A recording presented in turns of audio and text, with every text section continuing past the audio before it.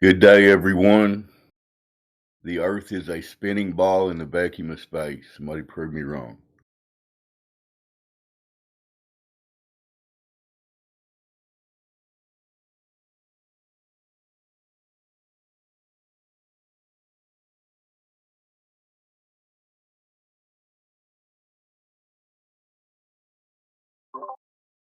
Okay, either my mic's not working or everybody cannot get to their mic at this point. Because the Earth is obviously not a spinning ball, correct, Roots? Hey, what's up, Dave? You're What's going on, 100%, man? 100% correct. We measure and experience a flat Earth.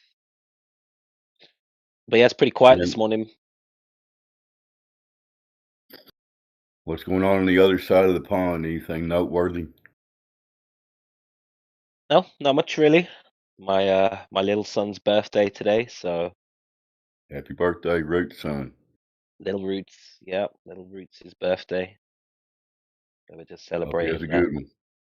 Yeah, they're always good when you're Yeah. below the age of 16, right? He made another trip around the sun. Is that what you're going to tell him?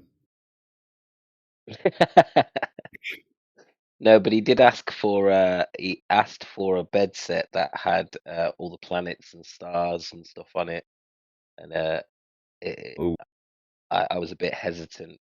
I let him have it in the end, but I was side eyeing him like you little shit. it's always a tough call, man. I mean, I've got grandchildren, and when I'm engaging with them, and you don't want to be blunt, but at some stage they're gonna get old enough where they can start thinking for themselves and they can separate fantasy from fiction. You know what I mean? Anyway, Yeah, I think my eldest son would be a flat earther if I brought it to him. I think he knows I'm a flat earther, and sometimes he asks questions, but he's only 9, so I've tried to not have the conversation yet, but I gotta have it soon.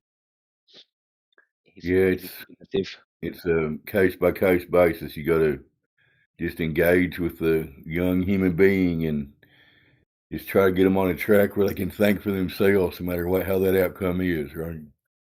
And it can't. It's got to be better when you're thinking for yourself instead of just blindly believing whatever the TV says, right? Yeah, I'm pretty sure he's heard me talking on Discord because he's occasionally we'll be sitting in the car and he'll be like, the moon looks really close. I think the moon's really close. And like he's looking at me, waiting for me to say something. And I'm saying, and I'm just like, it does look close, doesn't it? They say that that moon is thousands and thousands of miles away, but it doesn't look like it, does it? He's like, nah, doesn't look like it to me, Dad. I'm like, oh, Well, should I I think speak so. to him? Seems like he's on the right track there. Go ahead, sorry. Yeah. No, no, yeah, you're good. I was just saying it's like I know he would believe anything I told him, which is why I'm hesitant, you know what I mean? That's the thing. Even when it's coming from a parent, you want to get them to the point where they're not just blindly believing anybody. Just prove stuff for yourself. I mean, I'm putting it too simplistically, but you know what I mean.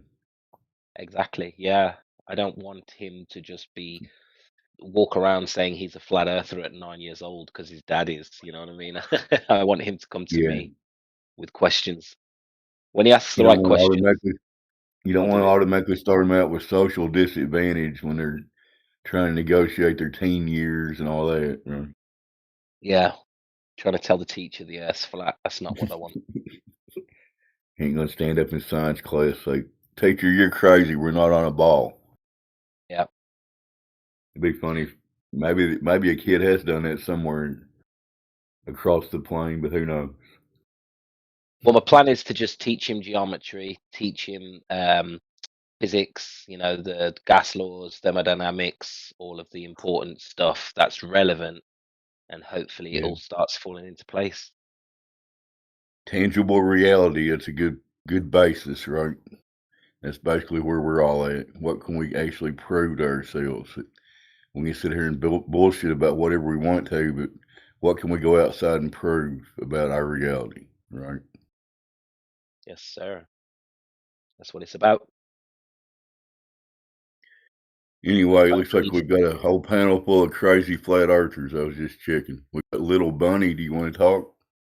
Roach has some questions for you. Yeah, little bunny's been here a while. He hasn't said hello yet. How you doing, little bunny? Feel free to unmute, say hi.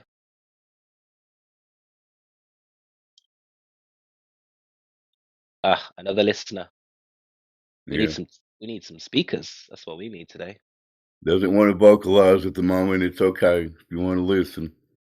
We're just talking about how the earth is definitely not what most of us, 99% of us, whatever it is, got taught at school. It's not a spinning globe in the middle of nothing.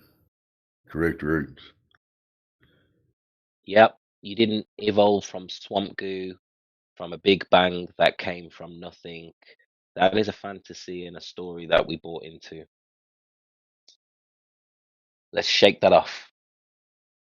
Shake off the lies.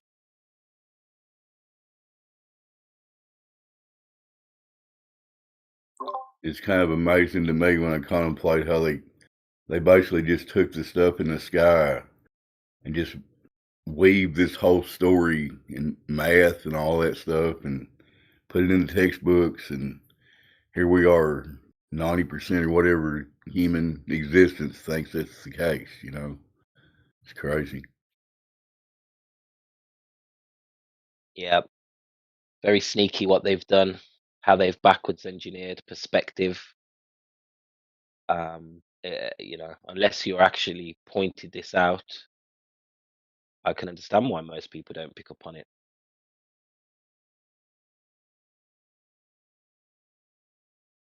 Unexpected.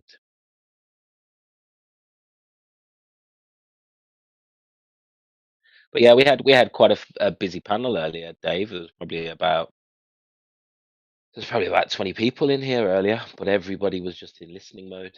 Nobody was really nobody's really engaging. It's a shame. Okay, Roots, we've been joined by Easy. What say you, sir? Or man? Hey, what's up, Easy? Back on mute. Don't want to talk. Don't at least say hi. Roots is one of the least mean person on here. Yes, sir. not, not that there's any mean people on here, but y'all know what I mean. Oh sure. Oh sure, yeah. I haven't got no time in my life or my soul to be mean to people for no reason. I need a good reason to be mean to someone. Yeah, that's got to be justified. That's why I'm at this stage of my life in my 60s. I live and let live, do no harm, all that good stuff. And if more people would just do that, we'd be all be okay. Why do you want to be mean to people? What's the point? There is no point. We're all just fellow human beings trying to figure out whatever this is, right? Yep. And because I went through 6 months of cog dis, I feel like I understand when people get defensive and they start splurging out. I get it. I feel like I went through that journey and I understand what it's like. It's painful. It's not easy. So I understand patience is important for people like that. Yeah, I mean, in my period in 2015, I never attacked the messenger. I just kind of questioned their information and tried to verify it. And not enough people do that. There's a natural reaction for some people. This has to be true, so you're an idiot. So they're going to lash out, right? The Yep. globe has to be true for some people. It just has to be. There's no ifs, ands, or buts about it, right? Hello, Well, Mohammed Hani. Would you like to say hello? Welcome to the server.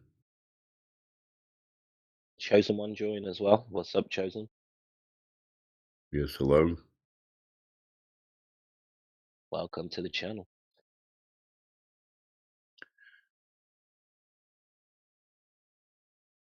People just joining to listen, I guess. I don't know. Yeah, they want to see us flat smack some Globers, right? That's what I used to lurk in the background, and I was just like, "Ooh, I hope he wasn't AV then. What was his name? Miggy." I was like, "Oh, I hope Miggy's on. I hope Jedi's on. I hope Elijah's on. I want to hear some flat smacking." I used to love this shit, so I get it. Good to listen Well, to. there's some people that are brand new. They just heard about this subject and they think they're going to come in here and listen to a Glober just make us look stupid. And then maybe they get surprised when they actually hear the conversation. But anyway, Well, chosen one, me, Dave, a couple of the other guys who are active would be happy to talk to you if you want to ask a question. Please unmute. Topic is flat Earth versus globe Earth. There are no stupid questions, just stupid people.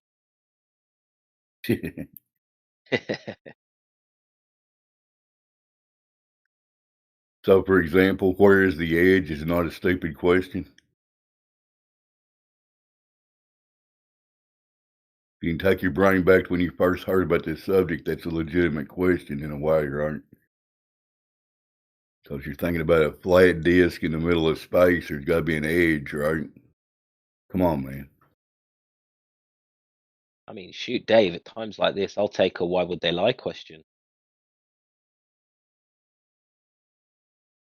You can ask any How question you about want. why would they lie about the edge? That would be a double whammy there. Oh, now you're being creative. We've been Got, joined by an unpronounceable name. If you want to take it a shot at it, Roots. What is that? I'm going to call him Side Eye. It's like eyeballs and various. Oh, hello. Welcome to Hey, this what's up? panel. It's What's going it's your on? boy Side Eye. Hey, what's up, Side Eye? Not much. What you been what you side eyeing? Uh, Nothing. No, it's just a little Ameno meme from like 2013 or something. This has been my username for a very long time. Yeah, I don't know. I don't know. Before I'm old, so before even the Discord days. This was my name back in the TeamSpeak days, the Mumble days. For my You're old heads out there. showing your age, dude. That's how it goes. It'll happen to you. And you know what? I hope it does. I hope it does. Yeah, I hope it goes well. I got a suspicion I'm older than you already. Oh, interesting, interesting. I have a young voice. I'm from California, so we talk like children. So I get this weird child intonation, this young adult intonation. But no, I'm in my 30s. I'm an old ass man. The upper end of that scale as well. Me too. Oh, nice, nice. So what brings you into the Flat Earth channel? I usually just kind of use it as a podcast, just listen in, see what's up, see what everybody's ranting and raving about.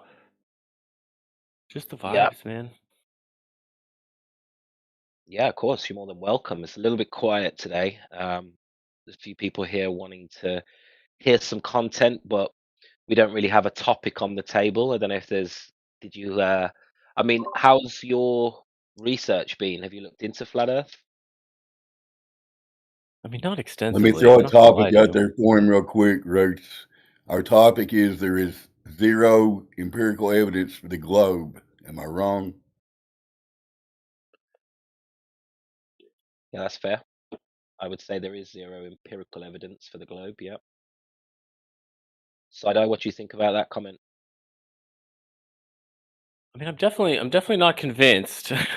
There's zero. Seems a bit extreme. Seems a bit extreme, And I've been around these communities long enough to know that sort of the dance that gets done around the numbers and the statistics is largely meaningless. I honestly suspect a lot of this. There's like people in these communities tend to fall under a couple of weird categories. One of which is people who do truly believe. I suspect pretty heavily that that's a minority of people. I also suspect, just based on my time in here and the random when I do debate people in communities like this, the people who DM me and they go like, "Hey, I'm not actually a flat earther," like, and they're like, there's this weird thing where they're like, "Oh, I was just kidding, I was just trolling."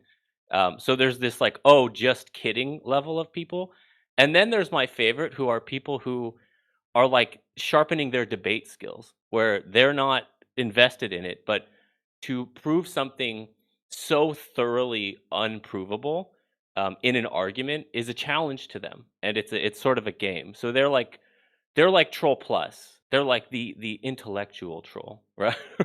So yeah. So and all of this interests me greatly, just sort of from like a human psychology perspective, if I might say.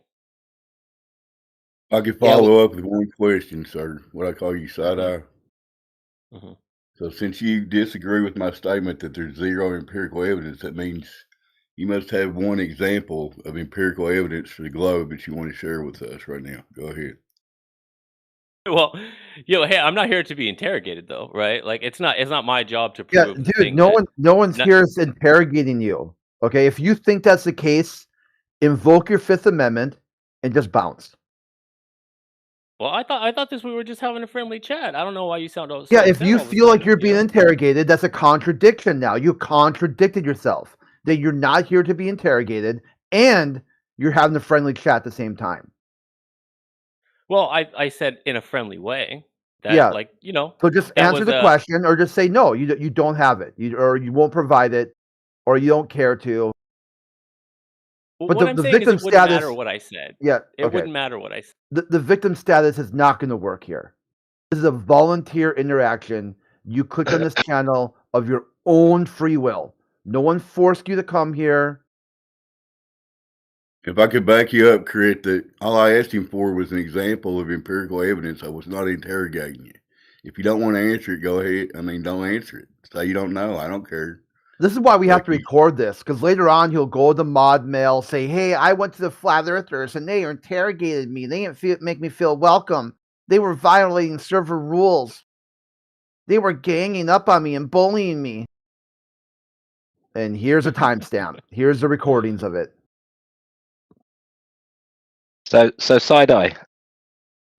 Something sir. you said earlier, which was you think most people are not serious about the topic flat Earth. They don't really believe it. That could be considered, a bit of a triggering statement you're making there. I guarantee you, nobody from this channel has messaged you afterwards and said, "Oh, I was only kidding." I assume that's happening in other places, maybe other platforms, right? You haven't had that from anyone in here, I imagine. I've had it happen in here a few times. In this channel specifically, yeah. Really? I'm quite surprised. Yes. Yeah, I'm quite surprised because yeah, we're very much when we say that there's no direct evidence for the globe, we're talking 10 years, 15 years. We've been waiting and asking and hoping somebody would take the topic seriously, and actually provide some direct evidence, because all we ever hear is, yeah, there's loads of direct evidence. Yeah, it's obvious, it's easy. But yet within 10 years, we've still not been given anything that resembles direct evidence of curvature, motion. So for us, we're pretty tired. We're pretty tired of people coming in and saying, "Oh, this is just a joke," because we've been pretty serious about this for 15 years. Right. Yeah, I mean, I'll give you one, and I assume I'll just end up getting muted again, which is like whatever, kick me, ban me. I'm not really too stressed No, on I'm it. But keeping you off mute. Side eye doesn't deserve to be muted. yeah, hey, no worries either way, man. No stress. But the part that, because of the like, it does appear that no matter what is presented, it's never enough. Good But grief. this is what it gets me. Let me get to my point, because I can be long winded and I apologize. Is that this like global level conspiracy? Good And grief. the sort of the idea that all of the world governments combined Oh my are God. managing to keep this from all the citizens sort of equally well, right? Like it has That's always struck all. me as These a are bit all odd. hallucinations. Those are called hallucinations you just suffered. The only person saying those words were you. No one here is talking about all the world governments working in conjunction with each other to push something. That's all you. That's Okay. all you. That's all internal. And that's probably right. why you get trolled so heavily. There's somebody I in guess I here. just There's wonder some. how. I guess I just There's wonder how someone who's like, it's such "Hey, a let's well. troll this guy since he thinks flat Earth isn't a description of the Earth. He thinks it's some sort Mhm. of top-down conspiracy theory." And someone's like, "Let's have fun with him." You're asking for it, dude. You're begging for someone to troll you, and then you wonder why it happens. I mean, I'm not begging, and I'm not wondering, to be clear. But that also doesn't answer like how it's such a well kept sort of secret then, right? If there isn't No one's talking a about a secret here. coordinated effort, because for the Antarctic thing that comes up a lot, that has to be pretty well coordinated, right? To keep people away from Antarctica. That's not just 27 guys in a room somewhere, Yeah, no one's keeping anyone dictating away from another Antarctica. 150. You could go Say there again, right sorry? now. You could go to Antarctica right now. I mean, this is a new claim to Those me. people So that say Antarctica doesn't could you elaborate exist, on or that? yeah, you just go do it. Just go to Antarctica. Go have fun. And when you get there, measure the surface of the Earth. Make an observation. No one's keeping anything from you. The whole world is right there for you to understand. Just make an observation, make some measurements, practically use the surface of the Earth. You don't need anything from anyone else. Just you and your ability. Right. That's it. Right. But what so seeing as how this is actually the first time I think I've heard someone who was passionately flat earth say, "Oh no, you can just go to Antarctica. You can go to the poles. It's not a I big just deal." told you, people who say that are trolling you. They're having fun with you because you're an easy target. Sit there and talk about weaponized penguins and all that crap. They'll get milk to squirt out your nose, and they get a kick out of it. I mean, hey, that doesn't have anything to do with me, right? I Yeah, engage some guy honestly and talking in good about faith. Right? yeah, some dude talking about weaponized penguins protecting Antarctica, and you took that seriously. Well, wait a That minute. is You're an the first person to IQ. bring up That's an weaponized penguins. IQ test right there. Wait. Can we back up a little bit? Because you're the first person who's brought up weaponized penguins. To be fair, right?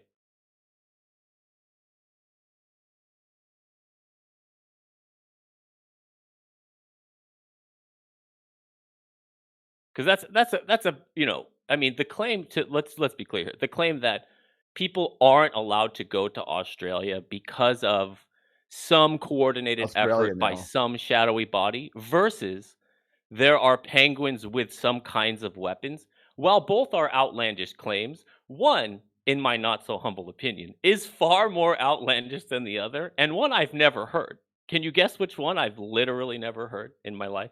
I have no idea what you've heard or not heard. Okay. Oh, sure. Hold on, Sure. why Fine. why would you think that you can't go to? Has a flat earther told you can't go to Australia? In this Discord. Oh no, Australia. Sorry, I thought you were gonna say. My brain predicted the poll. Not Australia. No.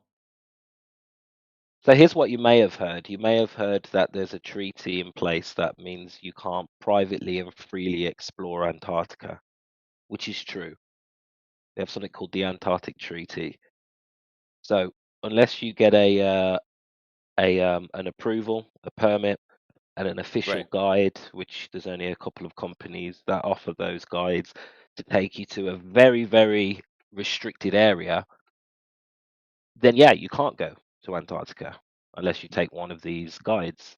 But you don't get to freely explore Antarctica. So that's probably what you heard. Definitely not Um, what I heard. But I mean, it's fine. It's fine that you Which is can why try we to like record. sort of That's why I mold recorded this it. stuff. So it's yeah, interesting how guys in here are pretty logical and pretty straight up. But yeah, go ahead, isn't Fred. it interesting that all these treaties with low orbit and Antarctica, they work, no problem, in those two locations. But watch a treaty between Australia and China over just one single fishing lane break down over and over and over again. Kind of interesting that all these Well, governments just we get talk along, no about problem. All these governments this is just an get along, interesting no problems whatsoever. Not a single issue for like Right. 100 years. Not a single hiccup. Right. Well, Huh. and you guys talk about sort of, oh, well, we're logical and we're engaging honestly. So could you think of sort like if we were to use Occam's razor as to why a treaty regarding travel in Antarctica would be easier to uphold versus other treaties? Could you think of any reasons why? Like if we were to try, like let's play devil's advocate here, right? Let's play the globe side, right? Are we able to do that, or is that just out of the question? Yeah, I'd say whatever you're doing, I would say no we there. There's definitely no we. Because you're talking about some sort of grand conspiracy theory spanning time and space, including multiple people from all different religions and geopolitical Right. positioning, all But coming to I the noticed you same ducked. I noticed you conclusion ducked the to fool question. you with their main purpose to just fool you for some reason. Like you're the center of the universe. I noticed. So I yeah, noticed you no, ducked the question though. no. Yeah, same answer as before. No we.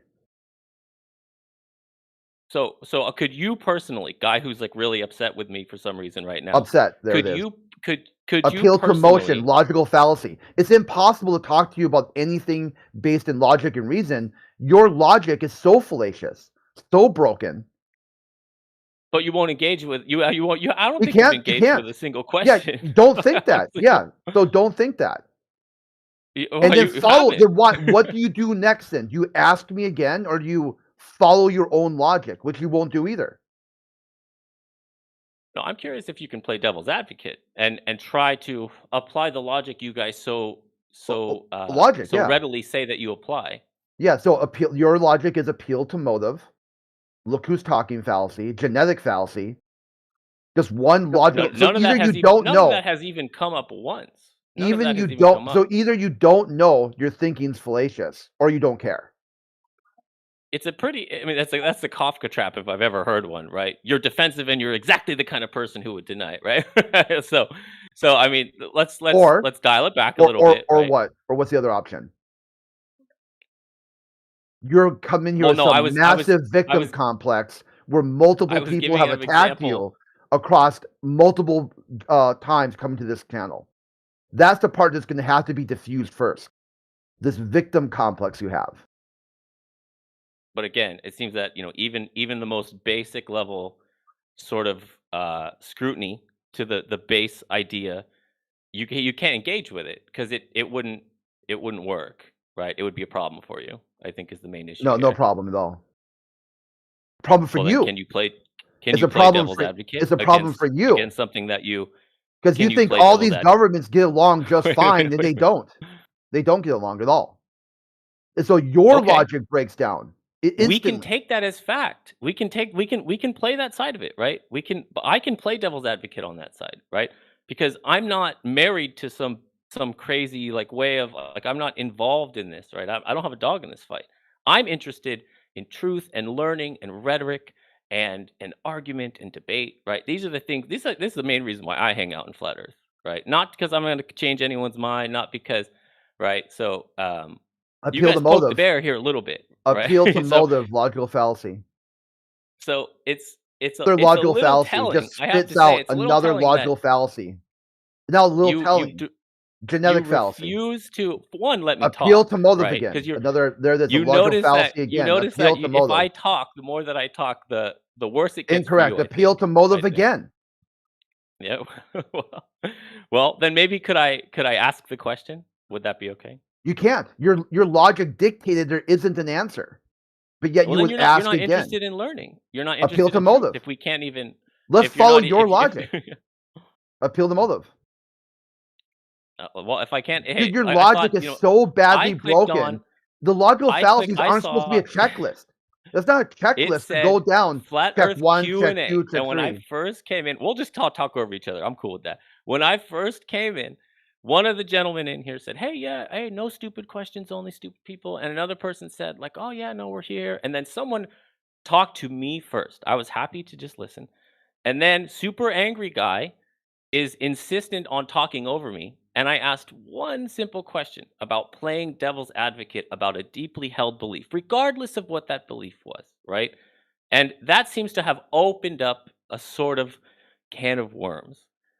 So, hey, if I can't ask questions, if it's just going to be trying to shout me down or using these like debate bro terms and not having like a normal human conversation, then cool. Hey, no worries. I'll go back to being quiet and just listen. I'm not really stressed on it, right? It's not a big deal to me.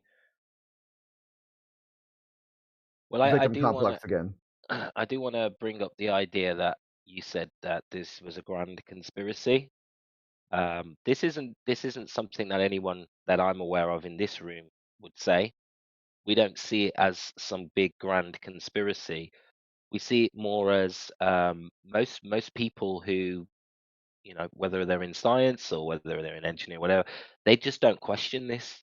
They've been told that some Greek thousands of years ago proved the Earth was a ball, and NASA confirmed it with the moon landings, and that's as far as it goes for them. You know what I mean? People don't actually question. So in terms of conspiracy, no, your teachers aren't the text, whoever publishes the textbooks aren't in on it, the teachers aren't in on it, the engineers at NASA probably aren't in on it either. These are just people who are doing their job thinking that, yeah, of course the Earth's a ball. We don't even need to look for the evidence. But that's the trick, right? People have been led into a false sense of security and will say what you said, which is, well, I'm pretty sure there is some direct evidence, but actually not knowing any of that, not being able to present any evidence. And that's the situation we're in, and take it from, Right. at this point, you're going to have to take it from me that there isn't any direct evidence for curvature or motion of the Earth. Never mind a vacuum in Right. the sky that we called outer space. Just I mean, no evidence that you accept, No, right? no, Oh, good no, no, no, grief. no, no, That's no. the problem. No. You need to listen. There is no direct evidence that can be presented. Right, except Zero. for radio towers, satellites, how weather works. Hold on, This hold is on, just hold off on, the top of hold my on. head. So, So, how does radio tower? Let's start with radio towers. How does radio towers prove that the Earth is curving and spinning? well, because the line of sight, right, the way that they have to Okay. communicate with each other, Line of sight. and then Okay. their placement in relation to the curvature of the Earth, as well as like many other Right. things, So, right? So, towers. No, no, no, no, no, no, no. So towers are placed on hills. They have a certain line of sight radius, right? But line of sight is only from any position. Is only what 10 to 15 miles before all of a sudden that is no longer line of sight. You're going around a curve.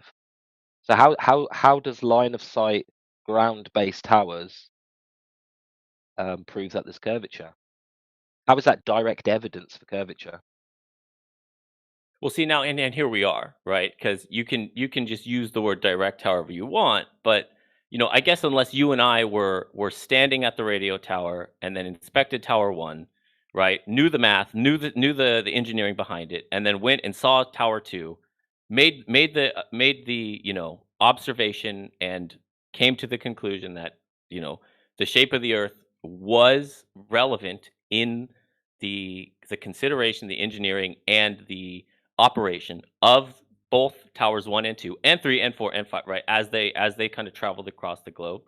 Um, so I think this is where you guys thrive. And I'll give you a good example, right? Because I will concede that, you know, like I'm staring at a computer monitor. I'm sure some of us are staring at a phone, but the analogy I think will hold.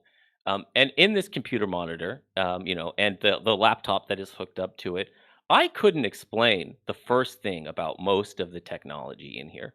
Right? Like, I couldn't explain, maybe the keyboard, I could get like 50% of the way there, how the keyboard works, but even then it'd be a bit fuzzy. But that's not the monitor, that's not, the laptop, the processor, the camera, the touchpad, the this, and on and on and on the list would go. Every single one of those components that have their own area of expertise. We could sit here for 100 years and dissect and debate about those things, right? But we don't need to, right? Like we don't. Do It you know does why just though? work, right? There Do, are do, do you know why we don't need to? Because I asked for direct evidence, and direct evidence would prove a fact on its own without the need for that interpretation and debate and inference. I'm right, right, asking. right. I'm not asking for. Oh, you know. with the ground-based towers argument, I'm not asking for any calculations or any theory of how this would work on a globe. I'm asking for direct evidence that the ground is curving, and ground-based towers do not prove that the ground is curving. I would actually argue that you're going to need to have some creative solutions to how these ground-based towers work on a globe, which they give. But direct evidence is something that can prove a fact on its own without interpretation. So no, ground-based towers wouldn't be direct evidence of curvature. And it's Well, the if they same with had to be placed at satellites and certain weather. points, if they had to be placed at certain points because of the curvature, then they would be, was my original point, But which they're they not. do. They're placed on the highest hills. So topography. They're always placed on the highest elevation areas in the region, the district, whatever you call your local area. That's what they do. They put it on high towers so that it can reach further, basically. But there's no accounting for an 8-inch per mole squared curvature in line of sight technology. So I hope you're understanding when I ask for direct evidence what I mean. Mhm. I don't mean an inference. It's the same with satellites. You can sit here and tell me that satellites prove that outer space exists. But if we can have a satellite system that doesn't need to be in a vacuum in the sky, then that's not direct evidence that space, the outer vacuum of outer space exists. We can run satellites and a full system without the vacuum. So I hope you're understanding what I'm asking for when I say direct I evidence. am. Oh no, I completely am. And my whole point here is like the radio towers, right? You're always gonna have some hand wave because we're not standing at a radio tower, right? Like I guess you would have to tell me, here's an example of direct evidence, right? This is the kind of stuff we need to be convinced, to be sure. Because without that, right, all the evidence in the world, quite literally, the reason why 99.9% of the world operates under the seemingly correct assumption that the world is a globe, a spinning globe, um, is because of all the evidence that you guys thoroughly hand wave away for whatever reason, right? And No, I maybe it's didn't. I because it's didn't not hand quote wave. Wait, direct. I didn't It's not hand quote. wave the towers. I thoroughly explained to you that the towers based system works on a flat Earth, and in fact, it makes more sense on a flat Earth. So what I But the haven't done is placements don't. The placements don't. They don't, right? So I no, used to work on radio towers, right? Right. So I'll dox myself a little bit here. How but convenient. uh, but it is convenient. It is very convenient for me, right? So it's the one that's closest How to home, for convenient an sure. expert in their own field asks a layman about their own expertise. What? Wait, what?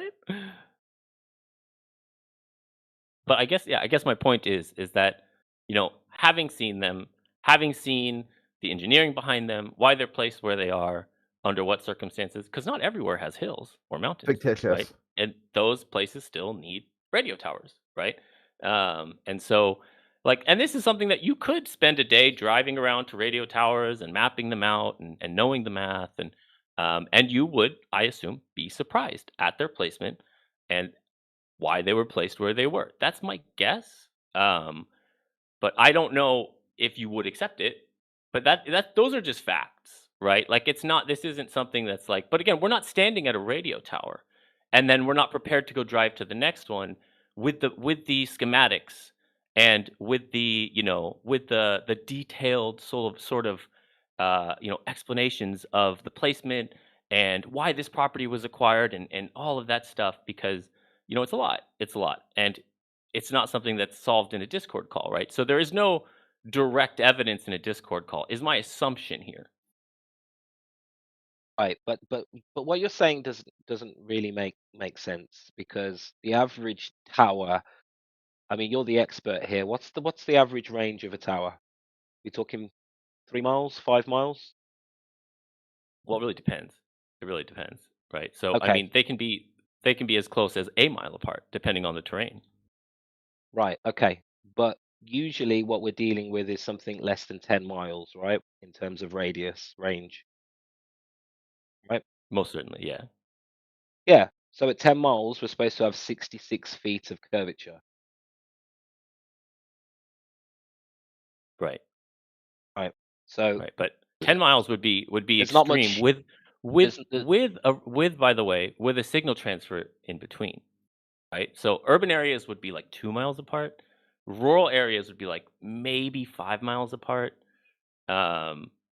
Even that's pretty rare because the signal weakens so quickly. Okay, but my point is because the signal weakens so quickly and doesn't have that longer range, you wouldn't need to take into account the curvature of the Earth. What you would need to do, which is pretty much, I'm 90% sure after doing my own research, that they place it on the higher elevation areas of the town and where they can get the most coverage in a line of sight fashion. This is 100% possible, not only possible, but much more logical on a flat Earth. So I'm just demonstrating to you there's no hand wave dismissal here. You're kind of making stuff up a little bit here and just saying, oh, I worked in radio towers. They place it in relation to the curve of the Earth. We're dealing with towers that usually deal with less than 10 miles, and there wouldn't need to be much taken into account for that. And I've read myself that they place it in the highest elevation that overlooks the town to get the most coverage in terms of where the residential areas are or the business areas, whatever, whoever needs the service. So Right. you just saying things when I asked for direct evidence isn't going to help the argument, which is Oh there wait, is no did you give direct evidence. direct evidence? Did you give direct evidence in counter? I can present some direct evidence. You never asked. I asked you for direct. We said there was no direct evidence of curvature or motion. You started talking about ground-based towers that don't need to take into account curvature of the Earth, But they do, though. They do. That's the thing. They but they absolutely don't. do. But they don't though.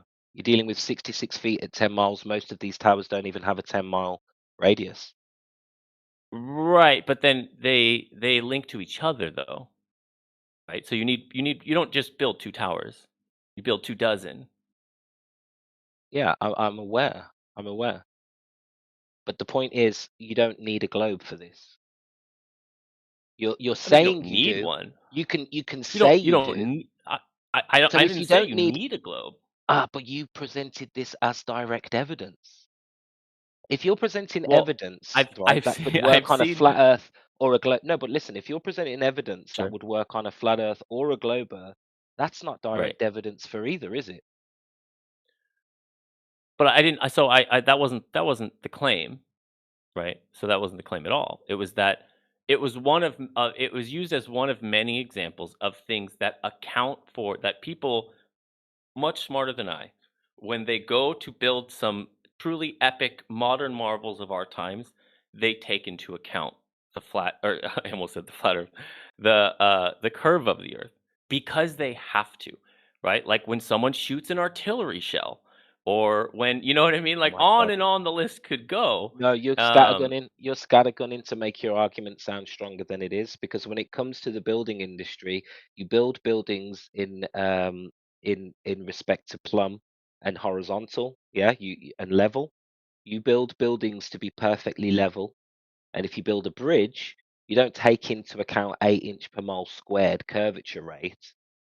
All you're taking into account is the change in elevation as you go over the water, right? And as the land comes up out of the water, you don't have to take into account an 8 inch per mile squared when you're building. You need to build in respect to plumb and level. And it's the same with your claim about ballistics. Ballistics don't take into account the curvature or the motion of the Earth. There is no technology within a mortar gun, that takes into account any of those things. The only thing you take into account, and there's a lot to be taken into account with ballistics: wind resistance, sensitivity of the instrument, whatever it is. But you don't need to have a constant calculation for the curvature and the rotation of the Earth. That's a lie. What you've just said there. Now, there may be a document somewhere, or there may be some sort of article you Epstein, could pull fuck up that niggers. says that. But in reality, a mortarman and we've got plenty of mortarmen and people who have worked with these weapons. These guys are not taking any calculations into account when they're shooting their weapons, apart from natural bullet drop and the weather conditions. So you saying Well, these I mean, things doesn't translate to the reality of practically using a mortar gun.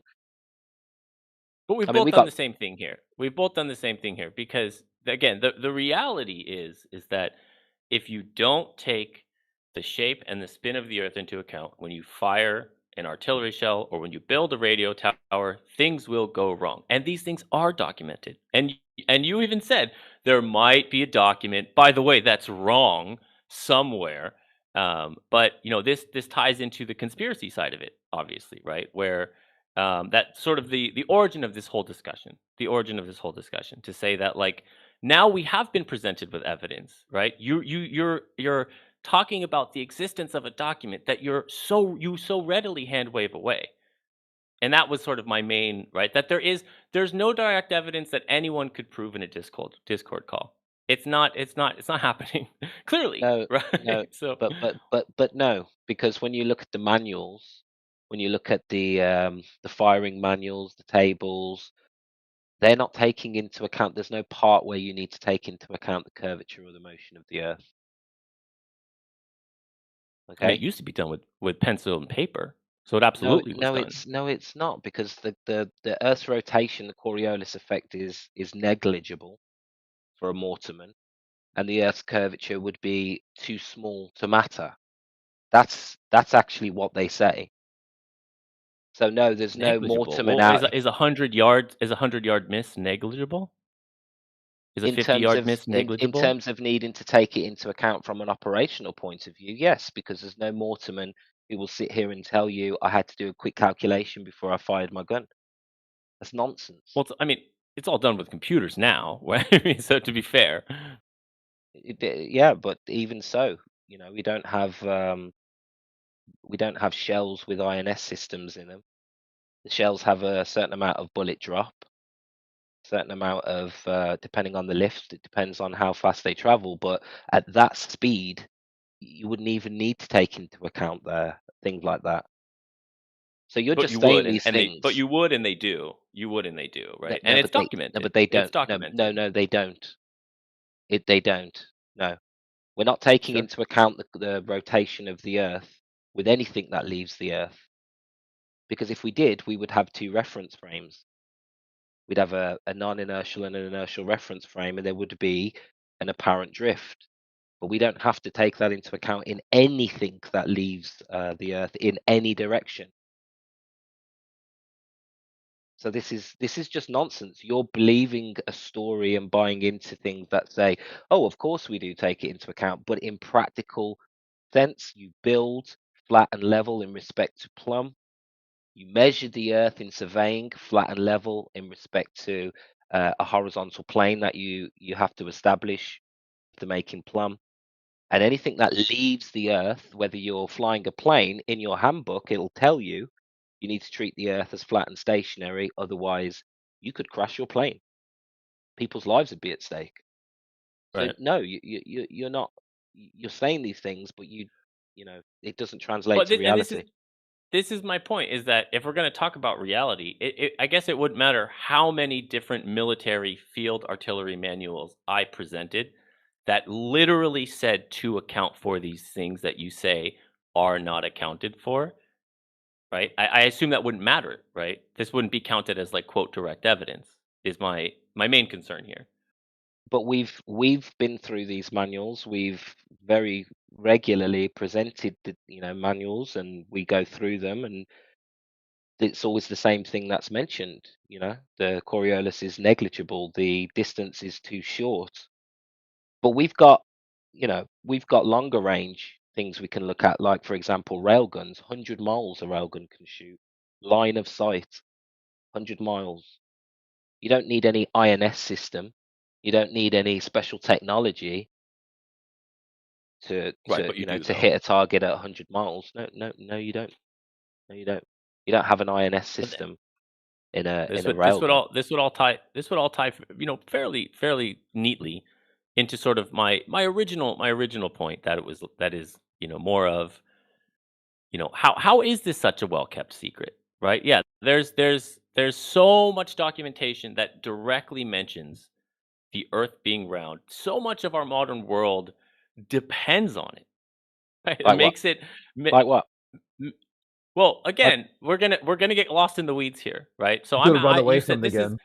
You're going to say this something is that isn't true, though. You're going to say that, oh, you need to count for curvature when we build in respect to well, no, level and because plumb. we were just You're going to here, right? say We were just here you're going where to say I said, ballistics, when in reality, nobody's needing to make calculations, or we don't need a special INS system to take that's into fine. account the curvature. That's fine. That's fine. But we were just here, right? Where again, it's as close to as an established fact as it possibly could be that the military is deeply aware of and concerned with the direct shape of the Earth and it being a spinning globe, right? And so then you come and say, well, no, it's not, and then we're just kind of done, right? It wouldn't matter what I said or presented, obviously. So this is what I was sort of originally saying, that it's like I kind of come in here and chill and listen because I've been through all this, right? I've been through all this with you guys, and I'm always polite, and for the most part, you guys are always really kind. But there's a point where there's nothing that can be presented that will move the needle for a flat earther. It Yeah, seems. we need measurements. We need direct evidence. We need something that can stand alone on itself and would only be exclusive to a globe, right? Ground-based towers, satellite systems could all be possible on a flat Earth. Weather patterns, the day-night cycle could all be possible on a flat Earth. So when I ask for direct evidence and you give us those interpretations, yeah, you're going to get pushback because you've not Hey, presented fair. what we've asked for, and you've presented them as direct evidence when there's an equivalence on a flat Earth. Right. I mean, So but you're it misrepresenting your arguments. That's what it you're feels doing it feels wrong. a bit unfair, right? Because I guess Feelings. my stance is that there are so many things that tie into each other. Anyone could definitively prove, but the abundance of all of them, how they bounce off and play off each other, that is the overwhelming weight of it all. But to use your own argument against you a bit, I could say the same thing, right? I could say, give me the direct evidence that couldn't exist on a globe, Right and there. I could stack the deck, Right there. right? And You say, use your worldview. The military has to know. The military uses the MGRS, military grid reference system, that depicts the Earth as flat, not a sphere. all militaries. Yeah, all North of Korea, NATO. All of MGRS. NATO. Yeah, Yeah, all of MGRS. China, NATO. All Russia. of NATO Oh, uses Russia's the in NATO. MGRS. All of NATO. North Maybe Korea you don't too, know what in NATO. maybe you don't know what NATO is. It Okay. doesn't matter if North Korea and Russia. We're talking about the majority of countries here that use Right. MGRS. Yeah. That's a great word. The majority. Right. Yeah, no one knows what these other countries use for their maps. They're Right. like secret and stuff. But Well, here, people you have found what you Russia could do uses. this yourself. You could get a declassified MGRS map and test it out yourself. You could do that right now. Plenty of those MGRS maps that the Boy Scouts have, that 4-H have, and you could do it yourself. But you won't. Because you think that the DoD is in on it and not in on it at exactly the same time. I don't think that at all. We don't. Then No, go get an MGRS and say, why do they pick the Earth as flat if they think it's a globe? Why not just depict it as a globe if they think it's a globe? I'm more saying that the level of cooperation needed to keep something like this secret is Zero. historical. None at all. No, you're wrong. They don't need any You're wrong. cooperation. You'll believe it. They don't need to do anything at all. You've got some entanglement. There's something in your worldview that requires the Earth to be a globe, which you won't explain or take questions on, as said by you, and you give the reason why, that no one here is going to listen to you anyway. They don't need to do anything. Hey, They just no got to worries. sit back and just laugh. That's all they have to do. And Yuck you it up. also you keep saying things that aren't true. Like, we've already tried to tell you this. You don't need a world conspiracy to cover up the fact that the Earth is actually not curving as they present it. All you need is a coordinate grid system that depicts the ground on a ball, and that grid system needs to be able to work. Now people like you can come here and appeal to a grid system via Right. technology and say, oh, we've got all this technology that necessitates a ball. Obviously, you're wrong. But you don't Well, I guess realize that I guess that grid everyone who system, but you don't realize that that grid system is taking flat Earth data and stitching it onto a ball, and the grid system works, so people think that's confirmation of a ball. This is why I I specifically asked for direct evidence to avoid again, this I've nonsense. played I've played the direct evidence game before, and The it leads game. nowhere. It doesn't matter. But It's not a game. you know, It's not a but game. it is though. But it is No, though. I it's no, watched It you is hand no, though. wave it's no, It away is. it's no, it's not. legitimate things, right? Things No, that it's I not. have, You're beginning to be. personal You're beginning to experience be with. rude.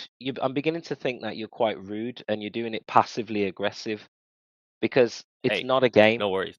It's not a game. Like, you say that asking for direct evidence is a game. I find that offensive, to be honest, because as a logical person, that's the minimum standard.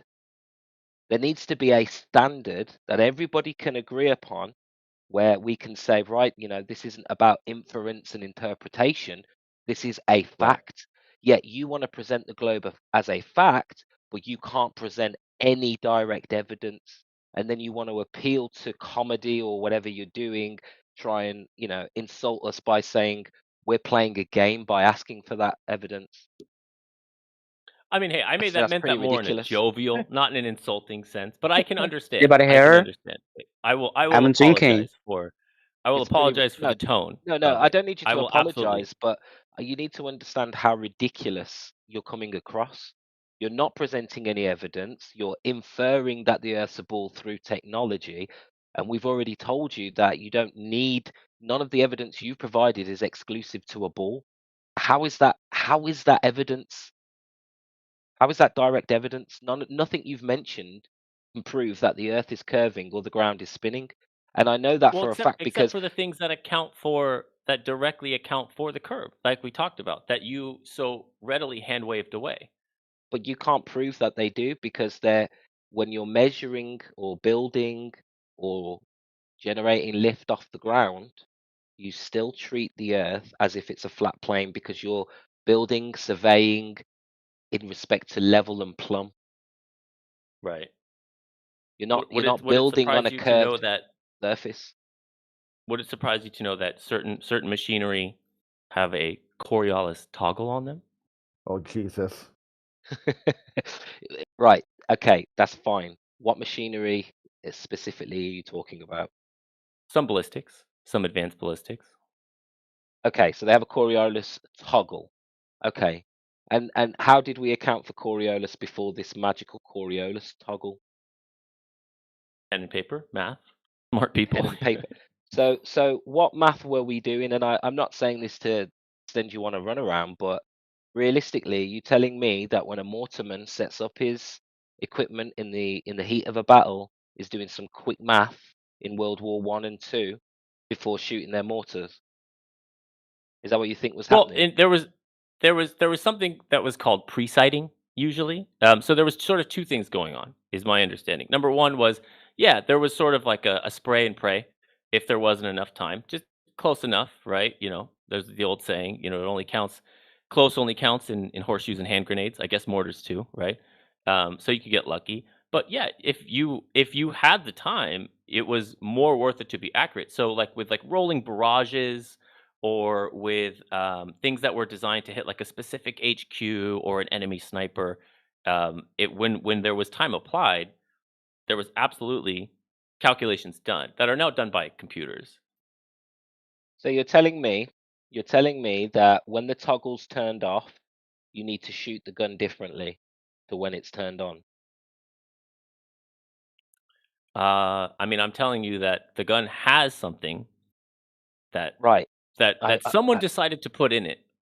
Right. yeah, but Right. but at the end of the day, We're not shooting the gun any differently with or without that.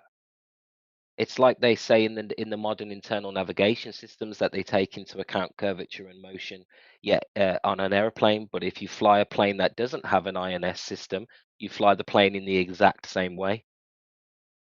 So these are stories that you've bought up, you've bought into, and you're presenting them now as we're almost as if we're silly for questioning them, when in reality, practically, there's no difference to how you operate any of these machines with or without this technology. So then why add them? I guess is my question. Why add them? Yeah. I would probably say, I would be speculating, but I would probably say to keep up the illusion, in the same way that they launch NASA rockets on a regular basis that don't go to space. Because without Do you have these any? things, nobody would Right. believe this shit. Do you have any direct evidence of this? You see how helpful that is? I have Right, in direct. this setting? No. Right. I'm proving. I'm demonstrating to you that you don't operate any of these machines any differently with or without this technology. So I'm directly addressing your claim that without this technology, we wouldn't be able to, fly a plane, shoot ballistics, or build buildings. And the point of But me you've given addressing this, me no direct empirical evidence because of it's these your claims, claim, though. my friend, because it's your claim, I'm walking you through the I didn't logic add the here. button. I didn't add the system to the airplane. I didn't add the No, button to the gun. but it's your claim that this toggle is needed. Otherwise, we're not accounting for a reference frame, a non-rotating reference frame above the Earth.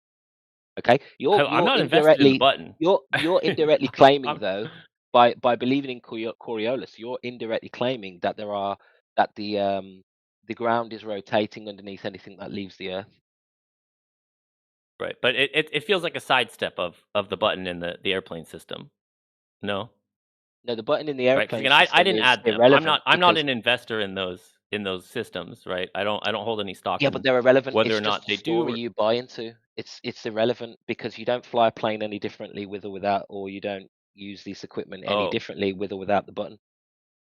so that's why you don't need direct evidence or empirical evidence to refute something that is physically in the world, other than to say, "Oh, I think it's just added to keep the lie going." No, I said I would be speculating, but I don't need to. Right, You're making a right. positive claim here that without this toggle, that there would be a deflection of the core from the core, apparent deflection due to the Coriolis effect. So you're Right. indirectly claiming that there is a non-rotating reference frame in the atmosphere above the Earth, and that the Earth is rotating underneath. You're invoking the Coriolis effect in respect to the Earth, which is fine. You can I'm do claiming that, the existence of systems that invoke it, and right? questioning why they would exist is what I'm doing. Right, and I'm questioning your question by saying, how do we fly the plane any differently without these, or these ballistic, mortars, or whatever it is, whatever equipment you're talking about? How do we treat them any differently? How do we operate them differently? Right. And we don't. And I'm saying, where's your direct evidence of that claim? Well, we've got mortarmen, we've got people from the army, we've got pilots within the flat Earth community.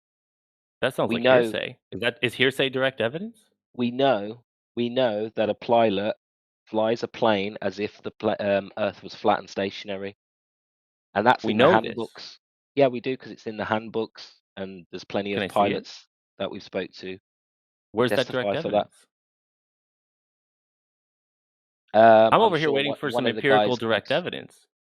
Yeah, but I'm not here making the claim. You are. You're No, claiming you that the just Earth made the is claim. rotating. You just made the claim that these machines that have these systems built in by the people who designed them, you literally just made the claim that they are of no use. Yeah, because you're not flying a plane any differently with or without it. Sure. You're operating the machinery And I'm differently using with or without rhetoric it. to point out how unhelpful the general tone is in the, of the Leave then. where's the direct evidence, where's the, All right, where's bye. the empirical evidence, right? So it's like, so you fall back on this like, oh, But well, that can be my claim, provided. The difference between My- me and you is that can be provided, and I'm hopeful. I'm checking the side chat, and I'm hoping someone will put one of those pilot manuals that explains you treat the Earth as flat and stationary, It because doesn't those are matter, easy dude. to He's find. just going to add it to the conspiracy theory. Either those, like, he's got two buckets. If somebody believes what he believes, they're not in on it. If somebody goes against his belief system, they're in on it. But we That's all he evoked we does. evoked the conspiracy. We evoked the conspiracy for the existence of the buttons and the systems. So who's putting things into the bucket of conspiracy, right? At the very least, we both are. No, But you are. you don't have a very good standard of why you No believe standard at things. all. Then yeah, because basically you believe that every NASA rocket is going to space because they said that it is, and that they did a launch. You know, that's a very low standard and low tolerance to be able to Hey, fact maybe they check fix. Hey, something. maybe they fake some of those things. Yeah, I don't mean. Very Yeah, but possible. if we're going by your standard, you're basically saying why does the button exist? I can say why did they launch a rocket then? That's a terrible argument. It's a great question. We're investigating and interrogating the claim that the Earth is curving and spinning. If you're just appealing to, oh, technology, oh, there's a button, oh, like, we're not going to get anywhere. I asked for You're direct making my evidence. point now. You're making my point now. No, I no, think. no. But you So I tried to think flip it this on is me, where but it we end didn't up. work. It didn't work This is where because we you end were up. the I one think. making. Yeah. You were making the positive claim that without these buttons, that you would have to treat the machinery differently, and I'm telling you, prove that, because we can show you pilot handbooks that tell you you treat the Earth as if it's a flat, stationary, non-rotating plane. You build in order to in respect to plumb and level. We can provide this stuff. You can't provide anything directly that proves the Earth is curving or spinning. Well, nothing that would move the needle for you guys. To be No, clear, you can't again. provide any direct evidence because you tried to provide satellites, you tried to provide towers. Both of them could work on a flat Earth. You don't have anything exclusive to a ball. I mean, what's exclusive to a flat Earth then? In that same vein of logic. Well, not only does every industry treat the Earth as flat and stationary, we measure and observe the Earth to be non-curving. We measure the lack of rotation, the stationary Earth. We can measure these things. That's direct measurement. That is direct evidence. All direct evidence show you that the Earth is not rotating or curving. So we can provide direct evidence, whereas all you can talk about is, oh, well, there's a button in a plane that says it's for the curve, says it's for the rotation. Do you Because see that's what the I'm part that saying? interests me, right? Like that's the part that interests me. That's more what's going on here. It's that, like, because if I mention sailing or flight paths, or if I mention any of a million different things that are like long established and well documented, it's not going to matter. There's no reason to go down that path like we just did, to be fair, right? Because then we sort of end up at the button, which is conspiracy land. So that's the part that is boring to me. Yeah, but it's boring to me as well because you don't seem to recognize that there's a coordinate system, the longitude and latitude system, which has been designed to take flat data and put it on a ball. So all you're appealing to is a coordinate system and saying, look, these things work. You're again appealing to technology and saying these things work, so it must mean it's on a ball, without realizing that this could also this longitude latitude system could also work on a different map, any shape map. Well, any shape map is an interesting claim, right? Because that would include a ball. Yeah, you would just change the orientation of some of the land masses. But Right. this coordinate system isn't proof that the Earth is curving. And you know, in the side chat here, we've got a video that's been posted of 44 pilots that are flat earthers, an F-16 pilot that's a flat earther. We've got you know, information directly from railgun manuals proving that they're not taking into account curvature or rotation. These things are going into the side chat while we're talking, Oh, okay. backing up what I'm saying. But Right. you will dismiss them because of a button that you have no Not idea because what it of does, only the button, to be fair. The button's a part of it, or but a small part. ground-based towers or A whatever, small or a part. longitude, Yeah. latitude system, technology in general, whatever it is, you're just kind of appealing to technology. But that doesn't prove anything, because all of these technologies could easily work on a flat Earth. Right. I mean, and my main point is that by this same logic, no one's proving anything in here at all. Not I could agree if we follow your standard, we're definitely not proving the globe Earth, but we're sure as hell not proving anything else either. Well, just the fact of taking a measurement, long distance observations, laser tests, we can prove that the Earth isn't curving at an 8 inch per mile squared rate. If you want me to Right. provide some observations we can talk about, I can. But I can definitely prove to you the Earth isn't curving at a rate of 8 inch per mile squared, and that the Right. horizon But isn't where it should be. Right. Right. But I That mean, would like I said, I mean, that would be direct evidence. If we're taking measurements and we're providing you the data, that is direct measurement. That is direct evidence. Technology is not direct evidence. you mentioned lasers in there, I think. Yep. So it's a kind of technology. No, I'm not appealing to the laser. The fact that the Mhm. laser exists proves the flat Earth. Doing a Mhm. laser test over 50 miles and hitting the target would prove that there's no 8 inch per mile squared curvature rate. Right. Right. But any test that shows the opposite would be faked in some way, I would presume.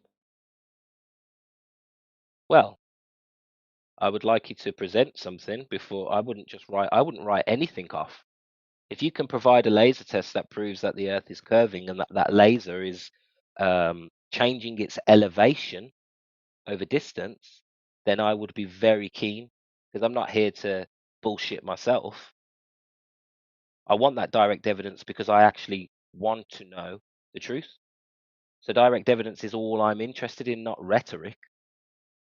And if the only direct evidence is showing us that lasers aren't changing elevation and are hitting a target at 50, however many miles, I'm sure we've got more than that, but I can share with you a 50-mile observation, then that's direct measurement of lack of curvature. So if I'm Right. on the I mean, I fence, guess. if I'm on the Oh, fence go ahead. here, I'm just saying, if I'm on the fence here, the flat earthers are they are destroying the argument that the globe is dead as soon as they're providing these measurements and direct proof of lack of curvature and lack of motion. We treat the Earth as flat and stationary. Like, we can say that with confidence because we have the direct evidence to back us up. Right. Yeah. I mean, I guess I would. Excuse me. I would have to. I would have to really think that anything I would present wouldn't matter. And because I've been here before, right? And the things that every little piece that I present, there's some sort of like immediate, easy reason to hand wave away for you guys. And that's So why is it that what doesn't I've been interest me doing? Are anymore. you saying I've been hand waving your claims? Is that what you're saying? Absolutely. Oh, without question. Yeah. I mean, you did it at least twice, right? And With even the which original argument? argument was sidestepped initially. The whole reason we went down this path. But yeah, I mean, look, hey, Which as argument always, did I guys, hand wave though? as Because I don't always, think here's I the hand thing. waved any of your arguments. I think I addressed them I pretty mean, you intensely. address them satisfactory for yourself. I will give you that, right? So that you can walk away being like, I have addressed this, but you just made claims that are impossible for you to back up, right? In any kind of meaningful way. So I mean, hey, it's been nice chatting with you guys, but like I said, I'm not interested in the tit for tat, right? I have a piece that's going to get discounted and you have a piece that's going to get discounted, because it doesn't really get us anywhere. I'm more interested in the other side of it, which is the psychological side, the the conspiracy Yeah, side we're of not it. interested. We're not interested in that. We're interested in the Hey, evidence. If you haven't got any yeah, evidence, then you're probably done. I I'm would probably happy to say, listen. Yeah. Hey, no worries. yeah, because we're not interested in your psychological musings.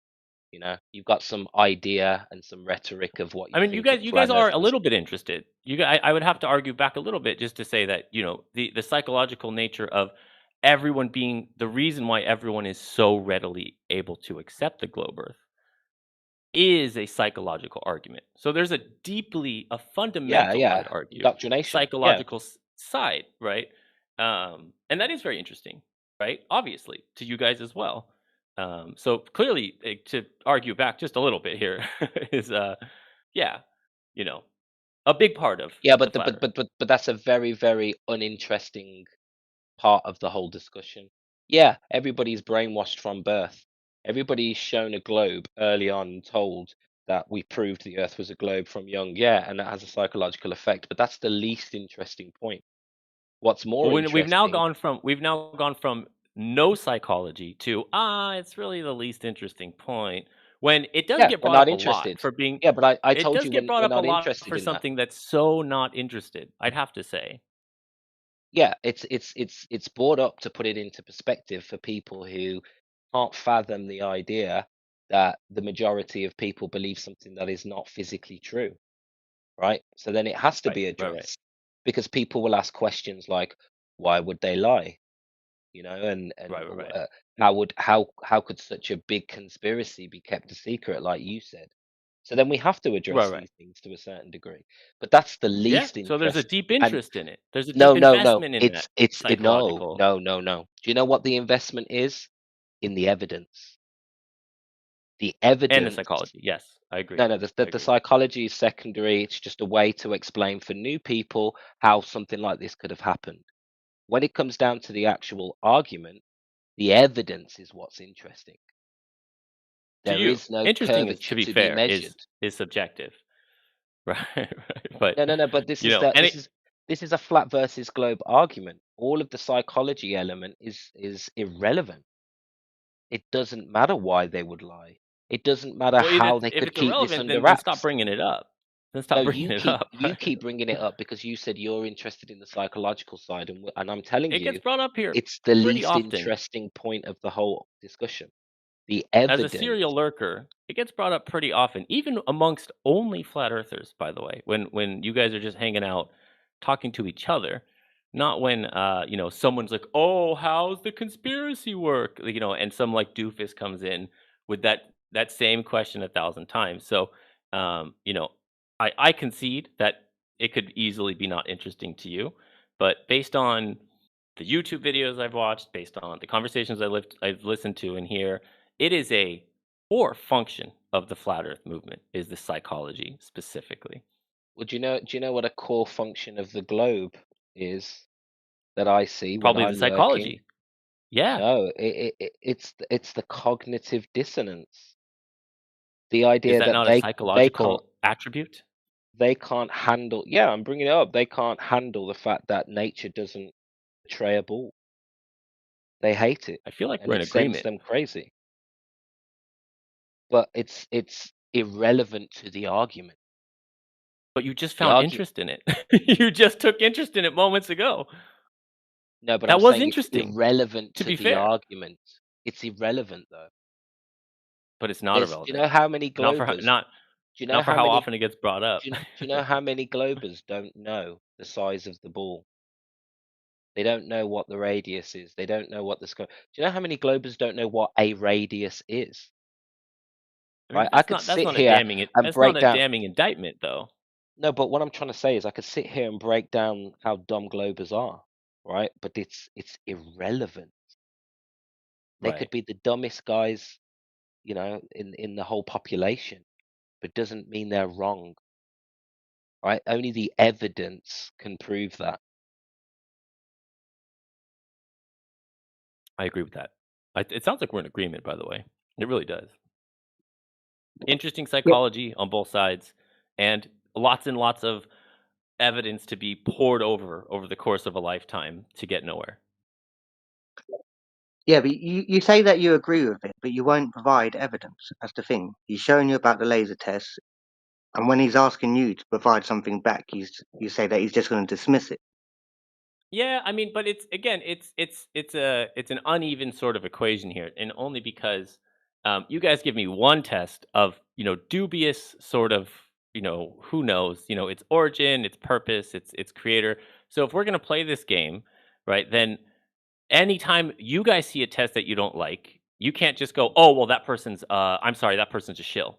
That person, nah, they no, no, no, no," right? Because then, right? Because I could come at it sort of from that side of it as well, right? I could look at the math, I could look at the laser, I could say, "Ah, look, but that laser is actually only rated for," and then you would have to pour over numbers and we'd be here for 7 weeks, right? So that's why it doesn't interest me. You see what I mean? Because it's like no one there's no point, is what I'm trying to say. Well, give up then. Sounds like you've give up Uh, already. I've You hey, just I want to go never with you just want to go with the story because it's a good story. We've got technology, and apparently without technology, without the ball, we couldn't have technology, and that's all the proof you need. Well, that's fine. yeah. Hey, I'm But I'm for I'm us, chilling over here. there's a higher standard required. We're going to need some evidence for that. If you don't need the evidence, that's on you. But here, we're going with logic and critical thinking, and it doesn't matter whether the majority are with you. The evidence speaks for itself. Right. Except for again, evidence that you don't like. Right. Then it's Well, conspiracy. what? No, no, no, no. I like all evidence, right? You But don't like the you don't like the button. no, You don't like because the it's button. not because it's. I asked for direct evidence, and you Right. don't seem to So now we're understand playing what we're that playing a is. semantic game again. Right. No, See, here we are. I made it very clear from the beginning that that button, with or without that button, you operate the machinery the same way. So it's not direct evidence for curvature or Right. motion. And so I could say so what here we go. With or without that button, right? The machinery acts completely differently. That's No, but why it was added. we'll prove that then. You prove your side. Well, I can prove to you, and there are documents that tell you that you have to treat, for example, an aeroplane as if it's a flat and level. The Earth is a flat and level and non-rotating. That doesn't help me explain why all these systems are upholding the existence of the globe Earth, a globe-based weather pattern, an equator, a Coriolis effect, on and on, right? Like that's the button is a metaphor for the million and one things that exist, like the button. No, for one, there's not a million and one things. There's probably a handful of things that you could come up with, and all of them could easily work with flat Earth. All the technology that you invoke, because you always seem to go with technology, are not exclusive to a ball. They don't prove curvature or motion. It's just a story you've been Right. told. Right. Yeah. Yeah. And again, here we are again, right? So, hey, no worries. Like, yeah, really nice chatting with you guys. Except for that mad guy, I feel like, he should get that checked out. But everyone else, it was rad. It was super cool talking with you guys, as always. Okay.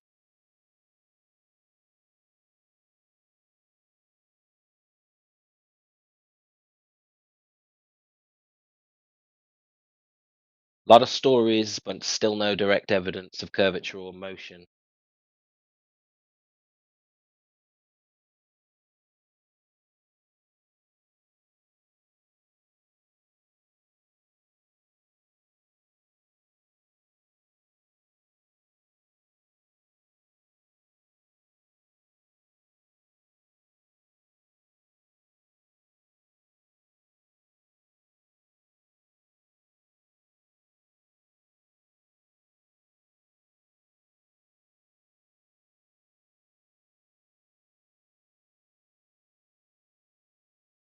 Got a few people in here. I don't know if anybody else can make a better case than our last interlocutor, because we specifically asked for direct evidence. Does anyone know of any direct evidence or way to prove that the Earth is curving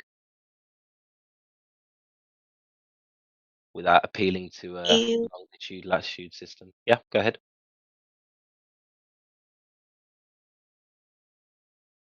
Is that Kikyo?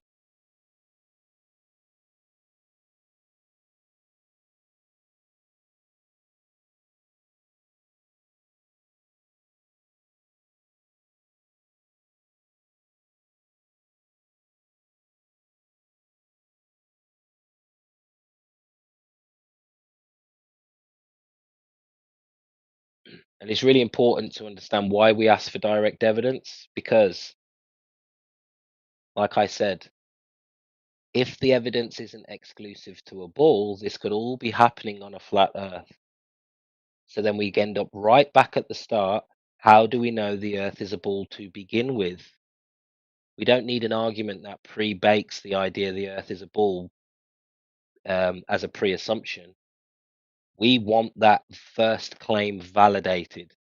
How did we know, or how did we find out that the Earth was a spinning ball to begin with? That's what we're looking for.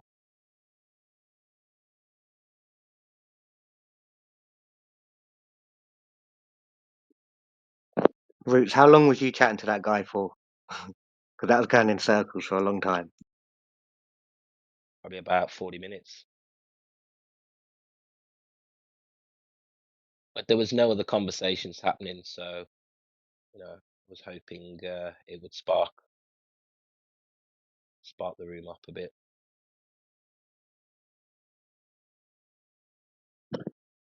I mean, we could have shut him down immediately, but I think it helped fill the room up a bit more. No, I was just hoping he would just provide at least one thing, but he didn't want to do it. Hello. Hello. Is that Theodore? Yes. Yep. Hello. How are you, dude? I'm chilling, bro. How about you? Very good, bro. Nice. Very good nice. on this wonderful, beautiful flat Earth we live on. Flat Earth? Wait, is this what this is? Sure is. Oh, damn. Okay. What makes you think that the flat is Earth? Wait, what? I'm gonna just leave after that one. Strange fellow. As a quick little meltdown. Interesting. The Earth is not flat. How'd you know Yeah, that? measured that way. Everyone who says the Earth is flat is a stupid ass person. And that's not an argument. Should we test that theory? So how do you know the Earth's not flat? How did Japan manage to attack Pearl Harbor? If the Earth was flat, that wouldn't be possible.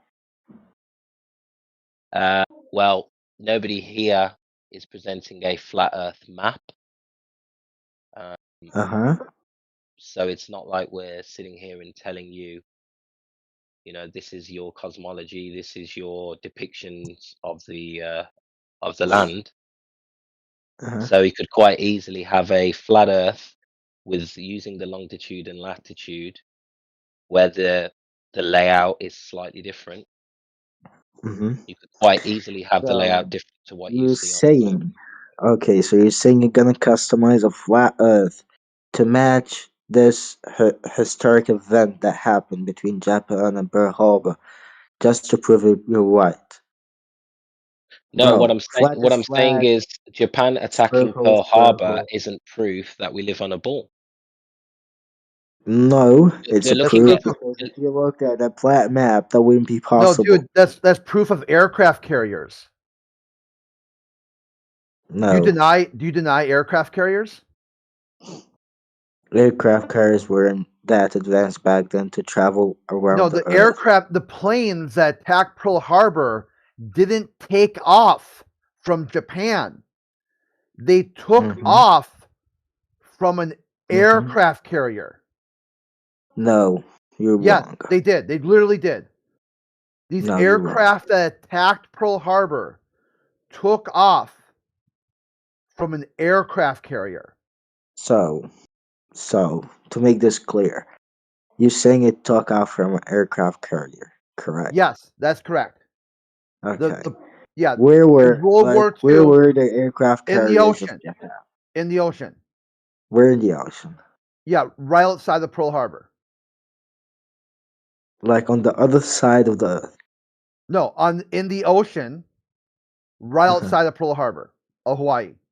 Which is on the opposite side of the flat Earth. No, if you're talking about Japan. You're misunderstanding. They were in the ocean. Now Mhm. that's not something on another side. On the opposite, like you're thinking of like a coin where there's one side and two sides. No, not at all. There's just one side. How far There's from not two Japan sides. that craft carriers were? How far? Hold on. East. Can you just Google this? We don't need to go through this. This is something you can just easily Google. They didn't fly from Japan. They flew from aircraft carriers, and that's a fact. We don't need to Okay, debate what I that. can Google as well is the magnetic field. That Just if the Earth randomly was flat, it teleport to wouldn't have the another magnetic topic. field. Dude, What? we gotta stay on one topic to a full logical conclusion. Do you understand aircraft carriers or not? I do understand that we're aircraft carriers and they were not advanced back then to travel that far. Oh my God! Don't make shit up, dude. Yes, they were. They were No. more advanced than the battleships that they had at the time. Yes, they Well, were. I watched a You need to documentary look about this it, up. bro. You need to look this up. And they launched I from I the. looked it up, bro. I They watched a launched from the. documentary. Yeah, so then you'll see that they launched from the North Pacific, and there was 6 Yeah, aircraft carriers. Okay. yeah. Regardless, a flat Mercator map is not what flat Earth looks like. Flat Earth. I don't know, bro. How flat Earth is shaped. It's gonna be too weird. The flat is an adjective, not a noun. The shape is a noun. You've got some comprehension problems with it's okay because we are on the English hub. So when the word shape, that's a person, place, or thing. The word flat is an adjective. Earth is a noun. Flat is an adjective. No one here is Okay. talking about nouns. That doesn't exist in the English language. A double Then noun. I don't know what you're talking about, bro. The word flat is an Mhm. adjective. I know that, bro. Okay, so when you say what shape is a flat, that is a comprehension problem. I didn't say what shape. I said like I don't know how the Earth is shaped as flat. That's a comprehension problem right there. Okay. Okay.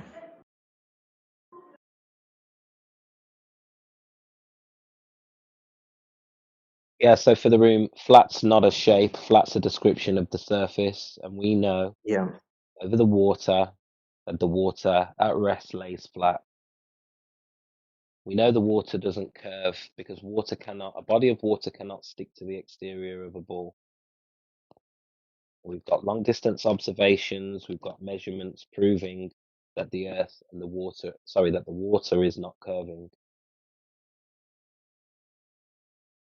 I don't know, bro. Like. Yeah, here's a little image for you. If you want to know how Japan attacked Pearl Harbor, right there, just click on it. How did Japan attack Pearl Harbor? Bro, like, how did you know that the Earth is flat? Full timeline right here. A complete full timeline of where the fleet was, where they met up, when they attacked, when they retreated. The whole thing is right here. And the best part about this is that you could spend months studying this one engagement of World War II. Just this is it. This is it right here. Then you'll know exactly how Japan attacked, the timeline, who the actors were, all of it. And then when you find nothing in there that dictates the Earth should be a ball, a giant water ball, then you can be like, huh, I see now how aircraft carriers were used in World War II. But hopefully you'll come back. Like there's this person called like Anonymity. She comes around here and says that the decks of aircraft carriers are curved to match the curvature of the Earth. Otherwise, the planes wouldn't be able to land on them.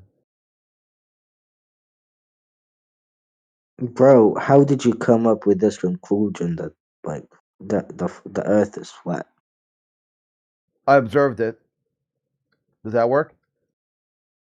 How? Take a look at it. Does the Earth look curved or does the Earth look flat? But like your vision would not be able to observe like the entire Okay, well, Earth. hold on. So does it look curved or does it look flat? Like yes, it looks flat if I There we walk go. in the street, but So the you look street at is the not. Earth, it looks flat. Is it not flat or flat if it looks flat? But like not everything looks like Yeah, you okay, see it. hold It's on. the Let's truth. take one step at a time. You asked how. So if I look at something and it appears to be exactly as it appears to be, is it that or is it not that? But I want to ask you a question, Mike, just to Yeah, well, hold clarify on. this. Let's clarify it, okay? I'm looking at an object on my desk right here. Uh huh. It's a pad of paper. Okay, a notepad. Okay. It looks flat. Is it really flat or is it not But flat? but you have also to compare the Dude, sizes. just If answer the you question. Because it's yes or no. I'm it's looking flat, yes, at this. Is definitely it it's flat flat. or is it But a ball? It's really a ball. it blow like just let me ask this question to get this topic straightforward. Like if you do have like a football ball, like if you have a ball and this ball at as a size of the earth, and you are as the size of a human in on the top of the ball, you will definitely see the surface that you are stepping on very flat because the size is very big, which makes the surface they are standing on from the ball is looks flat. I don't know how to Oh, there you explain go. That's that. how you got the flat Earth. You just made a ball so large it looks flat, and then you say, "How do you think it's flat?" Well, you It use your looks flat, logic. but it's actually not flat, bro. No, it looks flat, but it's not flat. But it's so big it looks flat. You contradicted. So which one is it? Is it so big it looks It looks flat, flat because or it it's looks not flat flat? because you are on the surface, but you're not observing it from the outside. You are living in it. Mhm. There you go. So that's how you get to a flat Earth. You're living in it. Yeah, you've never Yeah. been outside. There's nothing on Earth that would lead you to conclude that the Earth is a ball. You know it's flat.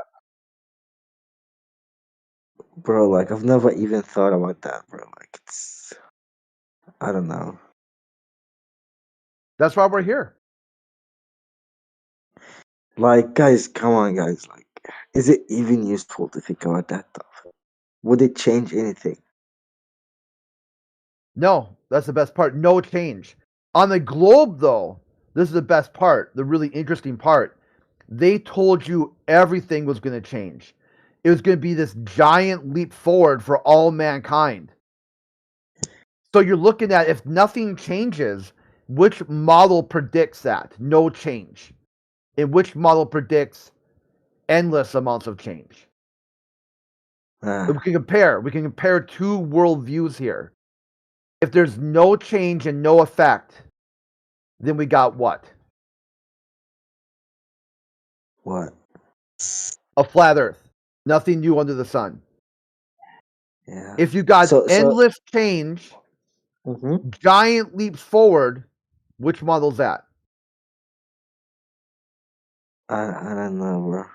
That'd be the globe model. Ah. So bro, like why why all the other planets looks circle like like They don't. Well, the Earth's why not a they're planet. round?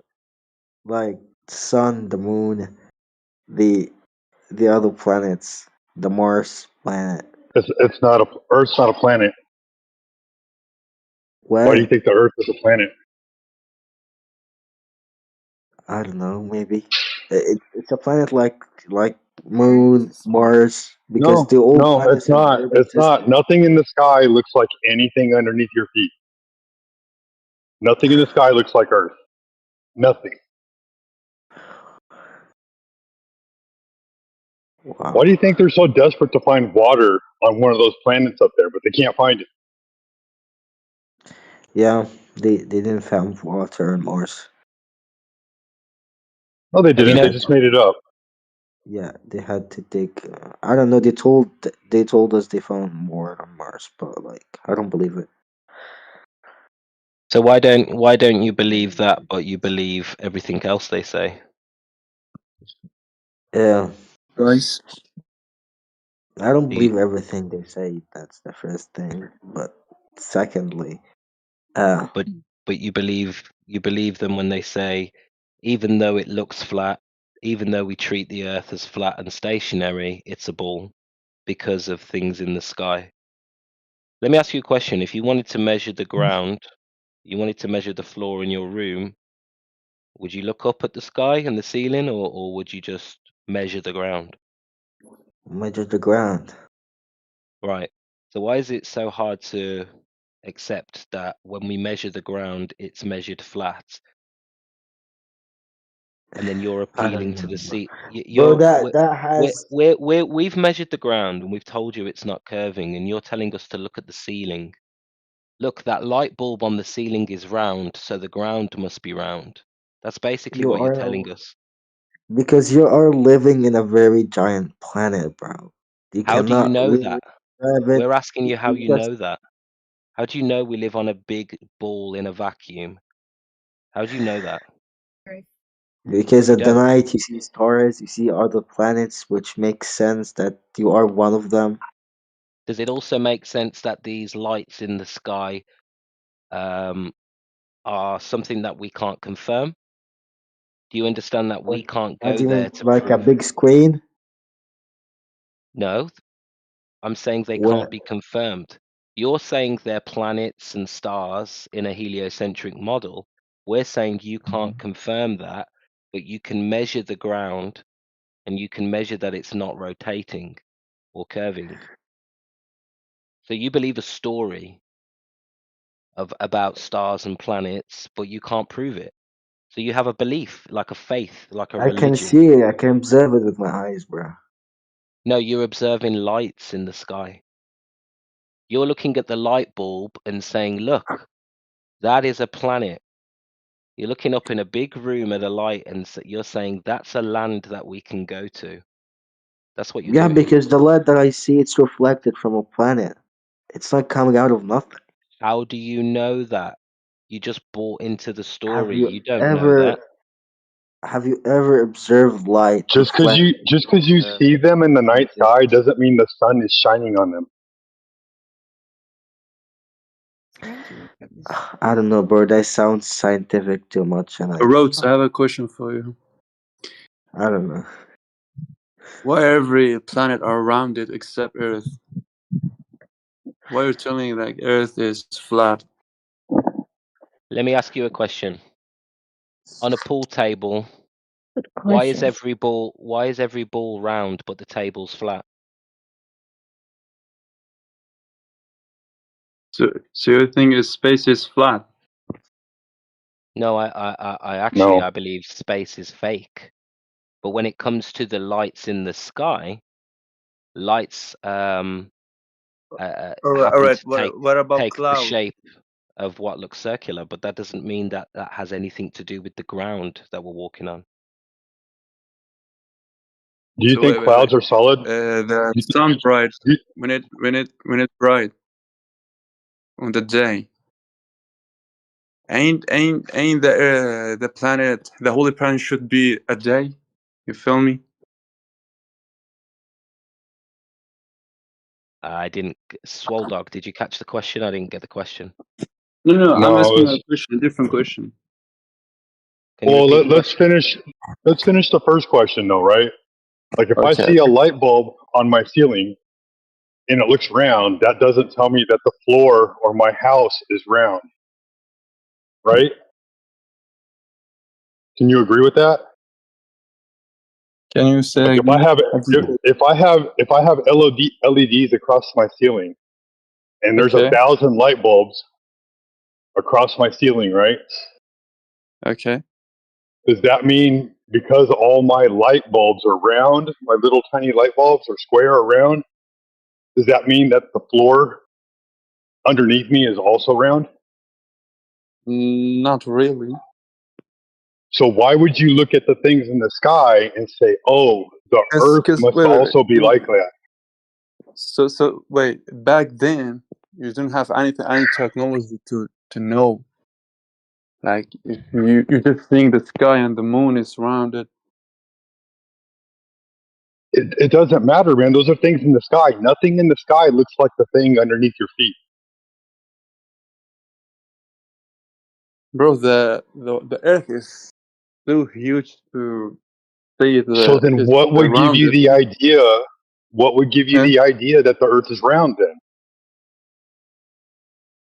I don't know. You If should it's so look huge and further you can't tell, at the what makes you nature. think it? What makes you think Nature we will are show like the you. things in the sky? What makes you think that you can land on Mars? Wait for about that question. I don't really think human really did landed in the moon. So then why do you believe the rest of the story? Just look at the moon. It's rounded, and So all what? the The moon is not the Earth. I know, like most of actually all of the planet are rounded, so it should be So too. what? So why? What do you But mean? Why? Like you no, can but see hold it on, with hold on. your eyes. The thing is, Toji, you say the Okay. planets are round, right? But you don't know what a planet is. You've been told what a planet is by NASA. But the original Okay.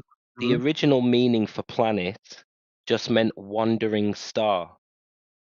So somewhere down the line, the wandering stars, the planets, became balls Mhm. of rock in a vacuum. How can we confirm or prove that they're anything more than their original meaning, which is just wandering star? So we're going to need some evidence to prove that they're anything more than a wandering star. So how do we know that these wandering stars are balls of rock in a vacuum of space? How do we know this for sure? Okay, I see your point. We don't, do we? So if that's the only evidence that we live on a ball, that means the only evidence is something that can't be proven. So Whereas you're we saying can that we can the measure only the evidence Earth. we have is from NASA. Yeah, because in the real world, we treat the Earth as a flat plane, like you said, because the ball's too big.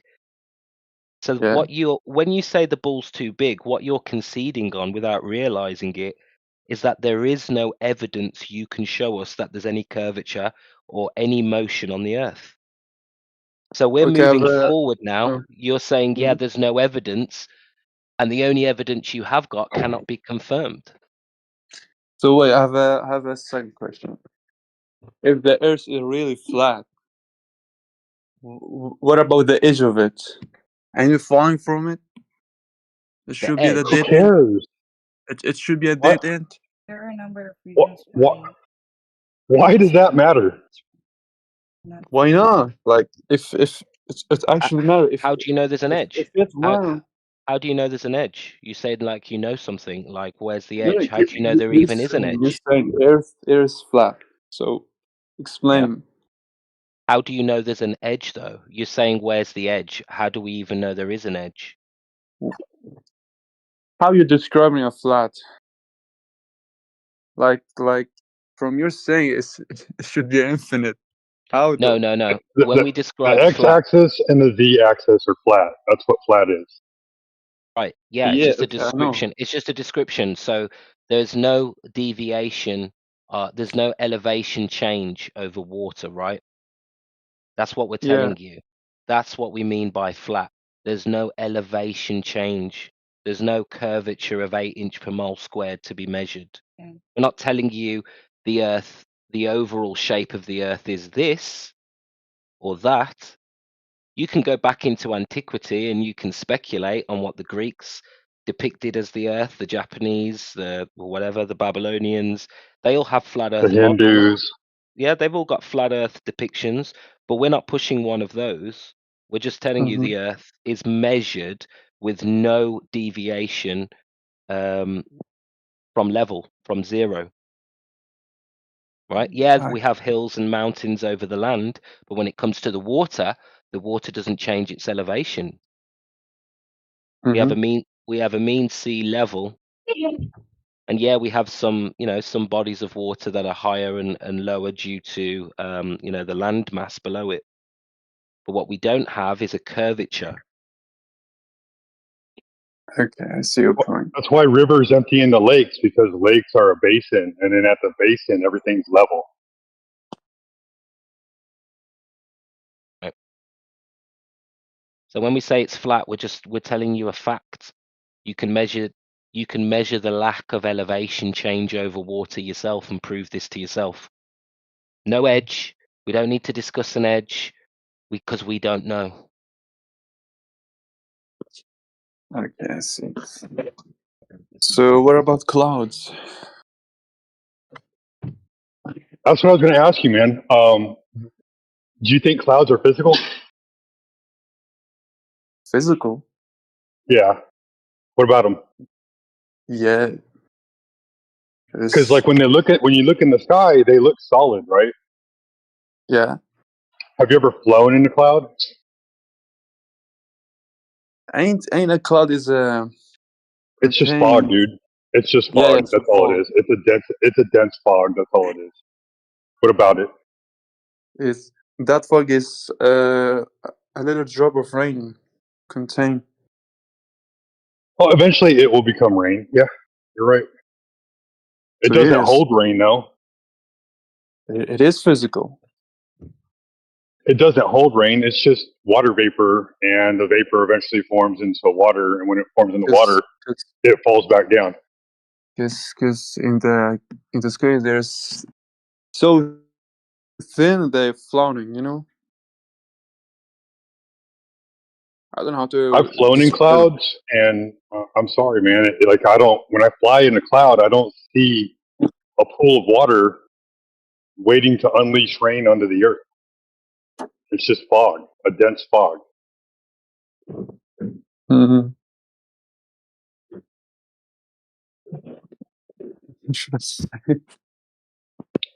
Look, nature doesn't change. Everything you see is still the same. You just have a story attached to everything.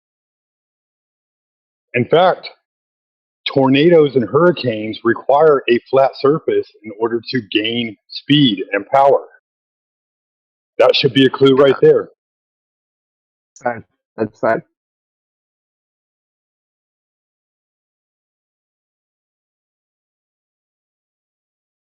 So, like, hello everyone. What's up, man? Yeah, I'm a firm believer that the earth is flat. Okay, what brought you to that conclusion? You know, when you say that the earth is flat, you are saying that it's a flat or like sphere is a like perspective from where you are viewing the thing. It's like how you view the things. So like every spherical thing is a flat. So yeah, for perspective. So you think because the Earth looks really big, it's flat, but if we could see it from far away, it would be a sphere. Yes. Well, it sounds like you have a delusion that you can go really far away and look at the Earth. Like maybe you think you can get a God's eye view of Earth. Like, for example, if you have seen the Cartesian plane, and the Cartesian plane is all about like planes 2D and 3 dimension. So yeah, for all the plane is all 3-dimensional plane is made of 2-dimensional planes. So like, for example, if you draw a square, and for example, if you made a pointed things like one point and the point next to other point, the whole plane has infinite points, and you will say that the points are made of sphere. If you enlarge that one part, you will find a plane. So like that, you can say that a plane is a part of sphere. Right. So if you stand in one place and you measure over a mile, that mile is going to appear flat. And then you move a mile forward and you go and measure the next mile, that's going to appear flat. And if you move another mile forward and then measure the next mile, that mile is going to appear flat. So you've measured 3 miles flat, but you had to move forward a mile each time, right? Hmm. So let me tell you one thing. Like, what's the end of this flat? We don't know, man. That's a We just nice know that the answer. surface of water measures flat. And I'll give you an example, right? I'm going to put this image in the side chat for you. And I want to see if you understand what this image is saying right here. Okay. Let me tell you. You Like, see the image I just posted? You see the image I just posted? yeah, I'm seeing the image. Do you understand in order to measure curvature, you would have to stay at one location, not move from one location to another and measure flat locations? I don't know what kind of image is this. The first one is like something graphical or not seeming natural. The second one is a bit natural. No. I'm talking about the image I just posted with the laser, the deviation, the curvature. Do you see that? Yeah. So The first you one know is that like taken from in order to measure more curvature, you would close. have to measure deviation over distance, right? Mm-hmm. Like as you move further and further away from one point, it would get higher and higher above your head if you push the laser out over it, right? Okay. You understand? Now I don't know what is laser actually here. I don't know what Right. It's laser kind is of like doing when you here. level when you're building a building and you got to level the foundation. You shoot a laser over the floor to make sure that there's no deviation from the laser with the foundation, right? Because you don't want it to be Yeah. uneven, Okay. right? Yeah. Right. So when we shoot powerful lasers over large distances, what we notice is that after like 10, 15, 20 miles, the laser is still hitting its target at a far distance away. Not only that, but you can see the laser. Like you can see it getting shined into your eye or into the sensor of the camera. Yeah. Mm-hmm. So the earth can't be a ball because the surface of water just magically appears to be level and flat everywhere you go. That's why the earth is flat, because water is Okay. flat. Okay. Okay. So where the water goes, like we see the I don't seas. know.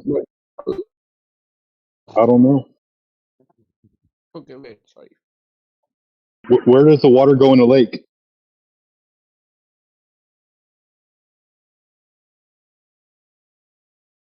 It doesn't go anywhere, right? Like the lake is surrounded by land on all sides, right? Roots, did you want to say something?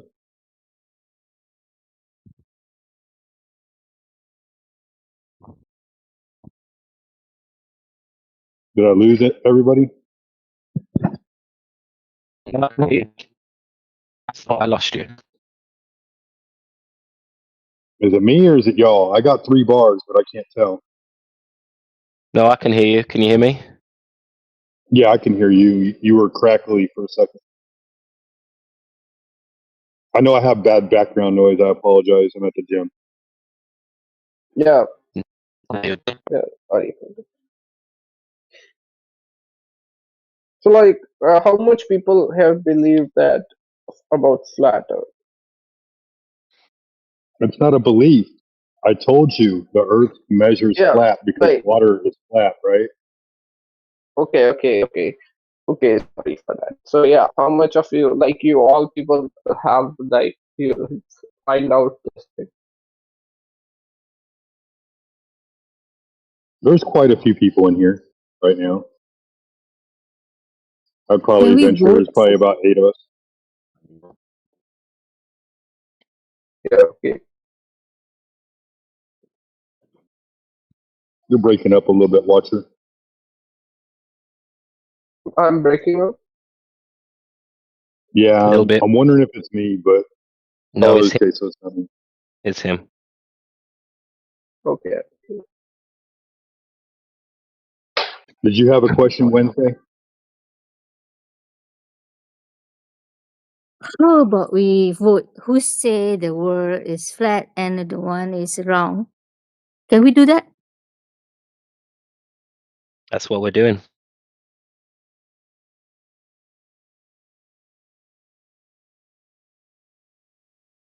I go for wrong. It's flat. It is flat. I'm going to do this for the benefit of the last gentleman. The last gent, sorry, are you still here? Who was just talking to Swole Dog? You still here? Was it Watcher? Watcher, Yeah, you it still was here? Watcher. It was Watcher. I Yeah. don't know if he's still here. Yeah. What are you saying? Yeah, I'm trying to share an image in the side chat. It didn't work just. I'm just going to reshare it now. I just want to give an example of what Swole Dog was talking about, just to put it into perspective. Does somebody mind posting the Black Swan? Because nothing's posting on my side for some reason. Apologies to ask someone to do this for me. I can't seem to upload any images at the minute. I Thank just you. posted it. Thank you, But yeah, Bulldog. Yeah, can you see the image in the side chat of the two oil rigs? Watcher.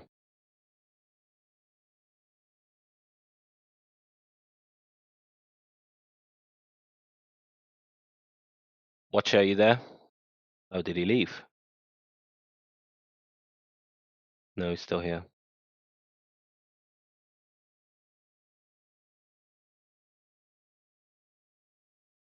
Oh, don't worry about it. If you're not going to respond, don't worry about it then.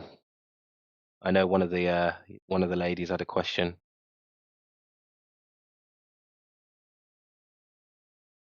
Or if anybody else has a question, feel free. Unless Watcher, you're there, I wanted to go through and show you the reason why this is not a belief.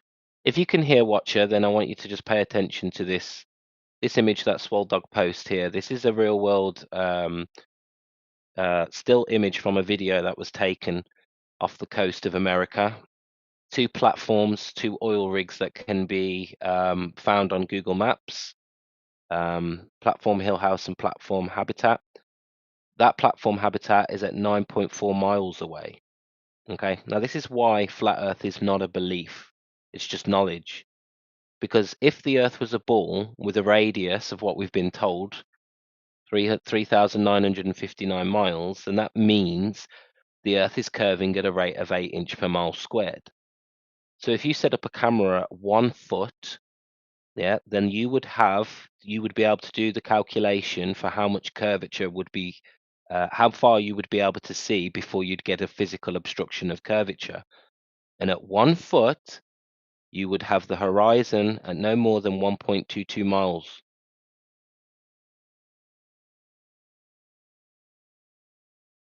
And at that point, the Earth starts curving away from you at a rate of 8 inches per mile squared. Okay, and you can see clearly in this image and in 90% of long distance observations, you can see beyond and up to 10 miles and sometimes further. Now, this is impossible if the Earth is a ball with a curvature of 8 inches per mile squared, because at 10 miles, you would have 66 feet of drop curvature. That means the elevation is dropping. But as you can see in this image here, the horizon, in fact, let me ask you, Watcher, put in the side chat, where is the horizon? You can see A, B, C, and D here, yeah? Give me an A, B, C, or you can give me a D if you want. Where's the horizon on this image?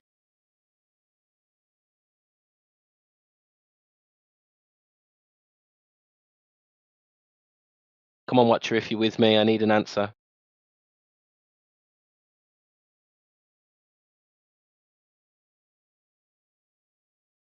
Okay, well, for everyone else's benefit in the room, the horizon is clearly well behind the second oil rig, which means your Earth curvature is beyond 10 miles, which means the Earth would be 1,000 times bigger than it should be. So you don't have a ball of 8 inch per mile squared. You don't have a horizon where it should be. And this is not a belief, this is fact.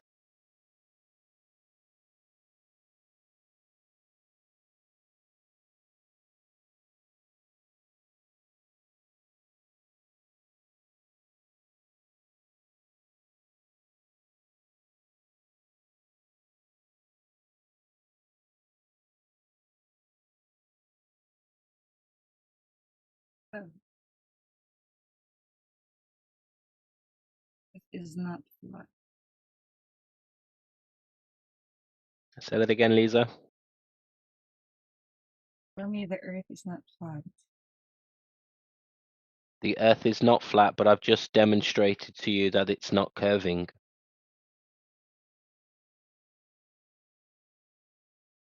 Do you see the picture that I was talking about that Swole Dog posted?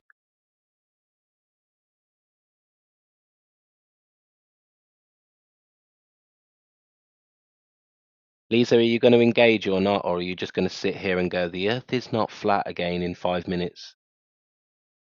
Or are we going to have a discussion about it?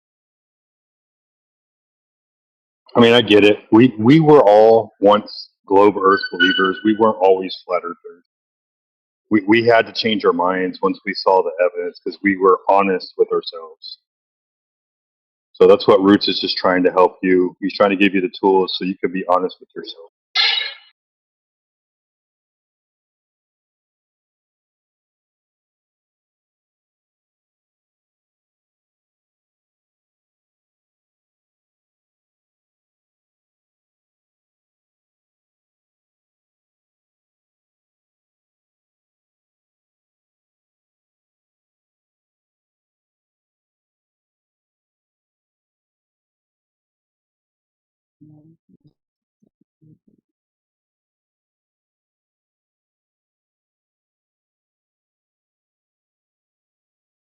The Earth is flat. Then why that here in the Philippines we experience sunny days and near desert? Those who are in the other continent isn't. Lisa, do you understand that seasons can also work on a flat Earth?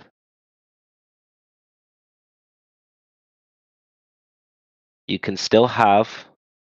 Let's suppose that let's suppose that the Earth is flat, and then the sun is above the Earth, the flat Earth.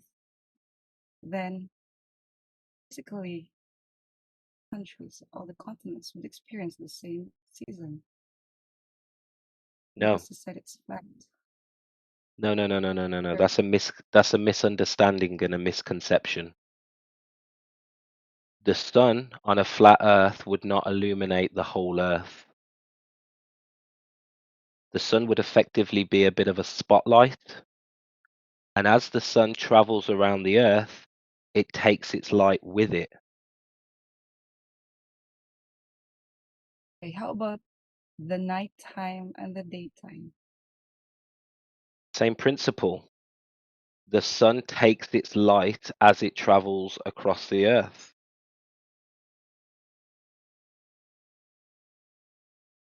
So as the sun moves away from you, also so does the daylight. So Okay? you And if mean, okay, let's suppose we have a sheet of paper. A sheet of paper is flat. We all know that. Wherever the sun goes, the same this for example, I am in the Philippines, you are in the other continent. Let's say the sun goes to the right side of the flat earth, the flat surface. So even if it it's even if it's in our country, like for example, I bet you know that the sun moves, right? Yes, that's what we claim. But in your model, if you're a globalist, it's not the sun that's moving, it's the earth that's moving. Think Everything in about this think universe about what you moves. said. You just said the sun moves, right? Yeah, that's what we all experience. But in the heliocentric model, they say the sun isn't moving. Well, it is, but not in relation to us. It's the earth that's rotating that creates the appearance of the sunset. But that's not Okay, what we observe. We observe the sun rise in the east and set in the west and move in the sky. We do not experience the earth move. Why should I believe that the earth is spinning at 1,000 miles an hour at the equator when there's no way to detect it?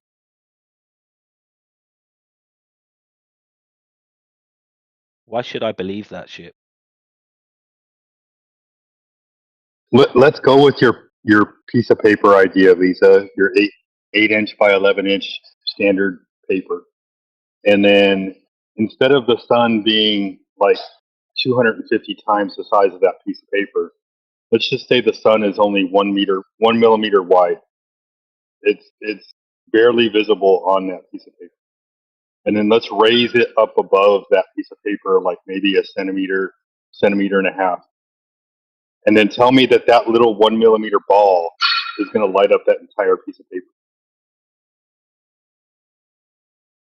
I just set an example because the paper is flat, but I didn't mean that the Earth is as small as that. I mean, No. I'm scaling it down for you. If you want to scale down the Earth to the size of a piece of paper, then you're going to need to scale the sun down. Because when you look at the sun in the sky, it doesn't look very big. yes, it's far. How far? How do you know how far away the sun is?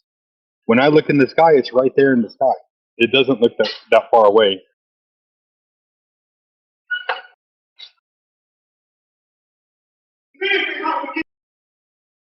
Because if the sun is not far, then we will all be burned like chicken, fried chicken.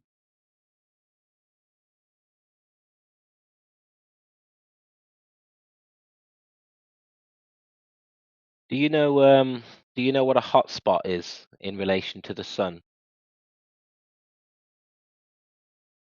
Lisa? Can you tell me more about it? A hotspot. A hotspot is you see it on the occasionally when you're on an aeroplane, you can see a little patch above the clouds where the sun is. Oh, thank you, old dude. So old dude in the side chat at 43 past the hour has posted a picture of a hotspot. Can you see that little bright patch of light below the sun on that image?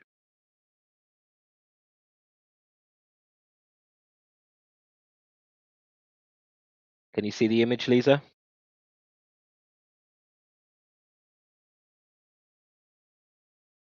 Oh, even better. DJ's posted a video, a little video.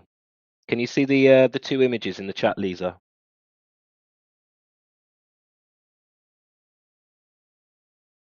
Hello, Lisa. Are you there? I can see it now. Yeah.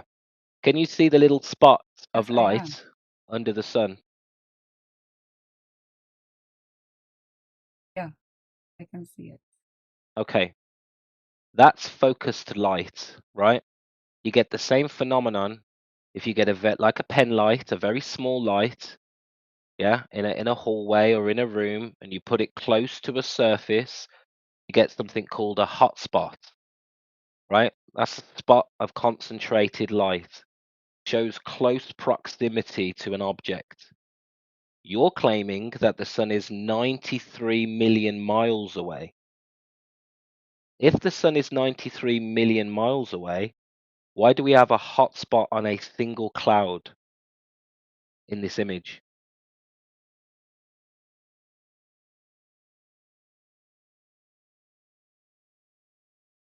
I'll tell you why. Because the sun clearly isn't 93 million miles away.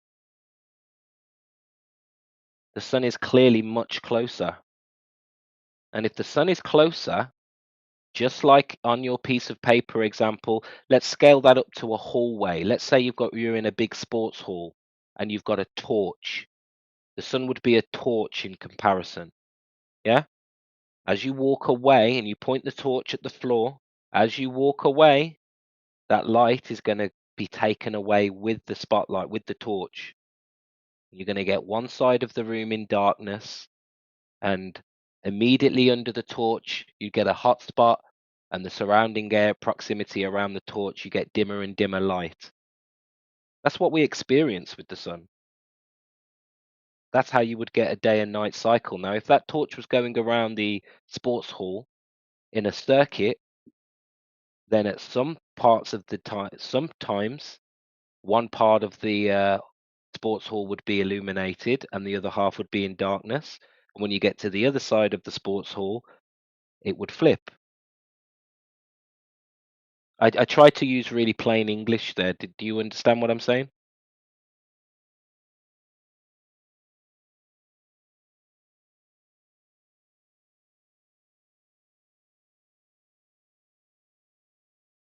Lisa, did you understand what I said? Oh, yes, yes. So that's how a day and night cycle could happen on a flat Earth. The sun would be a lot closer Mhm. and a lot smaller than what we've been told. And you could have a day and night cycle on a flat Earth. You could also have seasons because that circuit, the sun takes its heat with it. So when the sun is rotating around the other side of the sports hall, the dark side of the sports hall would be in their winter. Okay. Why is that? When we look at for example, the sheep, when it goes very, very far, we see them. We see it. The You earth see it is do. flat. You broke up. The ship does what?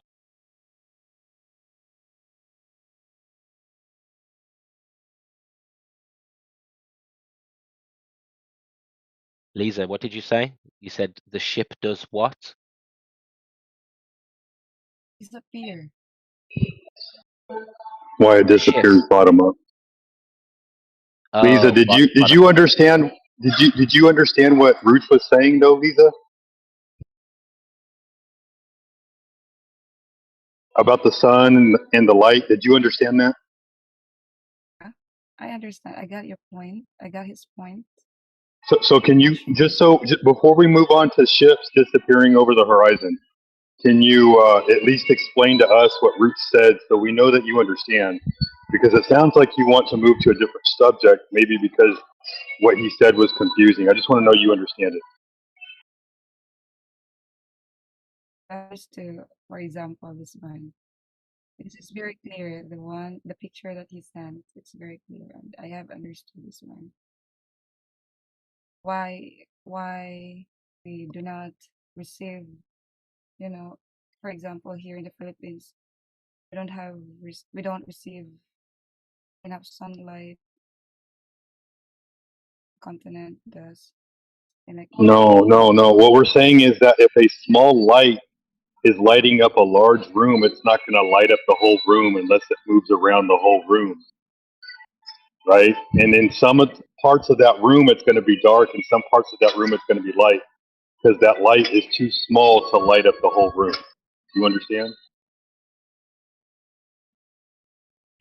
The sun is also too small to light up the whole earth. So when the sun moves away, it so you takes the mean light with it. the sun is smaller than the earth, Way smaller. way smaller than the earth.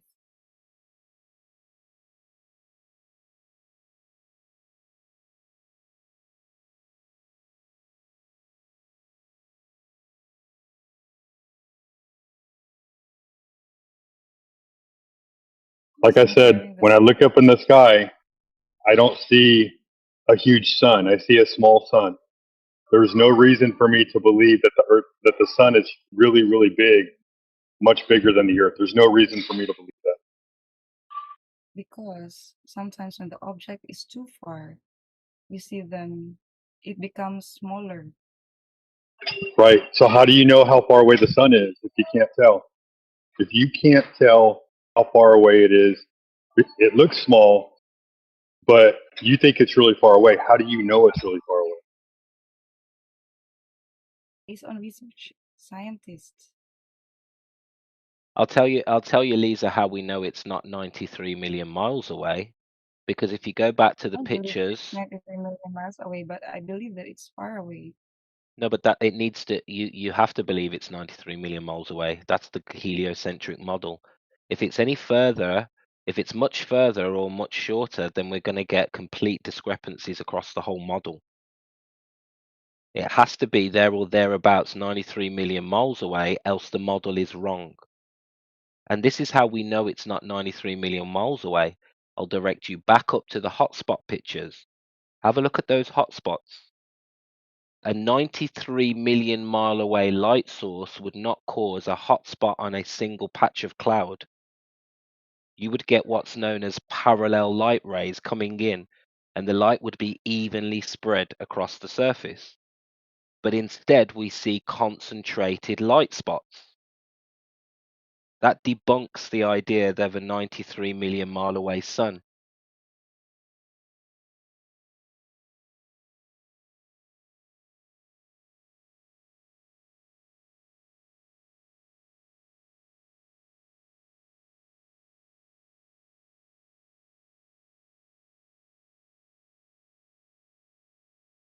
And we're not claiming we know how far or high the sun is or how big it is, but we know it can't be 93 million miles away because we don't experience parallel sun rays.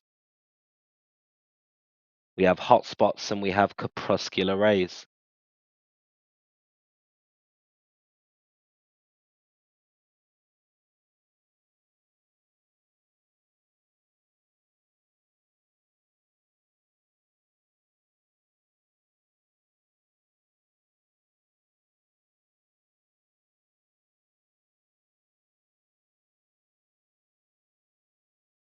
Do you understand? Do you understand the logic?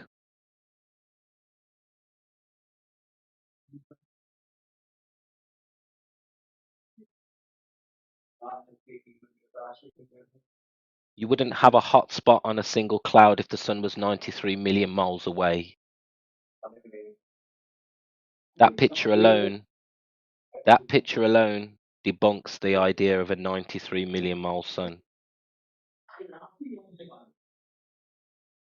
And just use your logic, use your brain. Does that sun look like it's 93 million miles away, sitting above the clouds? When you see crepuscular rays coming out of clouds, giving you a triangular position just above the clouds? Does that make sense? No, it doesn't. Because the idea and the model, the globe, is illogical. The reason why I had to explain that, Lisa, is because if you don't understand it, it's no reason for us to answer another question for you. Because if you don't understand the answer to the next question, then you're just going to keep asking us to explain things and you're not going to understand them. And then it's going to be pointless for us to even explain them to you because you don't want to understand what we're trying to say. You're not using logic. You're reverting back to your elementary school days when we all made fun of flat Earth in the classroom.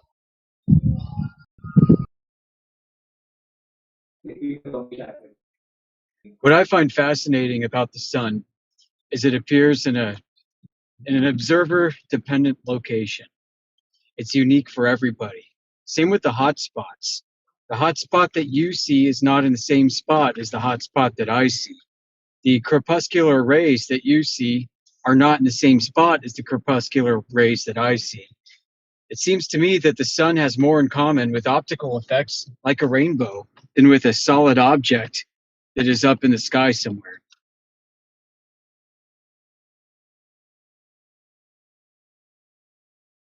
I know it really is fascinating, isn't it? And this is what I mean. Like they've really stolen the wonder of this world with this model that they've given us, and people are just not interested. You know, the wonder comes back. It surely does. They've tried to condense it into materialism. And, it may be pure matter too, but we still have to acknowledge the mystery of how it manifests. And by claiming that the sun manifests this way because it's 93 million miles away with parallel light rays is also in itself an inherent contradiction based off of how we should be seeing it and experiencing it if that is the case. Parallel rays mean you would not be able to see it because it occupy your entire field of view. Because all the rays entering your eyeball would be parallel to each other and not diverging from a point source.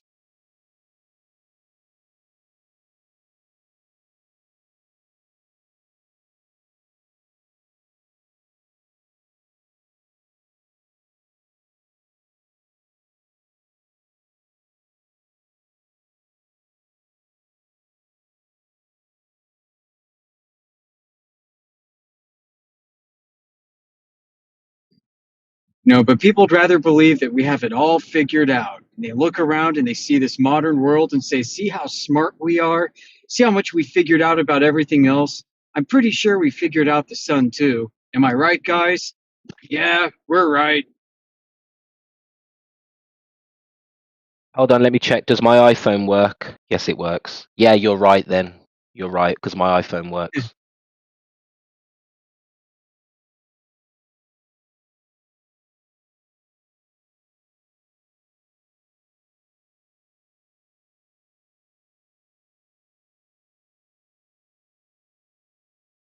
Oh, talking about wonder, look what Jimmy Will has just posted. I find these absolutely fascinating. What's your take on sundogs, Yoda? Well, I kind of take a conventional approach to them. That yeah, these things are caused by some kind of ice crystals and reflection of the sun that we do have, the one that does exist. And these are manifestations of that taking place due to I don't know, call it the sky optic geometry. Whatever the mainstream is, I'm going to go with that because it seems to explain it pretty well. Does that mean I know it's true? No, but I'm not going to start suggesting a firmament or something exotic for which there is no solid first-hand direct evidence for. Yeah, that's fair. I wasn't baiting you into invoking anything. I just find it so fascinating in the spirit that, the wonder of the heavens has been taken away from us, and I don't like that. There is a lot of mystery and a lot to, to marvel at.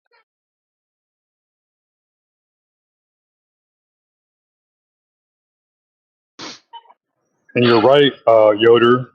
Even a sundog would be observer dependent, and that's beautiful in itself, also. That's right. But I think sundogs are consistent in their geometry for each observer. There's a certain amount of degrees of separation between the sun and each of the dogs.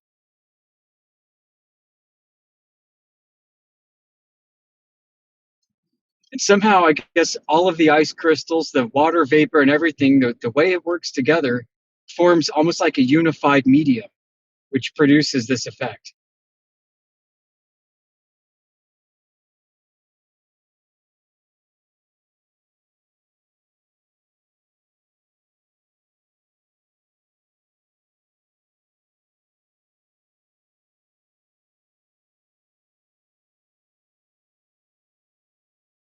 But yeah, observer dependence really is the way to go. And it's also how celestial navigation works. Every star is observer dependent. You cannot triangulate stars in 3D space above the Earth, flat or globe. You can create 3D sky geometry out of a sphere, and it works independent of what Earth actually is. So celestial navigation itself doesn't prove anything either way. The tiebreaker is always going to be on the ground measurements, not sky derived, ground derived.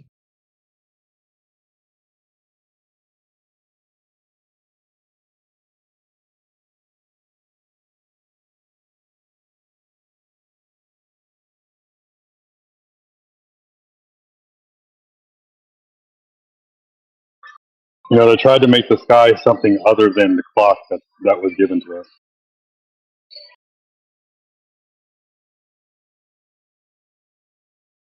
Oh, it's got to be something else. It can't just be a clock and a calendar.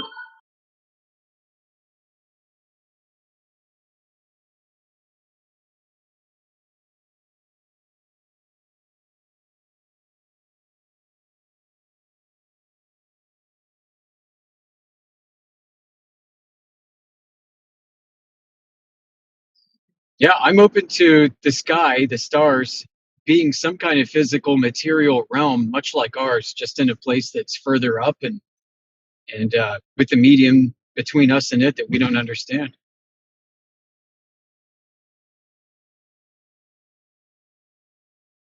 And what truly is heavenly and otherworldly exists even well beyond that.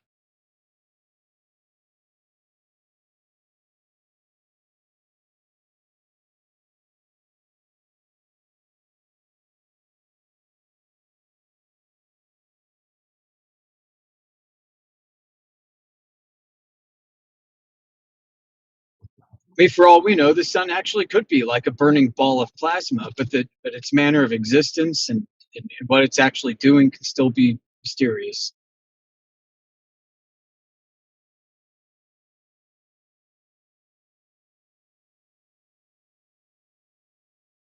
Yeah, I'll joke around with some Globers who are like anti-flat earthers, and they say, well, "What's the sun made out of?" Obviously, it's helium. That's why it's floating in the sky. Yeah. I like what Eric Dallard said when he said the sun was a transformer. I really like that idea. I could see how that could work. Yeah, and like the coronal holes are actually holes and you're peering into the sun. Right. And it's dark on the inside. Like, what? That's so trippy.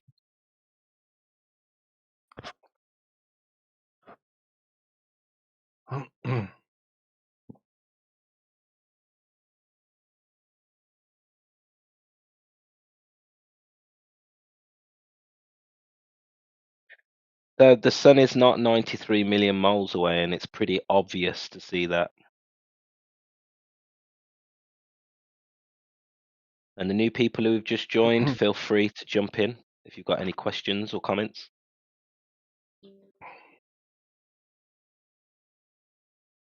I would have one if I may. Yeah, please do. What would be the number one most, the biggest proof that the Earth is actually flat? Like the biggest one possible. Well, it would be that's how we observe the Earth. We observe the Earth as flat and motionless. We treat the Earth as flat and motionless. Now, Globers will say it's because the Earth's too big, but we don't have any direct evidence that the Earth is curving or spinning.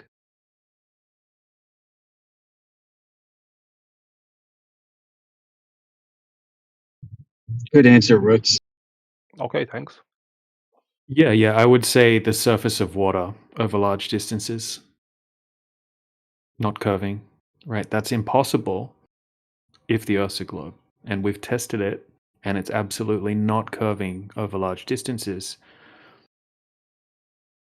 So that kind of does tie in with what Roots was saying, I guess. But yeah, the behavior of water and the lack of curvature. Okay. It's literally the requirement to have a globe. No curvature equals no globe. I would have another question. Mhm. And the second question is, behind the so-called ice walls, what would be there? Hold the phone. Yeah, What? somebody's been looking into flat Earth on TikTok or Facebook or X.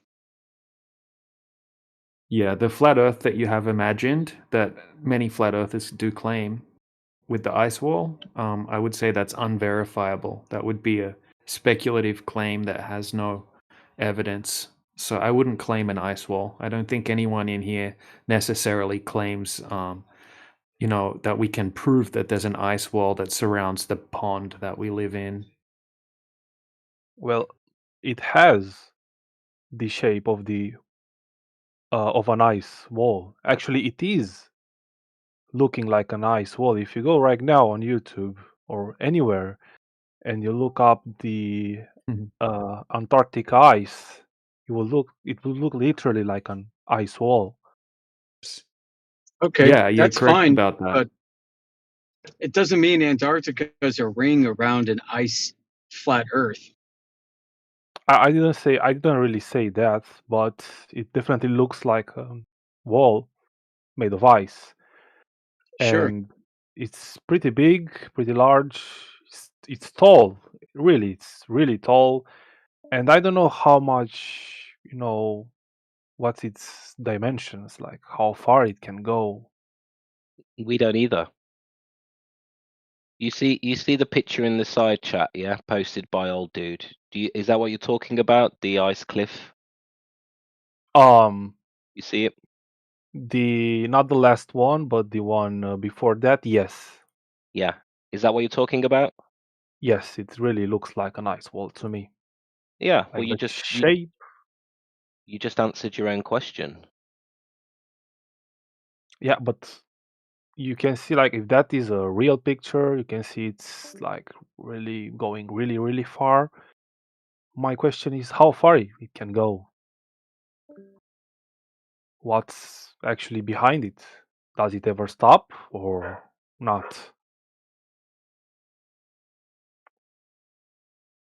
Nobody knows, dude.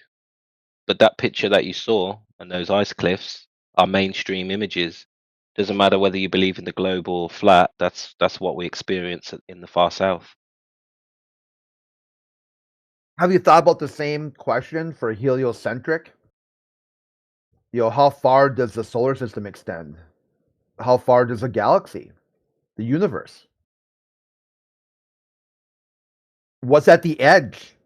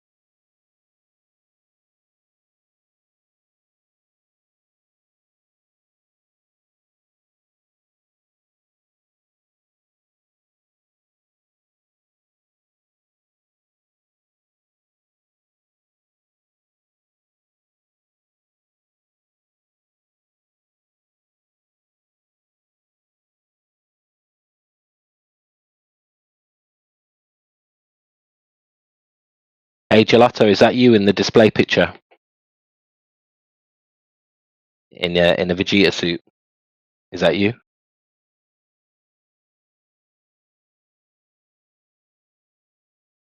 Mr. Gelata, is that you in your picture?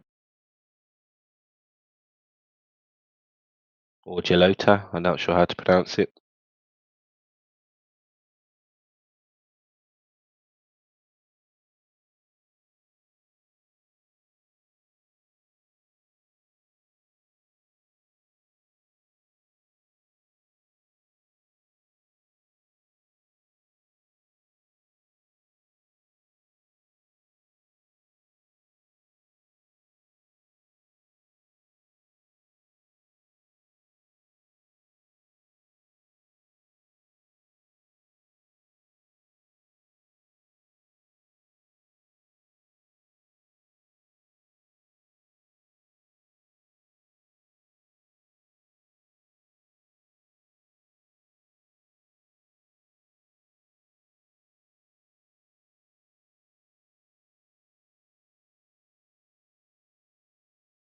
What's up, Ashwag?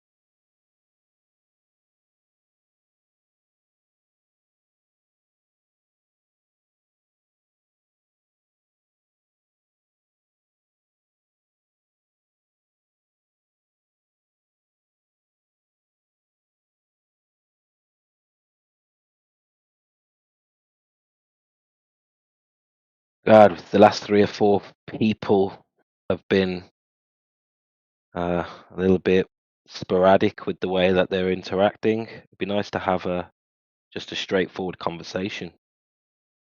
How did it end with the dude earlier? I've been waiting for a break to ask. Like, I had to take a break, man. The dude was like, "Well, according to your logic, you would have to have no proof whatsoever to be proof is proof." Yeah, the surface of the Earth is observable, measurable, and practically used as flat. But that would mean a conspiracy theory. Nope, it's an observation, measurement, and practical demonstrations.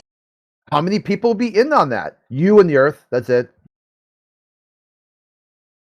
This guy sounds angry. Yeah, he was trying so hard to come across as intellectual that he forgot half of his original points. And then he also forgot that the original question was for direct evidence. Once he realized that we wasn't going to let him get away with cell towers and satellites, he tried to make out like there was no evidence we would accept, even though I was very clear with him we need some sort of direct measurement or something that is exclusive to a ball. And he said, well, then there's nothing I can show, and he kind of just backed off. But he was a bit arrogant and a massive ego. I'm not surprised you got frustrated.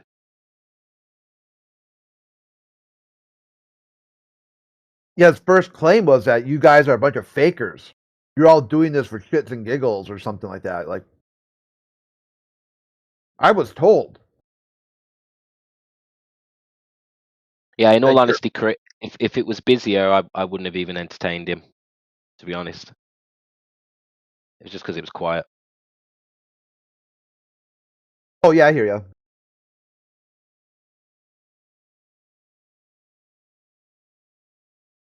And to be fair, we got another 2 conversations off the back of that, so he did help facilitate the conversation a little bit.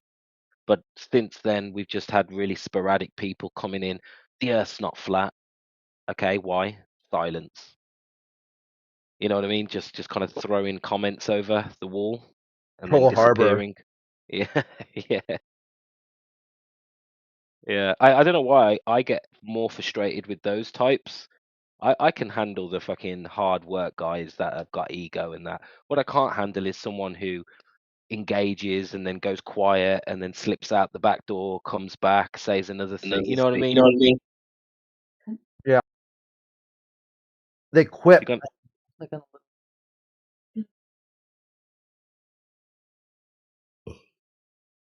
if you're going to engage. Let's talk.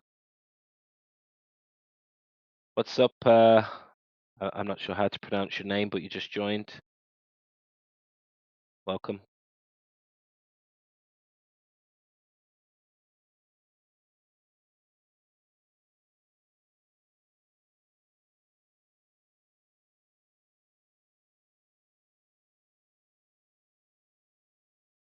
Had you ever spoke to that guy before? I got the feeling there's some No. history with him. No, a few people knew who he was. I mean, I don't think so. I mean, I don't recall. It's possible.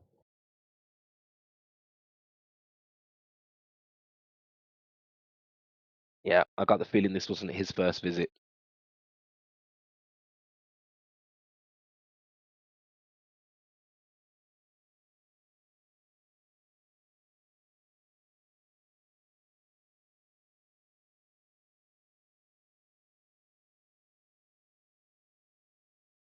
What's up, Captain Ron and Amy? Sorry, Amin. Welcome to the channel. Thank you.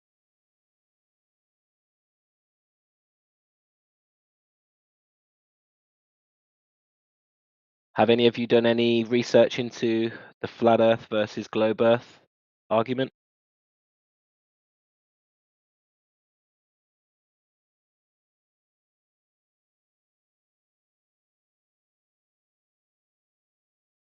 Do any of you think flat Earth is a spinning disk in space?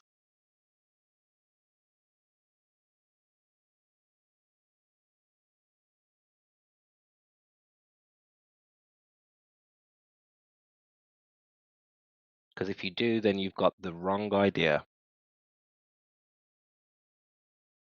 Let me make some research to communicate.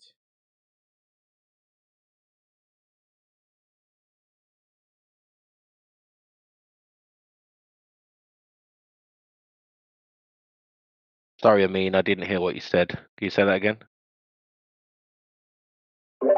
I'm just want to make some research about this topic because I have no idea.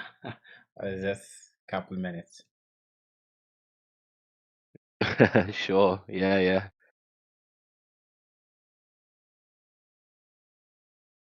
Well, just for the record,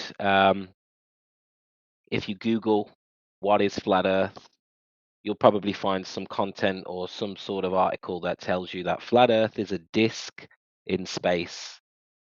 And that is not what we're trying to communicate here.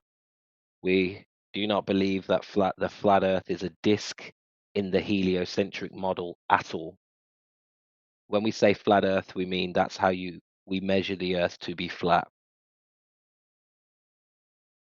We're not saying it's a disk with an ice wall and extra land or any of that nonsense, because nobody can confirm those things. But what we can confirm is that the Earth is not curving at 8 inch per mole squared, and the surface of the Earth is not rotating. Now we can prove that.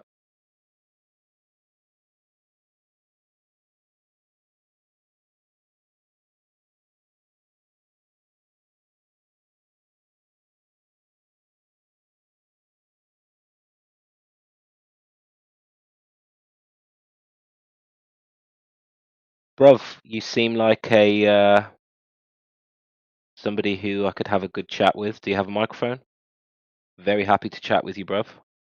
I like your name as well.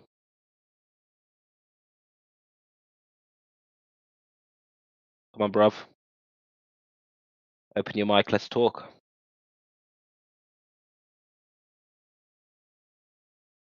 Otherwise, I'm going to have to do some work.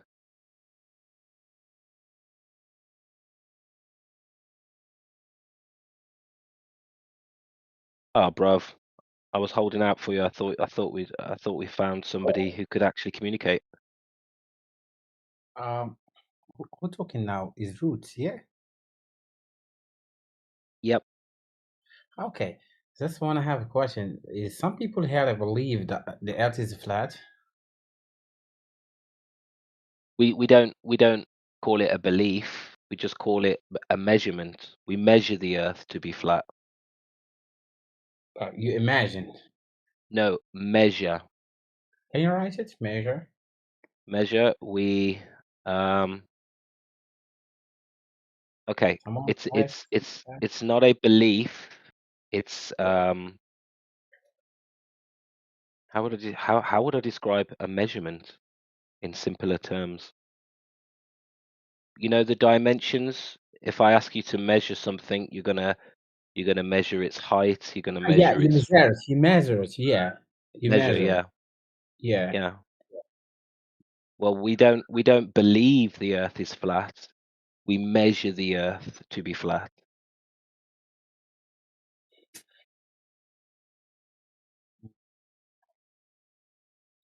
So what do you think? I think we treat the Earth and experience the Earth as flat and motionless.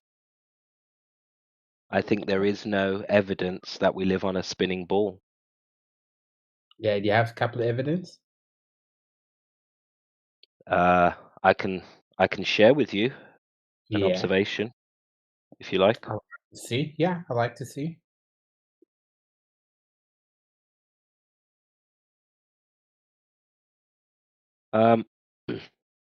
Williams. Sorry, my phone is playing up and I can't seem to post. Bear with me. Let me post something. Let me share something with you. Jim Well.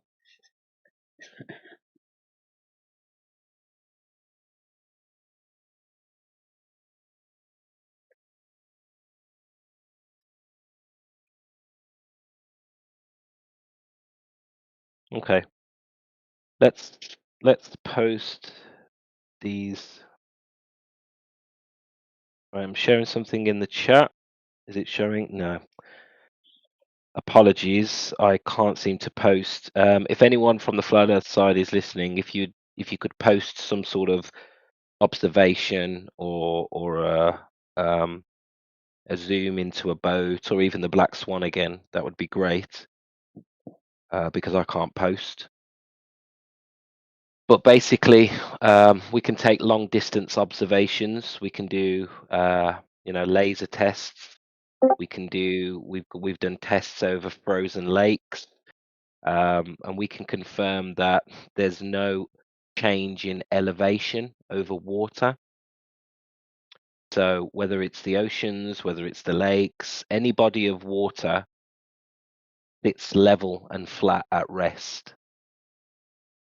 And we can see things 10, 20, 30 miles offshore with a zoom camera. Now, at 10 miles, the Earth would have curved 66 feet below your feet. So we shouldn't be able to see things beyond 3-4 miles from a 6-foot observer. If you look at some of the images, thanks guys, I really appreciate it, by the way. Yaga, Old Dude, and Jim Will has posted some videos and some images of direct observation beyond 3 miles. So we're seeing things that are supposed to be behind the curvature of the Earth. How is that possible if we live on a ball that we can see around the back side of a ball? How Can I is that ask a possible? question? Yep. So, do you guys believe in gravity? Depends what you mean by gravity. What do you mean by gravity? Things getting pulled into like the Earth's what do you call it, center? Oh no. We don't believe the Earth has a molten magnetic core. I mean, the whole idea of a molten magnet is illogical, because anything that gets molten is well beyond the Curie point, and anything that hits the Curie point loses its magnetism. So no, the idea of a molten magnetic core is ridiculous. Okay, so what is your idea of like why things fall down? Okay, well, things fall down because they are, in general, because they are less dense than the air. So if you hold an object up, you're taking it out of rest, and you're applying a force, you're gripping it, and you're raising it off the ground. Once you release it, that object will return to the ground because the object is more dense than the air. That's called specific gravity.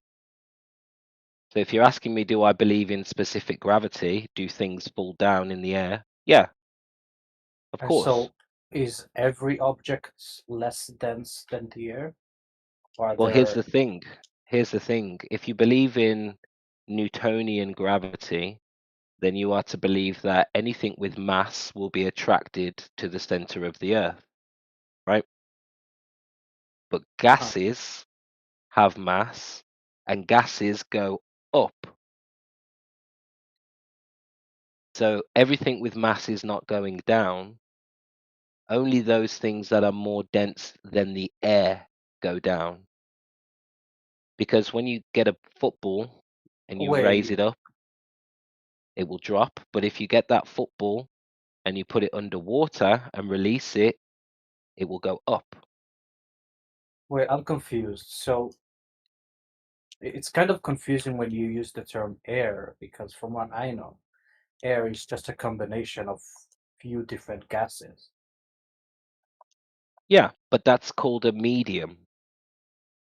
So the air is the medium in which we're discussing. So the up and down vector is determined by the medium. So what I mean by that is the same football that goes down because the football is more dense than the air will go up underwater. The air in the football makes the ball less dense than the water. Yeah, but you said something about gases that go up. So can you elaborate on Yeah, that for a second? yeah. So in Newtonian gravity, mass attracts mass. You understand that, right? Uh-huh. In Newtonian gravity, right? Does gas have mass? I guess, yeah. Yeah. So not everything with mass is being attracted to the Earth. Why is that? Why aren't gases going down I think like some everything else gases with go mass? down, no? No, no, no, no, no, no. Gases disperse into empty space. But like from what I know, like cold air, for example, goes down while hot air goes up, right? No, the cold air, in relation to the hot air, then the hot air will rise quicker.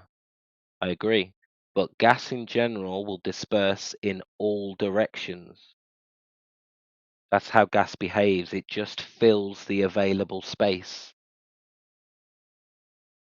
Right? So if mass is attracting mass and gas has mass, why are gases going up? Let me check that. And I'll tell you why. Because of Archimedes' principle, or specific gravity. Because it's medium dependent. The medium of the air is less dense than the object that you raised off the ground. So when you release it, the object will return to its equilibrium or its rest point. Okay, so one second. Gases denser than air, such as carbon dioxide, CO2, sulfur hexafluoride, argon, and propane, sink and settle in low-lying areas. These gases are heavier than nitrogen/oxygen mix of the atmosphere, causing them to pool in confined spaces. Yeah, but in a controlled environment potentially, but in general, you'll find carbon dioxide at all levels, all heights on the Earth. So what I'm saying is the gases are colliding randomly and filling space.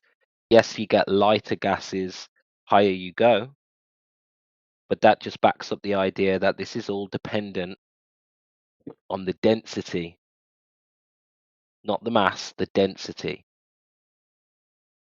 Because what's determining whether things go up or down is the medium.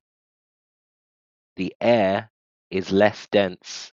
And when I say air, I'm on about in general the atmosphere, but that atmosphere is a term I don't use because gases cannot have an inherent shape. You know, the gas doesn't make balls. But I say atmosphere as if to say the whole atmosphere, as in all of these gases mixed together, have created a medium. And in that medium, things that are more dense than it will drop and hit the ground. Things that are less dense than the air will go up. Okay, So there's so no the point to this explanation is there is no force of gravity, and we don't need a force to describe why things go up and down. If you have a look in the side chat here, Jager Bruno has shared something called a density cylinder. This will show you the types of objects in different mediums and how they react, whether they go up or down, depending on the density of the medium. okay, No so force, gravity. Yeah, go ahead. uh, just a small search. Uh, they answered this, and I want to hear your explanation, like your answer. So somebody asked, like, how come smoke and other gases rise, but other things fall down? And somebody answered, they do get pulled by gravity, otherwise the Earth wouldn't have an atmosphere. When you see these gases rise, the density of the air around it is higher than the density of the gas, so the air around it gets pulled harder by gravity, causing the gas to rise.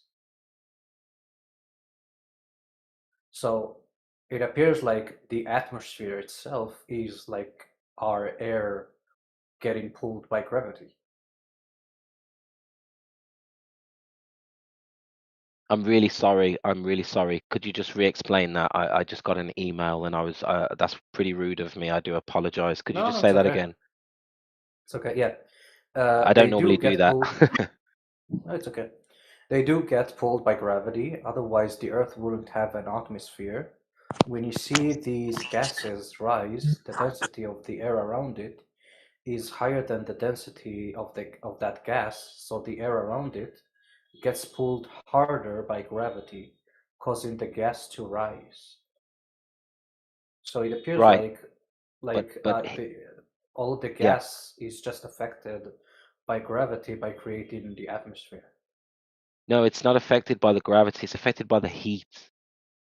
The heat is a key indicator of pressure.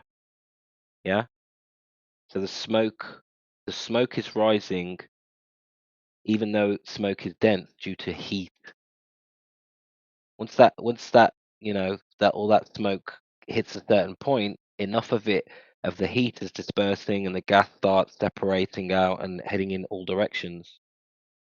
The problem I So have with what you said, Mhm. is the claim is gravity. You're already pre-assuming that there is something pulling on the gases in the first place. Now, you'd have to substantiate that because you can't have an atmosphere or gas pressure without some sort of container to hold it in. Now, I know you're claiming that gravity can hold it in, but you haven't demonstrated that there is even a force of gravity, and you can't demonstrate that gravity can contain gas. So So what is there's the two atmosphere then? assumptions. There's two assumptions. So the atmosphere is a gas pressure. Yeah, gas Uh-huh. pressure.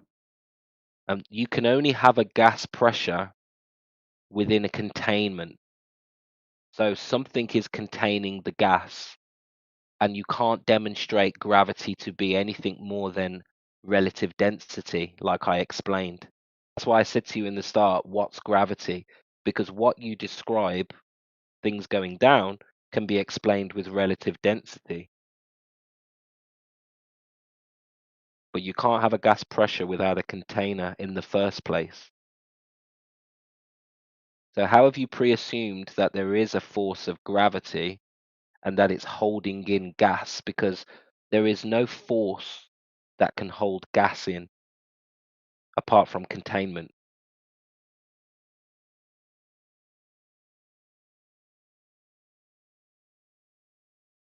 The atmosphere must be contained. There's no way about it. And there isn't a force of gravity that you can demonstrate that can hold a gas. Never mind any force in the first place, because the example you gave was relative density. Do you see the issue here?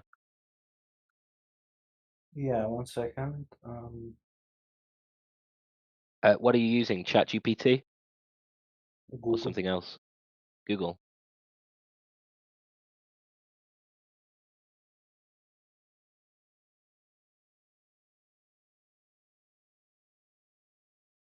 He's using Jew GPT, the Jewish GPT. Funny because I am Jewish. Yes, I know.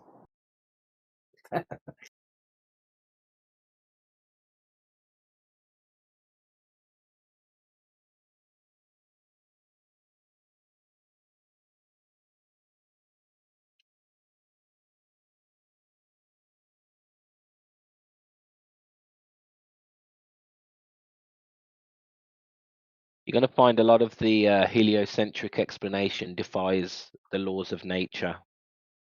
You can't have gas pressure next to a vacuum. A high pressure area like an atmosphere next to a low pressure area like a vacuum is impossible. And if you look at the side chat, Jimmy Will has posted the concept of entropy, which is the second law of thermodynamics.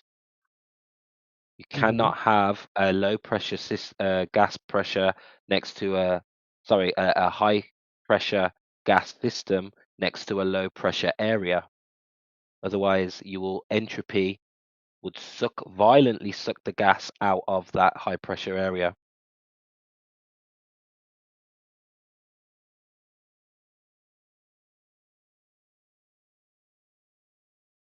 So the globe idea violates the second law of thermodynamics.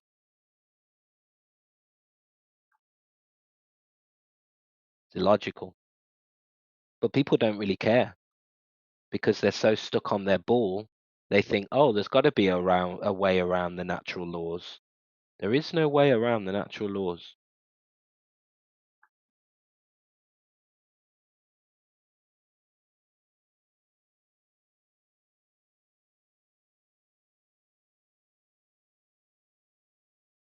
Gas must be contained in order to have a gas pressure.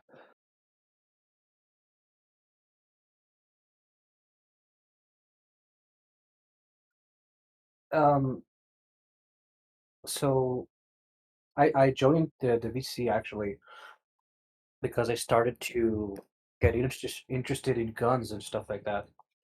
And so I watched a video of a sniper, and they said there that like the bullet drop is because of gravity and the fact that as a sniper you have to do a lot of math. Do you guys think that these concepts that they rely on to hit their shots are fake? Are they using like calculations that's just happen to work? Or like what's going on there? No, they're very clever. They're using the concept of relative density, which would be weight. Yeah? Anything with weight will have a drop over distance. Okay? Because that bullet is more dense than the air. So once that bullet starts losing momentum, then the bullet would start to drop. Now they call that gravity, and they say we have to make calculations due to that, which is true.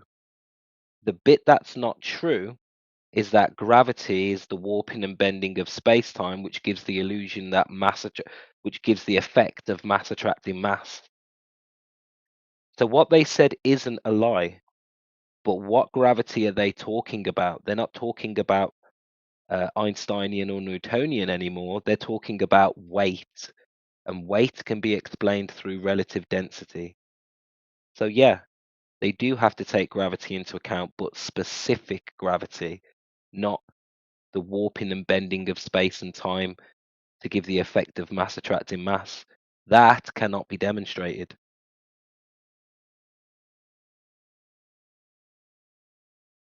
Wait, so does the density determines the weight, or is that like a different thing? Yeah. Yeah, to a certain degree, yeah. And over Oh, time, in a long distance drop, anything more dense, if you could drop two objects, the more dense object will gather momentum.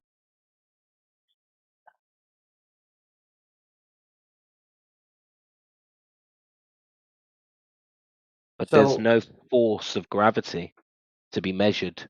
And this is mainstream. You can Google this. Google, you're on Google, so why don't you ask Google if gravity is a real force or a pseudo force? And it will tell you it's a pseudo force because it's not like magnetism where you can demonstrate and do experimentation with the forces. They're just talking about drop, and they're giving you a wait, theory as to what you causes that drop. you interest me. What should I search exactly? Does is Is gravity a real force or a pseudo force? And it'll tell you that gravity is a pseudo force, but we treat it like it's a real force because there is drop. There is drop. We're not denying there isn't drop. What we're denying is that space and time is being warped, causing two masses to move towards each other. In uh respect to the Earth, there is mm, no demonstration of that force.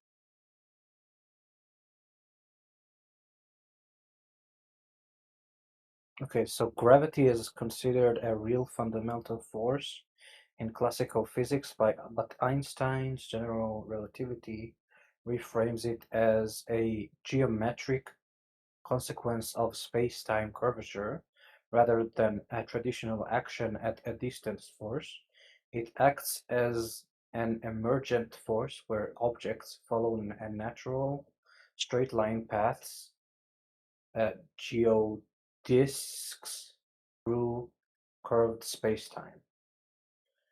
Conclusion: gravity is a real phenomenon, but it is not a force in the Newtonian sense. It is best understood as a geometric force or an emergent consequence of warped spacetime.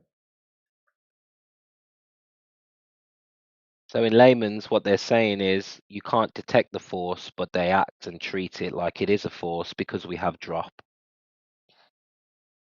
We're not arguing that weight exists. Of course, weight exists, but we're telling you that direction is caused by density of the medium.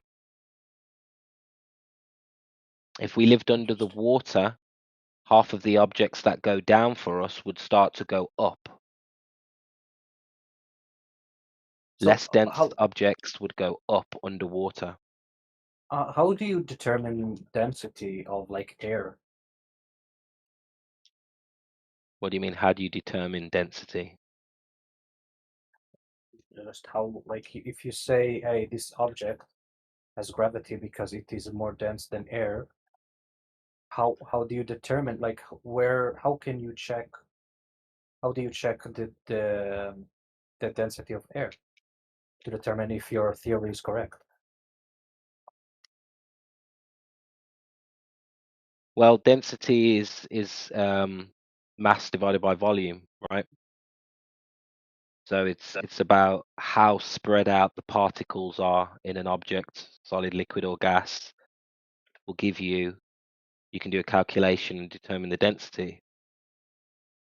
So the density is about well, I'm using mainstream terms here, but the way the particles are oriented in an object. So I don't know. Like when we're using the term air, it's kind of vague because like air can like one air from a certain area can contain different things than air from a certain other area, right? So unless we use like oxygen and stuff like that, you can't really know exactly what you're measuring, right? Yeah, but we know the Have to constituents of the atmosphere. the baseline. That's why you have Fahrenheit, Kelvin. What's the other one? Celsius. And based off that, you would make a comparison of what something is relative to the other. Again, relative density. What are you talking about, guys? You're saying, how do you determine the density of air? You would make an arbitrary system so that you could now create a baseline. If you set your baseline to the bottom of the Marianas Trench, right? If you said the bottom of the Marianas Trench was 14.7 psi, right? And then you came to the surface where you're breathing right now, what would the comparison of density be? Would you be in a vacuum? I don't know. Tell me. I don't know. Comparatively, you would be in a vacuum because your baseline pressure would be the bottom of the Marianas Trench pressure. But now you're at the surface of the ocean. You take a deep ocean fish and bring it to the surface. He no longer has pressure being exerted on his body. And now his organs begin to come out of his body because the water is not compressing his body and keeping the organs inside. So now his eyes start oozing out of his head and he dies. Sounds like a good All of way to your go. gravity and density and weight is going to be based on the environment that you're living in. It's an arbitrary baseline that's been made into a standard. I'm curious. So all these scientists that claim that these principles are correct, are true, and you guys are wrong. Do you think they're just mistaken? Like, what's going on here? They don't have piece of the puzzle, or what? Like, how come How they come the math disagree with works? you? Because they have a model. They Uh-huh. have a model, and we don't have a model. Now, why don't we have a model? Model of Because what? of how they think things work. They have a model, okay, and they have decided this is the best explanation. But Uh-huh. the majority of people have not gone back to test the fundamental claims of the model. Scientists are not out here asking the question, who has ever measured the Earth to be a ball? They are taught from kindergarten age, of course the Earth is a ball. The ancient Greeks figured it out. So 90% of people do not even question. And when they look at the math, they don't question whether this gravity that they've been taking into account is weight or a force. They'll be like, oh, okay, we can't measure the force of gravity, but we know it's there because we get drops. So we just call this drop or weight gravity. And gravity, we've been told, is the warping and bending of space-time. They can't check that. there's no experiment you can do to confirm that. So they take it on face value, and the math works because it's half correct. There is drop, So but the how many the cause is what's being called into question by us. But most professionals don't question the cause or whether anybody has actually gone and directly measured these things. They just so refer to the model. forgot my question. Fuck. Sorry, I just wanted to make sure you got that. It's like most people aren't lying. You know, your teachers aren't liars. If you say it's a globe, you're not a liar. We're not saying everybody's lying. But what we are saying is most people don't realize that nobody has measured gravity, nobody has measured curvature, and nobody has measured the rotation of the Earth. They just believe it to be true. And then they Yeah, build okay, on yeah. top of it because we have a model. Yeah, you And the said model you said works to a that certain degree. you said that scientists aren't like doing testing and aren't fact checking things, which I do agree with you. I do see that happening, but out of those who do ask the questions and do try to determine, hey, the things that they taught me, are they correct and stuff like that, how many of those do you think are starting to like get to your side? Oh, there's a lot. The How problem many of is them? How many of they them in percentage wise do you think? oh, I don't know. But there's possibly 17.5. there's possibly millions and millions of flat earthers at different levels of capability. You know, we've got teams of there's teams of scientists who are dedicated to flat Earth, you know, but they have been outcasted from their field, and now they're called fringe because they no longer have the funding and the backing because they've been questioning fundamental principles when that's not what they were paid to do. So most of the scientists and professionals within science who become flat earthers will get isolated and they won't get their funding. So some of And these guys keep it secret, and the ones who go public, you don't hear from them again. You know, only through the flat Earth communities when they do their little experiments. We've got laser tests done by some really, you know, really credible people. We've got all sorts of observations done by surveyors. We've got pilots, you know, that are all saying the Earth's flat, but you won't hear about them on the news.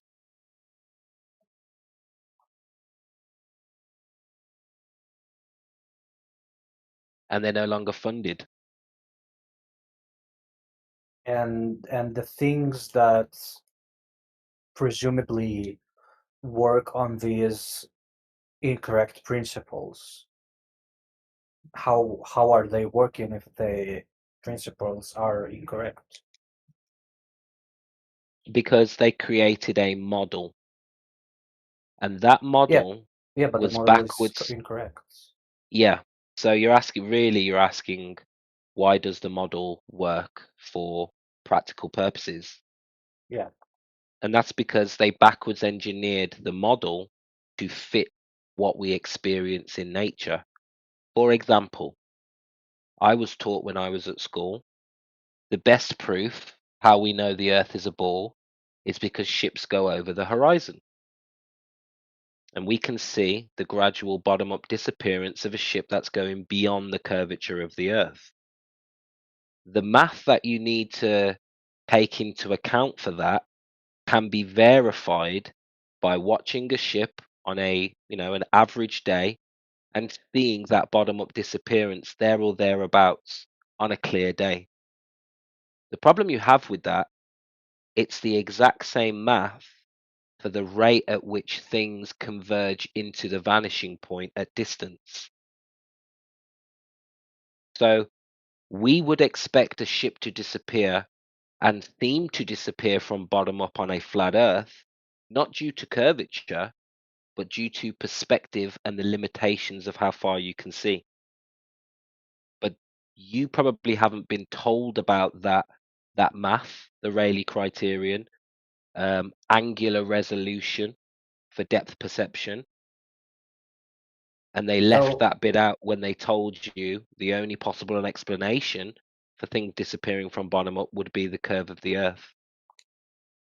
So they backwards engineered their model from perspective and what we see in reality and in the stars, and they've made the ball this size.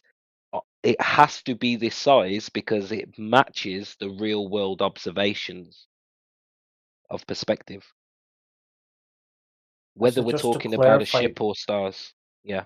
Sorry, go ahead. so just to clarify, you're saying that like the things that are rooted in these principles are just like happen to also work On a because flat of Earth. like say again? Yeah, sorry, I interrupted you. I said that these observations are also what we would expect on a flat Earth. Yes. Ships disappearing from bottom up, sunsets, the angles to the stars are following a rule of perspective. It's just we're not taught the math for this perspective, and the only exposure we get to it, unless we go and look into it, is through art class. When you try to draw something with depth, and you want to draw something that's in a far distance from the observer on a picture, then you need to take into account this angular resolution and this Rayleigh criterion, where things converge and get smaller in the distance. But we're not taught that. We're taught this could only be possible because of a globe. Okay, so earlier you said that you don't think people are lying, scientists aren't lying, and teachers aren't lying. They're just like incorrect. They were taught something and they never questioned that. So, but then what do you think about like astronauts and people who say that they work on rockets and stuff like that? Yeah, they still do their jobs. So somebody who's making component, if you know anything about satellites and rocket industry, it's very compartmentalized, which means one company makes the toilets, one company makes electrical components for this. Somebody makes all the parts are separated by separate companies, private companies, and then they send it to NASA where it's assembled. Okay, so they don't know much about space travel. They don't have any interaction with space. Those who are building rockets, they're just providing parts to NASA. Now, when it comes to astronauts, there's only a handful of astronauts who have claimed to have gone to actual space. That means beyond the Kármán line. Yeah, There's a so you handful. think they're paid off? It's lies. I'd put my neck out there and say I'd say those are the liars. Those are the ones who are lying. But everybody else who's working normal jobs at NASA, engineers, they're just doing a job, and they probably think these rockets are going into a vacuum in the sky. They don't have a way to confirm it either way.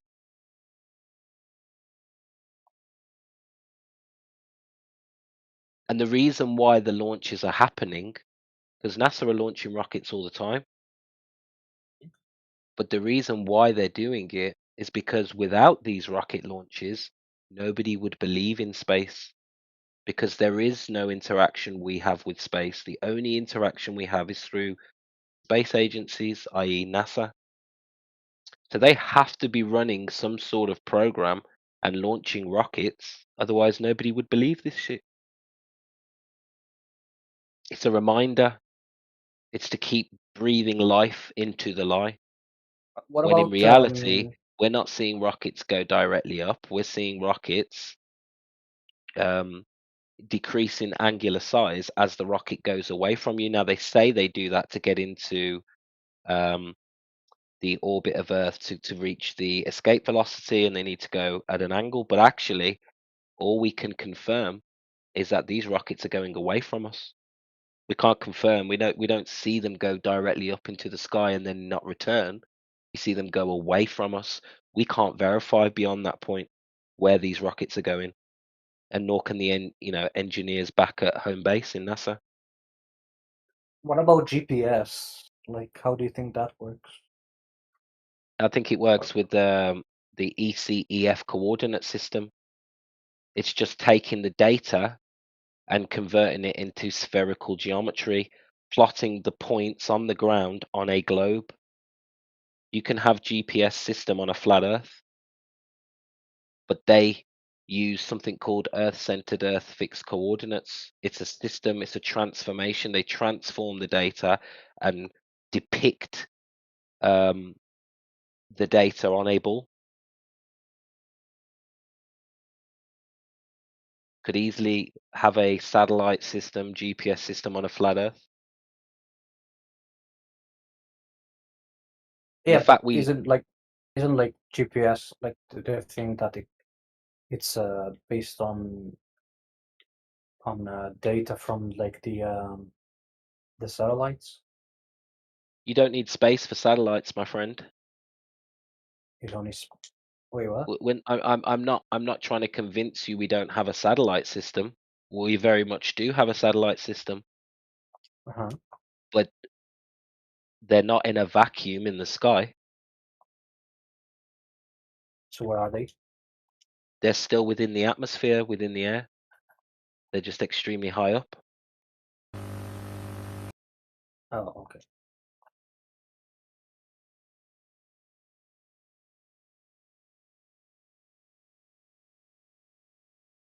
You don't need space to have a satellite and GPS system. But because people think satellites and GPS is coming from the vacuum of space, they think that is proof that we live on a ball. But they can't confirm whether these satellites are in a vacuum in the sky. Wait, so if satellites are just really high up in the atmosphere, how come they can't take pictures of the flat Earth and like show us like get a map?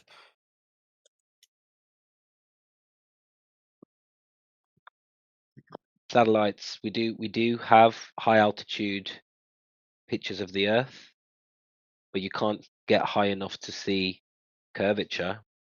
So they have to create a ball from the data that they take. They take strips of data from high altitude planes and balloons and whatever other equipment they're using at high altitude. They take imagery of the Earth and then they stitch it on a ball and use longitude and latitude coordinate system, and they transfer the real world positions onto a ball. No, I'm talking about you guys, like the flat earthers. Why isn't it possible to get a picture of the flat Earth or like the shape of it or dimensions or a map of like if we have satellites? Because even on a flat Earth, you can't get high enough, my friend. All you're Hi gonna guys. see, is the ground, and high altitude balloons show you no curvature. They show you, if you look in the side chat now, old dude and Cinderfella are posting images right now. Yeah, when you get up Yes. 20 miles above the Earth, this is what you're seeing. You always see, no matter what height you're at, you always see a flat horizon. This is the Hormuz Detroit. This is what? The Hormuz, Detroit. I don't know what that means.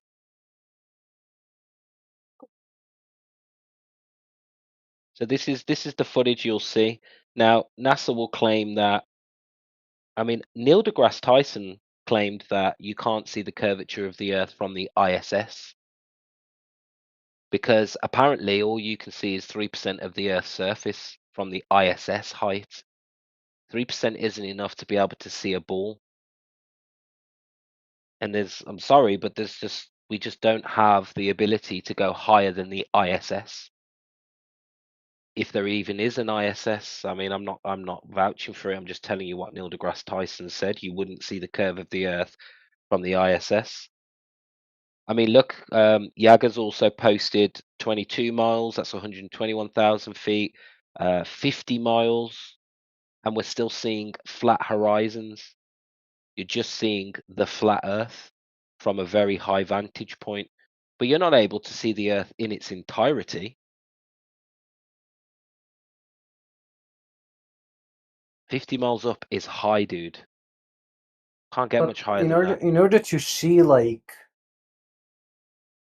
a big curve, you would have to go to so high that like you would basically see the Earth as a ball.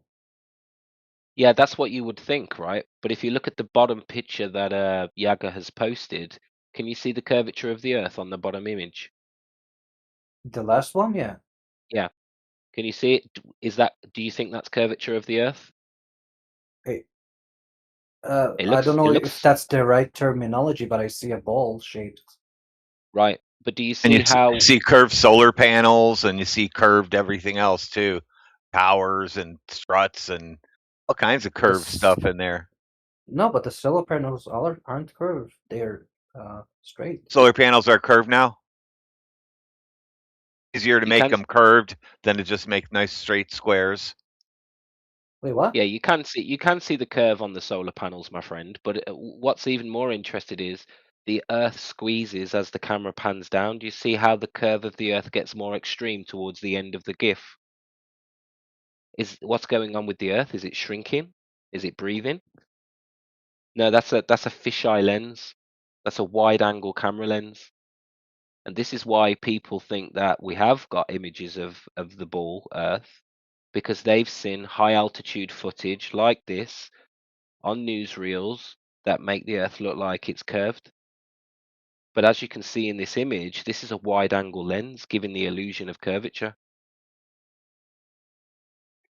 Now, if you look up to the other two images above that, this is what the Earth looks like without a wide angle lens, and you've got a 360 panoramic view here at 6 minutes past the hour.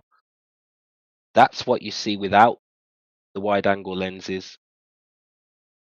You see a flat horizon for a 360 because the horizon wraps around you. It's the limitation of view. And it's flat, it's horizontal, which is the root word of horizon, horizontal. It's always horizontal at any height. So no, you don't see the curve at any height. But you probably have seen what looks like a ball because you've seen wide angle lens shots. Look, Triangle, thank you, Triangle, he's posted a few more. Look at these images. See how the curve goes in concave at a certain point. The curve is now curving the wrong way.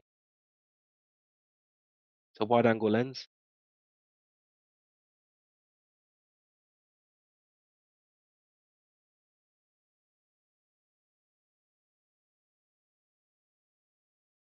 The guys are on fire tonight. Cinderfella's just posted a image from the ISS, Chinese spacewalk apparently. Look how flat that horizon is from the ISS, 250 miles above the Earth's surface apparently. Now I'm not convinced that they are 250 miles above, but this is footage directly from the Chinese on the ISS with a flat horizon. How did they measure how high they are? Oh, I'm not even going there, Triangle. I'm not even going there. I'm just playing devil's advocate here. If it does exist and it is 250 miles high, then why is the horizon flat? I'm not saying it is. I don't believe it is. But if it is, the horizon's flat at that height.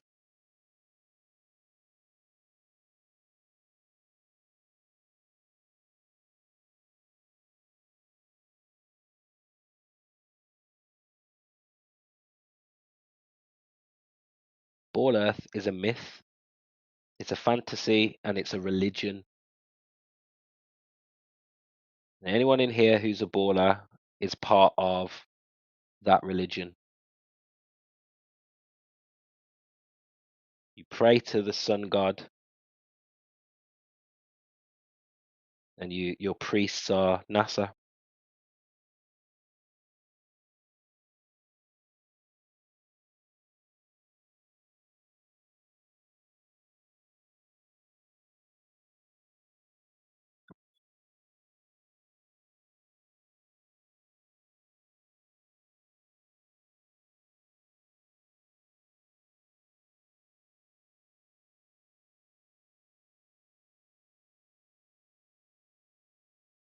And I'm not trying to offend anyone by saying that. I'm just trying to provoke some thought here, because everybody's buying into a story that has no evidence. It's not even logical. And we have more than enough evidence to debunk the curvature and the motion. We don't experience a ball.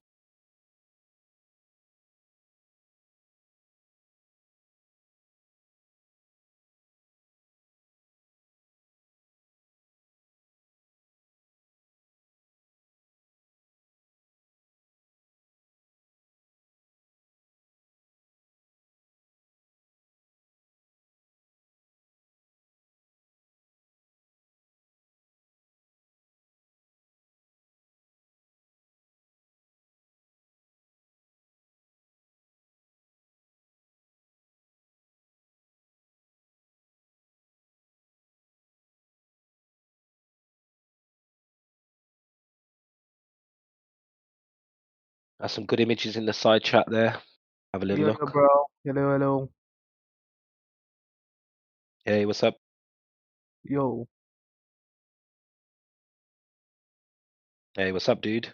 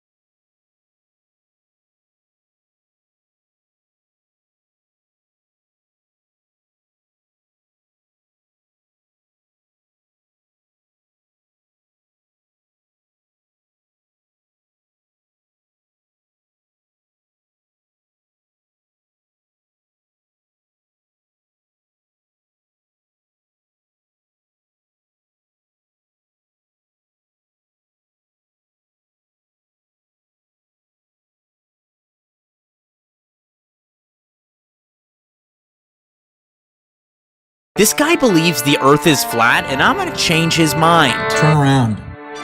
I'm sending a boat out to the horizon, and he's gonna see if it disappears bottom first, like it should on a round Earth. We set up $10,000 telescopes and waited together for the truth. At first, this was our view from the telescope. As you can see, the boat is still above the horizon, but a few miles later, it started to look like this. I don't know. It looked a little fuzzy. And eventually, it was looking like this. I think it's interesting. But our flat earther wasn't buying it. I don't know if it's a zoom thing. So we took him to the top of a building to see if the boat would reappear again, because we're looking over the Earth's curvature. And I could see the boat. It's a different view. It did, but I couldn't tell if I convinced him. So I hooked him up to a lie detector to ask him myself. Would you say that you now believe that the Earth is round?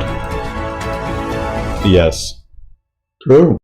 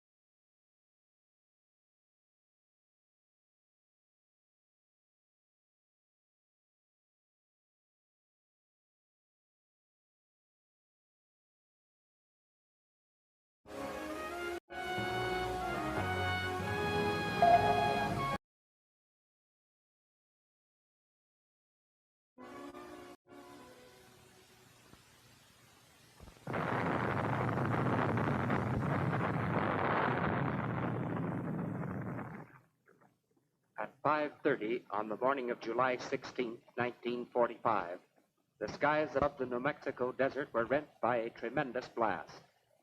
Man had released in the atomic bomb. Everything about melted in the blast. The steel tower which held the bomb just disappeared. The sand on the surface of the desert melted into a volcanic glass. These are pieces of that fused sand from the desert. The brownish streaks are traces of the molten steel from the tower. In that blast, the sand itself was rendered dangerously radioactive and will remain so for many years to come. This instrument is called a Geiger counter. It detects the presence of this radioactivity.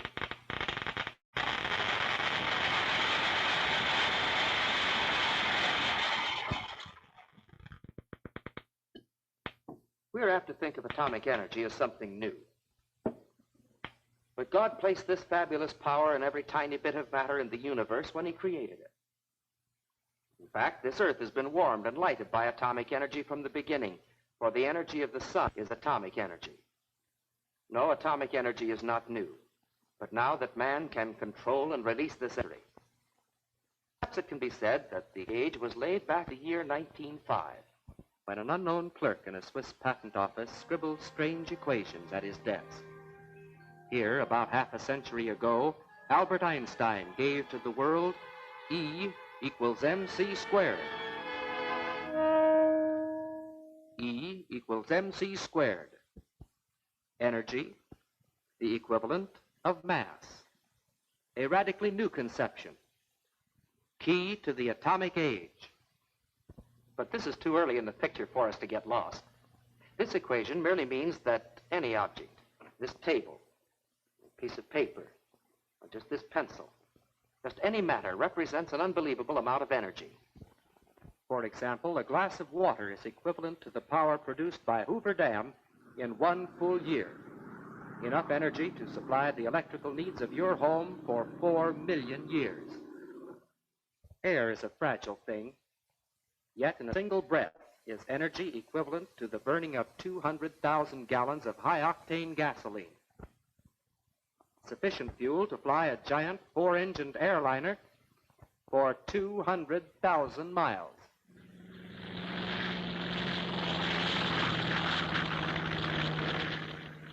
Within just the paper of a railroad ticket is enough energy to power a cracked diesel-electric streamliner 3 times around the world.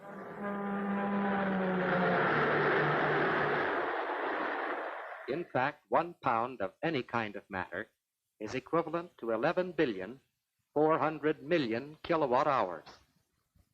Of course, this doesn't mean that we can just pour a glass of water into the gas tank of our family car and start off on a trip around the world. But the energy is there, hidden down inside the tiny particles of which all matter is made. These particles are so small that if we had 1,000,000 of them in a pile, we couldn't see the pile. There are a number of ways that we can detect their presence, even if we can't see them. For example, in this tiny bar of steel, there are untold numbers of these particles. If we bring a magnet close to the steel, we say that the steel becomes magnetized. Well, actually, what we mean is that tiny crystal domains or groups of molecules inside the bar are rearranged or lined up by the magnet. Now, it seems inconceivable that we should hear this rearrangement, but with a simple coil of wire and a high-gain amplifier, it's possible for us to hear the resultant of this movement.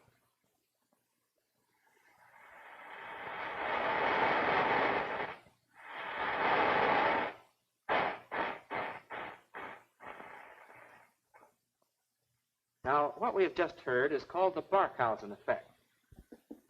We hear a lot these days about the problems of supersonic flight. At certain speeds and under certain conditions, air can, in effect, be just as solid as a brick wall. Well, air, like a brick wall, is made of particles that have definite size and weight. It seems that, for some reason, the speed of sound is the critical point in these problems. Well, the speed of sound also is related to the size and the weight and the speed at which these particles travel. But here, let me show you. This is a cylinder of helium. As you know, helium is a very light gas. That means that the particles of helium are lighter than those particles in air. Now, sound travels faster through a gas in which these particles are light than one in which they're heavy. I'm going to fill my lungs with helium, then you notice the difference in my voice.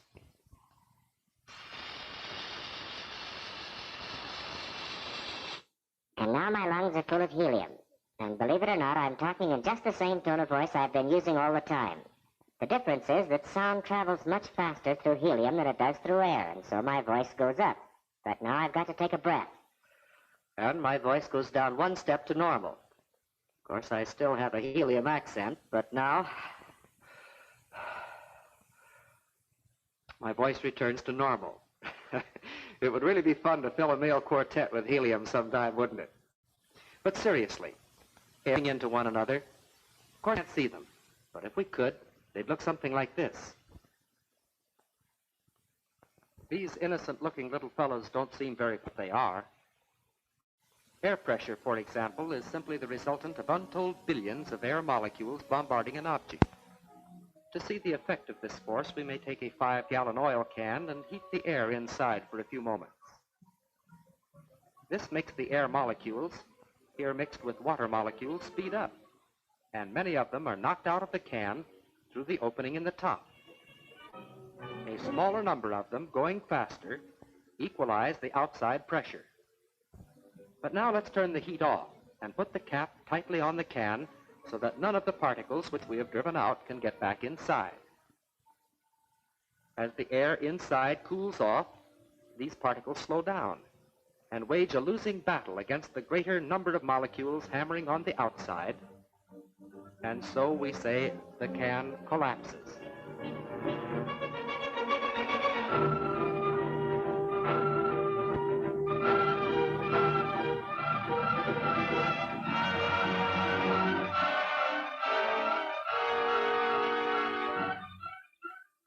Of course, we can't see these particles even with a microscope. However, it is possible to see smoke particles so small that they are actually buffeted about by the air molecules. Into a smoke chamber, we draw the smoke of an ordinary match. And then place it on the stage of the microscope. Although the smoke is drifting within the chamber, if we look closely, we can see the tiny smoke particles being buffeted by the invisible air molecules. We've just seen, but there's a... Remember... Sure you do. H2O, the commonest substance known to man, water. To grasp what this simple formula really means is to understand some of the most basic laws governing the structure of matter. In laboratory, electrolysis apparatus may help us discover why the chemist has given water the symbol H2O. The glass tubes of the apparatus are filled with water from the reservoir above. At the base of the tubes, an electric current is caused to flow through the water from one platinum-tipped electrode to the other. Immediately, bubbles form and go screaming upward. As the gases begin to collect in the tops of the tubes, we notice that more forms in one tube than in the other. This means that one electrode is liberating more gas than the other, as the process of electrolysis takes place. Graduated scales on the tubes indicate the proportion in which these gases are released. On one tube, we read 6. On the other, 3. The greater amount of gas, when tested, burns with an almost invisible blue flame, hydrogen. The other gas causes a glowing splint to burst into flame. This is oxygen. So we say that water is composed of 2 gases, hydrogen and oxygen, combined in a proportion of 2 to 1. 2 particles called atoms of hydrogen are combined with 1 atom of oxygen to form a molecule of water, H2O. So, molecules are made up of atoms. But atoms themselves are not solid. They, in turn, are made up of other particles. For example, the hydrogen atom, simplest of them all, consists of an electron revolving about a nucleus, in this case a single proton. The atom of oxygen is more complex. Oxygen has 8 electrons revolving about its nucleus, which consists of 8 protons and 8 neutrons. The electron, proton, neutron. 3 fundamental building blocks from which all matter is made. I don't know how anyone can see the intricate design and mathematical perfection within the material world without pausing to wonder at the greatness of the God who planned it all. But nowhere in all of nature is the active presence and the infinite power of God more evident than in the forces which hold these particles together. But let's read about it. In the first chapter of Colossians, "For by him were all things created, that are in heaven and that are in earth, visible and invisible, Whether they be thrones or dominions or principalities or powers, all things were created by him and for him. And he is before all things, and by him all things consist. Now that word consist in the original Greek literally means hold together. In other words, by him all things are held together. Yes, it's God's power that binds these particles together. Unbelievable power within the atom. Now in the past we've known that there was energy present in matter. But we did know that when some chemicals unite, heat is liberated.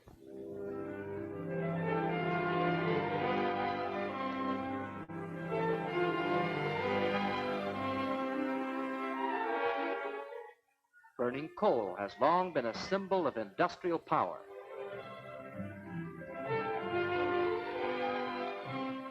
In fact, this energy from within matter is the lifeblood of industry, of commerce, and transportation. All this is energy from within matter.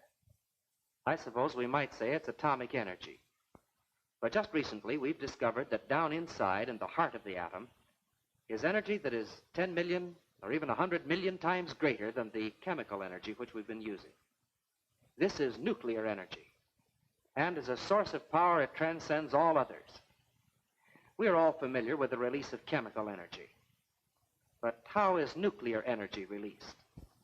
The proton-lithium nuclear reaction is a simple but good example. When a proton, the hydrogen nucleus, penetrates the nucleus of the lithium atom, two atoms of helium are formed, whose weight is less than the proton and lithium combined. This difference in weight has been converted into 17,300,000 electron volts of energy. Just checking if any globe earthers have any questions. Perhaps Miguel, if you have any questions about the topic, let us know. Or Milk. And I've just started an event, so maybe some people will join. And until then, I'll keep playing the show.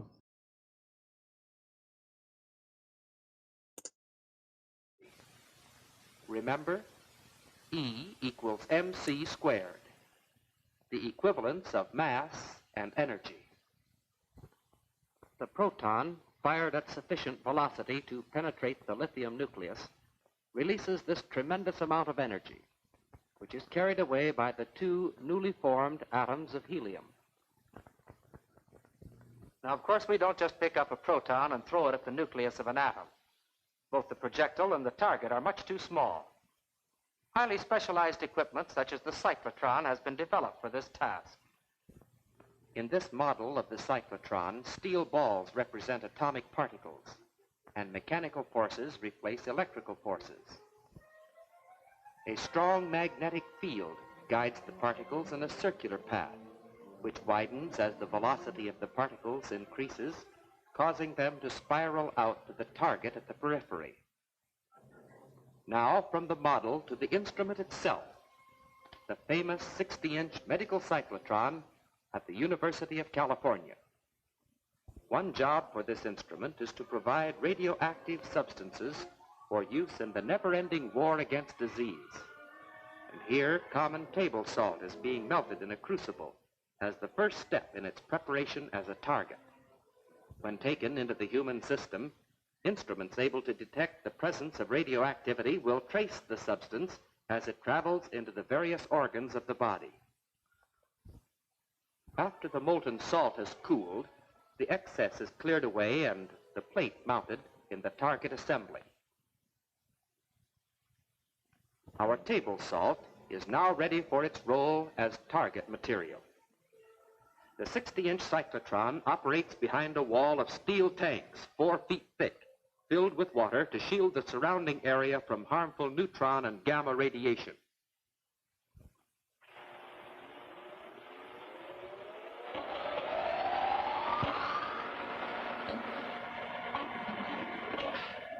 In the controls behind the protective barrier, the operator puts the cyclotron into operation.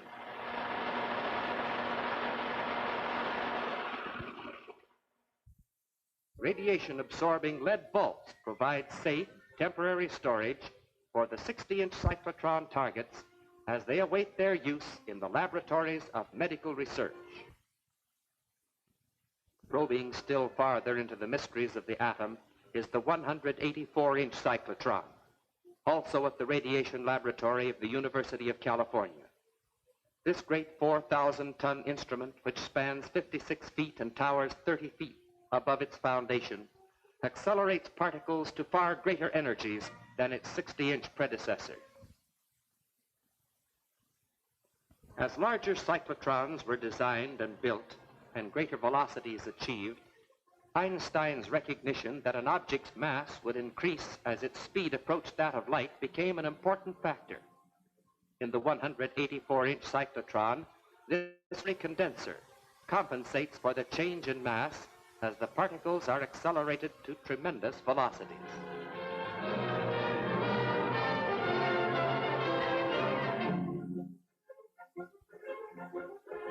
Behind the perforated copper shield is the cyclotron's D, or accelerating electrode, to which is applied the high-frequency voltage.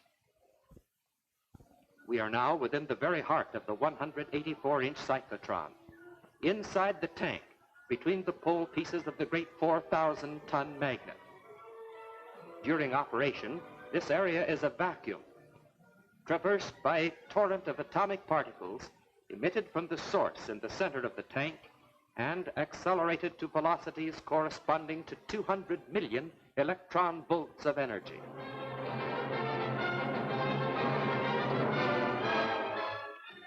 Outside the tank, operating through a vacuum seal in the tank wall, is a power-operated probe which holds the target and explores the beam of particles within the accelerating region. The cyclotron and similar instruments have proved to be powerful tools of research, laying the foundation for much of our knowledge of the atom, knowledge which was put to test that July morning of 1945 in the New Mexico desert.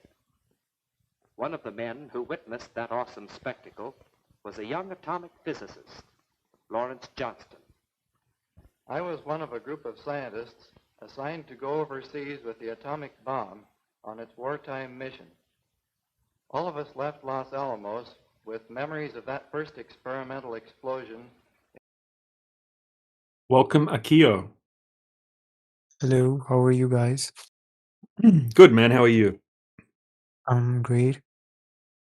Welcome to the channel. Let us know if you have any Much. questions. Have you What looked? are you guys basically discussing here? We were just listening to a video about atoms and something like that. But yeah, we're discussing the flat Earth topic in general. So you all believe that Earth is flat? Some people in here do, and some people in here think the Earth's a globe. Okay, and you guys are coming to a solution by discussing. No, we've already come to a solution by actually testing the Earth. Now we're showing people the tests. Okay, you guys can carry on. I would like to see that as well. Sure. Well, just give me a second. Sure. Okay, so I'll show you a test that's been done. Right. So Sure. do you know what the size of the globe is? Like the radius value, for example? It's okay if you don't. No, I don't. I'm sorry. Okay, so they tell us the radius value of the globe is 6,371 kilometers, Mm-hmm. or 3,959 miles. Okay, so it's a straight line from the center to the outside. Okay, Okay. so now they tell us also that 70% of the globe is covered in water, oceans and Mm-hmm. lakes, that kind of thing. Now, if 70% of the surface of the globe is covered in water, right, it means the water would have to be curving at a specific rate due to gravity, due to the size of the globe. Okay, and we can calculate exactly how much that water should be curving over distance. Mm-hmm. Right, so if we get a known distance, let's say we have a known distance of just for an example, say 20 miles. Okay, 20 miles is about 34 kilometers. And we can calculate that over that distance, there should be just under 100 meters of curvature, or 266 feet of curvature. Mm-hmm. Okay, so then we can test over the surface of the water to see if it's curving, because if the Earth is a globe, that water Mhm. must be curving that amount. So if basically, if something goes beyond a certain distance, right, and I'm standing, like, let's just say we have a 20-mile lake, okay? I'm standing on one side of the lake, and I'm looking across the lake, and the target's 20 miles away. Mm-hmm. Right? Say my height is on the other side of the lake, 20 miles away from me. I shouldn't be able to zoom in across the lake and see them because they would be hidden behind the curvature of the Earth, right? Mm-hmm. Yes, that But makes sense. yeah, exactly. So it turns out that we can zoom in across a 20-mile lake and see someone standing there, or see something, an object in totality Mm-hmm. on the other side of the lake. So then we go and test another place and another place, and then we can shoot a laser beam across the surface of the lake. And this has been done probably thousands of times now, and we can't find any curvature. And we're just showing people that. We're showing people, hey, look, we get told this information, this mathematics about the globe, right, or Earth, and then when we go and test it in reality, it doesn't match up. It's there's no curvature, but that curvature would have to be there if the Earth's a globe, Mm-hmm. and it's not there. So that's something that needs to be addressed.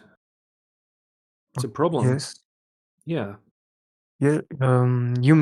Your logic makes sense. I'll not lie, but I think Mhm. I'll have to do research on my own accord as well Yeah, of before course, of coming course. to a I wouldn't conclusion. expect you to come to a decision or anything like that. Mm-hmm. Just think about it. Obviously, there's a lot of questions. You'd have to look at the tests that are being done. In the future, you could do your own tests if you wanted to. But yeah. Look, have a look. Can you see the side chat? Can I see what? The side chat. You know, the text. Let me check. Yes, sir, I can. All right. So, just a second. Right. So we have an observation in the side chat where the guy, he sets his camera up at the ocean, and it's just 1 Mhm. meter above the surface. Hey, what's up, guys? What's up, James? Good to see you back, man. I just have a question because yesterday I was banned from the VC chat for no apparent reason. So I mean, yeah, just that guy seemed a bit sentimental for some reason. Yeah, I don't know, man. I unbanned you from the chat, so it's all good now. I appreciate that. Yeah, no problem. All right, so Akio. Okay, Yes, so we sir. have a 1 meter observer height. Okay, so that means that we can calculate how far away the horizon should be. Mm-hmm. Now, on a globe, here's a diagram, just to make it really simple. Okay, so on a globe, the horizon is a byproduct of the curvature of the Earth. All right, so can you see the GIF that I just the picture I put in the side chat? Yes, sir. Yeah, It's so a I'll just YouTube screenshot of a YouTube video. yeah, I put it's a GIF off a video that's Okay, hosted okay. online, and then we have a picture underneath it. Okay, Mm-hmm. screenshot. Okay, so this is what a horizon would be on a globe. Okay, so a man standing on a sphere would observe the physical geometric horizon at a certain distance, which on the diagram is represented by the red and yellow circle. Mm-hmm. Right, the physical geometric horizon is the maximum distance that the sea and sky can be observed to meet. Mm-hmm. Okay, so that distance based off a 1 meter observation height is the following. Okay, so if you have a look at the screenshot, the next screenshot I put in the side chat. Distance to the object 11.2. Yeah, so when he zooms in, you can see some windmills in the GIF, Mm-hmm. the GIF file. Yeah, so when he zooms in, you can see some windmills. So the windmill on the far right-hand side, that's 11.2 miles away, which is 18 kilometers. Mm-hmm. Okay, so that's Yes, sir. that's the object we're gonna do the calculation from. Okay, so we got the eye height levels 3.5 foot, which is 1 meter. And then we got the distance to the object 11.2 miles, which is 18 kilometers. And then we got the calculator will tell us the distance to the horizon on a globe. Okay, 2.29 miles or 3.4 kilometers. That's the distance that the horizon line should be on a globe. You shouldn't be able to see any more water beyond that horizon. So Right, that's the what are we maximum supposed to distance. see? You should see a horizon line at 3.4 kilometers away. So you Okay, should okay. yeah, so the bottom of Mm-hmm. so because the windmill is far beyond where the horizon should be, it should be hidden behind the curvature of the earth, similar to the lake observation example That I gave you you earlier. described earlier. Yes, Yeah, I remember. yeah. So the bottom 52 feet of the windmill should be hidden behind the horizon. Mm-hmm. Yeah, so 52 feet, that's 16 meters. That's like a 5-story building. If you can think about how tall a 5-story Mm-hmm. building is, it's pretty big.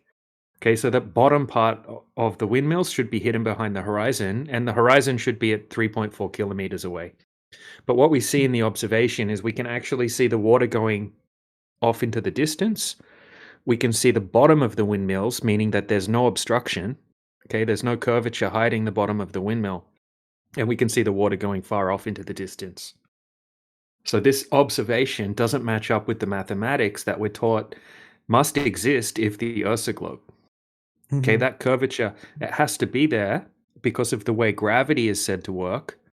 Gravity is meant to pull everything towards the center of the mass, right? The center of the sphere. So that means that the water would have to be curving at a specific rate. Everywhere on the Earth, the water would have to be curving. You can't have a distance of water that's not curving Mm-hmm. on a sphere with gravity. So that Okay. curvature would have to be there. If the curvature is not there, right, then that's a big problem for the globe Earth model. Yes. So based on these calculations, you think that Earth is flat, in Yeah, essence.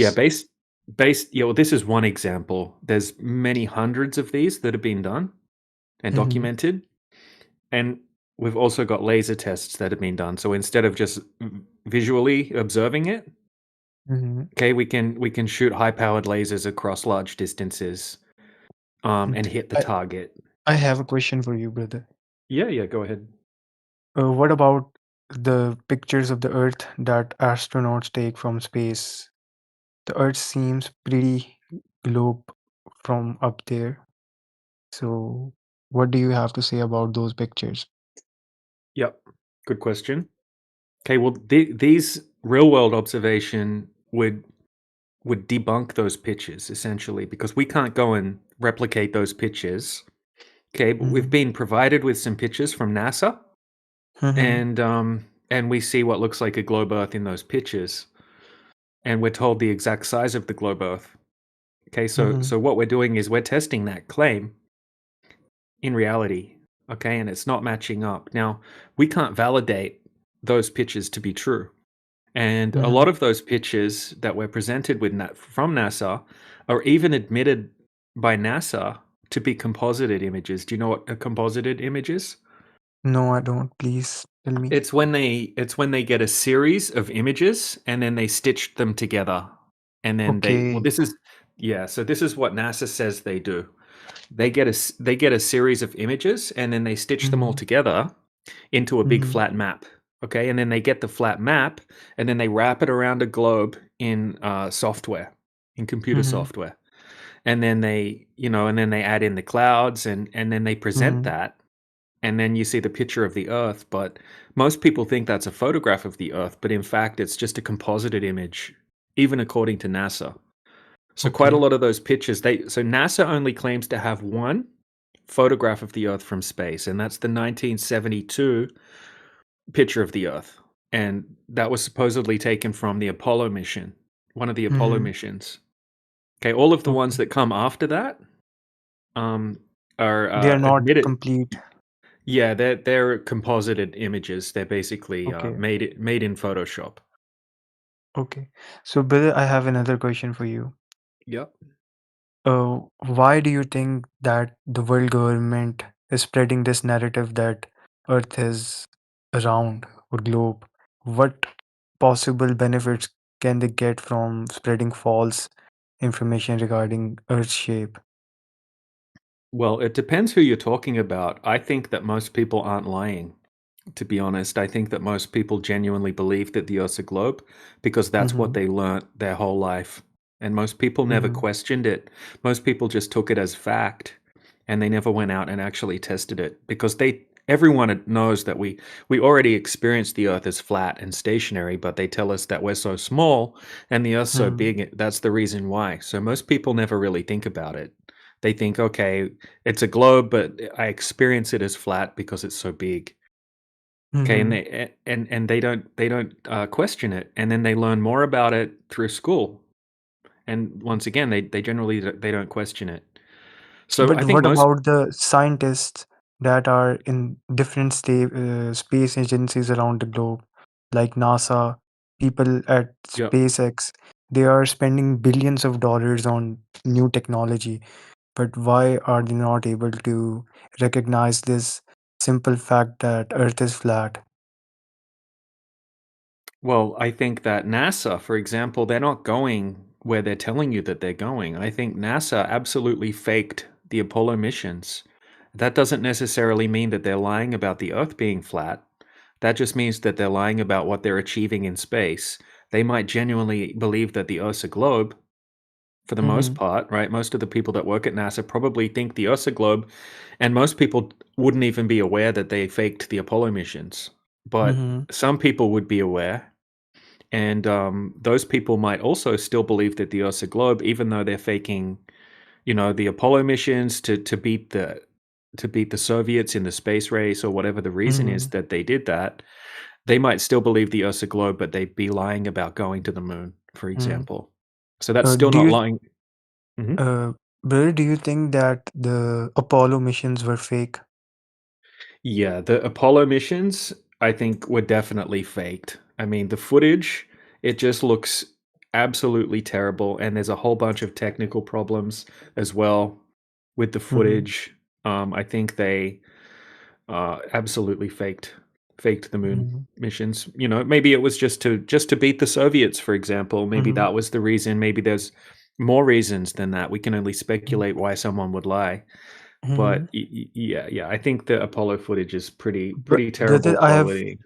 I have heard, I have not heard. I think this is a fact that after the USA reached moon, the Soviets also recognized their efforts to reach the moon. They said that it is true. So why would the Soviets, who are enemies of the USA, would recognize their such how should I put this?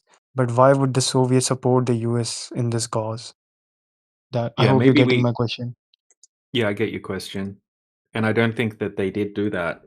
I mean, that's probably what you're going to see on the American media or even the worldwide media, which is generally controlled in, for the most part by the USA. Mm-hmm. Now, the head of the Russian space agency Mm-hmm. said that America faked the moon missions. I forget what his name is Okay. because it's a Russian name, but yeah, he said that America faked the moon mission. I can find you the links to that as well. And there's also a cosmonaut, a Russian astronaut, who said that if anyone tells you that men have been to space, they're lying to you. He said that in an interview recently. Mm-hmm. Okay, and now I just want to show you a little bit of footage in the side chat. Okay, so look, even just this footage alone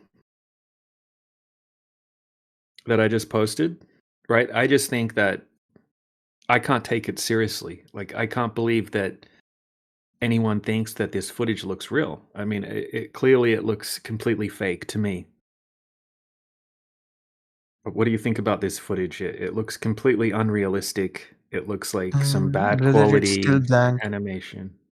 Oh, it'll still come up in loading. a second. Yeah, just wait a moment. That'll that'll come up. What So is I this think footage of? A quick question, guys. How can I link this VC to a different server to somebody? Is there like a share button for the VC itself? yeah, yep, you should be able to click the invite to voice. Where, I'm sorry, where would that be? I'm trying to find it right now. It's just next to the name of the channel. It's just next to where you get into the open chat. Yeah. Okay, sorry. I'm like, I don't do this often. Thank you very much. I'm gonna try to put somebody right now You're in right, Mo. VC, Glober, because All right. I don't do debates, right? And he just went on a fucking tangent, and I got gangbanged by 6 guys. So I just pointless. It's like you can't have a Muhammad conversation. style. Okay. Anyway, yeah. All right, cool. Yeah, bring anyone in here. But yeah, Akio, did the footage open for you? Yes, sir. I'm currently watching the footage, Yeah, and to so be that's honest, it seems AI generated to me. yeah. So exactly. Well, they had no AI back then. So this is Mm. this footage can be found on NASA's official YouTube channel, and Okay. also the Smithsonian Air and Space Museum channel as well, which is another very allegedly creditable Source.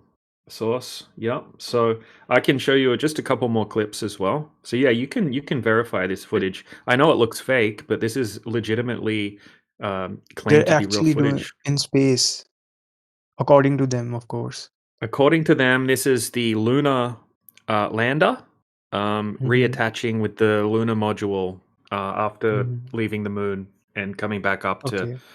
the orbiting lunar module. Okay, and now I'll post a video of the astronauts when they're supposed to be leaving the moon. Okay, so this one's from Apollo 17. All right, so here we go. So this is supposed to be them leaving the moon. Okay, so there's nobody left on the moon. And we've got the astronauts inside this thing, and it's taking off.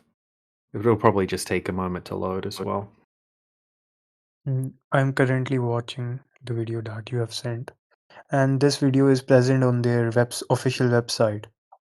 Yeah, like I'll type in right And it now. is from the So I've got you. 1960s. Yep. So I'll type in right now Apollo 17 lunar liftoff. Okay. So I've just typed that into YouTube, and now I'm just going to hit search. All right, and the first link that came up on YouTube is the Smithsonian National Air and Space Museum. Okay, and you'll see the same clip, basically. So this is claimed to be real footage. As crazy as that seems, they are claiming this is real footage. And also somehow they managed to pan the camera up, even though no one's left on the moon. They managed to pan the camera up and follow the little thing taking off.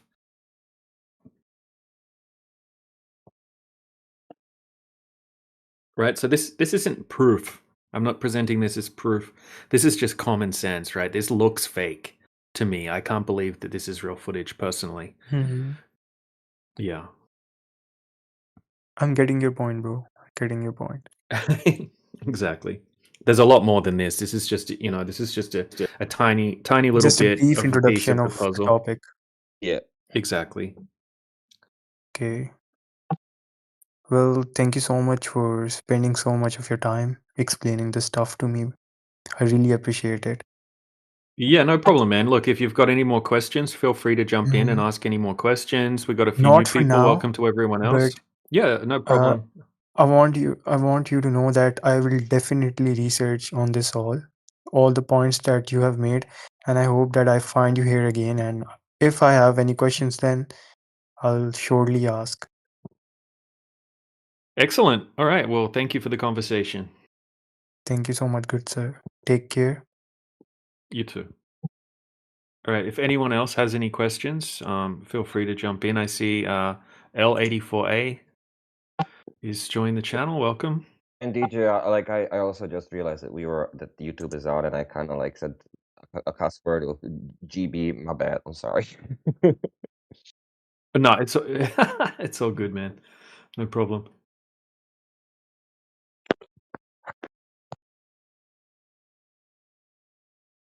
Um, let me just check your messages. I think I sent you something previously. Did I not send you Yep. Did you ever look at that stuff? Probably. I sent you a guy on TikTok that talks about and I know this isn't the topic of the room, but this is just for you directly. He explains like like the geocentric model and like how it supposedly functions, right, with the paradigm of uh, what is it called? EMF fields, so electromagnetism, and a whole bunch of other things. And I thought it was really, really interesting. And I'm not sure if you've actually looked at it. I can resend it to you if you want. I might have, but yeah, I had a different account, so I Ah, just checked our message history. I don't have any message history with you on this account, and I can't access my last account. So okay, I'll send it to you right now because I would really love for you to look at it. I think you're hella smart, and you like I would like your feedback. yeah, you definitely check it out. It sounds interesting. Um, I am a quote unquote. I have faith, or I'm a believer in the electromagnetic field theory, right? Just the way he explains it is far beyond my pay grade, right? So that's why I'm like, yeah, probably DJ is gonna understand. 1 second, I'll send it Yeah, to I'm you. not. I'm not opposed to it, and I think there's everything should be looked into. Even if sometimes you just find some little bits of gravy, in a video, and that's Hmm. enough to make it worthwhile watching. But maybe it's all good. Yeah, I'll check it out for sure. Appreciate it. Gladly, like I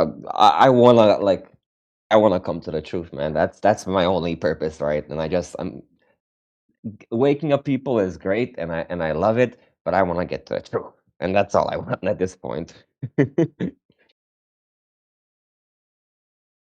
Let's see. Did you get a message from me?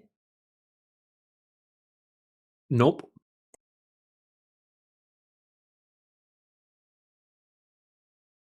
I just sent you a message though. Okay, yeah, I see it, and I'm gonna try now. It should be coming to you up. I think you got it now.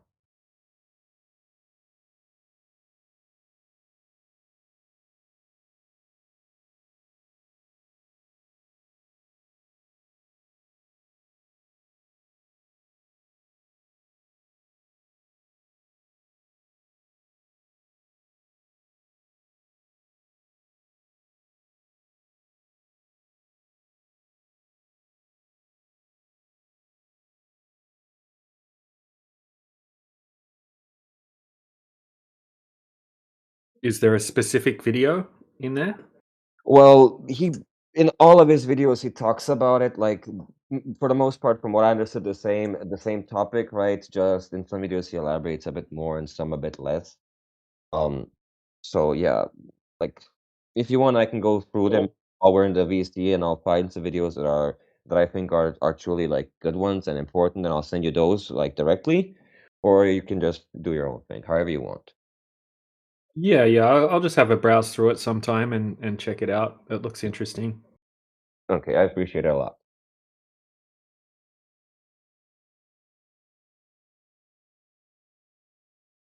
And now to our daily schedule program.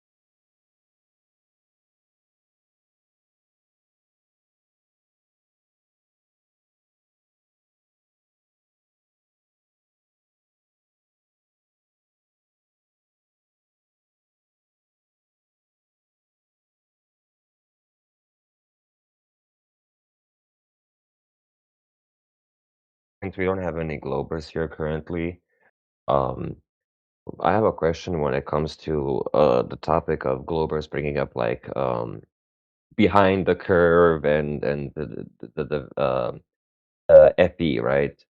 You guys have any like source material or links where I can use to like explain to them, yo, this like the behind the curve video, it's not like truly honest, right? Yeah. It's actually like I need that because this is speaking about it. It's very difficult to explain to these people.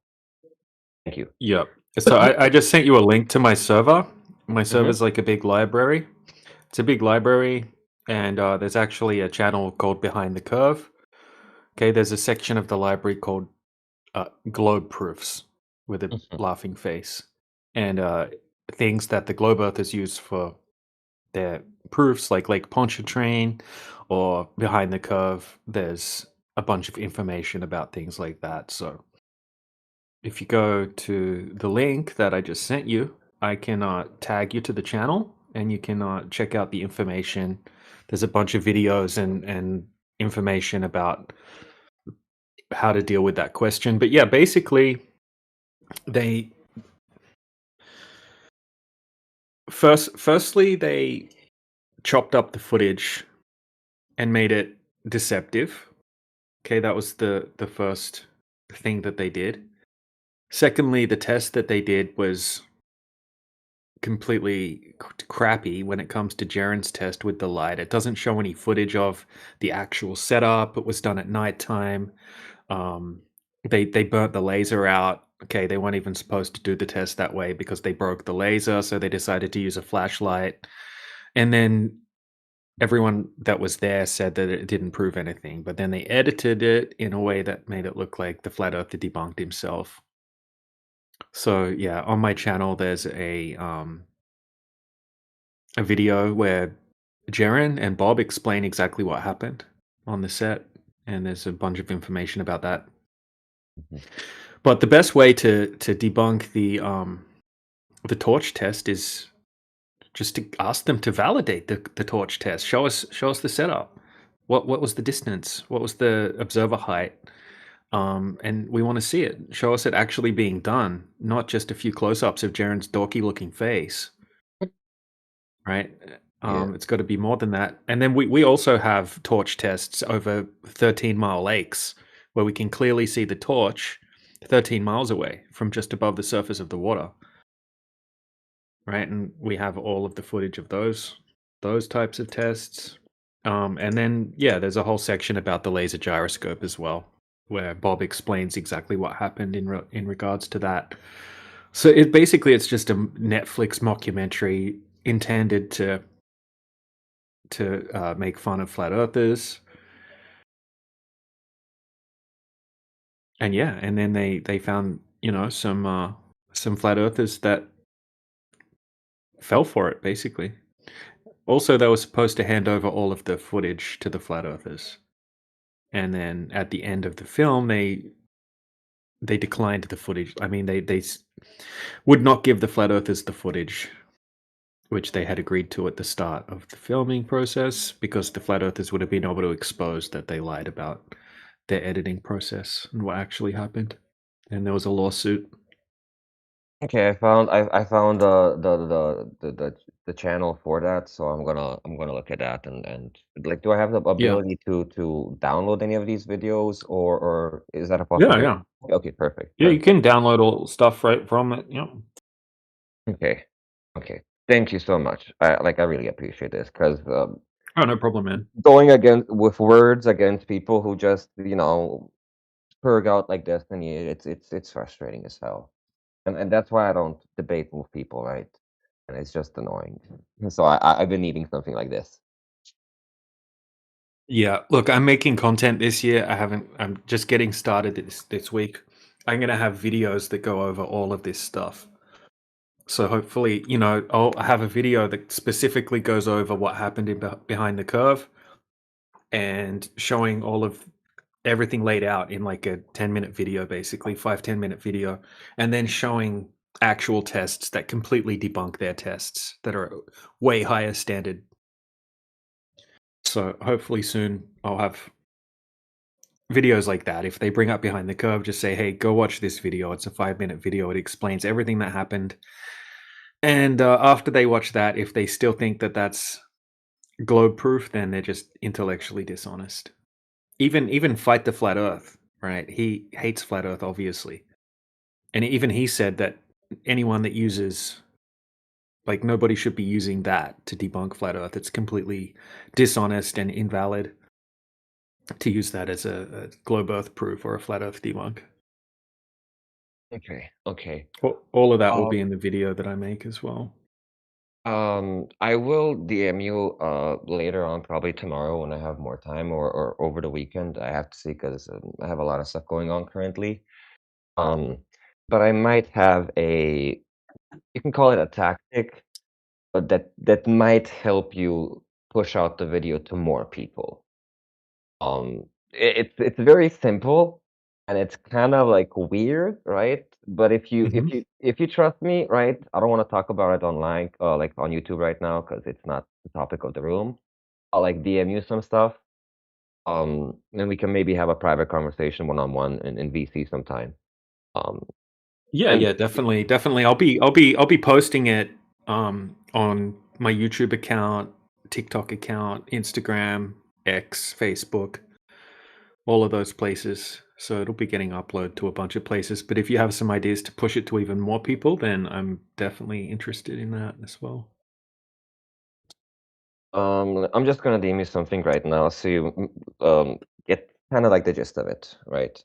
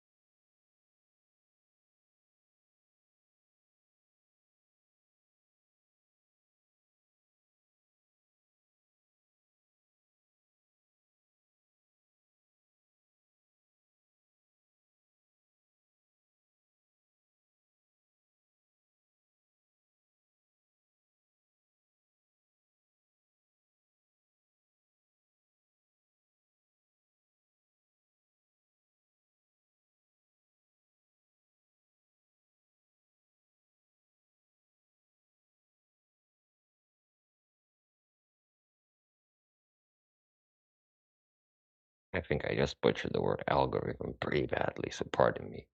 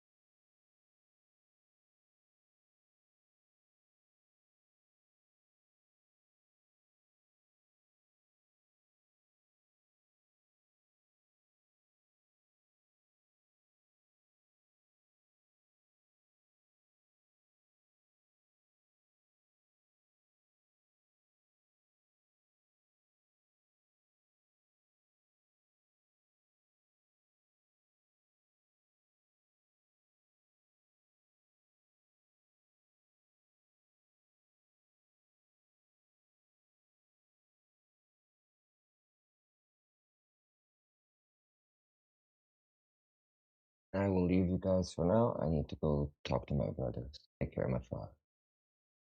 Catch you later, Mo.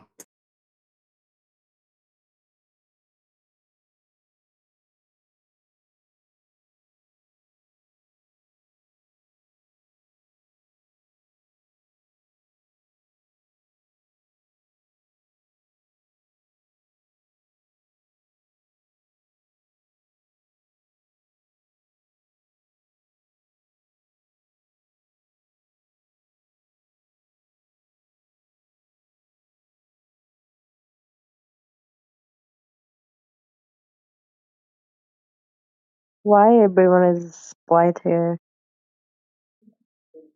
We were waiting for you, Nipa. I have just entered this chat and everyone is quiet after entering. Right. Yep. So we were waiting for someone to have a discussion with about the topic of the channel. I'm here for listening only to see what That's people okay. say about a flat earth. Yeah. Well, if you have any questions about it, specifically that you want to hear people talk about, feel free to ask the questions. I don't have any question because I don't believe in flat earth. I know earth is round, so You think you know it as a fact or something, it's just something you believe because that's what you were taught. no. There are many facts. Even there are many videos of earth, right? So why? I'm just here for having fun to see how people argue over the topic. Yeah, so any videos that show the earth having curvature, right, are going to be videos that you can't verify. They're videos that you're going to have faith in and trust in from organizations like NASA. So where's the video of flat earth? Every single video, right, that has ever existed that can be verified shows a flat earth. Oh my god. Okay, So you yeah, believe every single the one. earth is flat? No, I know the earth is flat because I've gone out and actually tested the earth myself. And we all experience the earth as flat. Okay, we've never seen the curvature of the earth, right? We just get told that because we're so small and the earth's so big, it just appears flat. Oh my god. Okay, Have you ever no seen argument have you here have you because ever I don't wanna do argue. I have many facts to tell, but I have poor English, so I can't explain you. But I can send you links, or I can write in the chat Okay. box. Yeah, send a link. Your English is very good, by the way. So find your No. best proof that the earth's a globe and pop the link into the chat, and then I'll talk about it. Okay. Let me add you, and then I will send you in inbox. Not here. I'm going the other chat box, I guess, to have some fun with other topic. Okay. Yeah. Okay. Let me add you first.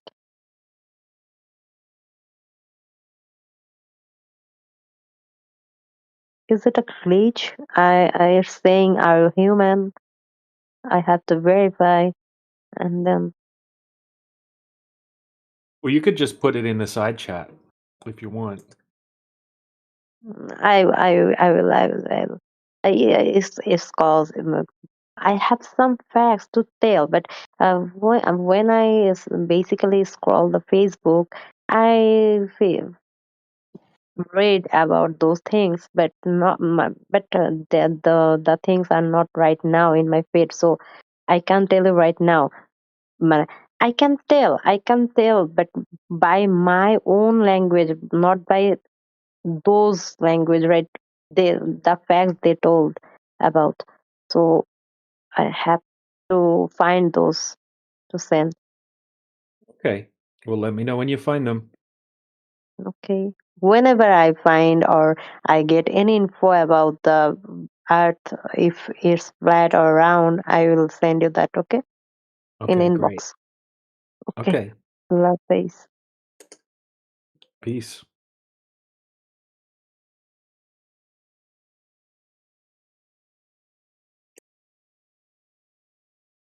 DJ, don't mute yourself, man. We gotta talk about some. Hope you got some new arguments, Globe Slanger.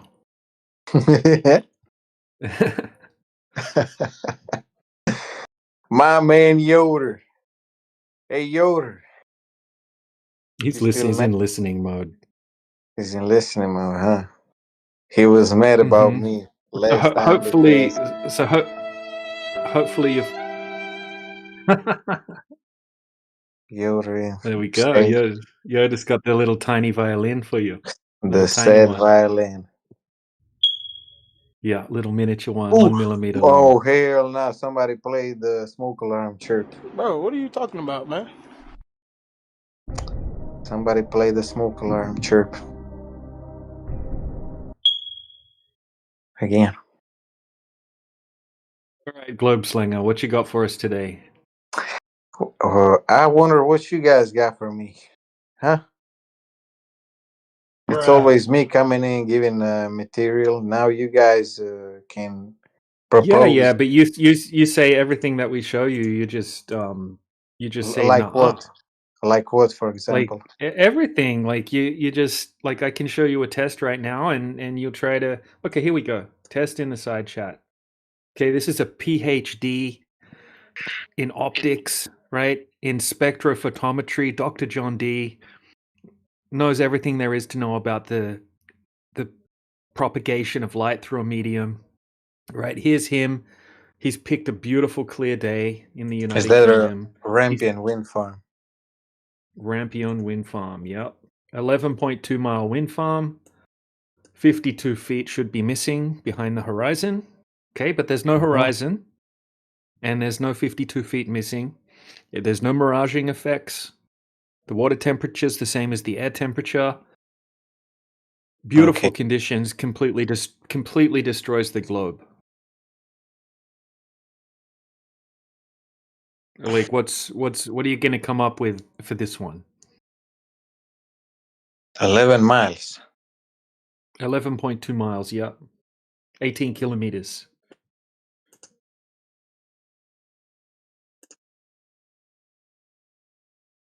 Right, I'll even show you a close-up of the windmills. Right, so here's a close-up.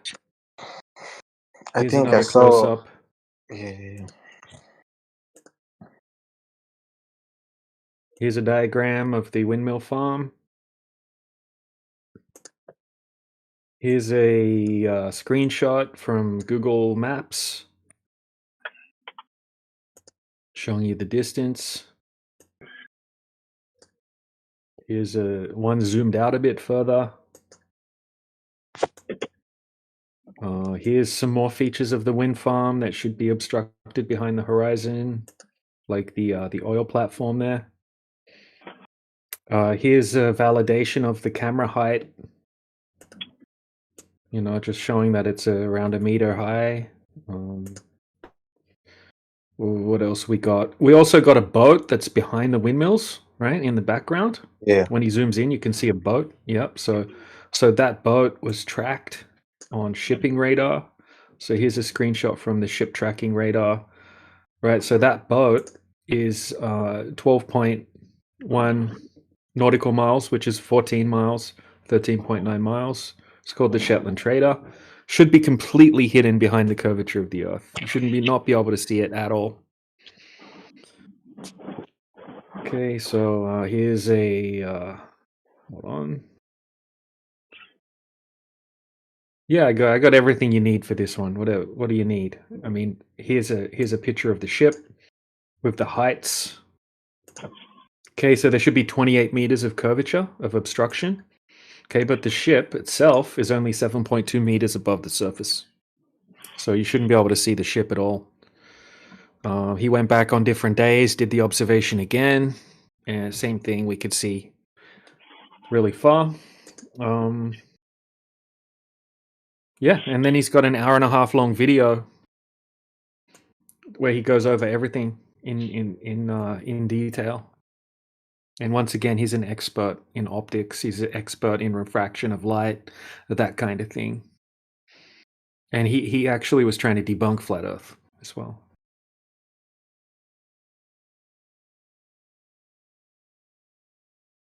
Here, give me a second. Okay.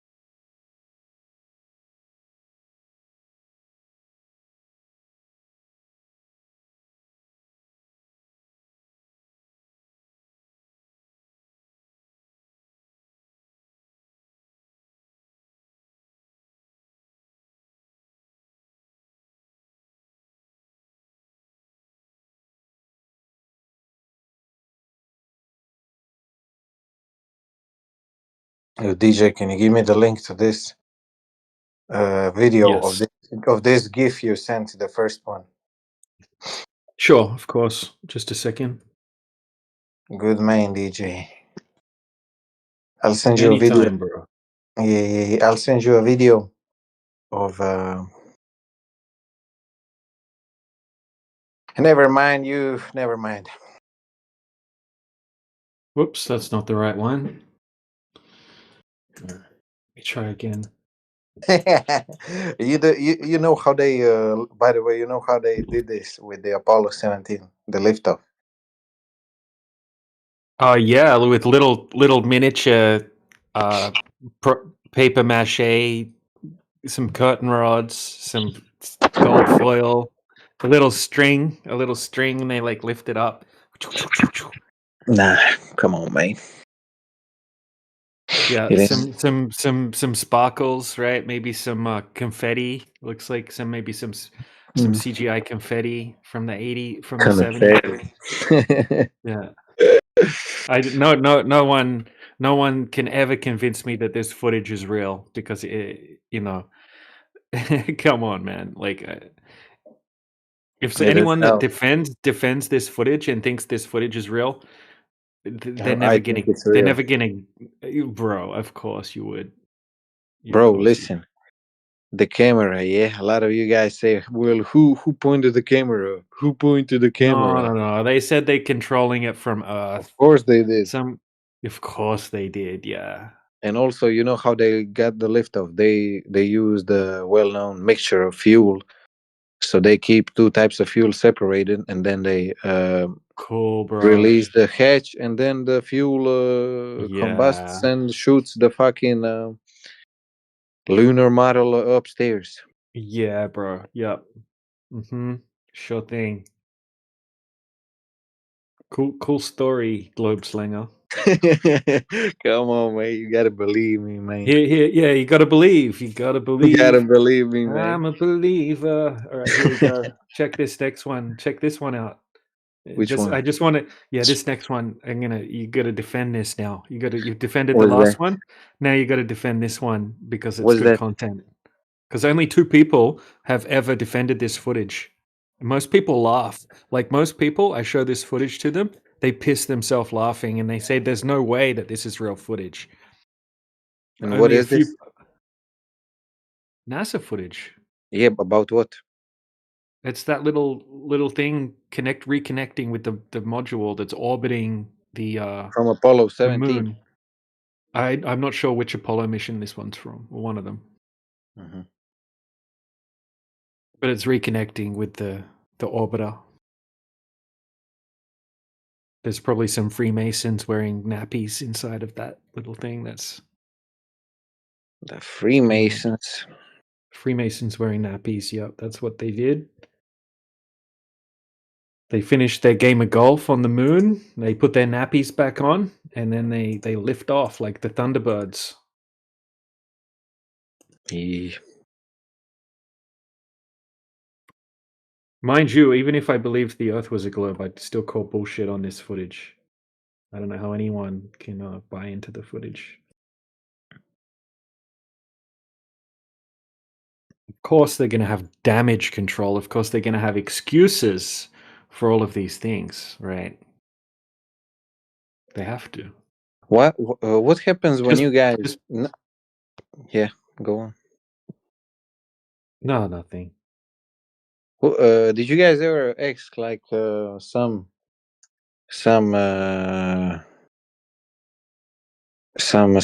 scientist on like these questions you guys asking here, like proper scientists, or maybe somebody asked them in a debate, you know?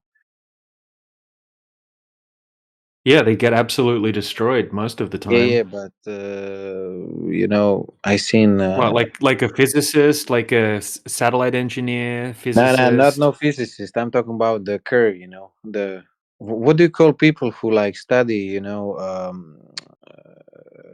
atmospheric refractions and shit? There's a name for people them. I like forgot. Dr. John D. Yeah, so a PhD in spectrophotometry. Okay, that's Dr. John D. He's a flat earther. Mm-hmm. Okay, he went out to debunk flat Earth. So you should watch the video. It's an hour and 15 minutes. He goes over everything. Yeah. Okay, that's an expert. That's a scientist that studies refraction for a living. Mm-hmm. Yeah, check out his work. He's got Yeah, but what do sorts of scientists? Yeah, that boy has a lot of videos. But what do scientists? who? Well, Well, most of them. I mean, I can link you to physics teachers and things like that, physics professors that say that if an observation is beyond 12%, right? If you can see more than 12% beyond the curvature of the Earth, then that observation cannot be explained by refraction. It's not possible. Mm-hmm.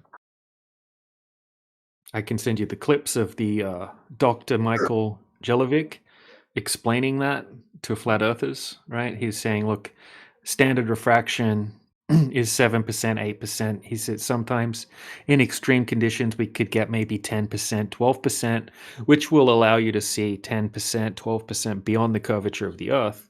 But anything beyond that would not be Mm-hmm. able to be explained with refraction. And that's a globe earther, you know, during a debate with flat earthers explaining that. Very And then nice when guy, actually. and when then they tell him, look, here's like far beyond that point, we can see far beyond that point. What does he say then? You know don't what know? actually happened? The flat What? earthers that were debating against him kind of suck, right?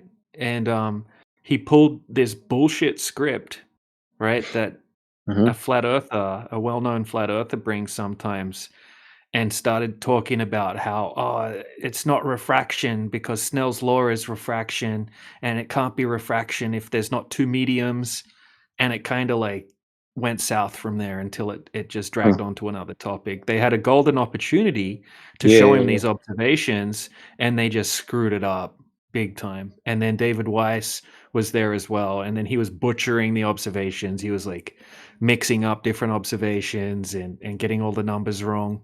It was pretty annoying to watch. But the physicist still said what he said, about refraction. I can link the clip. It's just like 15-second clips. I'll bring them up because it's Sure. it's kind of 1 second.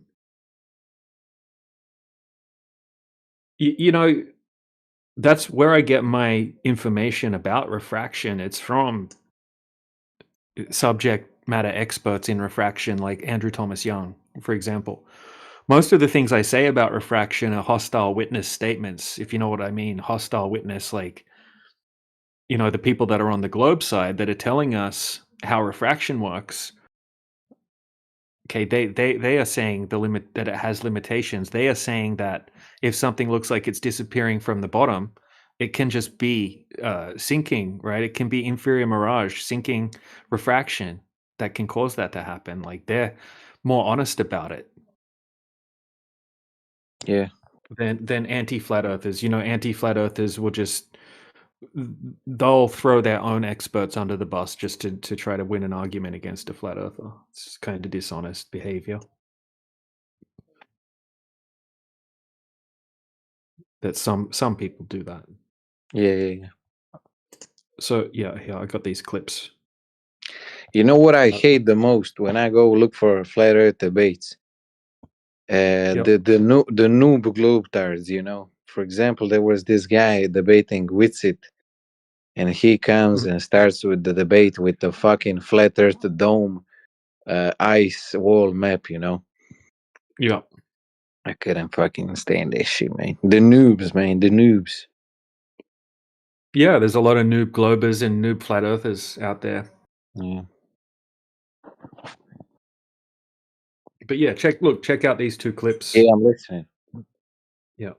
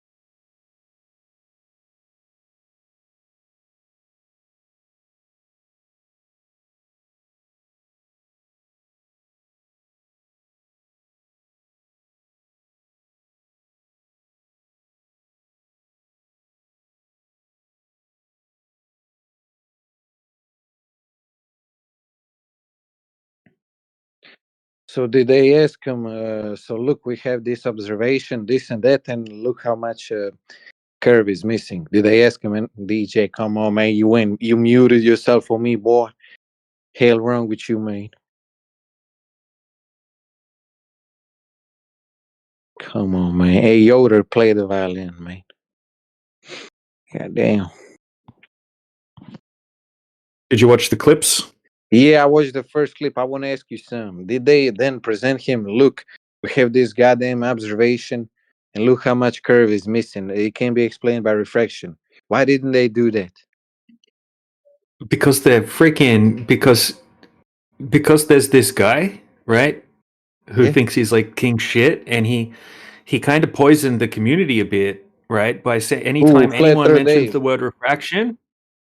No, not Flat Earth Dave, the other right? guy. There's a guy.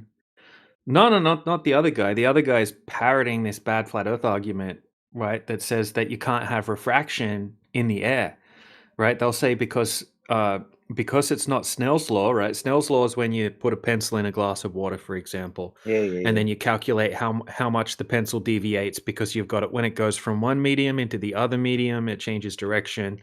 That's Snell's law, and that's called the law of refraction. Okay, there's been this argument getting around for years where as soon as someone says refraction, someone will say it's not refraction. It's because Snell's law requires two mediums, and you can't have refraction in one single medium. Yeah. And then the glober will laugh at the flat earther for saying such a silly thing, and then they'll get screamed at and muted, right? And that's the end of the conversation. Now, unfortunately, the flat earther in this debate used that same shitty script instead of Oh my just showing the long distance observation and saying, "Yeah, check it out. All right, I'll grant you what you said about refraction, and this observation's more than 1,000%, seeing more than 1,000% beyond the curvature." So yeah, hold on, bro. Yeah, so instead of saying, look, yeah, so you said like 12%'s the sort of like the limit or whatever according to you. Here's an observation that's like over 1,000%. And Yeah. you just admitted that if it's more than that, that wouldn't be able to be explained using Yeah. refraction. So now what? Here's 10 Yeah. different observations where we can see thousands of percent further. So now what are you going to say? Because you've just thrown refraction in the bin. So now what? But they didn't do that. Okay, so Angels of Light butchered, used that shitty flat Earth argument. It's not refraction, and then David Weiss put two different observations together, thinking they're the same observation, and got all the numbers wrong, and it kind of just went. It didn't really go anywhere. They didn't take Yeah. advantage of the golden opportunity. Yeah. It was kind of annoying. Yeah. You got any But hey, more like real physicists talking about the curve missing and shit? You got any more of this stuff? We've got Philip Bell. He's an Australian physicist, and What yeah, he said? he's said some pretty stupid things over the years about refraction. But he's more of an anti flat earther. He'll say things that go against the mainstream. Like you Yeah. can't have sinking refraction, right? You can't have sinking over the surface of water, and then I'll show him citations and say, look, it's right here in the citation for sinking in the definition that it happens over water. And he's like, oh, okay, yeah, I take that back. Yeah, it can happen over water. So it's like he doesn't even know what he's talking about. I'm not sure who else. I mean, there's been other ones that try to debate against it. Most often, right, when I've spoken to people that are well educated about it, they'll say, hey, that's interesting. I need to go and look into it more because I can't explain this observation. Yeah. I'll get back to you. And then you generally you won't hear from them again. Because there is no other explanation than to say that the light's making the Earth appear completely flat over these huge distances consistently, which is it's a pretty outlandish claim to think that the bending of light is always going to just make the Earth appear completely flat over these huge distances and hide the curvature and completely hide the geometric horizon. So we would say, okay, how do we know the curvature is there in the first place if refraction is magically making it always look flat and hiding the curvature and hiding the horizon? It's like, what's going on? Where's your guys' observation? How do you even take refraction into account? And what you'll find is that they'll use like standard refraction. They'll just say, oh, we've accounted for refraction by just using standard refraction. Okay, standard refraction is 7/6R. So it's just making the globe 16% larger. So instead of a 3959 mile radius, it's 3959 plus 16%. So that means that instead of the horizon being at, say, 3 miles, it's like 3.2 miles or something like that. Okay. Yeah. And that's what they use in surveying and in celestial navigation and that kind of thing. So they just use standard refraction, which is just guessing refraction essentially. I've never even seen an observation that standard refraction even would work in, right? Not one. Because usually we can see 500%, 1,000%, 2,000%, 3,000% further. Okay, standard refraction 16% further. Yeah. So it just, yeah, I can't find it. I'm just looking for the truth, man. I'm not bullshitting people. I'm not lying to you. I'm not lying to anyone else. I'm just looking at the observations. I'm like, hey, this doesn't work on a globe and it needs to be addressed. That's all. Yeah. What would you do? Not what would you do, but what would you think? Let's say in 2 years, and NASA puts out a mission to Moon again. They get the footage again. Would you be, like even entertain it, or would you like if nobody Yeah, explains? I'll entertain it. Yeah, I'll entertain it. I'll check it out. I mean, I'll look at it. I can't validate it, unfortunately. I mean, Yeah, yeah, yeah. I can debunk it, by checking the surface of the earth. But yeah, I'll definitely, always take evidence presented seriously and check it out. But I always get disappointed by things like this. Like, I remember, I think it was last year. Maybe it was, yeah, I think last year they said that they were going to do an orbit, right? They were going to send people up to space and they were going to do a north-south circumnavigation in a capsule around the Earth in low Earth orbit, Mhm. right? So the first people ever to actually go north to south and go all the way around the Earth and come back. And I was like, damn, this is going to be interesting. I'm going to check out the footage. And then the footage just completely sucks. Like it hardly shows anything at all. It's like the videos are like 1 minute, 2 minutes, maybe 3 minutes. And the way that they're clipping the footage together, you really don't see anything. It's extremely disappointing. Like if you go and look at the footage now, you'll see what I mean. Yeah. It doesn't look realistic, and it doesn't show anything. It doesn't show them go over Antarctica or anything like that.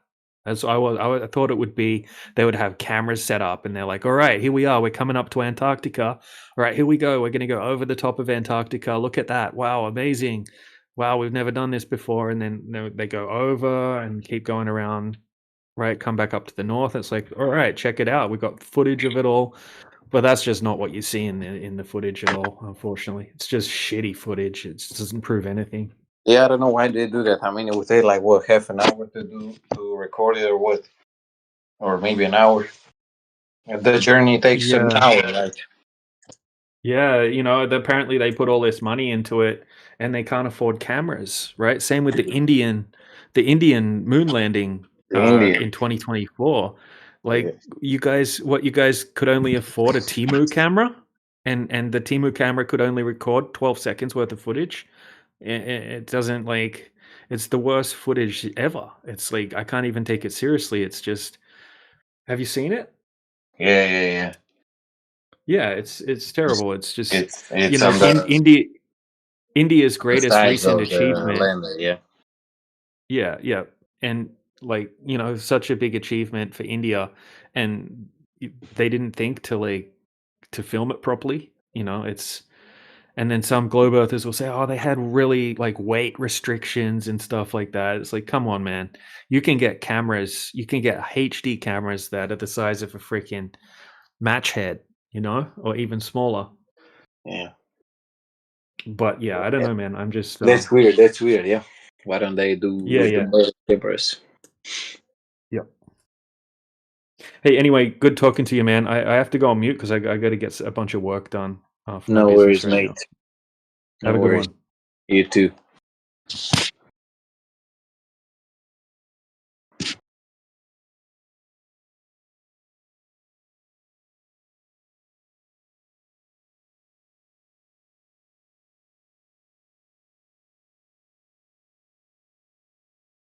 Is there any like flat earthers here besides DJ? Because apparently has to work that I could speak to about something I did. AKA I went out and measured, did a long distance survey, and I think I proved the Earth's a globe. I was wondering if anyone I can talk to anyone just to look over it. Yeah, man. I'll look over it if you want to post the the information. Yeah, let me see if I can post the PDF. I can't post in the. Let me see if I can send it to you directly. Yeah, I'll post This it in the file side exceeds chat. the size limit. You need to upgrade a Discord Nitro. You think I can You share should be my able to screen? post it. Can you not post it in the side chat? No, it doesn't let me. It doesn't even let me post images on the side chat. Um, Think I can just share my screen? I can't give you permission to do that. I don't have the power to give people permission for that. I really can't share my. I should. No, I cannot. Are Let's. you a member of the home server 24/7? Yeah. Yeah, I you can mean, post it. You can post it in the lobby there. Oh no, you can't. You probably don't have perms for that either. And I can't give them out. How many megabytes is it? let me check. File size. It's more than 10. How do I see what the megabytes is? Because it's more than 10 Just megabytes. I know go to that. property. Right click. Go to properties.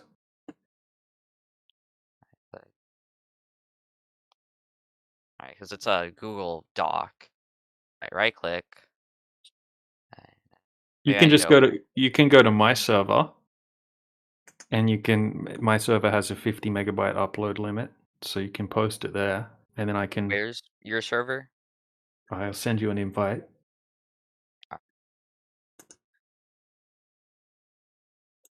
Yeah, I tried showing it to Crit, but he was offline, so I decided to go in here. To see if you guys.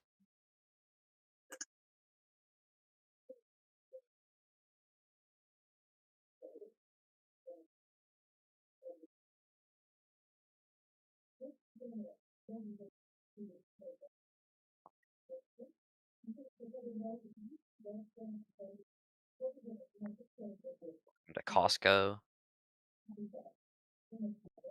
General. Alright, so I just posted in here. Yeah, hold on. I'll just give you roles. All right, you should be able to post it now.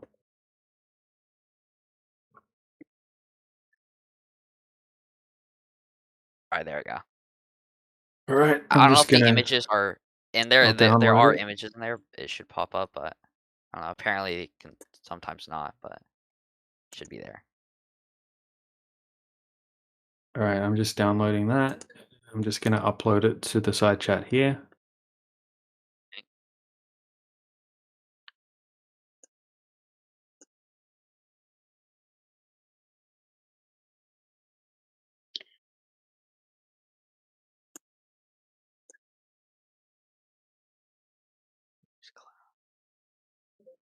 All right, it's just uploading now to this side chat,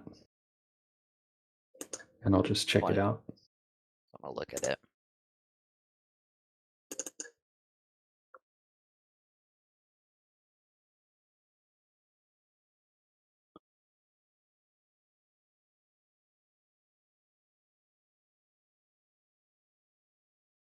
Alright, there it is.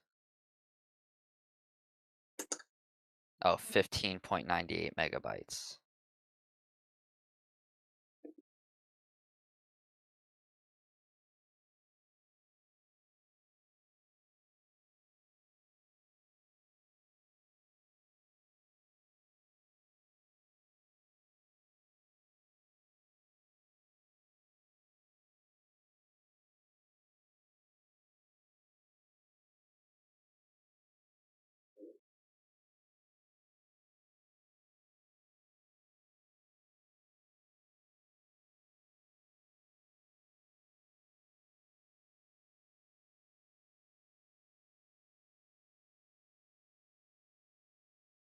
Wow, it looks like you went to a little bit of effort here, and I'm so sorry to break it to you how quickly this is going to be able to be invalidated. Yeah, no way. I checked this through. I triple checked this myself. All the math Yeah, is no, correct. yep, that's fine. Right? Okay, so all right, let's go on to the mainstream expert in optics. Okay, and let's I'm just going to post a couple of citations I want you to read. Okay, so just explain, just in brief, just a summary, like a layman's term summary for everyone listening on YouTube and everything. What did you do? You went up to a certain height. You checked the distance, right? You checked your coordinates, the coordinates of the target. Okay, you took your observer height into account, and you took the observer height of the target peak into account. Okay, and then you've made an observation, and it's lower than what it should be if the Earth were flat. Is that right? Yes, and I'm saying that's because it drops over distance, and so if the Earth was flat, I should be able to see it when the camera's perfectly level. Okay. But when the camera's level, the thing's too low, so it has to be Okay. curvature. Wow. 32 miles. So if I had a sniper You don't think rifle, there you're could be perfect. anything else? So you don't think that, and if there's anything else that could make something look like it's say sinking a little bit, looking a little bit lower than what it should, or even a little bit higher than it should in some cases? So if you say refraction, because oh my god, you guys told me refraction didn't exist. You said it was No, it does No. exist. and Yeah, It does it exist. It always absolutely existed. exists. You're talking to the wrong people. That's I was literally told. I came here first, and a guy told me refraction within the atmosphere is unrepeatable and unobservable. So it's Yeah, all right. well, that's actually retarded, right? So that's a bad argument that a flat earther kind of pushed for years. A very aggressive flat earther that would scold anyone that would go against his script. Well, here's another Okay. thing, DJ. People that measure the globe for a living, as they claim, they say they take refraction into account. So here we have a case where this was supposedly done where it was not taken into account. How do I take it into account?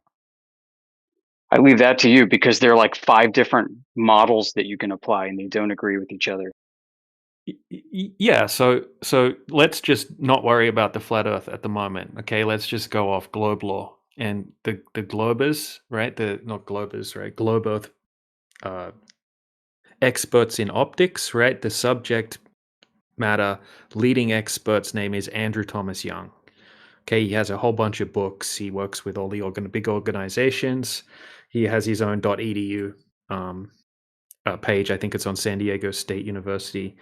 Anyway, here's directly from Andrew Thomas Young's book, Optics of the Atmosphere, Reports on Progress in Physics. Okay, atmospheric refraction can bend light rays such that distant objects are displaced vertically, causing parts of these objects to drop below the apparent horizon or become partially obstructed even though the line of sight is geometrically unobstructed.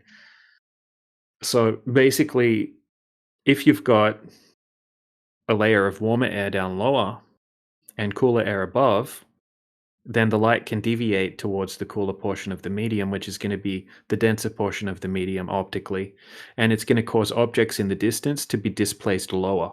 That's why it's called sinking, right? That's what all of the definitions of sinking say happens.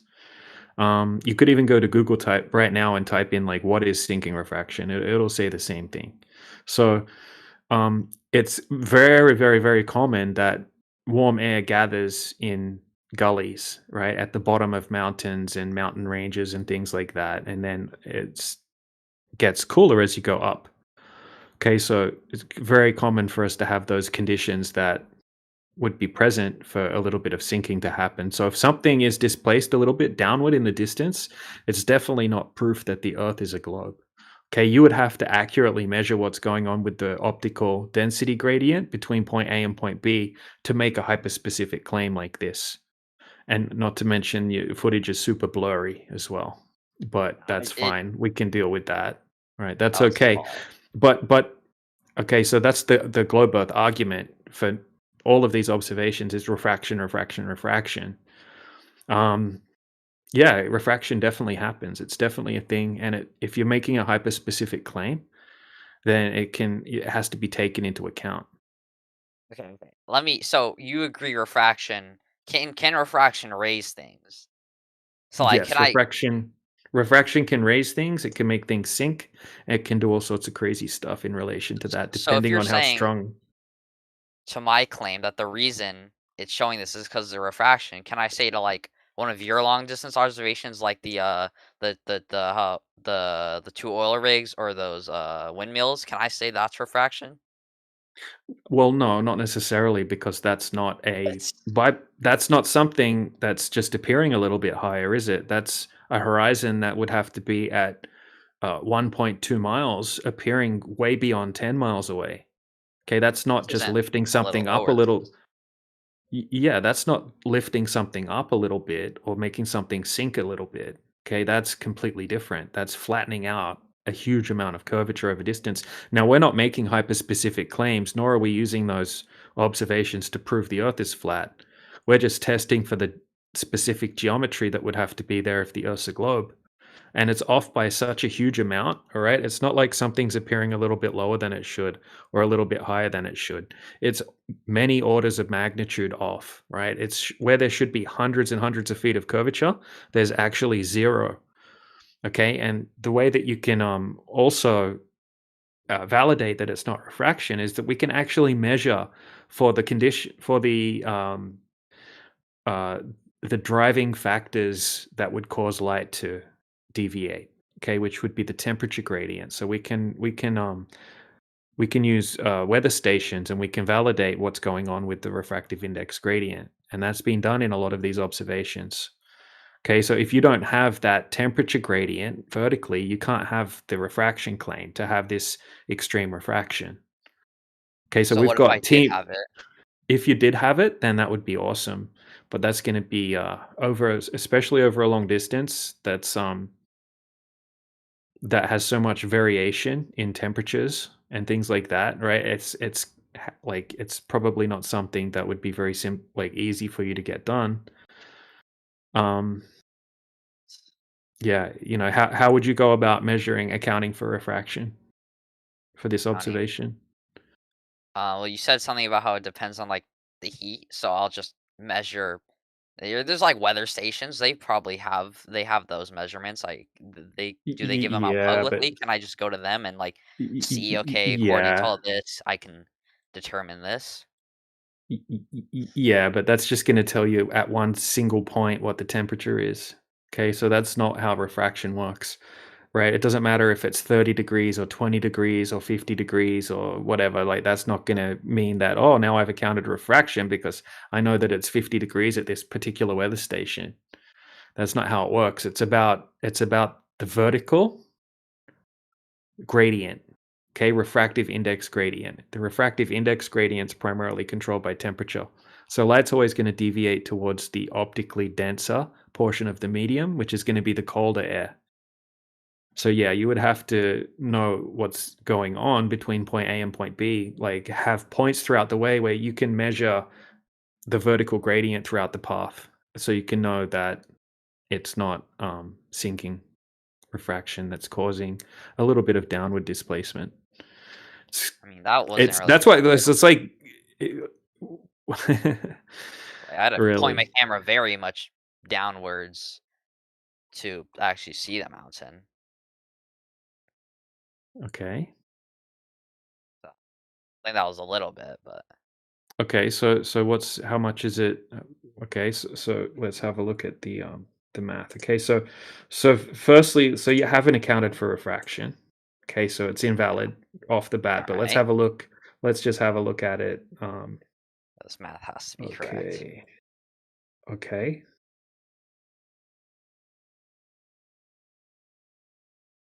All right, so how much lower is the peak than it should be? Much lower. I mean, I couldn't see it because it was low. I was planning to see how much. That's why I put the if you look in the image, I don't know if you can see, but there's a measuring stick pointing straight up, and I was gonna use that to see the mountain tip. According to that, when it's perfectly level, I'm like, okay, according to that, I should be able to see it's this much lower than it should be, but it didn't even pop up, so I wasn't able to do that. So your question is, I don't know how much lower it is than it should be. I just know that it's not popping up there when it should be if the Earth was flat.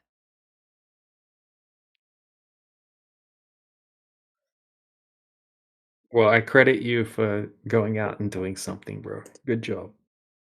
Thank you. It's more than most people do. So does this mean I have the right to say I'm a globe earther and I have some Yeah, sort of you can say you're a globe earther, and you did a test, but maybe it was missing some information that would be crucial to make a claim about it. But I appreciate your effort.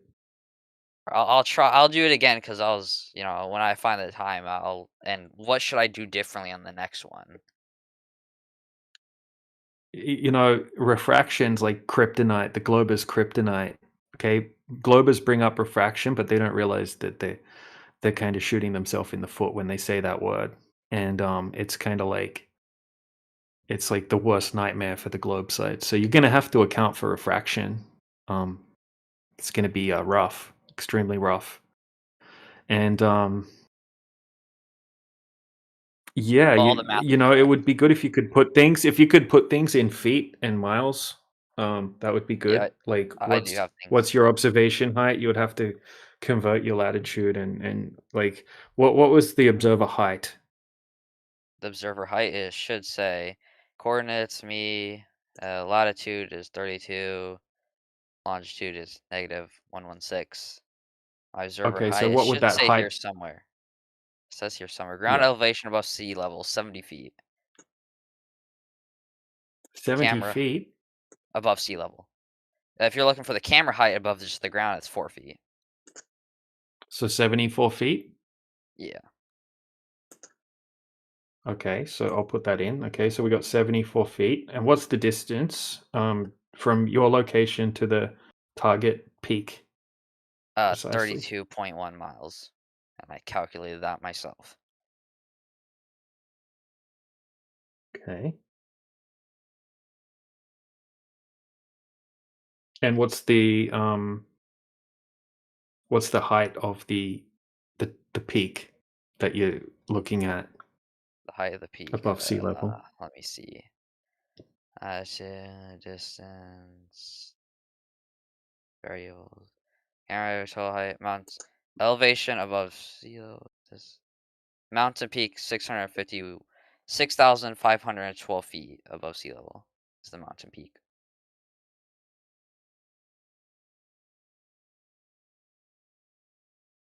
Okay. All right. So observation height, 74 feet. Object distance, what was it? 32.1 feet.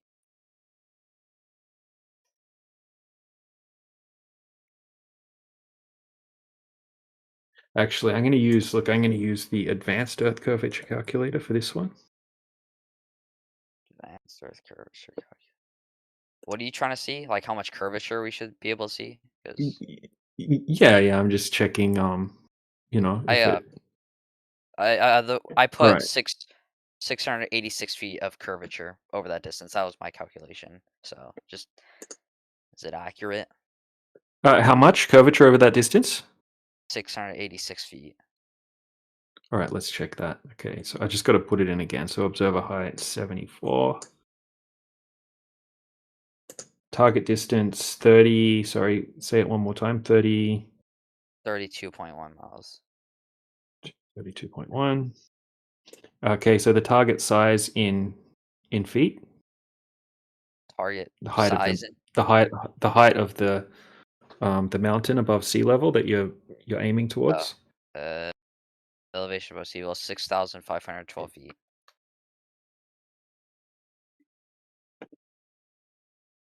What type of camera did you use? I used a what the fuck is it? A Evershop monocular. Monocular. Do you know what the? I can send you the link And to it right now. did you zoom in? Yeah. I used the little dial. Was it HD 12x50 to make it into focus, and should be. Hoping that's how cameras work. Or monocular. Technically, it wasn't a camera. It was more of a monocular device.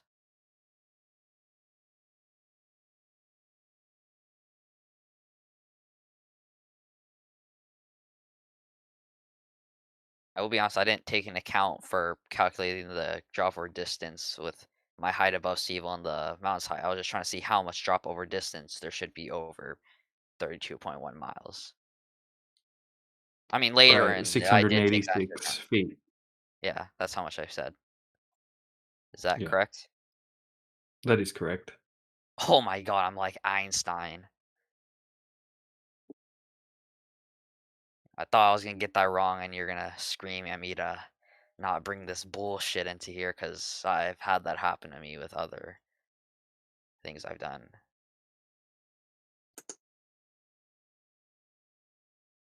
Alright, so all my math is correct. That is confirmed. The only thing that's a problem with this is I didn't account for a refraction. Well, also you don't know how much lower than like you. How do you know that the mountain in the distance is precisely matching up with what it should on a globe, and not a Because flat Earth? I calculated it, and it said on a globe it should drop below your camera, and I calculated, showed on the math, and on a flat Earth I showed right height difference on flat Earth. 6,430. I think that's feet. Yeah, so should be feet. So it should be above the camera on a flat Earth, and I put like the angular height above the horizontal even, which is 2.18 degrees. So on the flat Earth, the mountain peak should appear 2.18 degrees above my camera's horizontal line of sight. So I say it matched up pretty well. So optical phenomenon ceases to exist on a flat Earth? What do you say? So optical phenomenon just ceases to exist on a flat Earth, I guess. Well, we already talked about that with refraction. So yeah, I already know about that You now. missed what I'm saying. Never mind. Oh, Crit just responded to me.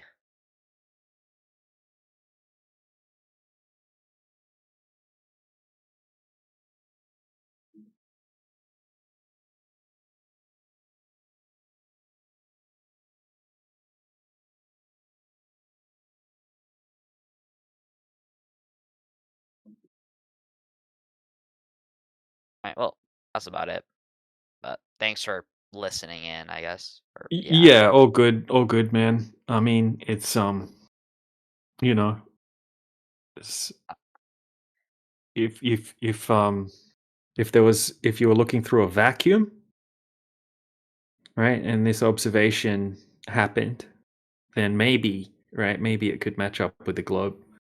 But we have an atmo, so we have temperatures, we have different pressure gradients in the air, and that kind of thing. So it's something that's very important. I mean, What if I get a camera with a higher angular resolution so it can bring both the mountain peak in height while it's level? So, and then I use I already showed there's the measuring stick in front of it, 8 feet in front of it, and if it matched up like perfectly with the globe, would that be better evidence? no, because it shouldn't match up perfectly with the globe unless you were looking through a vacuum or there was zero refraction, which you would have to specifically account for. Because I could show you a countless amount of observations that show that the curvature is nowhere to be found, right? Much clearer than what you've done here. Okay, crystal clear images with high-end equipment and highly qualified people showing that there's zero Earth curvature. Now, a blurry picture from a mountain peak that with no atmospheric conditions accounted for, right? It doesn't compete with what's been done, unfortunately. So I was told if I did this, I'd get like 2 Bitcoin and yeah, but you something. didn't prove the globe. That's the problem, because you Yeah. didn't account for the variables that you would have to account for, even according to your own side. Okay, so even just leave flat Earth out of it, right? Just say you believe the Earth's a globe, and you're trying to show a test that backs that claim up, right? This doesn't do that because Look up atmospheric refraction. Okay, look up mirages. These are things that happen.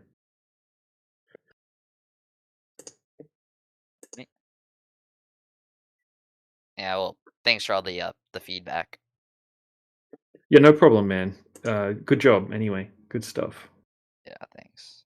Actually, I have one last question. Is this like the furthest any globe earther has gone in the server to prove it, or has there been better attempts? No, we've had a ton of people try to do observations, and yeah.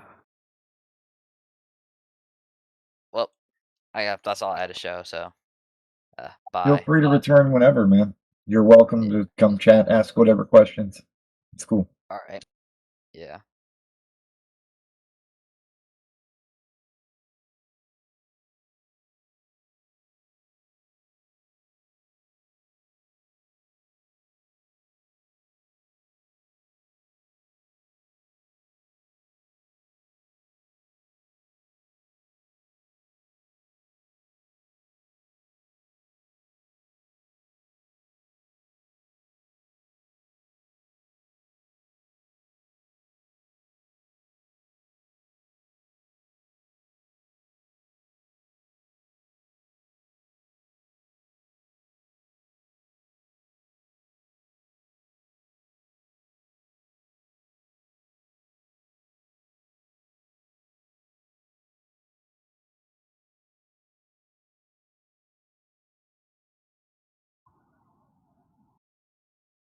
Welcome to 24/7 Flat Earth Discord.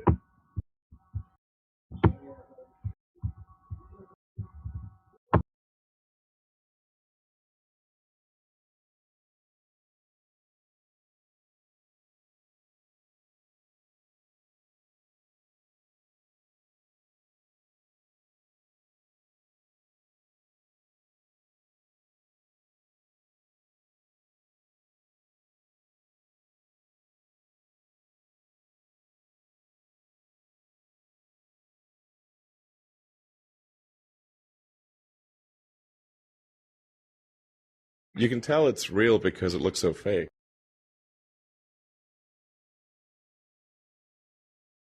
Well, I think it looks so ridiculous and impossible.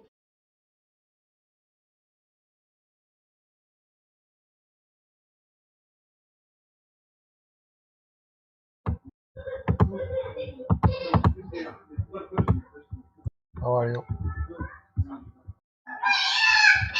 Welcome.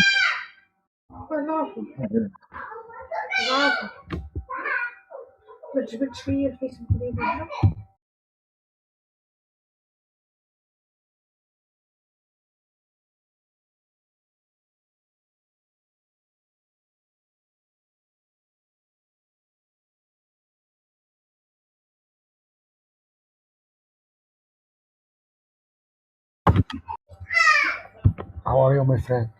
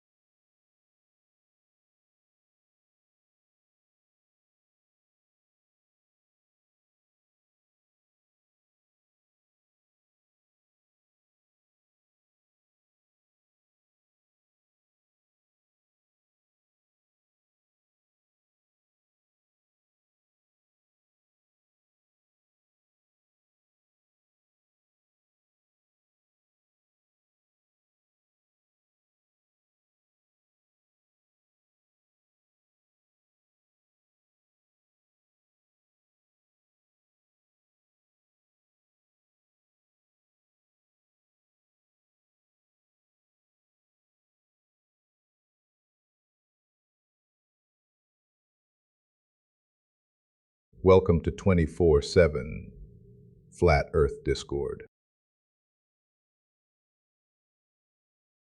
Well, thank you.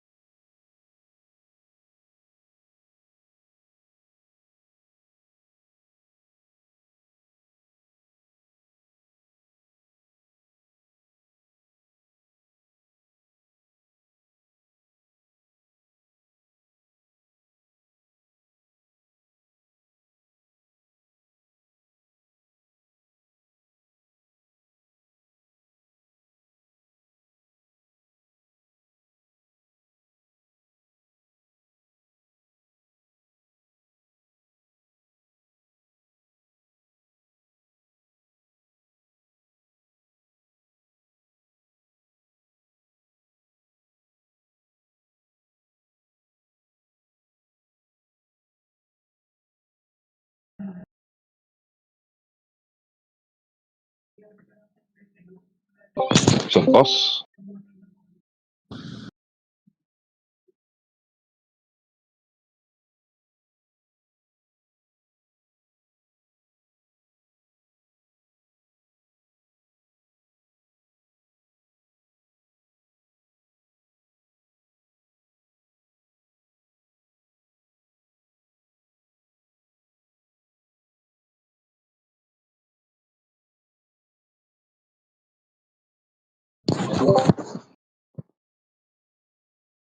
yo, boss man.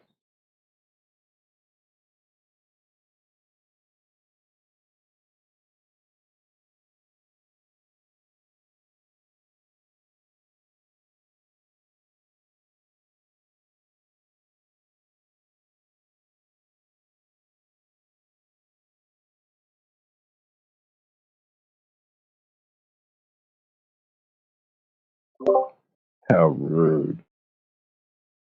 There's another one.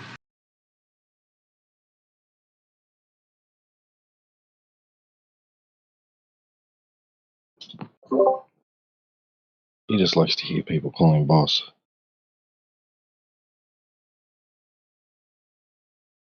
I might change my name. Change my name to my liege.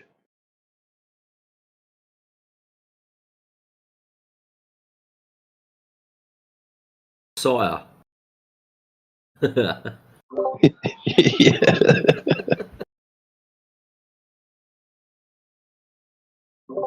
Your lordship.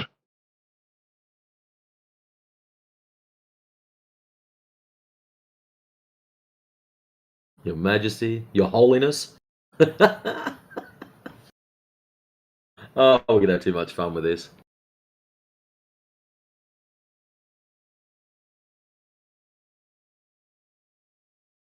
Then you're allowed to have extra pronouns on top of it.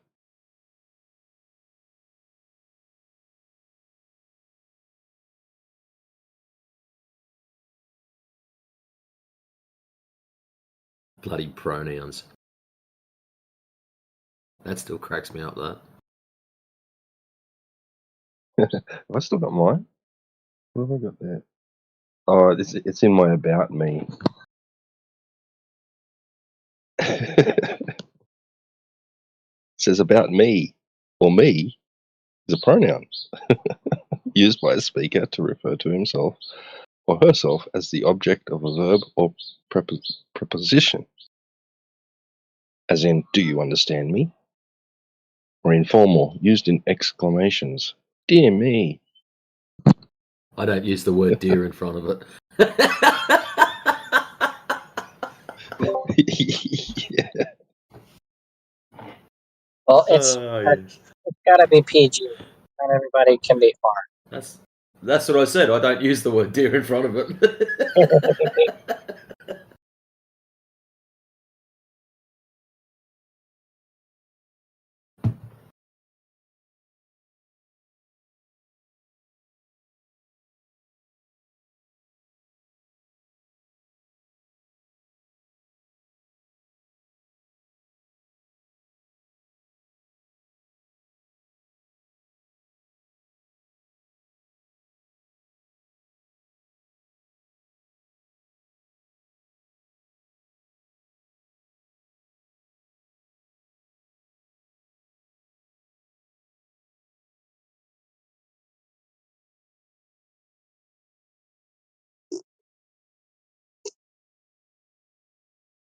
Simple.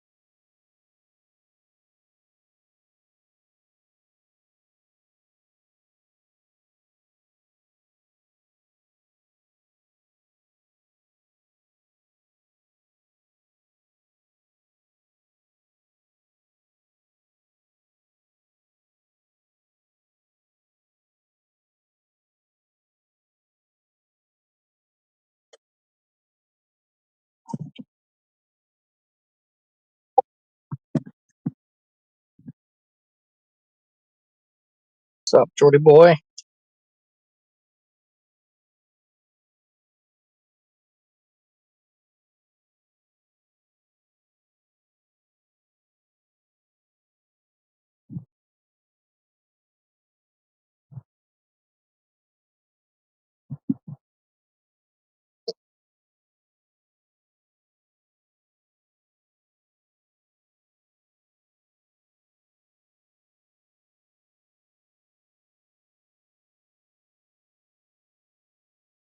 You know, if you guys want to take a look in the side chat, looks like all things are a go so far for the Artemis 2 manned moon mission.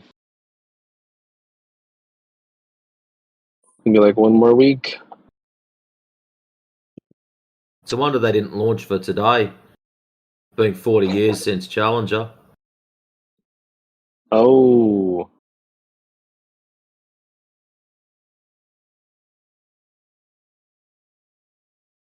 Field test ahead of launch. Ooh, here's another article right here.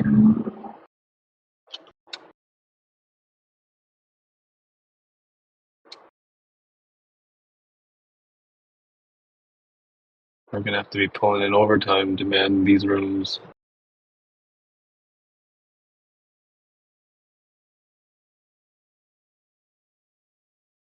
Yeah, they just launched a rocket. What do you flurfers think about that? Yeah, exactly.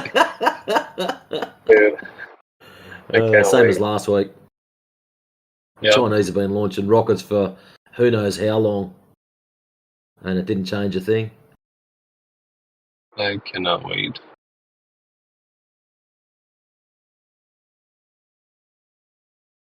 Yeah, that's about it, DJ.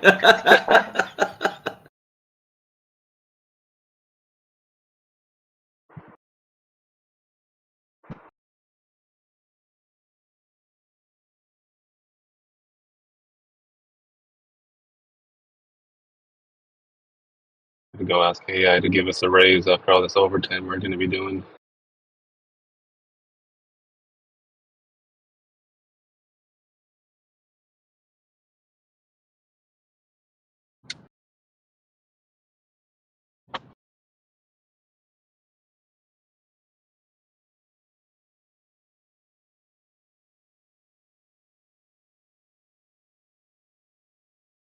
Don't know if he listens as much as Indio does on the YouTube.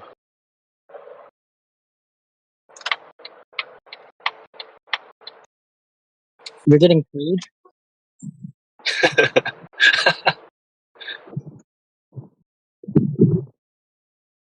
Yeah, he pays me in high fives.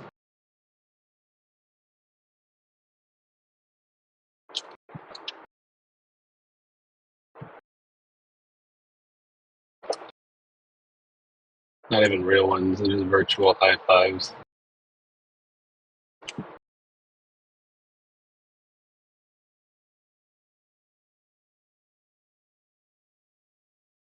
This is what he sends me in the side chat. I get one of these every 2 weeks.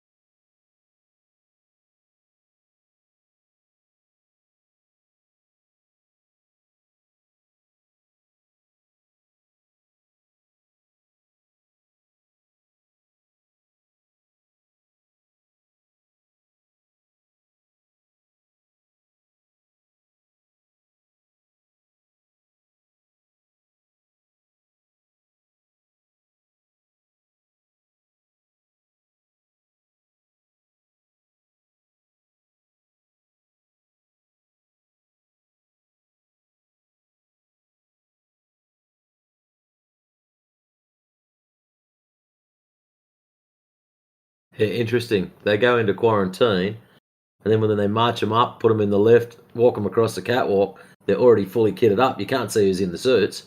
Like, it'd be a different story if they had their heads all bobbling around and going, hey, look, here's us, then slam their helmets on. So they'll probably cut to some feed of them already practicing it. Yeah, that's actually pretty funny that they are supposedly going into quarantine, but aren't they going to have to interact with people, helping them put the suits on that weren't in quarantine? Doesn't that ruin like the They're whole probably in purpose? quarantine too. Oh, I wonder if they are too. Actually, I didn't actually read the thing.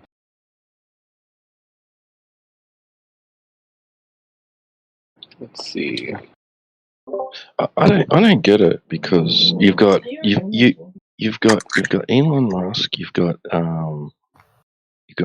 Werner von Braun, and you've got a smarter everyday guy, all saying the same thing about how much fuel, how many rockets it's going to take just to get this thing past low Earth orbit. I don't understand so they've worked that out. They've got like all these rocket ships ready to go to get Artemis to the moon. I'm confused. Oh, do the answer. Really good engineering.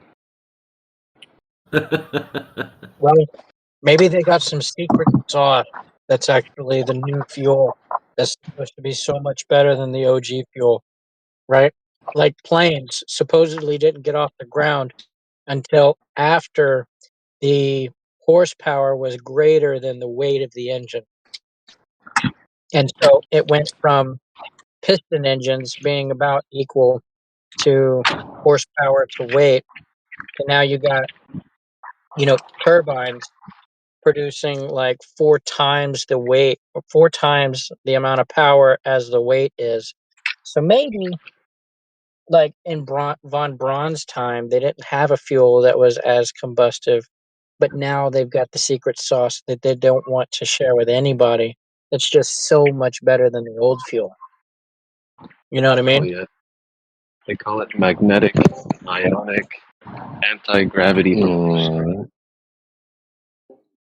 So I don't know what year the interview or whatever it was from, but the Smarter Everyday guy apparently allegedly is like he has connections with NASA. I mean, I think they hired him to help them figure it all out, allegedly.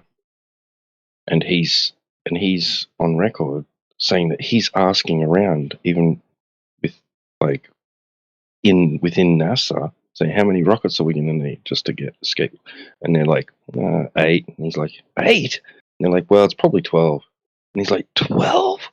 And they're like, yeah, we're being generous. It's probably more like 15. Like he said that some guy within NASA himself said that. Like, and I don't know how long ago this was, but this is recently, relatively recently.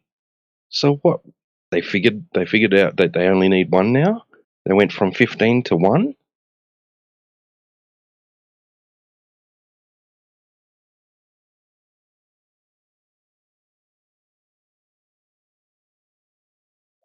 You know who I'm talking about, right? Smarter Every Day. I think his dad was like worked for NASA or something as well, and he's the one that went to. He interviewed Don Pettit, and was the one that said, well, "What happens if you get a leak?" Right? He was the one that was flabbergasted about their sealing of the cupola and all that. Right? Like he was like, "What? How do you operate that from? How does that work in a vacuum? The seals and everything operating from the inside."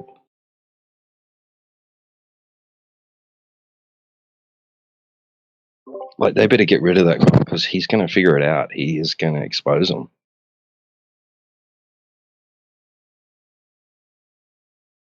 No, we don't need any more obituaries.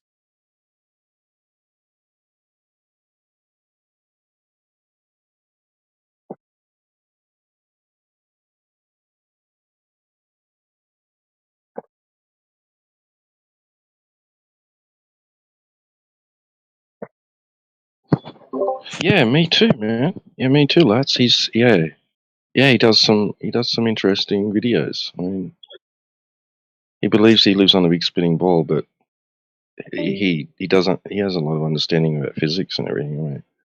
He has some really interesting videos, despite being a globetrot.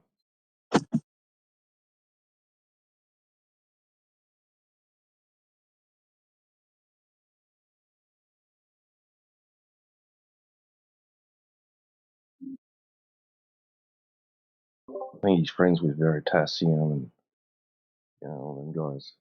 Yeah. They're probably all hanging out same coffee shop.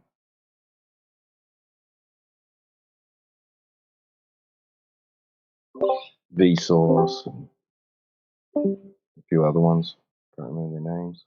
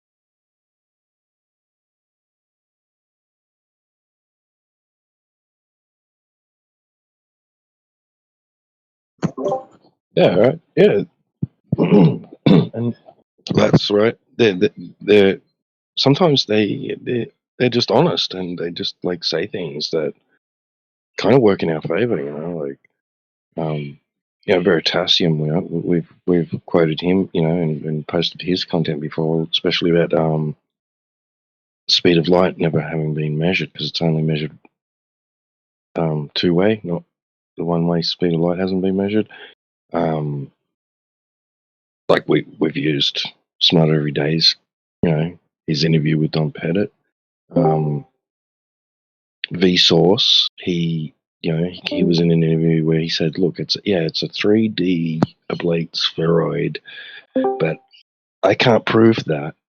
And then goes on to say about science not proving things like an idiot. But I mean, he had that honesty moment where he says, "Look, I can't prove that it's a ball."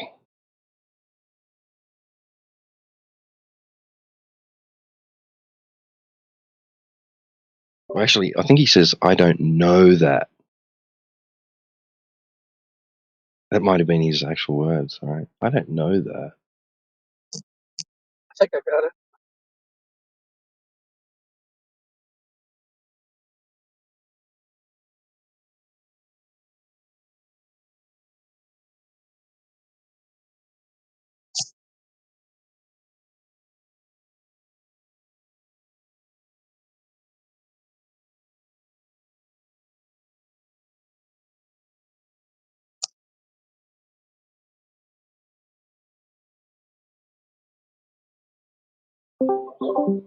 I don't know what Agartha is, Fugazi.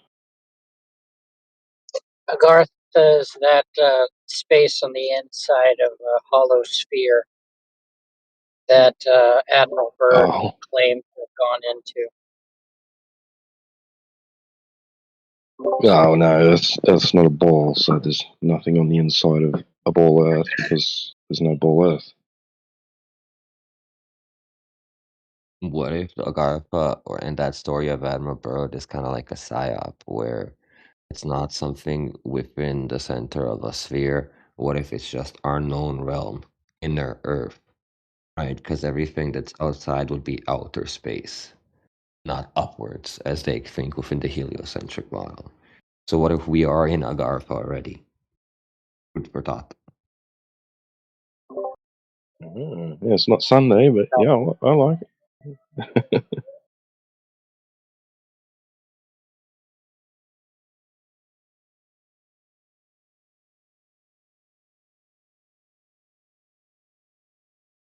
Yeah, right. Like, yeah, we're already saying that we're contained, right? Yeah. That's what I've been going for a while, since even if you look at the word like extraterrestrial, right? Extra and terra, extraterritorial land. Even the singer Sting has that song Englishman in New York where he says, I'm a legal alien living in New York. So like, that's that. That's the way I think about it nowadays.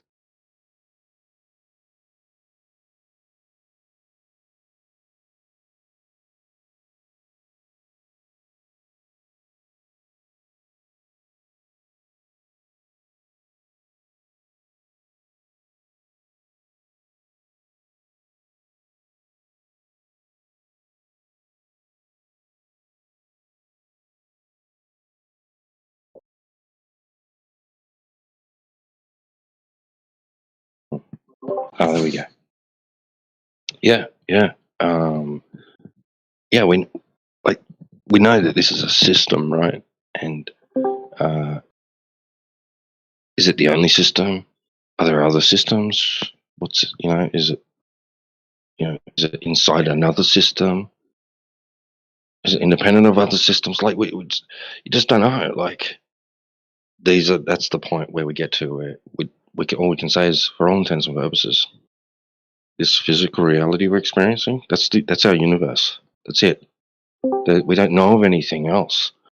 And belief comes in. People have their own views and opinions and beliefs based on whatever, like the spiritual journeys, their upbringing, what they've read in religious texts, etc., about those things. But it's not like anybody can leave this system to talk about it with any sort kind of certainty, right?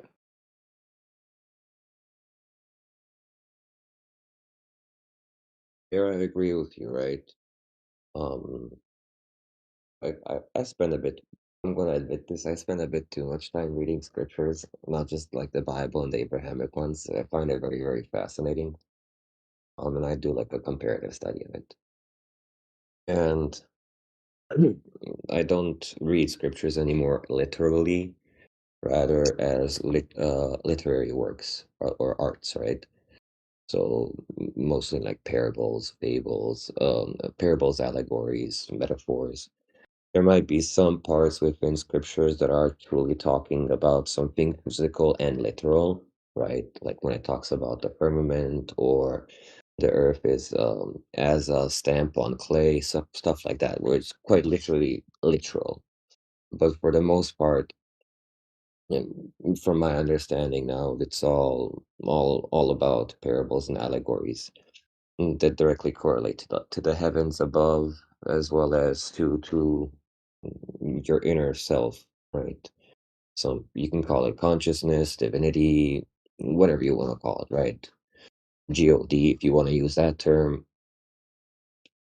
I just find it interesting how within, for example, the Bible, even though like back in those days, right? These people had so many different things. Not just like some sheep and some lambs and rams and ox and calf, right? But they had a multitude of things, and yet it's always the same things that are being mentioned within the scriptures. And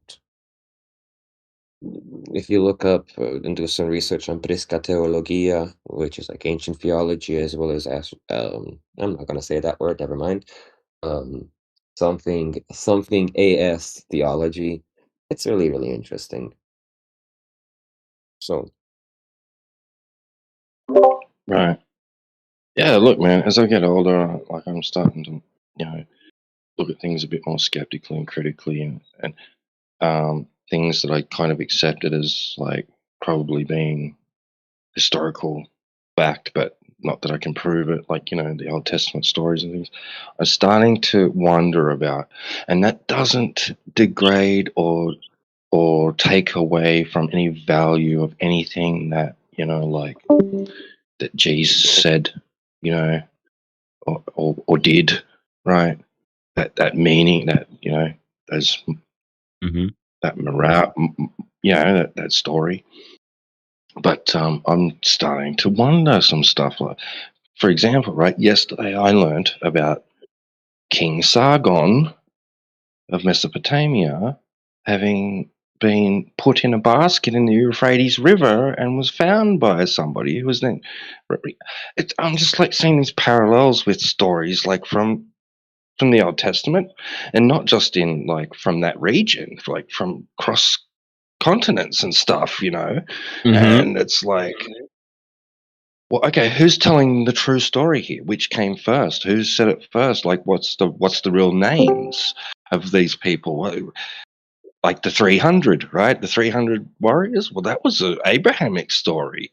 Like, did that come first, or was it the Greeks? Like, what's going on? Who's telling all this? Like, who's writing it down? Like, it's a leap to just go, well, I accepted this because of that, like with no kind of nothing to back it up. You know what I mean? Like, it's really so subjective at the end of the day. it is. Well, so that's what I like that you mentioned that, right? That you see that, like, here's the story. Oh, here's the same story, right? Just a different name or a slightly different setting, right? Or background, if you will. I like doing that, to like bringing up certain verses from different scriptures, just to show how they're not that different, right? One of my favorite examples is John 1:1, which was written around 85 to 95 AD, supposedly, right? And everybody's familiar with that verse. In the beginning was the Word was with God, and the Word was truly God, right? Straightforward, simple. But then you look at like the Bhagavad Gita, which is Hindu scripture, written at 1500 BC, well before the Bible even came to be. And they tell you in the beginning was Prajapati. Prajapati just means God, right? With him was the Word, and the Word was truly the Supreme Brahman, or God. And you're like, wow, isn't that interesting, right? And again, and then that's what I do, right? And you see that everywhere. You see commonalities or themes, right? There's always, I mean, always. It doesn't matter if it's pagan, polytheistic, or monotheistic in origin. There's always the 12 around the one. Let it be Jesus and the 12 apostles. Let it be Zeus and the 12 Olympians. Odin and his 12 gods, right? Mithra and his 12 disciples or apostles. You can even go far as to look at like physical quote unquote things, the sun and the 12 houses, right? The year, the sun, the sun, and the 12 months. So it's even your brain. Same thing. You have 12 cranial nerve centers and 12 cranial like parts, and you have 12 nerve centers or different nervous parts of your body. So it's like, wow, this is actually very, very interesting, right? And when you start looking at etymology and etymology, that's when things really start getting interesting, and you start noticing that certain letters are interchangeable, and yeah, why is Jesus called so many different things? The Lamb of God, the beetle, right? The sheep, the scarab, so on and so forth. The bright morning star. Yep.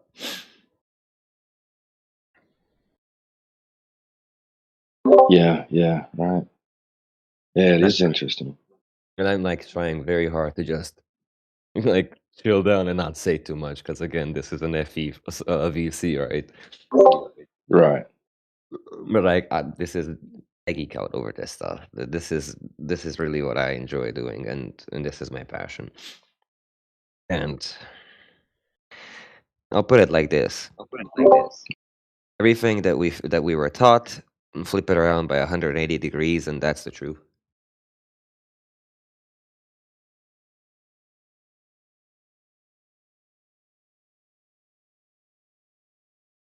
Right. Yeah. Now, just would it appear to me that it's you know, in fear of heresy and being blasphemous, it almost seems like some of the Old Testament is plagiarism of you know, from older cultures, and quite a bit of it actually, like just the stories and just like the Ark of the Covenant. It turns out if you look at that up, it actually just looks very similar to an ancient Egyptian uh, ceremonial carry thing. Like they already had something that looked like that. Like it wasn't like the instructions to build that is like outlined in the Old Testament is new. It's like that design already existed. I don't know. I know It's what weird. I know what you're talking about, but here's another thing. Have you ever looked at the brain? So the Egyptians did a really good job of depicting things in like art form, like for example, the Eye of Horus. But it's not just the Eye of Horus, right? If you cut up the brain in half and then you like look inside, you get to see like the thalamus, the pituitary gland, the pineal gland, right? The claustrum, all of that stuff, and it lines perfectly with the Eye of Horus. Even the Ark of the Covenant is kind of in your brain. If you really want to look at it, it's very interesting.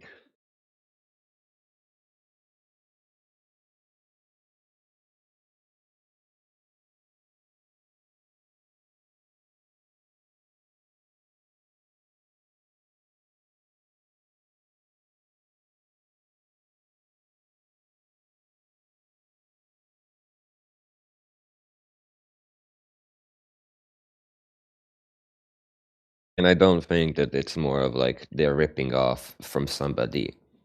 If anything, right? if there's a divine creator, right, and we're all like his creation, right? Doesn't matter where you're from. Wouldn't it be kind of selfish of him or almost idiotic to just give information to one people and not nobody else, right? That seems a bit surreal to me, right? When you actually think about it. What if he did give everybody the same message, but you just have different languages and different ways of articulating things? So they all interpret it or write it down in their own language, but it's still the same thing. You have the story of the mustard seed in the Bhagavad Gita as well. Yeah, well, how would you validate that? Because it's Correct. either everybody's got a snippet and it has to be put together, or it's there is a God that did communicate with a specific group and made objective who he is, or it's there's no God at all, period. Comparative study. By looking at by not firstly reading things just literally, right? And not looking for the differences, but rather actually looking for the similarities. And when you start doing that, the amount of similarities is actually shocking. It's really shocking how many there are. It's not just like 1, 2, 3 things, right? It's dozens, if not hundreds and hundreds of them.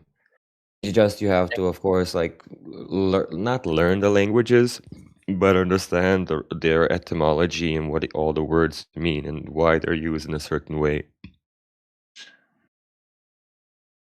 I think there's probably a large amount of post culture influence and editing that's done to like a lot of the oral traditions and the texts that are rewritten so that the scribes are under the authority of some ruler at a specific time, and they're trying to, because the old scrolls and everything or the tablets are wearing out, they have to rewrite them.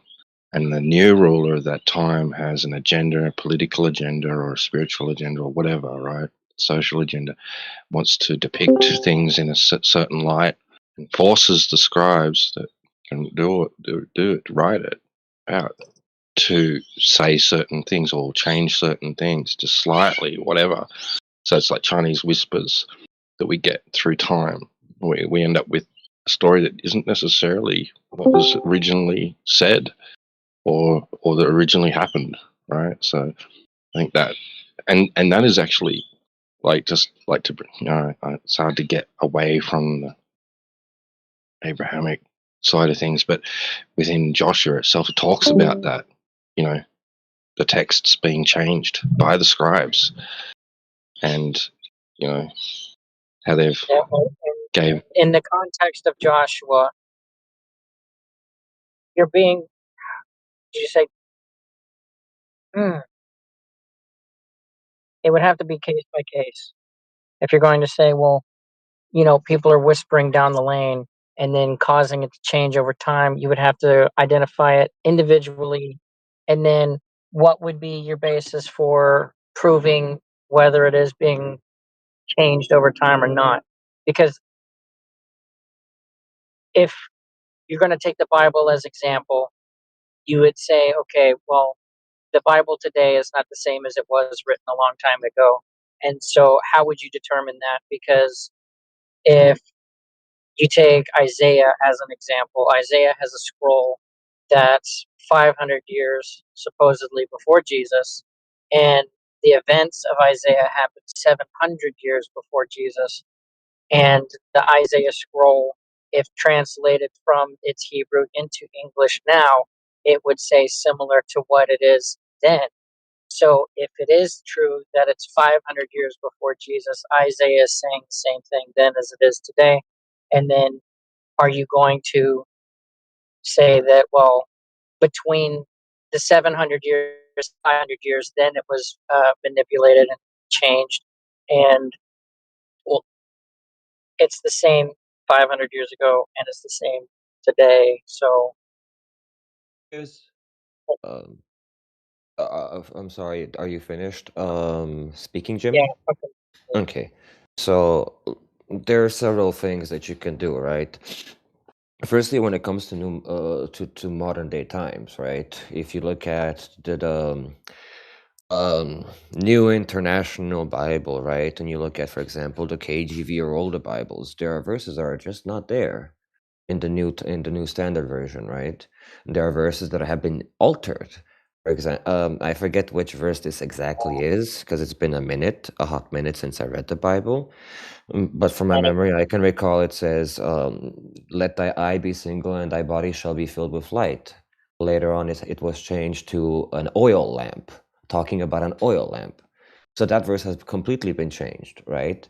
You can even go with the sense that most of the characters within the Bible, their names, right, aren't actually their names. They're transliterations of the name, right? Because they're all originally Aramaic people.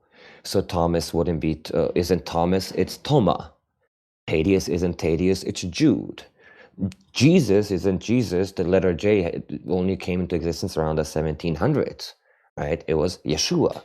So you already there have examples of the Bible being changed in certain ways, right? Now, so that already kind of like, I wouldn't say confirm, but pushes towards like, yeah, they change it, right? In order to push certain paradigms. Not only that, but if you guys are What familiar with, paradigm would be changed in order to go from Yeshua to Jesus? one more time? What paradigm has shifted to take the text from Yeshua to Jesus? Oh, right. Yeshua is his true name, right? If I go to, well, let's just say my name is Mer right now. It doesn't matter if I go to China, Japan, Brazil, anywhere in the world. I might have to say, for example, in German, you say ich heiße, not my name is, right? Because it's a different way of saying my name is, but you would still say Mer. You wouldn't all of a sudden transliterate the name into something else because that's my name, right? So that's one thing, right? Secondly, pardon me, um, we'll look at another thing with like put the Bible aside for a second now. Look at modern day times. How many words that we currently use have completely different meanings than their original meanings when they were first used, right? Even in the sphere of law, right? The Black's Law Dictionary. It's completely different meaning, for example, from let's say person or human and other words than what we currently use in normal speak, right? When we're talking in day-to-day life. So you already see those things happening, and they constantly change. Like the word "gay" meant happy not too long ago, right? So you see a constant push to change the meanings of words, which confuses people. And that's another thing, right? So there is certainly things being or actions being taken to dilute the original meaning of not just scriptures but language in general. Yeah, and say you have all the manuscripts. Can you identify when somebody has changed or stated that, hey, it's not this way, it's this way, it's that way? You might not be able to. So firstly, like if we had the old manuscripts, that would be amazing, right? If we had access to them physically, like physical copies, right? Not digital ones, because again, digital can be altered very easily, and you would never know. Because you don't have the physical copy of it. But No, when you, what I mean is, okay, let's say somewhere down the road, I'm going to use the Bible because that's my fucking forte. You have the manuscripts that were, held and, protected by the people who went through the period of time where it was illegal to do what they were doing. And them and their writings were being destroyed, right? And then now it's legalized. Now it's controlled by an authority figure, and the authority figure then takes their portion, but to write it the way that they want, like everybody says that it is happening, and then you get people who rebel against that, and then they go back to the original writings that the authority figure took their writings from, and they make it again, and then you have other, minority groups that want to, find anything and everything and then make their own copy. So you got, as examples, the Roman Catholic Church, you've got the King James Version, and you've got the Jehovah's Witness, right? Now, you have all of these, or you have these three different groups specifically saying, hey, they're doing it wrong because they're manipulating it this way. And so King James Version says that ours is actually, accurate because we're using the manuscripts that the Catholic Church uses to write theirs out. And look, theirs isn't the same as the manuscripts they received it from. And then the King James guys say, hey, the Jehovah's Witnesses, they've got it fucked up too because look here, they're actually changing it. And, the change starts at this period of time, which is their origin time. So I do so I think you I think you are you following? yeah, I think I understand.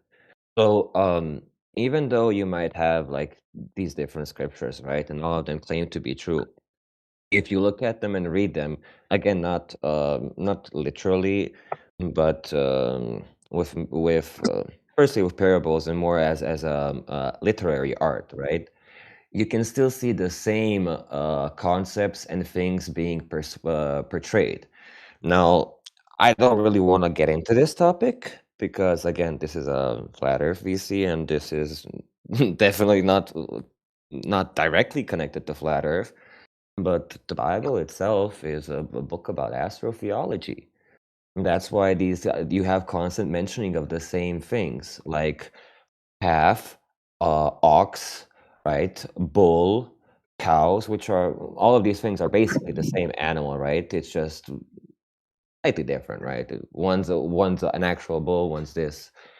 You can actually see that, and you can correlate it to times of harvest and other things, right? Like when it talks about, for example, barley, wheat, and barley and wheat. There we go. My bad. And that's referring to the time of harvest in Libra and Virgo, when you can actually harvest those things and then produce wine and wheat, right? Now, that's the way that I look at things, and it doesn't matter if I read the KJV, New International Bible, Jehovah's Witnesses Bible, because I've read quite a few different ones, right? I can always find that in them because that's the baseline of the story, right? That's why it is the greatest story ever told.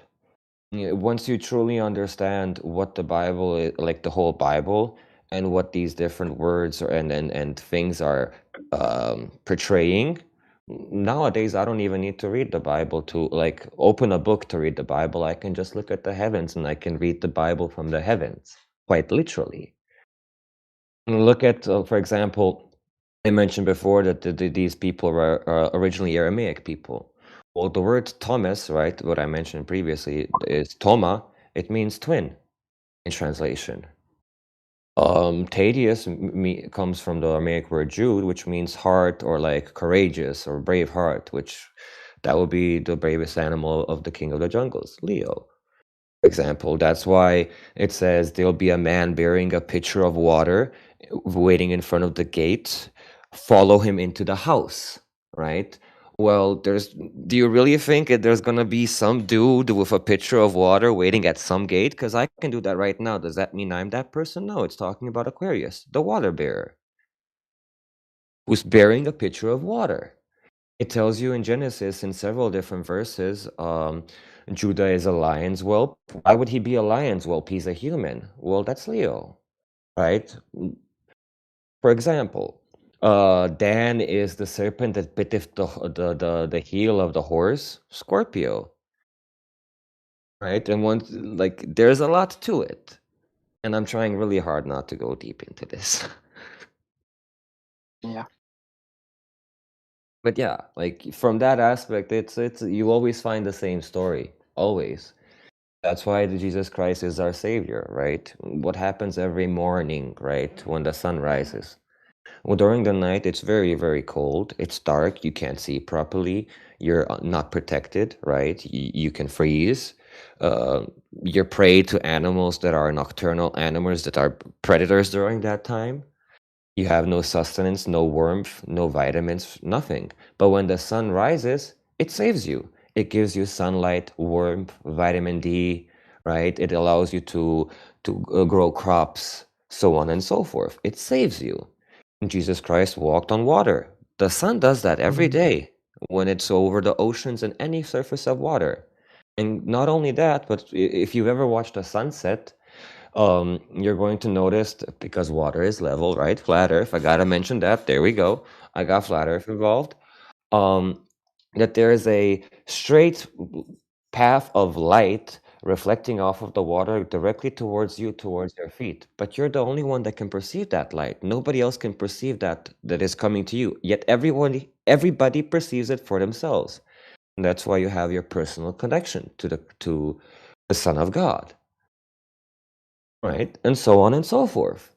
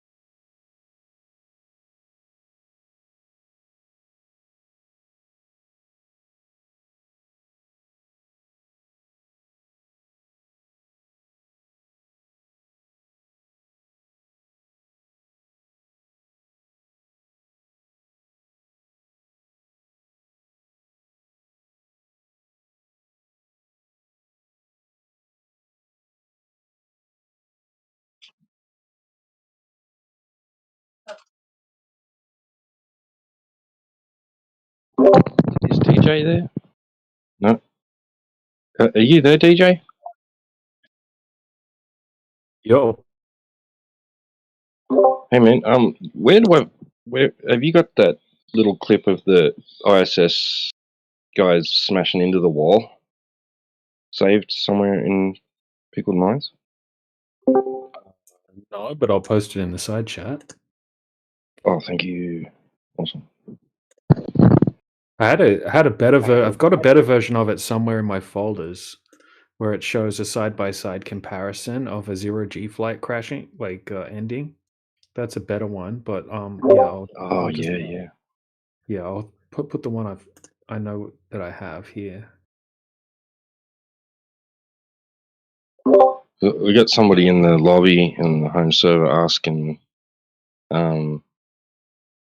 they're asking for the lemon, the hand through the lemon one, and I posted it, and he's like asking about how would I go about finding the original, like the source of that. I'm like, good luck, man. Like, a lot of this gets scrubbed. If it wasn't for people with VCRs in the 80s and 90s taping this shit on the news, like, you wouldn't even have it anymore. Probably, you wouldn't be able to find it. Because like a lot of this comes from like news clips, right? News stations. Like, people just like,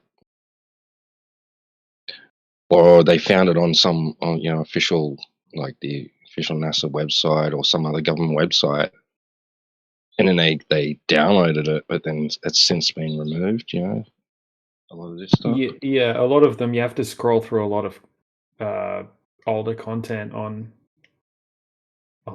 Smithsonian YouTube channel or NASA YouTube channel. There's a ton of stuff on there. But yeah, I'll just find this clip. If I had the desire to comb through it, I would identify the guy who's supposed to be grabbing the lemon, identify what year he was supposed to be on the ISS, and then try to make my way to the time period where the recordings were uploaded to NASA's website or whoever is keeping the recordings. And then just watch. You know, that the guy, he's at this point in time, you have thousands upon thousands of hours of recordings.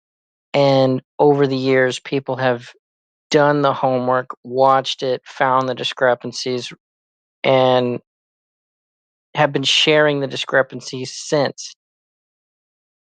These guys are at a point in history where they don't have to do any of the fucking legwork because the legwork's already been done.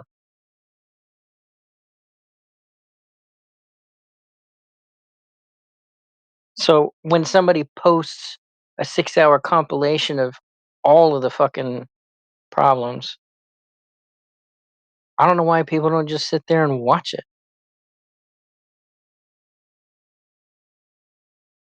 It's like, okay, you're either going to go through and do the work yourself and try to identify 6 hours worth of hiccups in the last 20, 40 years, or see it for yourself in a compilation.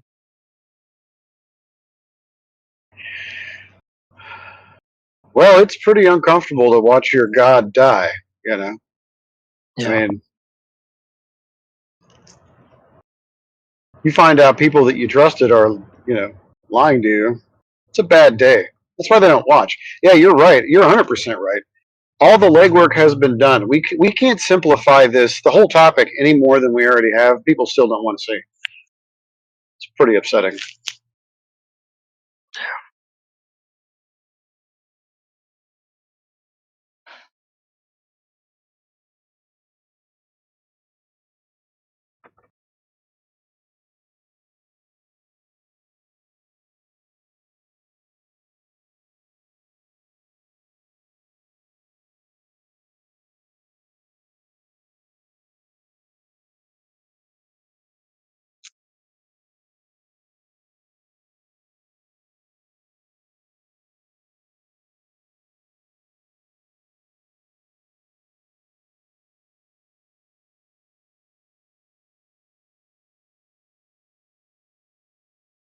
On a side note, I finally got the FE tag on Discord. Yay!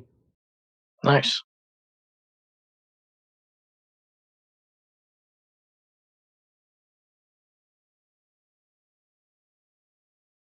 I don't even know how, it just popped up.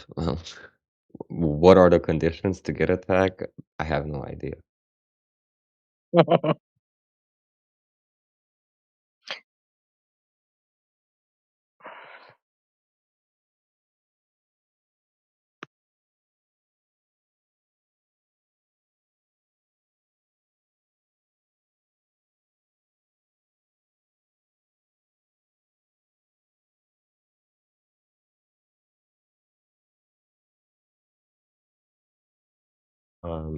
Jimmy, do you mind if I send you a friend request?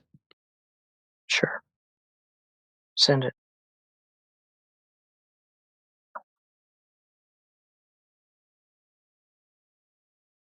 Ah, you're not accepting friend requests, my friend. What a pleb. Give me a second.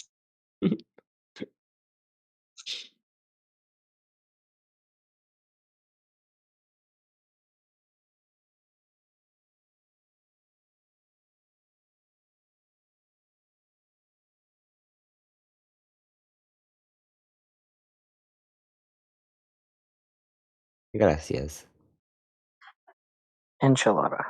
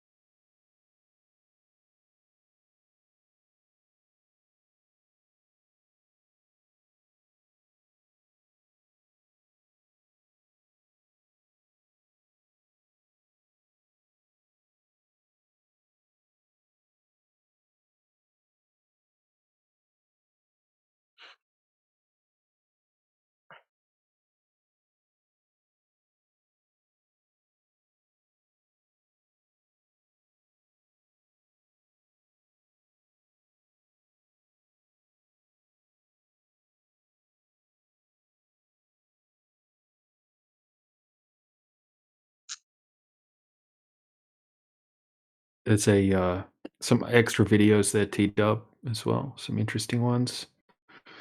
And I got about 12 bubbles in space videos uploading at the moment.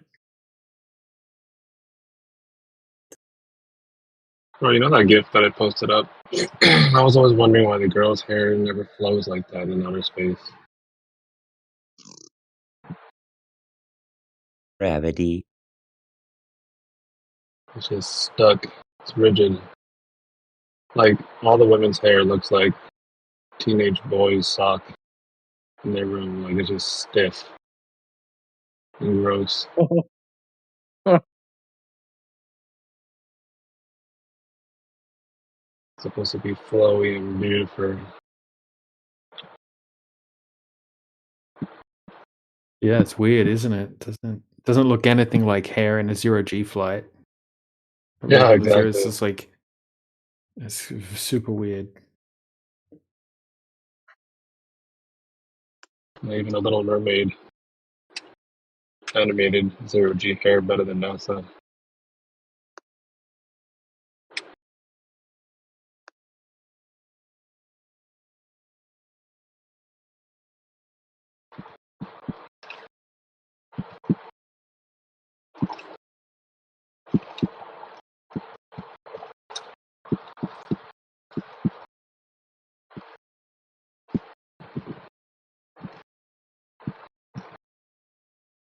You know, DJ, I had a Glober tell me the other day that if I couldn't find the exact source where one of these videos came from, then it's automatically fake. It's so funny. The mental gymnastics they have to go through. It's unbelievable. Oh, yeah. I was like, dude, here's the source right here. YouTube.com/NASA. Good luck.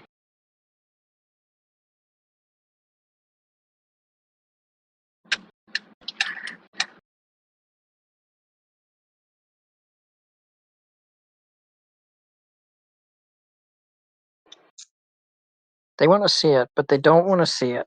They want the source and they don't want the source. Yeah, they're very particular. Yeah, well, they could have Anal. faked that. All right. Well, then why is it you deny us telling you to go touch grass and experience reality? Exactly.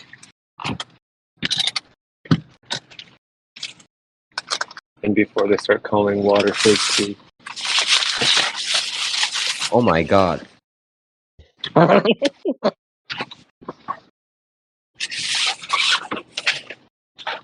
Thank you, lads, for destroying my eardrums. Oh, sorry. Did I do something? No, Yo, man. wait, what was it? What did I do? I'm You're sorry. standing the microphone of your phone. You sound like you're scuba Oh. diving or something. Oh, my bad, my bad. Let me mute up.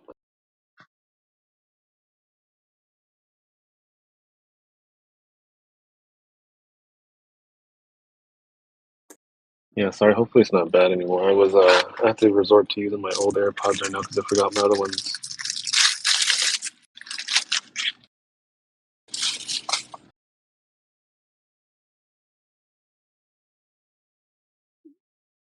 Dude, it sounds like you're eating tinfoil chips. That's what it sounds like.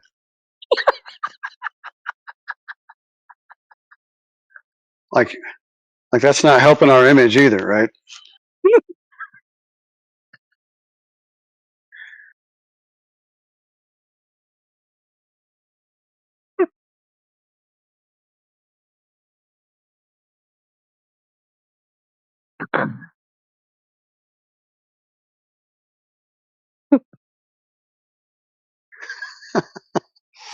Yeah.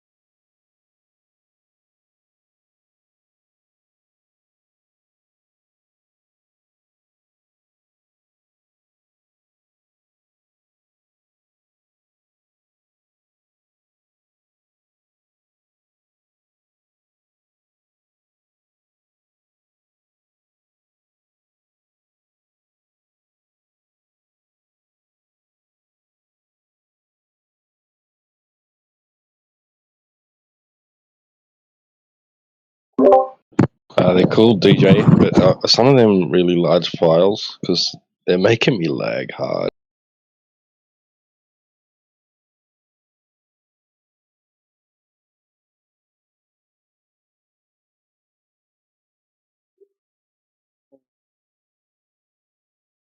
Maybe.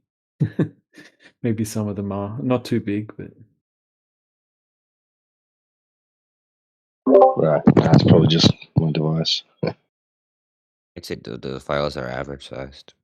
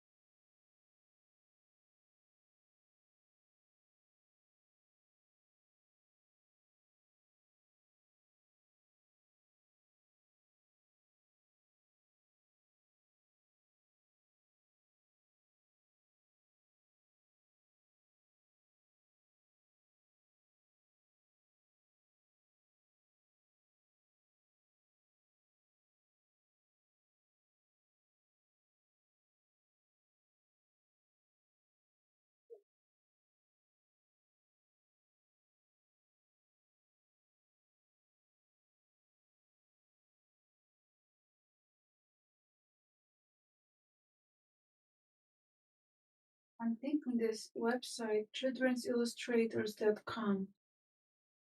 They are huge. It's like you just pay and then, you get exposed to like We can hear that, DJ. oh, just a second. Thanks. 1 second.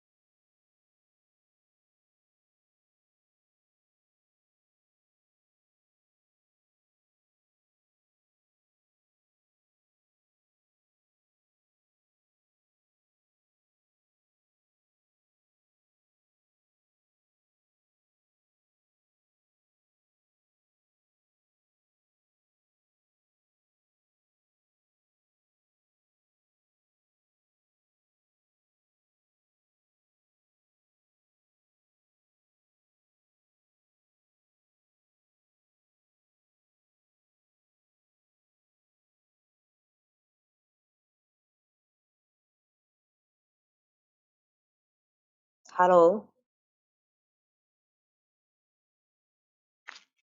Hello. Do How do are you? you yeah? Do you hold this person every day? Sorry, I didn't catch half of that. It sounded like you cut out a little bit. What was your question? I'm asking you about if you hold this session every day. Yeah, we are always here asking, Yes, we do. well, lots of questions. What is the event? Is there an event question today? No, I'm just asking you about if you hold this session every day. I mean, a conversation every day. Yeah, we try to. We're here basically 24/7. So 24 hours a day, 7 days a week. We usually have someone here. But yeah, we're talking about the flat Earth all the time. Hello? Yeah, that's great. Hello, how do you do? I'm doing great, thank you. Listen, I have a question about flat Okay. Earth. What's the Okay. best Oh, evidence for flat Earth? What's the best evidence out there? Oh, well, when we measure yeah. the Earth, there's no curvature. It always measures flat and stationary and enclosed. We have all the measurements for all that. So it would be 0, 0, and yes, we have 14.7 psi at sea level air pressure. So 0 curve, 0 movement, and the Earth is contained. So the measurements of the surface is the quickest answer for you. We measure the surface to see if it's curving at a rate consistent with the globe claim, which is essentially 8 inches per mile squared. And that can't be found anywhere. The Earth is measurably flat, and everyone measures it that way. Sorry, I don't get you. What do you mean by flat? Flat as in not a ball, a very flat plane of existence that we're on. There is no sphere Earth. No outer space, heliocentric solar system, all that stuff. It's all just made up. It's all conceptual. The Earth is flat. Yeah, yeah. So your topic is scientific? No, not so much scientific as it is geometric. This is about measurements and geometry. So measuring the Earth is not scientific. It's geometric. Yeah, yeah, yeah. I get it. Yeah, Yeah. yeah. Nice. Can you advise me which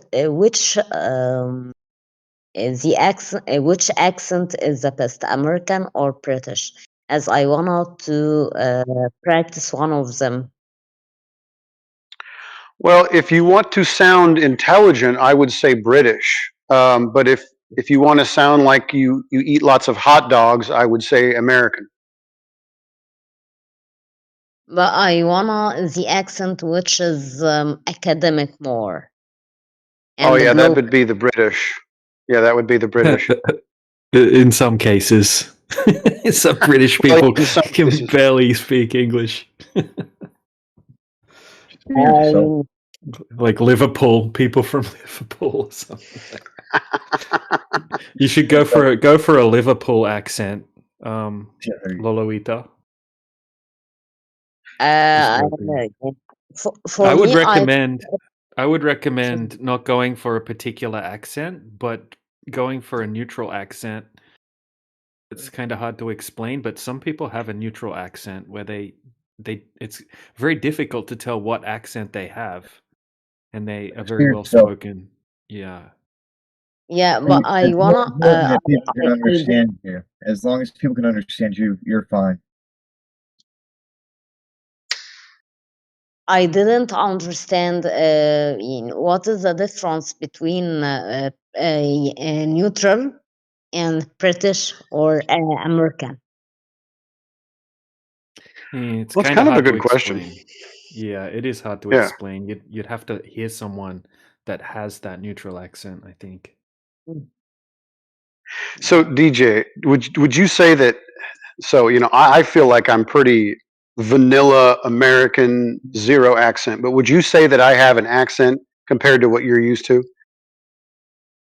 Well, you have an American accent, but you have an accent like you could do voiceovers and stuff like that. I think with your accent, but I'm not gonna hire J.E. Barrington to do any voiceovers for me. Right. Yeah, the Southern accent. It's probably like Liverpool, right? But the Southern accent gets no respect around here. Do I have an Uh, accent? Question. Yeah, a little bit. To me, but we're all different, right? Yeah, what do you hear of an accent? Is it just like ambiguous, or do you hear like a certain? Somewhere around Croatia. but your accent sounds American. Jim, you're not wrong. I am close to Croatia. As you are repeating t as the.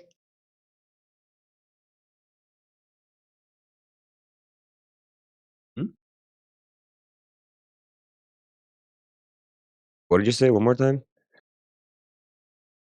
You said British, not British, and the flat T is an American, pronunciation. Got it. Okay. Yeah.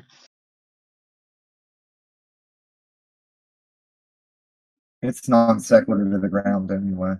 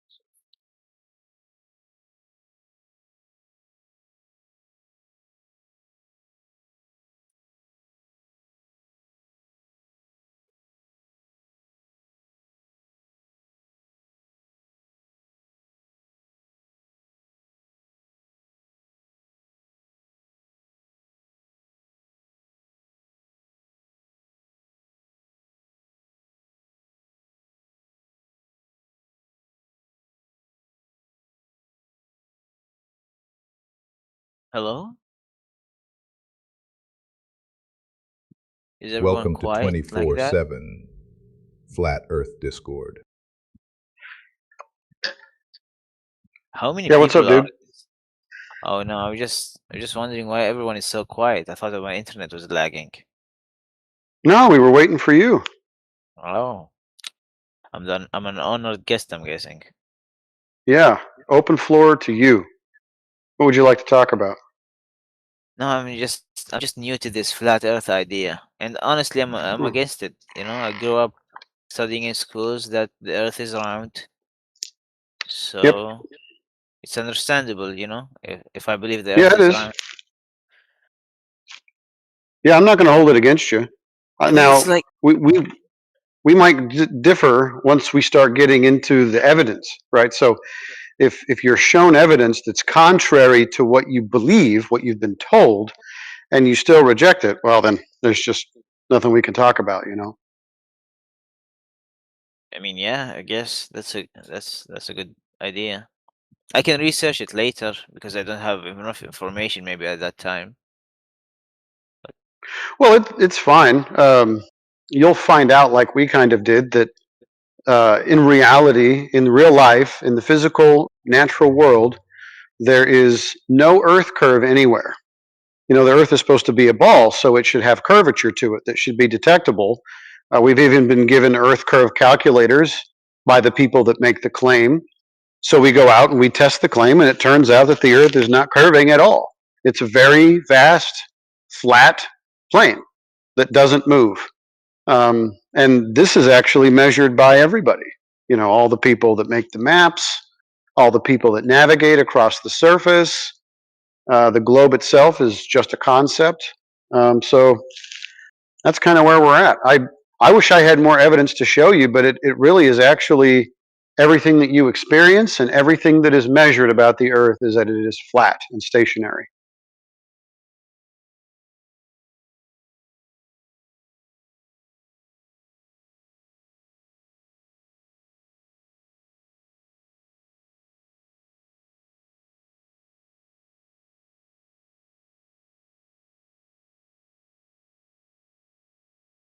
Any thoughts?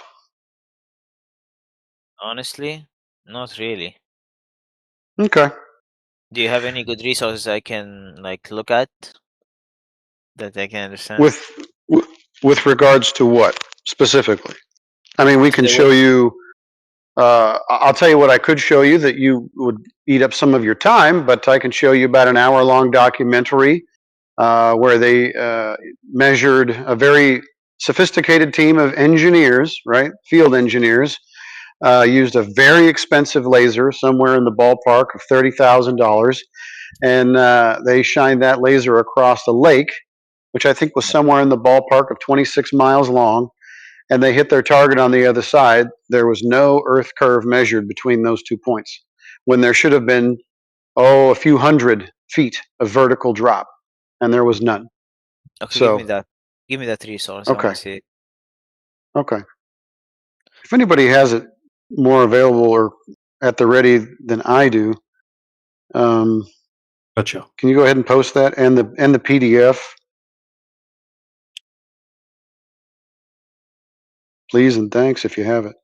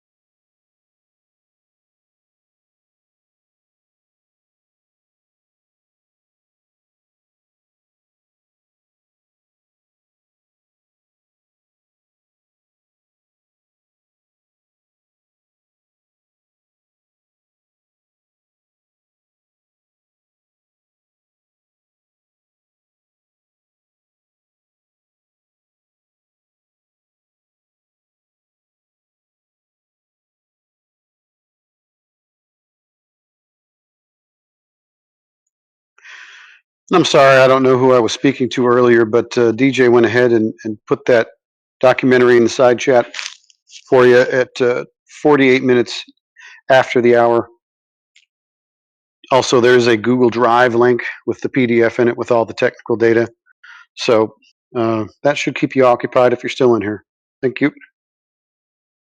Oh, and if you have any more questions, let us know. We'll try to answer them, I guess.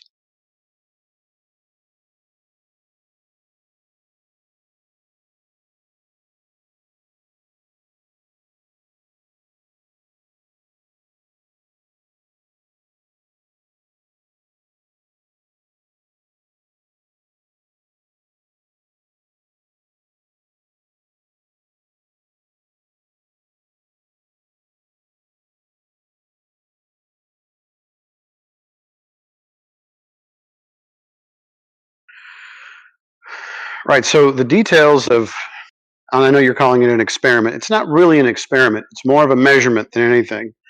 But it is a test to see if there is any vertical drop from a laser that is level, right? So the level horizontal laser is kind of like a really long straight edge, and the Earth should be curving away from it at approximately 8 inches per mile squared. It's a rough estimate. It's more based on a parabola, but it's very accurate, or at least it's supposed to be accurate, within a 1% up to 1,000 miles, although I don't know how they would ever verify that. But based on the math, it is accurate. And there is no vertical drop from that straight edge. So based on the distance measured, there should be, gosh, what is it? A few hundred feet of vertical drop. You know, almost a football field, I think, worth of vertical drop, and there's none. So if they're hitting their targets on the other side of the lake, the Earth is definitely flat. Especially if the claim is that the water somehow is curving along with the surface of a ball because of some kind of force, non-force called gravity. So if that's the case, then we may have eliminated two things. One, that gravity pulls anything to the center of a mass, whatever that is, and that the Earth is not curving. That's what the documentary is supposed to show you.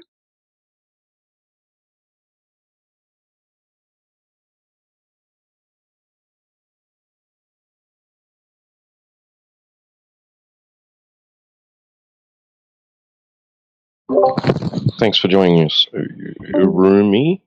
Okay, never mind. There's nowhere on Earth that you can see that the Earth is round. If you're making that claim, I would like you to show me where that can happen and how you can measure the Earth to be curving based on what you're looking at.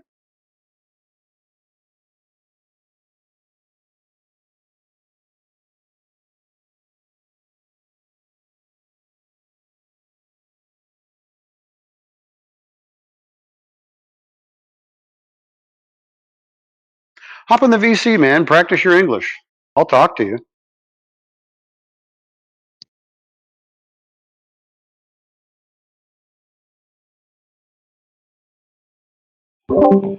Nobody goes anywhere to see Earth curvature. Yeah, there's no sightseeing for Earth curve anywhere. That would be cool if that was the case.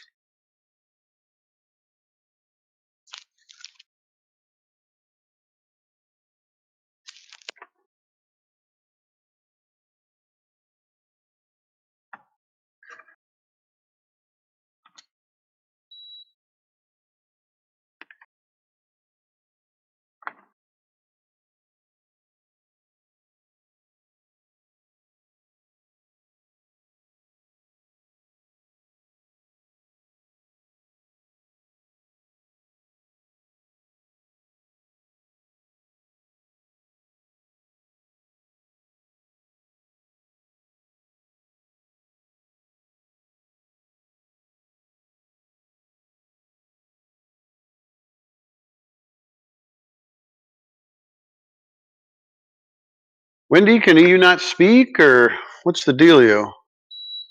Probably easier than typing.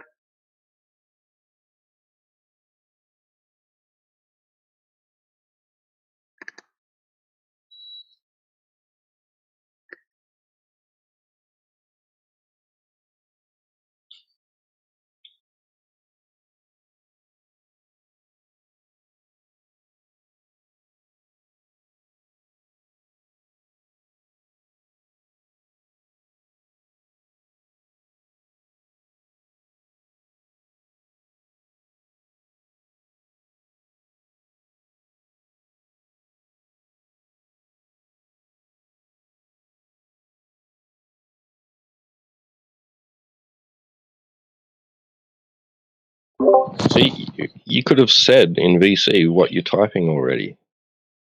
Yeah.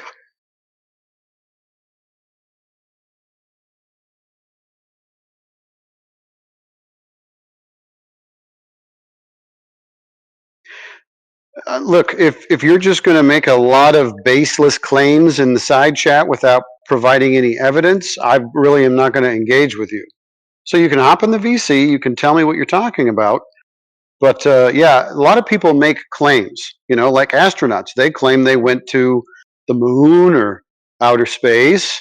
Is there any way that you and I can verify either of those things? And no, I don't want to operate from the starting point that the Earth is a ball. I'll measure the Earth, and it will measure what it is, and then we'll go from there. How about that? Right. And nobody's done what you're describing, by the way.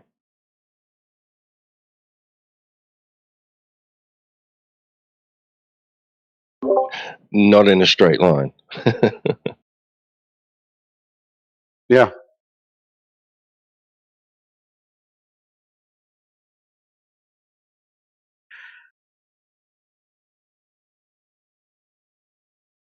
Okay, Wendy. Well, we are not going to debate any baseless claims made by you. You have to provide evidence, and we'll discuss the evidence. But right now, usually what this is people that get very uncomfortable about their ideology or their religion when it is under attack, right? Because I would say we're attacking the globe idea. They start to just repeat all the things that they were told without evidence, and we would like the evidence. We don't really want the claims. We know the claims. We want the evidence. So do you have any of that?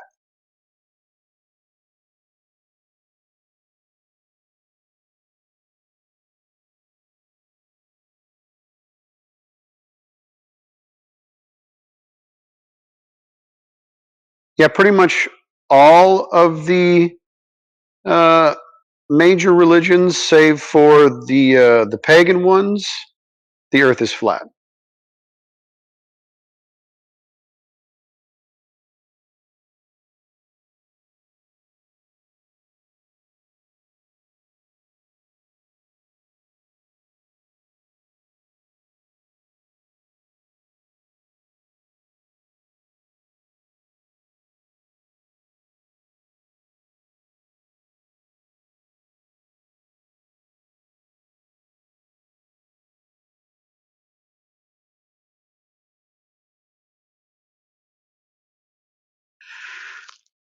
Okay, Wendy, try to be focused. Number one, I don't know of anybody that has traveled straight across the Earth and hit any edge, right? There's no reports of that. Now, that doesn't mean that the Earth is still not measuring flat. You understand? It's about how it measures. You retreating into ideas about astronauts and edges of the Earth and all the stuff that you're trying to blend together, ways that you can conceive of what it is and how it's shaped on your own is not going to help you here. If you could show us some Earth curve measurements, that would be better, rather than you kind of making baseless claims or affirming the consequent with the claims that you're making. Like, if you travel in a circle, the Earth has to be a globe. No, that's incorrect. Circles, by definition, you know, by the geometric standard, is a 2D flat plane shape.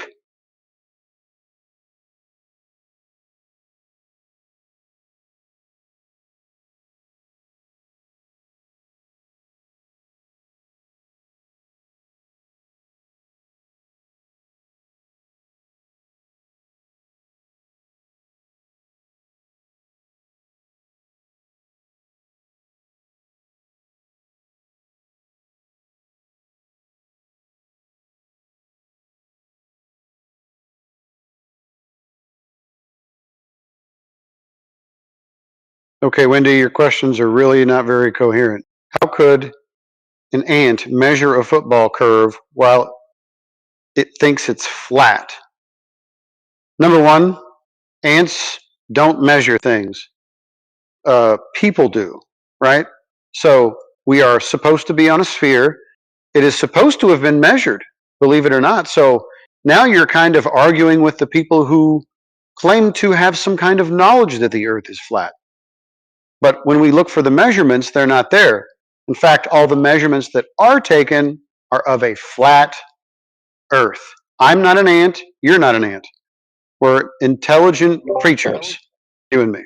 India and I You know, were talking about this yesterday. Actually, an ant is quite capable of perceiving the curvature of a football or a beach ball or whatever. It's not small enough to perceive it as flat. So try like an amoeba or something, skin cell, something smaller, way smaller, like 23,000 times smaller. Yeah. Yeah, like a bacteria of some kind or an amoeba. That's probably closer.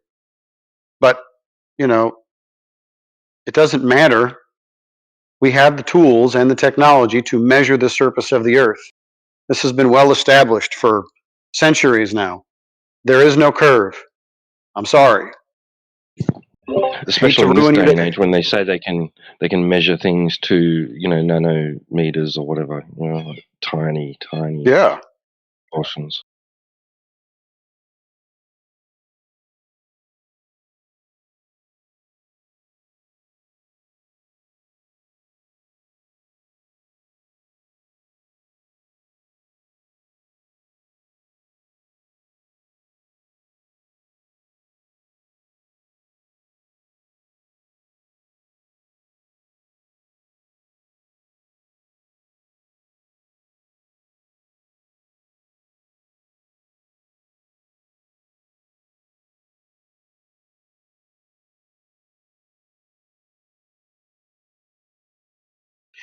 Yeah, finish. Open mic. You hop in and ask a question if you have one.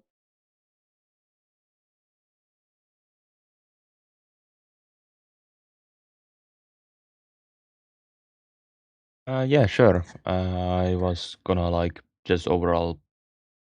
I'm blanking, but like I remember there is some trigonometry about sun and like overall just I am curious about stuff because there are many different displays of flat Earth. I Yeah. guess that's the Yeah. word because I have seen like the what's the thing where people think that there's like a bowl-like thingy. I'm forgetting the word for it because I'm sort of tired.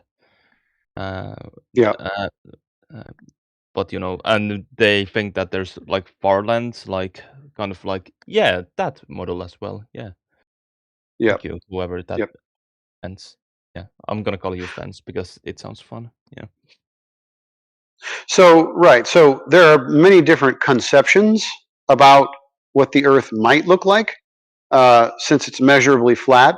And so some people have done some really silly things. They've taken a globe, and the globe is actually a polar coordinate reference system where they measure the celestial sphere, which is the concept of the stars being spheres around the Earth, which would in this case would be a flat plane. And the celestial sphere is an official thing. It's used for navigation and the ephemeris. They've been around forever, but these are just concepts. Well, they took all the points that they measure on the surface of the flat Earth, and then they turned it into a coordinate system called a polar coordinate system or a polar projection. That's the globe. That's actually not the map of the Earth. That's a celestial sphere kind of turned inside out. So the inside out celestial sphere then got splayed out into what's called the azimuthal equidistant projection.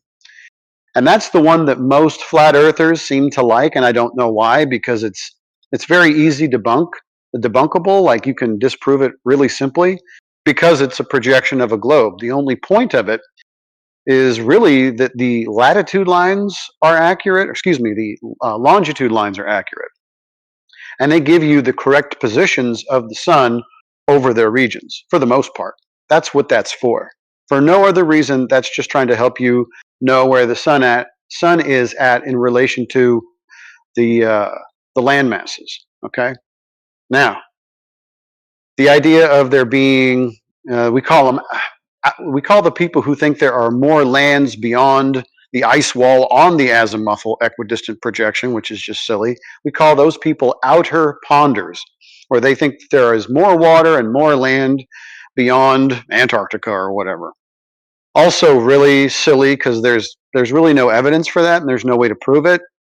So that's a bad idea. There's also the cartoons and the propaganda that's been shoved in everybody's faces for I don't know how many centuries about a disk Earth kind of floating out in space. Nobody here believes that. Or, like a snow globe floating out in space. Nobody here believes anything like that. It's all kind of absurd. So there is no real model or we'll say visual aid to help you understand what the Earth ultimately looks like. All we can tell you is that measurably it is flat. What the sky is doing and how it does it, we don't actually really know. It's all kind of a mystery. What the limits are to this realm, I have no idea, and I don't know where to go to find those limits. So it's a very interesting thing. But what I can tell you is that everybody measures the Earth flat. Yeah, and this all sounds like cool and all. I'm sort of always forgetting the points because, flat Earth is kind of like a thing that I've just been skimming. Is that the right word to use? Like skim, like take in, like Yeah, slowly in small yeah, bits, yeah. That's the right word. Yeah, but like it's always fun because I've been getting onto this, I guess, from the Globey side. If I could Sure. use that nickname, it sounds silly to use it like vocally, but aside, back to the point, like I've watched all the mainstream stuff, like my man Dan and Kevin Dubé and all those guys, who are just basically Yeah. just going like, "No, you're wrong. No, you're wrong," and just We're over. kind of an exception because we tend to focus mainly on the geometry aspects and try not to entertain too Yeah, I much know they are kind the of silly, and I speculative like the regions silliness. of the whole thing. Yeah. So the Simon Dans and the Professor Daves, those types, the Dave McKeegans, these are people who are really attacking all the silly flat earthers, but they don't really deal with the stuff that we're talking about. Navigation, measurements, those are the things that we discuss here. They're taking care of some of the more conspiracy oriented, esoteric, whack jobs. Those are the guys that they're debating with. They don't come over here. They don't talk to us. They don't like us. It goes really bad for them really quickly. So um, we want them to come over. It would be highly entertaining. But no, they don't really talk to us too much. Well, yeah, and that as well, and they're the loudest, so that's who you see, I guess, because Sure. loud or Yep. like quote unquote loud. They're the I'm forgetting the word for it. Like what was my original thing I said about like trigonometry and the sun? Like Right. what are the like given distances of like because again I come from the silly arguing channels, but I have never like done this speaking thing before because kind of never found a place, but they seemed fun. No, you sound pretty good. If you haven't spoke a lot, your English is pretty good. Now you're asking about trigonometry. I didn't want to get off the trigonometry. What specifically were you talking about in regards to that? Uh, yeah, I guess like overall when again I am not fully uh, incorporated into like what kind of flat earth we are doing in here, but like the main thing I've been seeing argued is like, oh, why can't you see this building from here, or like Yep. the sun's position and all that? Like is it called the equinox, like when it's nearest to the equator, like people measuring that as well? Yeah, I think the vernal equinox is the one that we decide true east and true west, right? So when the sun rises and the sun sets, at that time of year, when the sun is between what we call the tropics, the Tropic of Capricorn and the Tropic of Cancer, middle of the year, right? As far as we can tell with the stars and the sun, that's what we call the vernal equinox. So yeah. Now the angular relationship to the sun that the Earth has, and how we measure it, and even how we use it to navigate, that all is using a flat Earth to do that. You're using the base line of the triangle as the surface of the Earth, and you are measuring a distance, an angular distance. And I know that's kind of hard to, maybe that's not the best way to describe it, but the angular height or the elevation, yeah. So the angular height, the elevation angle, Angular length. Yep. angular length, yeah, is height. using the Earth as Yep. right, using the Earth as the flat baseline for that, and the GP or the ground position of the sun is at 90 degrees to that baseline.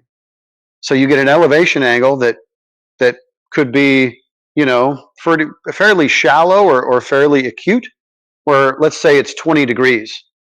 Well, that 20 degrees might end up making the GP of the sun, the ground position of the sun along that baseline, a few hundred, a couple thousand miles away. Because you're multiplying, you have to subtract the 20 from the 90, and then you multiply that times 60 nautical miles. Well, that's 70 times 60, right? So that's, what is that? 6,300? Did you say 20 times 60? Yeah, 20 times 60, excuse me, not 20 times 60. So 1,200, excuse me, 1,200 miles. Yeah, 1200. Right? Yeah. 1,200. I don't know why I got confused. I was multiplying 70. Yeah, 20 times 60, that's 1,200 miles. So that's 1,000 miles of flat Earth that they just measured.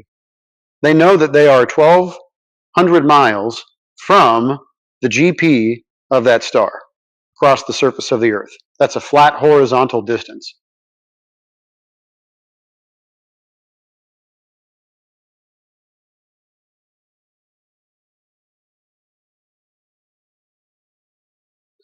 So then, if they're doing this, they also create circles of equal altitude. So you take that 1,200, that would be the radius of that circle, and so 360 degrees, right? You can pi r square that and get your area, and that's dozens of thousands, I think, tens of thousands of well, it might be more than that. I'll have to do the math of flat Earth. That big circle that you just created under the GP of that star, it's huge. It's a huge area of flat Earth. And that's how they get their position, because they will measure multiple stars, and then they will get their ultimate distance based on that angle to their location, and they'll kind of triangulate themselves in between those GP positions of the stars that they're measuring. You can use the sun, and I think there's somewhere around 60 other navigational stars that they use, so they can always kind of get a good idea of where they're at, especially at night, right? Because you can use the stars at night, can't do that during the day. So that's how they figure out their position, and that's all flat Earth, and that's all measuring the Earth flat.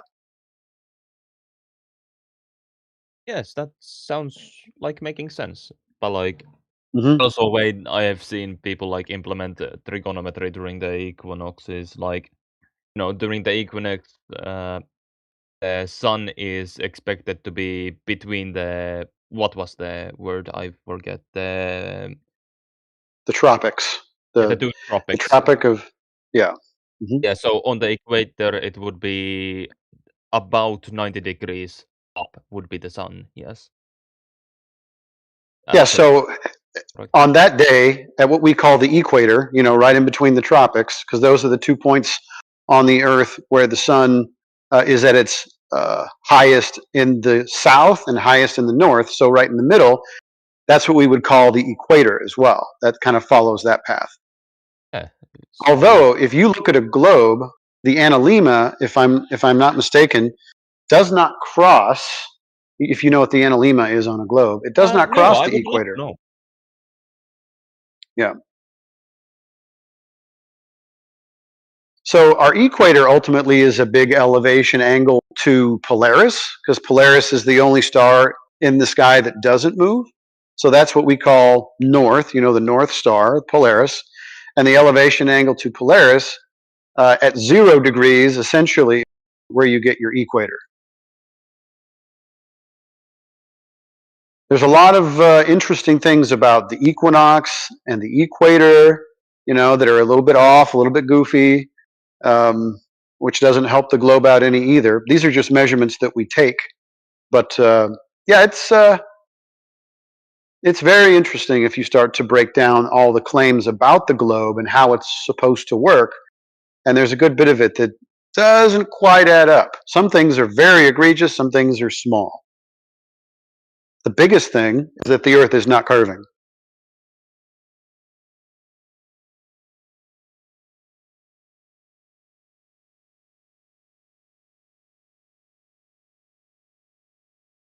Was that all? Like, yeah, I'm gonna go back to the.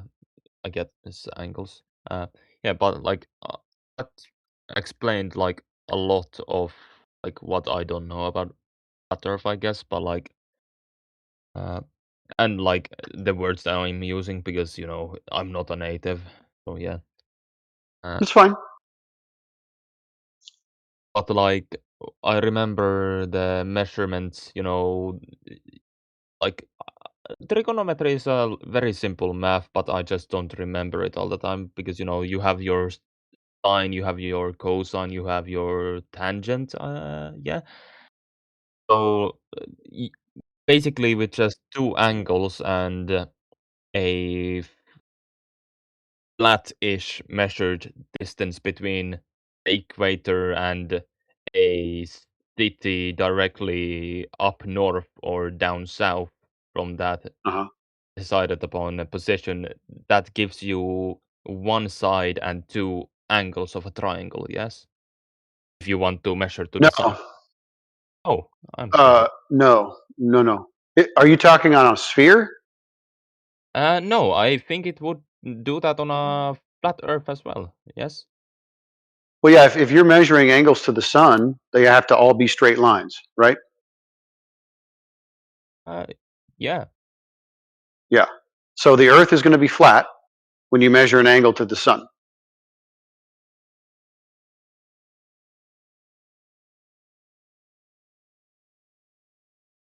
Well, I guess there would probably be math that I don't remember to make it work on a globe as well, but like on a flat Earth, the math would be easier. Well, if you're not going to beg the question, do you know what begging the question is? It's I think I do. it's assuming that the premise is true within your argument. Okay, so if you say I'm going to measure to a tangent point, well, a tangent point is a point where a straight line meets a sphere. So when I say tangent point, I'm already assuming that there's a sphere or a ball involved, right? So instead of begging the question or calling what I'm measuring a tangent point, what I'm going to do is I'm going to measure an angle between the Earth and the sun and myself, right? So all three legs of those, all three legs of that triangle, all of those angles are straight lines. That's the only way you're going to get an angle to an object in the sky if you're using the Earth as the baseline for your angle. Otherwise, I don't know how you're going to get an angle necessarily to the object in the sky if the Earth is a sphere, if you're drawing to a tangent point, because then it makes things a lot more complicated. Yeah, I'm sorry. I don't remember what the sin, cosine, and tan mean. I just remember that you can use them in trigonometry, so that's on me, I guess. Right. So, what is your ultimate point? Are you talking about the? Well, yeah, I guess my ultimate point is just like, would the like, I guess just the position of the sun, I guess is my ultimate point, and like, yeah. You mean the height of it? Yeah, the height of it compared to the Okay. Earth. All right. So the actual height of the sun is completely unknown. We have attempted, right, to use trigonometry to figure this out. And the number is somewhere in the ballpark of like 3,100 miles high, 3,100 miles high. That's one of the numbers that I've heard. But that is not accurate, and that's not correct. Because when we take elevation angles from the surface of the Earth, no matter what height we're at, we always get the same angles, which means that it's a nonlinear relationship, and that what we're seeing as the sun might not even be a physical point, or a point in what we call, some people call it free space, a point in free space that can actually be measured too. So it would appear as if the sun is in an apparent location, meaning, well, I can see it. It looks like it's this amount of degrees high up off the surface of the Earth, but I cannot do the rest of the formula to get its actual location. The sun is doing kind of weird things when we try to measure it. Same with the moon. Moon also does a lot of weird things when we try to measure its actual height. And we're starting to think, or at least this is my opinion, you don't have to think of this as anybody else's opinion other than mine. But I don't think that the sun and the moon, at least where we see them at, are physical objects. That's just me. Also, are there like from mirror or refraction? Yeah, I have heard that as a speaking point. Right. So there's my browser. There's my search engine. I'm fixing it.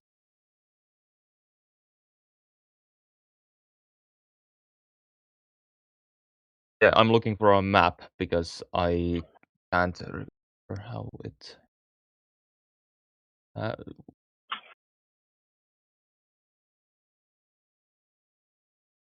Like from what I think, like, can't you just, like, I'm not trying to beg the question because I'm just legitimately not too smart, but like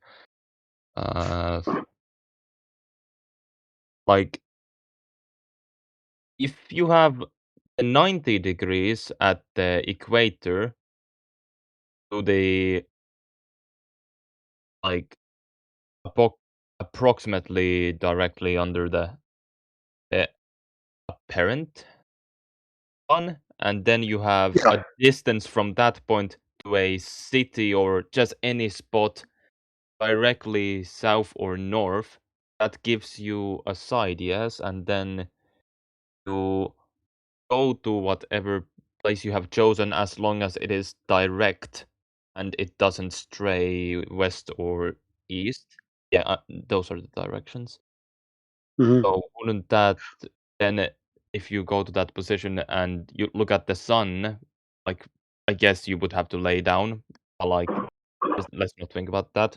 Like, then wouldn't you have a second angle?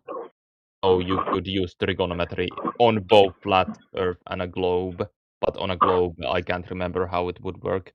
But I do remember, like, I don't remember then, even in my own language, because I mostly study this, or quote unquote study this in English, but like refraction is one of the words that I remember, and like, all that fun stuff, which is apparently messing with the measurements you're getting. I'm gonna let you speak because I have been speaking way too long. No, it's fine. So here's the thing with your hypothetical scenario, right? So let's just say that the sun is at 90 degrees above you on the equator. Okay, great. So you have a 90. You have a vertical, or zenith. In celestial navigation, they call it the zenith, but it's a 90-degree perpendicular relationship with the Earth. Now, if you say you want to go to a distant city in the south, well, the first thing you're going to have to figure out is how do you get that distance? So I would ask you, how do you find the distance between the equator and the city? How would you do that? Well, you could either, I guess, if like I do trust the like measurements that I'm given, but I guess you could do it manually, which would be a pain in your butt. But like, I haven't done that, so I'm not gonna ask you to do that. Right. I mean, that's kind of my question. So somebody gave you a distance. How do you think they got that distance? Well, somebody must have mapped it, but then again, most maps do probably assume, as you have said, assume globe. Well, actually, it turns out that all maps that we have are globe projections. So the celestial sphere that I was telling you about earlier, and the way that they turned that inside out and then wrapped that around a sphere and called it the Earth, that is not the Earth. Meters. That is the I celestial hate sphere. meters. Oh boy. Anyway, we have trolls that come through all the time because they see that we're live streaming. So Oh, we'll I have that see. every once in a while. Yeah. But anyways, so the distances, even on the globe, are not 100% accurate. The distances between points are not as accurate as you would think because even the globe itself, I don't think has a linear scale for distances on it. So accurate distances are pretty tough. The Mercator is a little bit better. That is a projection of a globe where they basically take all the points and kind of plot them on a cylinder, and then they open that cylinder up, and that's how you get the Mercator projection. But the actual distances between points, especially long distances, are kind of best guesses for our practical purposes. The actual distances are not known. And the only way they really get those distances is elevation angles, and that's with a flat Earth.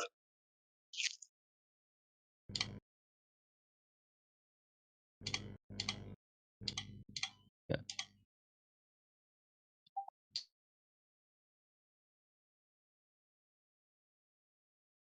Oh, that's What I'm trying to say is all of the distances that you're going to get on a globe or any kind of map are usually using elevation angles between points. So they're always measuring the Earth and the distances from point to point on a flat on a flat plane. That's how it works. And then they reify that into the celestial sphere. Oh boy. Who's got a hot mic? Who's deciding to just be rude for no good reason? Yeah, but that's actually very well messing with me. Because, like, it's basically your point that all the numbers that we have are made by, untrustworthy people. So, like, we don't know the actual, like, distance from the equator to Cairo or equator to Helsinki or equator to London or... No, the true distance I would tell you is probably not known. I think we're close, but because all of the maps are projections and they all come from the celestial sphere, that these distances are best guesses and are good enough for practical purposes. It's really difficult, believe it or not, it's very difficult to get accurate distances between points, even on the small scale, right? And we have things like range finders and lasers and stuff, and those are helpful. So we go from point to point to point, trying to measure as best we can, and we do it in small sections. Those are good ways to find, distances if you want. But the bigger the distance gets, the more your accuracy kind of deteriorates. And so even then, there's really no way for us to actually know. I'm certain, and this is just me, but from city to city or whatever, we're not accurate within even, I would say, yards. I'd say it's probably dozens of yards or more with our accuracy. And as those distances grow between the cities, that margin of error increases. So by a good bit, we might be miles off in certain situations or dozens of miles. Now, this is just my opinion, but it's pretty doggone hard to get distances, especially over the water. The water really makes it tough. Yes, definitely. But I have found, like, maybe a measurement between the equator and Cairo. That's what I used of like 3,330 kilometers approximately. So imperial, it would be 2,072 miles. Okay. So I don't remember how to do trigonometry, so that's really hasn't. It had Yeah. The sub is absolutely correct. If that was about like my measurement. Okay. Well, the measurement that you were using. So, did you use like Google Maps or Google Earth? What'd you use? Basically, that's the first answer. The Google Earth? No, the first answer which I got, which is a very bad compilation of an AI. Which is, I don't like that Okay. it's integrated. I don't like that it's integrated, but you know, that's what it says. Right. So they're claiming that it's 3,000 whatever kilometers Yeah, from the equator to 3,350. Cairo. Yep. 3,350. Okay. So 3,350 to Cairo from the equator. Okay. There's their claim. Now, how do you think you and I would be able to validate that? I'm not saying that they're necessarily inaccurate, but the question is, number one, how did they get that distance? And number two, do you think you and I could prove that in any way?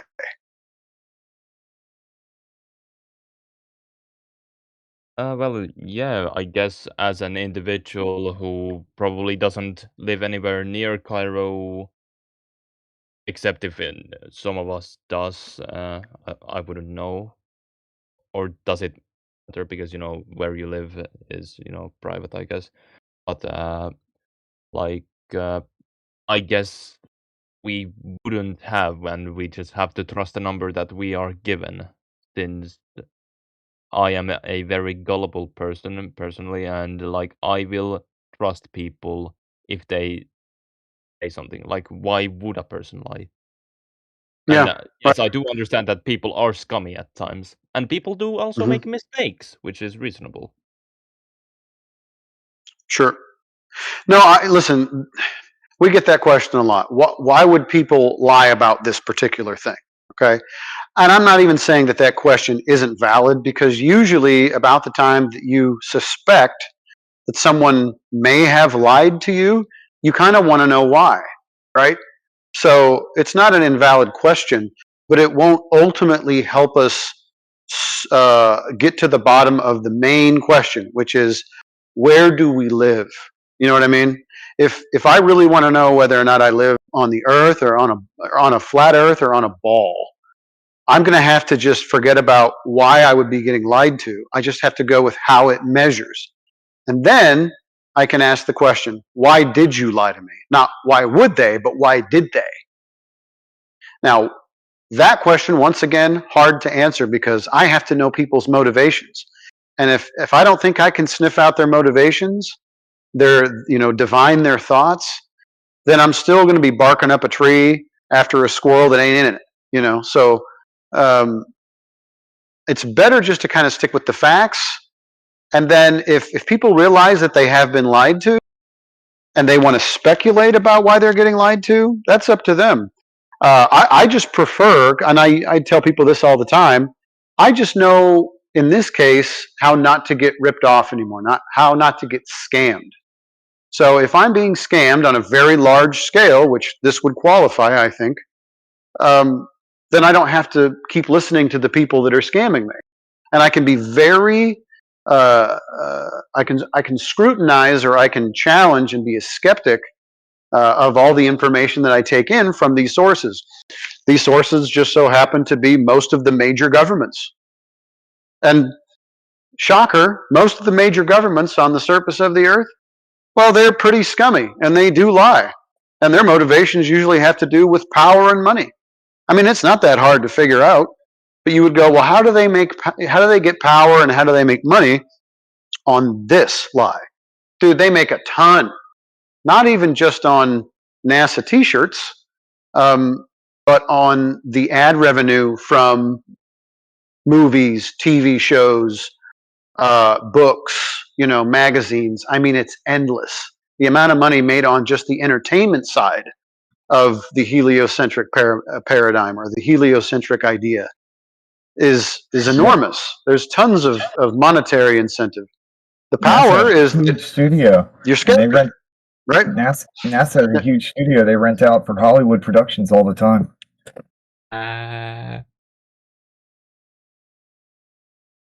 Perfect. And the best way to keep control over a populace is to make sure that they are not very well informed and that they're always scared. That's how masters treat their slaves. Pretty simple.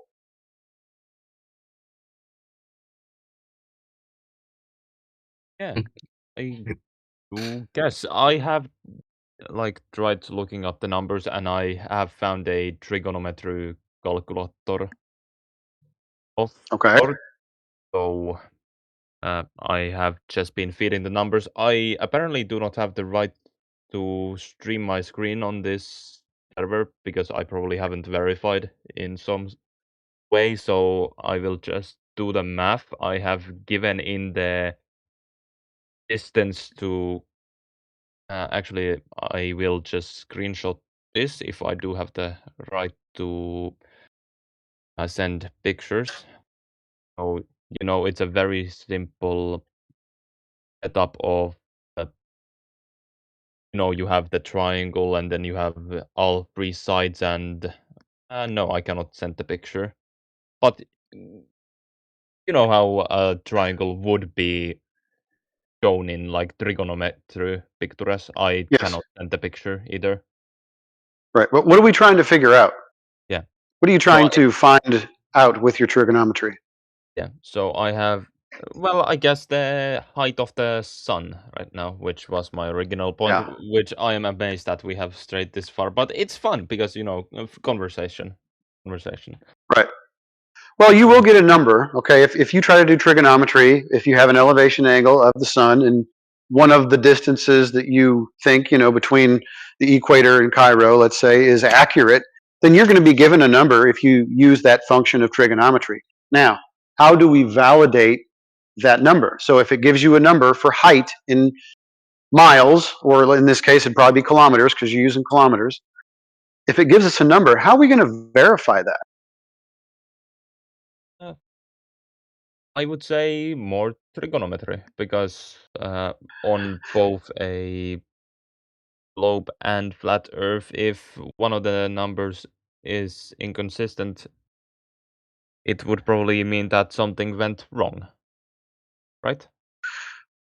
Well, so the idea of the distance to the sun, according to the globe, is that they are measuring angles at 2 times of the year on both sides or both ends of the ellipse, the oval orbit around the sun. And this is all presupposed, by the way.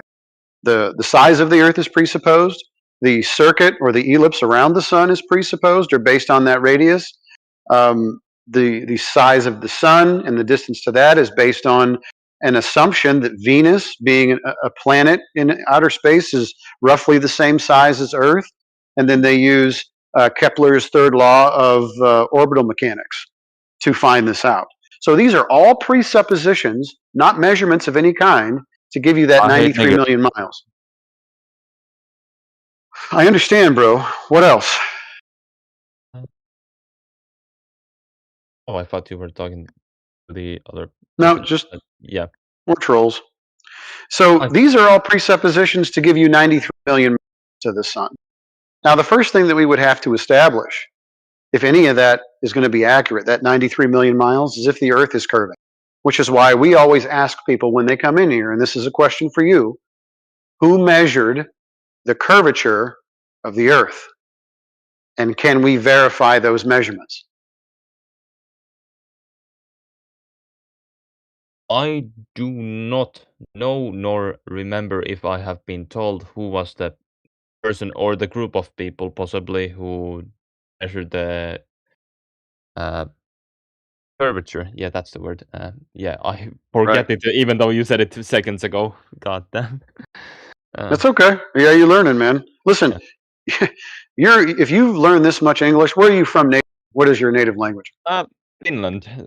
We learn Okay. like Finnish, Swedish, and English by norm. So Okay, yeah. Do you know I got you. Ismo? Which Ismo? Oh, the comedian. Yes. Yeah. Yes. Huh. Right. So it turns out we've been looking for this information. Well, since this resurgence of the flat Earth has popped up here, it seems like it happens at the turn of every century. This was a very highly debated topic, or very popular topic, early in the 1900s. Now it's back, and so we've been scouring the internet because apparently, even though I know that not every document and not every source is going to be on the internet, it's a pretty good library. There is no evidence that anybody has actually measured the curvature of the Earth ever, not once. It's always been a calculation based on a few pre-assumptions, but never a measurement. So there is no measurement of the curvature on the surface of the Earth, nor is there any detected.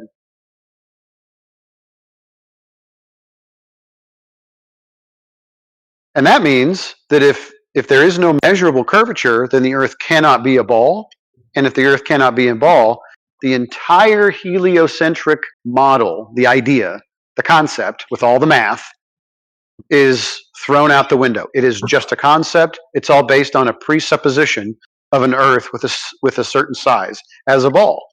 Once that's taken down, everything else falls with the house of cards. And that's where we're at. There's never been a globe. It was only an idea.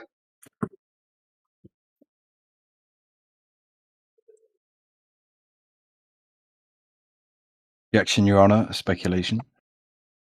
Yeah, I sent pictures to Sidu because they are nice and they will probably send them into the chat. Thank you. I didn't notice that, so my apologies. So the Busta, this is not a speculation. It's fact that no one has measured any Earth unless you can show me some. Busta? Me? Yeah. No, I didn't join to discredit you. Well, you said speculation. I'm telling you as a fact that there are no actual Earth curve measurements. Oh, okay. Well, if that's not a speculation. I'm sure I could pull some measurements up. That shouldn't take me too long. Okay. Now, all I need is a measurement, and hopefully it's something that's verifiable by us. Give us the method, right? All that stuff. So, who's this guy who's going to make some measurements? What? Who's the guy that was about to make some measurements? Well, I was saying it's speculation because I bet I can pull up some measurements. Great. Please correct me if I'm wrong, but is geodesic surveying not taking into account the curvature of the Earth? No, in fact, they're measuring the Earth flat, and then they're taking those flat Earth measurements, and they are wrapping them around a presupposed ball. So those would be flat Earth measurements that you're going to show me. So, yeah, they assume that the Earth's flat, but that's because it seems to be flat. No, they don't assume it. They measure it that way.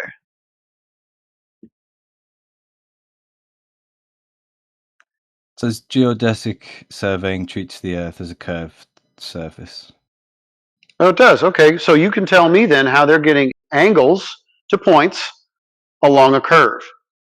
I'm sure that'll be real easy. It's something to do with the triangle adding up to more than 180 degrees because it's wrapped around a 3D.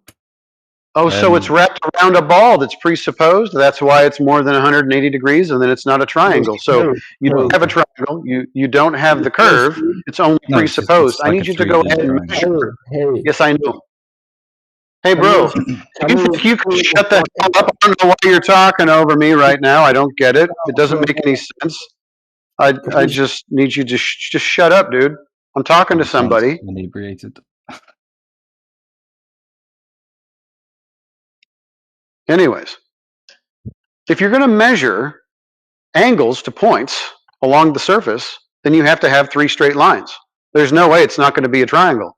If you have a measurement where you have a triangle that adds up to more than 180 degrees, well, then number one, it's not a triangle, and it's not a good measurement, and it's not going to help you, you know? No, but it's right. So please forgive my lack of mathematical literacy. But if you wrap a triangle around the globe, you can have a triangle with 3 right angles. Right.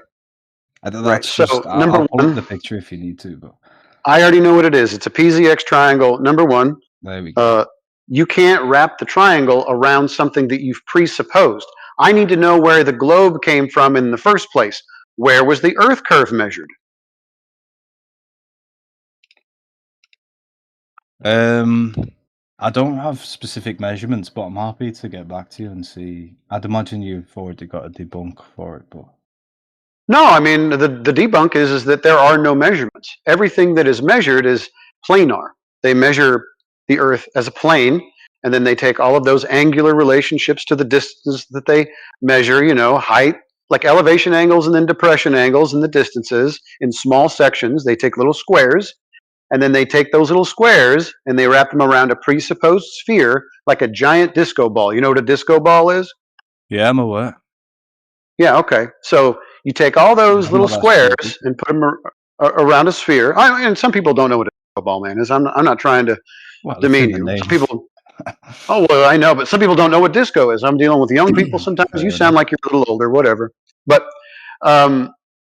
so that ball part is the part that we're struggling with. And that curved triangle, I think you'll understand. So when you take something that is straight on all 3 sides and then you try to place it on top of a spherical object, you're going to have to bend the lines, and that's when you get the bending of the lines. So what they said is, oh, well, we've got just a couple of measurements where, you know, we couldn't quite get the triangle. And I think the reason that we couldn't get the triangle is because we're on a ball. Well, that's circular reasoning. In reality, these surveyors always get a triangle because that's what they need for an accurate measurement. And then, you know, when they place it on the ball, they have what's called spherical excess, because now it warps the triangle or it warps the square, and then you have what's called spherical excess. It's after the fact. The thing that we're looking for is the measurement of the curvature of I've the just put it in surface the of chat. the Earth.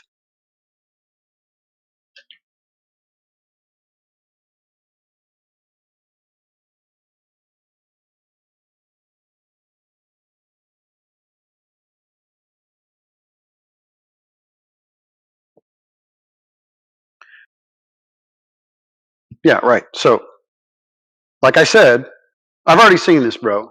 And it's not a debunk. Yeah, I thought If they you did. didn't get a triangle, did they make an accurate measurement? I'm sorry, I was so sucked into the conversation. I must go. It is 1 in the morning. I didn't notice. Okay, man. Come back anytime. Yeah. Thank you for the conversation. It was very fun. I'm sorry that I couldn't prove my point, but the very nice cider they sent my maths for flat. So yeah. Okay. Do with it as you wish. I must go now. Okay.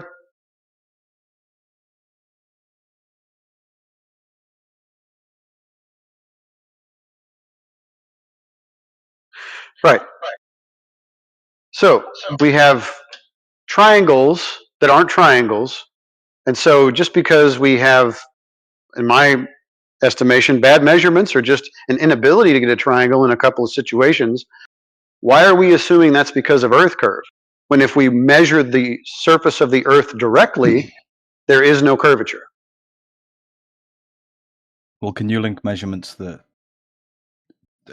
display zero No, curvature?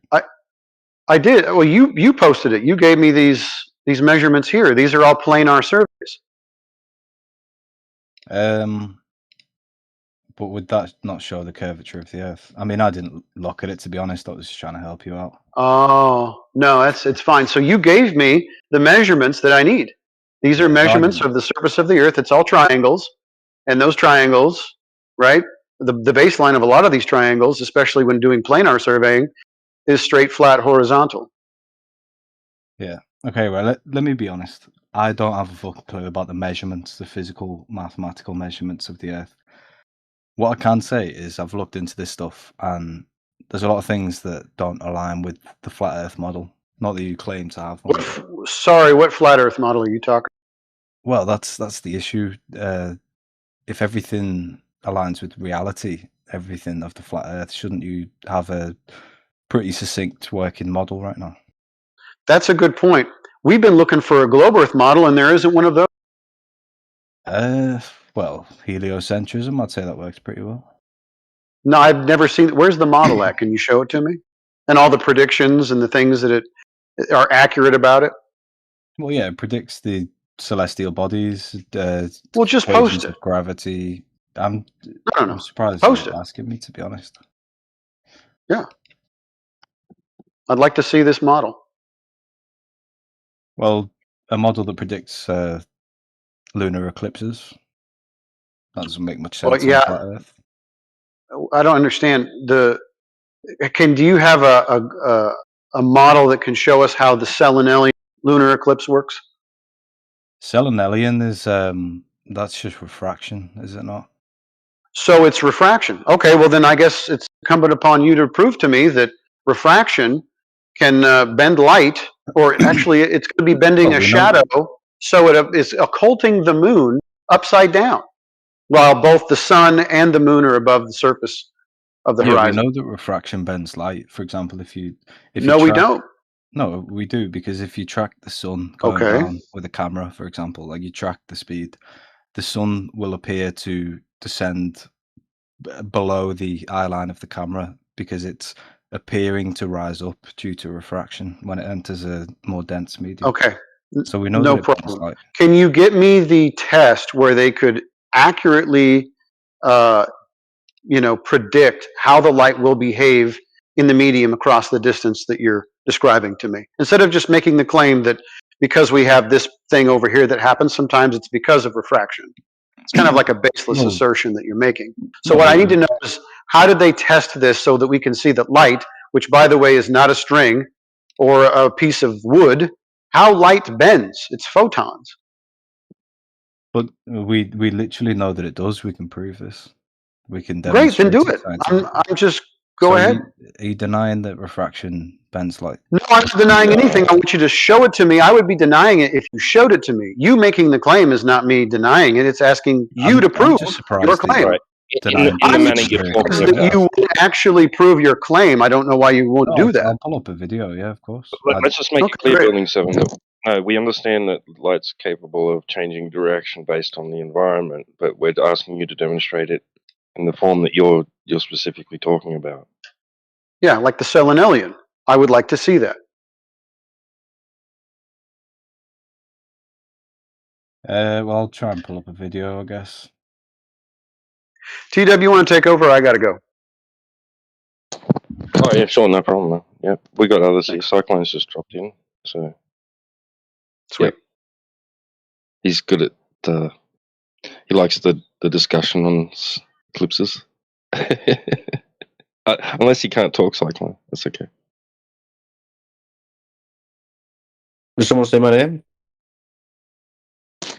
Yeah, it says who's just talking to Building 7 here. They're currently discussing eclipses, Selenelian, and I think that's right up your alley, isn't it? Who is it? Building 7. Oh, wait, is he gone? Wait, did he just take off? What the heck? He's already scared him off. No way. Boys got to slow roll it. It's going too hot, and they jettison. You got to trick them into thinking they're not going to get totally smashed. He didn't want none of that cyclone smoke. Obviously not. He must have saw it coming. Oh well, wake me up for the next one. Name was Building 7. He came down. No one knows why.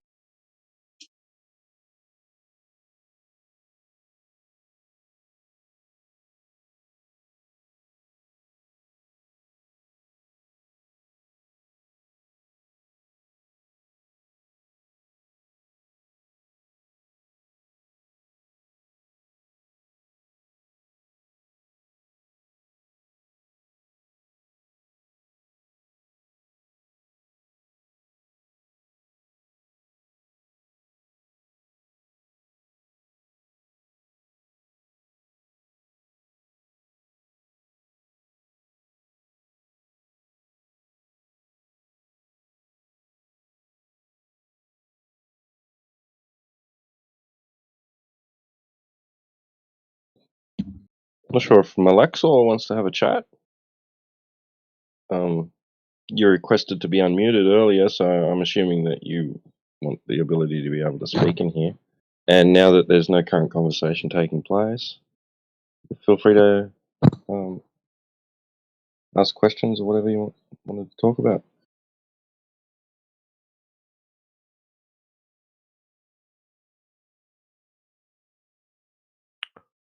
Well, since I got unmuted, thank you, the dub. Earlier your colleague, I guess, the guy named Says Who said, actually asked the guy that left about the measurement.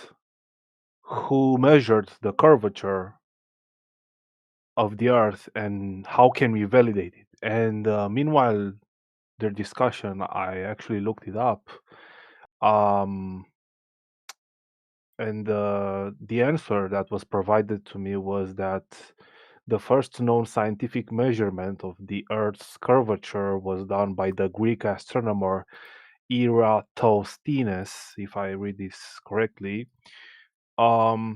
He measured the difference in the angle of the sun's rays at two cities. One was in Syene, and the other one was Alexandria.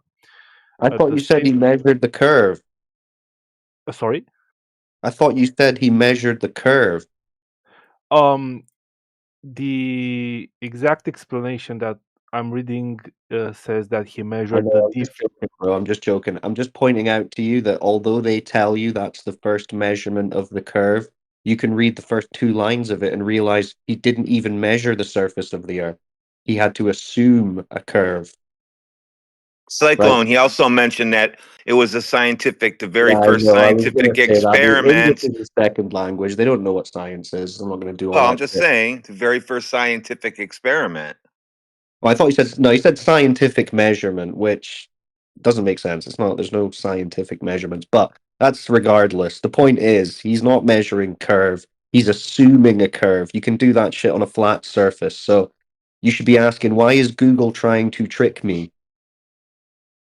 Also, you should be thinking, surely in 2026 there's a more modern and thorough method of measuring Earth curvature than this story about a Greek guy thousands of years ago using sticks and shadows, right? Like, imagine Well, the flat earthers came up to you and said, "Hey, the Earth is flat. We know because this guy from Greece thousands of years ago put two sticks in the ground and looked at the shadows." Like, you'd laugh at it. well, I'm not gonna contradict you. I'm just gonna, I'm just looking up for answers. So this is No, I the know, and that's good. That's the process. You look it up and you see what is the mainstream trying to bamboozle me with, but then you have to like think about what they're telling you, and if you really think about it and critically challenge it, you'll realize that's bullshit. That doesn't tell you the Earth's a globe at all.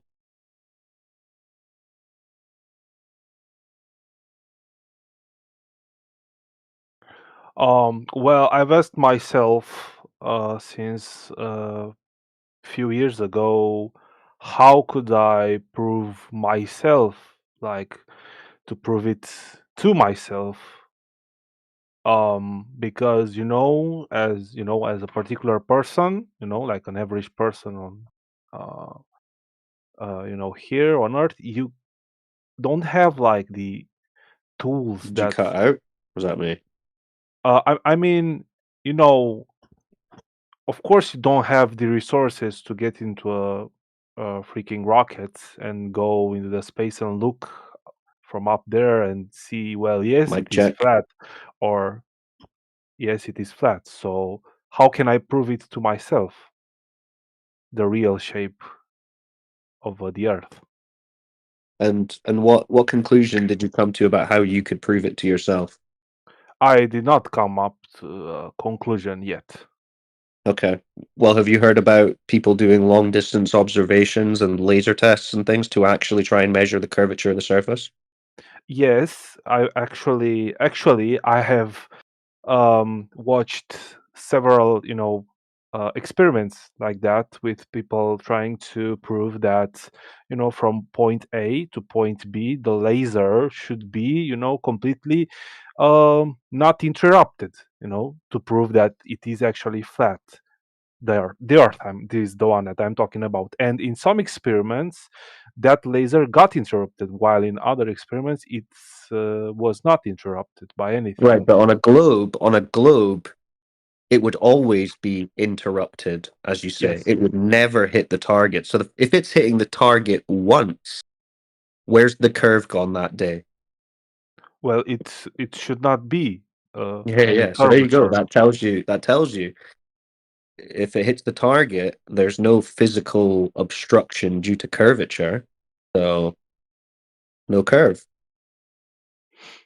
I Yes, mean, but there could be a number of reasons why it doesn't reach the target, theoretically. I mean, you could have leveled it wrong. You might just be, you might not have a powerful enough laser. The conditions might not be right, but it should never hit the target if the Earth is actually a globe. So if you're wanting to figure out whether the Earth is a globe or not, the most direct way is to try and verify the surface curvature, and that would be through either long distance observations, horizon distance tests, laser tests, that kind of thing. Okay. That's the most direct way, because you can speculate and talk about satellites and gravity and NASA and all these other things that people want to talk about, but at the end of the day, the thing that answers the question, is it a globe or is it not a globe, is geometric curvature of the surface. So that's what you need to be focusing on and testing, and that's what people are testing, and we're finding that there is no curvature. So it can't be a globe. And we've got loads of these tests. If you want to see some of them, people can post them in the chat. But you said you've seen them, so Yes, I've seen. I mean, I was for a few years in 2 or 3 flat Earth Telegram channels where they posted a lot of things there. all right. Well, there you go. I mean, have you ever? Well, I don't know. Did you ever see any globe proof? People ever post any measurements of globe curvature, or Um, is it just the Greek sticks and shadows? well, that was not the thing that the other people told me. I know, but that's what the mainstream's going to tell you. That's what they're teaching the kids in school. That's their story. But no one's ever verified that curvature that was assumed. And in fact, the only people who are trying to verify it are called flat earthers, because when they go and try and verify it, they find that there is no curve, it's just flat.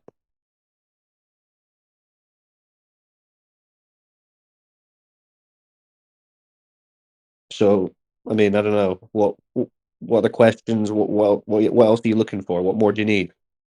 There's no curve. Well, in some experiments, that laser was actually interrupted, so By the that's what. curve? Yeah, I mean, Oh, right. the Okay. Well, then, if it was interrupted by the curve, how did it ever hit the target in those other instances? Because the curve would have interrupted it every single time. I can't really, understand that either. Yeah, but that's what I mean. It can't work like that. If it's curvature that's interrupting it, it's interrupting it every time. It's a geometric certainty. It doesn't disappear some days and reappear other days. If it's sometimes hitting and sometimes not, then the reason it's sometimes not can't be due to this geometric curvature, because that would have stopped it every time. So it must be something else. And I think there's a little bit of a misconception there, because the laser would be leveled. So on the ball, that means it would be a tangent plane, which means it would be shooting out away, deviating from the surface, right? So it's not that it's the curvature interrupting it; it's the curvature interrupting the line of sight to the laser, right?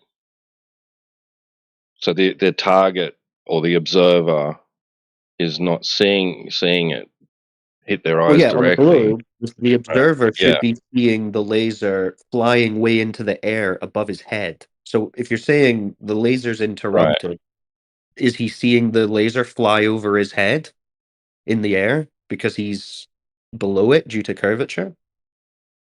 Because that's what it would have to be on a globe. If not, then he's just fucked up his shot. Yeah, he's probably pointed it at the ground. But hey, if you think you've got a laser test which is demonstrating curvature, please send it because we ask people for this all the time and no one ever has one. I've seen one, I guess, on YouTube a few years ago. Nah. We've seen them all, bro, and there's no laser test that's I don't think there's even a guy claiming that their laser is demonstrating curvature, is there? But correct me, other flat earthers, if I'm wrong. Who's doing that?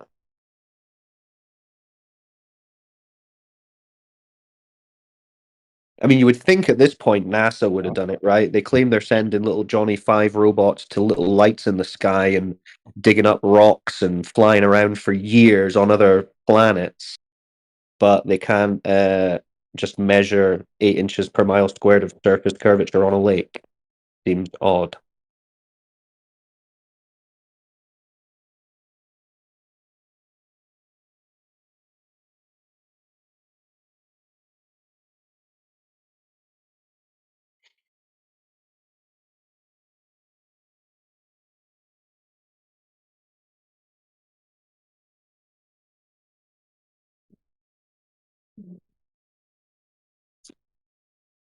I've just searched YouTube.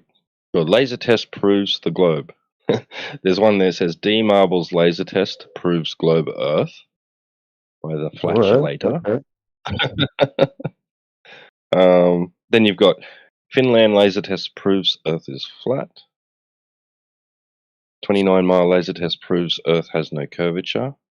Laser test proves flat Earth. Laser tests are misleading. Laser test proves the flat Earth. There is no curvature on flat Earth. The lasers that proved flat Earth. So D Marble's the only one that it's saying he measured the curve. Yeah. Post that shit, let me do it. Alright. See what this Joker's doing. Maybe this is the one you saw, guy. Malaxor. Meanwhile, D who else Marble's is a flat on Earth. here? Oh, well, I cannot see it in the chat. Oh, yes, you sent it now. Yeah, there we go.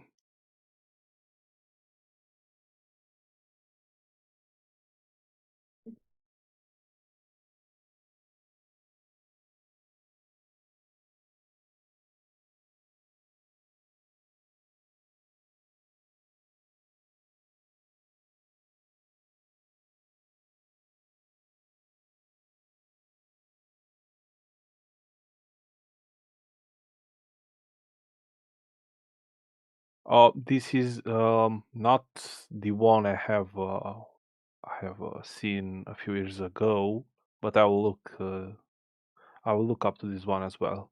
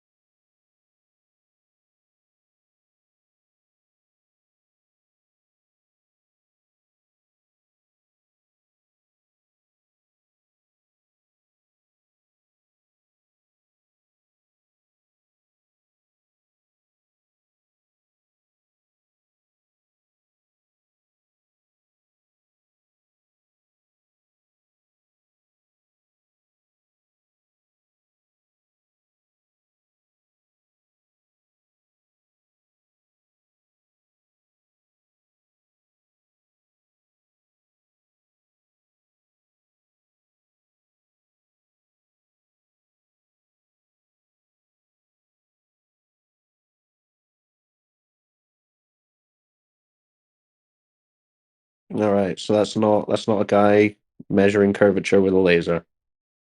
Surprise, surprise. I get maybe some people just don't watch videos; they just look at the titles and then they move on. Yeah. Oh dear. All right, Malaxor, anything else? Any more questions, comments, thoughts? Well, right now, not really. Again, that is not that one specific video I have watched a few years ago, but yeah, I appreciate the answers. All right. Well, I guess we'll just rest our case there. The Earth is flat, observably, measurably so. No one's ever measured curvature. We'll wait for someone to challenge us, I guess.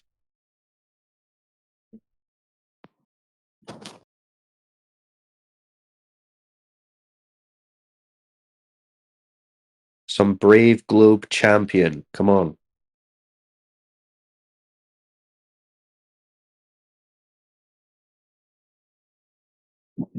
I wish I had the answers.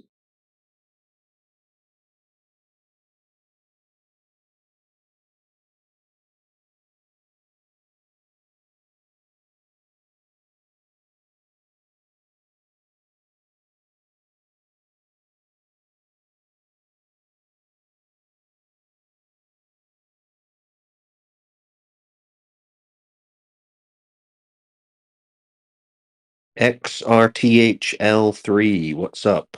Zerthal. How are you saying that name? What a terrible name.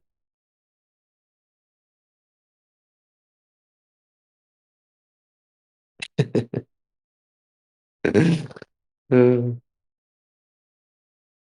eject. Oh well.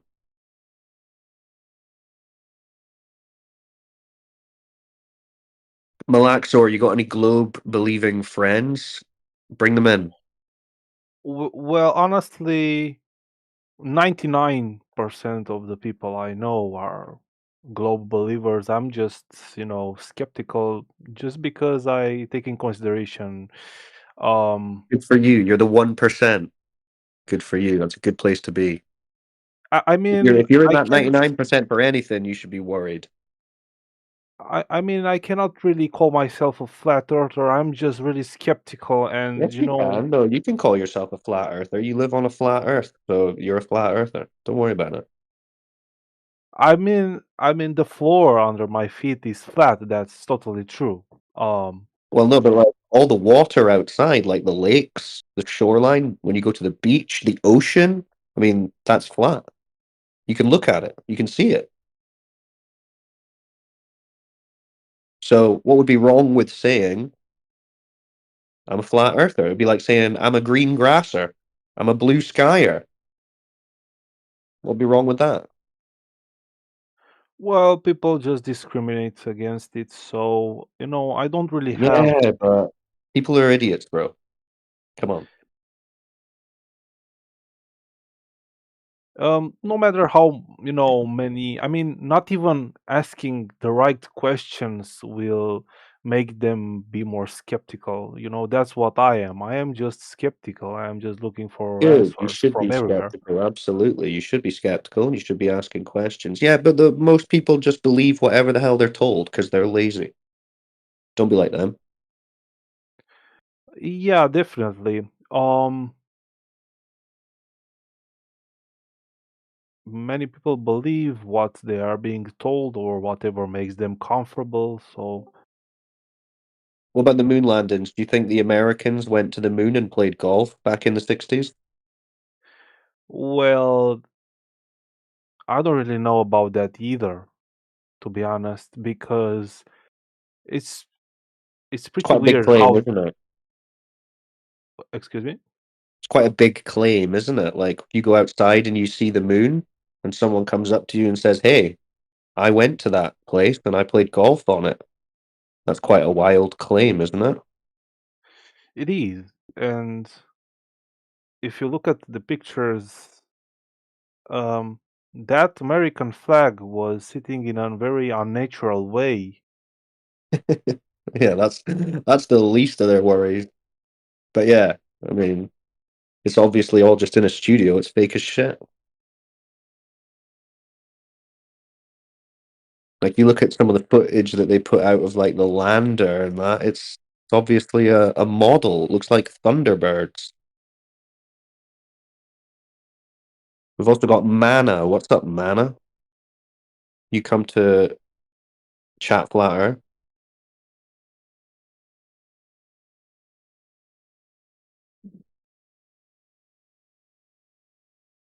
Guess not.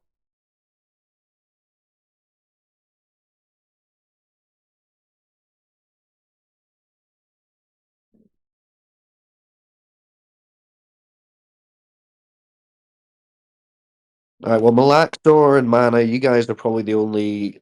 I mean, Malaxor, you're not even really a globe believer, it doesn't sound like, so.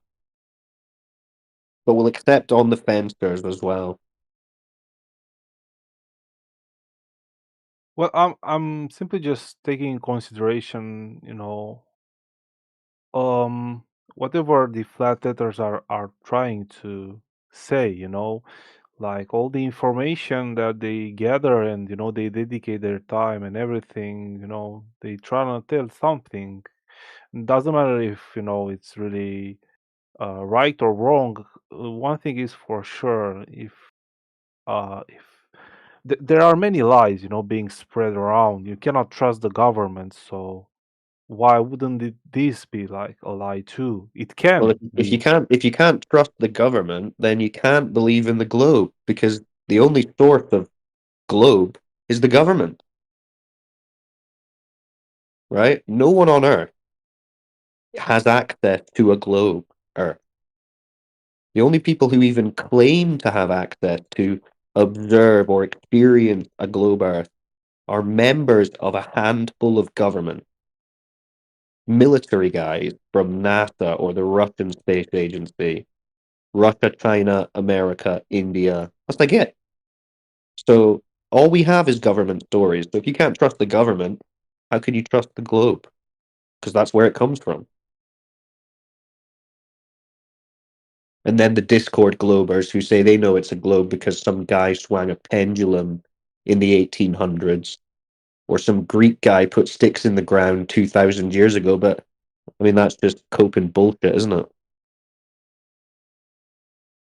So who do you think's got the better evidence, Malaxor, after your research?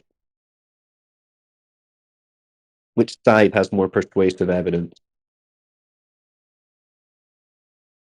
Well, since there's been some years, I can say, like like a skeptical person from a skeptical person's perspective.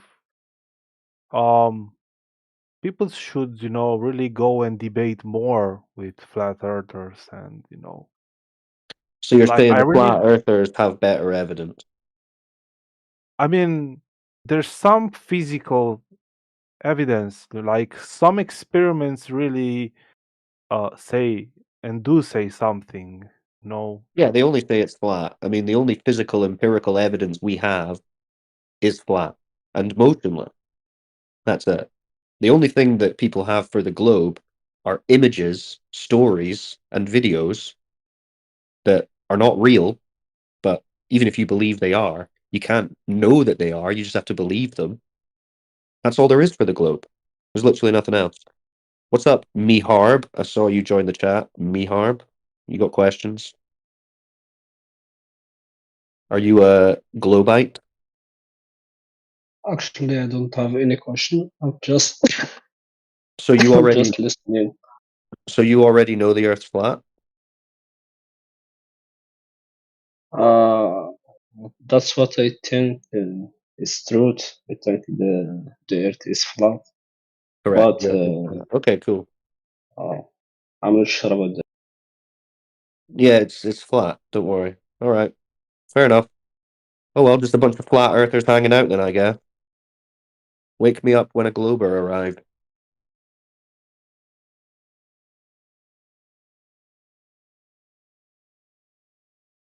But I forgot to ask you, what about you? Do you think is it flat or what? Yeah, definitely.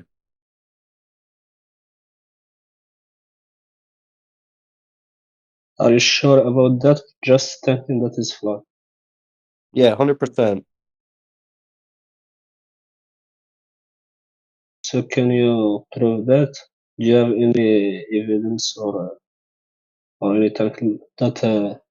Yeah, I proving can prove that that. that is flat? Yeah, I can prove it. You want me to prove it? Anyone before ask you to prove it? Or Yeah. just me? Water, bodies of water are flat. Just the water. Well, salt flats as well, I guess. You know what salt Yeah. flat is? Salt flats are flat. That's why they're called salt flats. So the land on Earth has topography, right? So it has hills and valleys, goes up and down. But the water, which covers the majority of the Earth's surface, is level horizontal, generally. Flat. Yeah. Yeah, nice. Yeah. So it's like a flat Earth, generally, with the water, then the land sticks out of it, like islands, which we call continents. Yeah. What about some images and videos that say opposite of that? That said the Earth is round. Yeah, well those are just, cartoons basically, because the water, when measured in reality, is flat. So any picture that's showing you curved water is obviously not real. What about the gravity? What do you mean by gravity? Well, okay, gravity. It's like they say, it's a science fact that make the water stay around or stay on the Earth either it is rounded. Nah, it can't be doing that because the water measures flat. The water is flat, so it's not curving around a ball. I mean, if you mean by gravity, when you drop your pen, it goes down. Yeah? Yeah, that's right. That's what I Yeah. mean. It just goes down on a flat Earth. Yeah. Yeah. So that's just gravity, and that's it. Well, Yeah, that's if what. you mean That's what. when you're saying gravity, in reality, what you mean is I drop my pen and it falls down. That's what you experience gravity to be, isn't it? Pretty much, yeah. Yeah. So why would that require a spinning ball ground?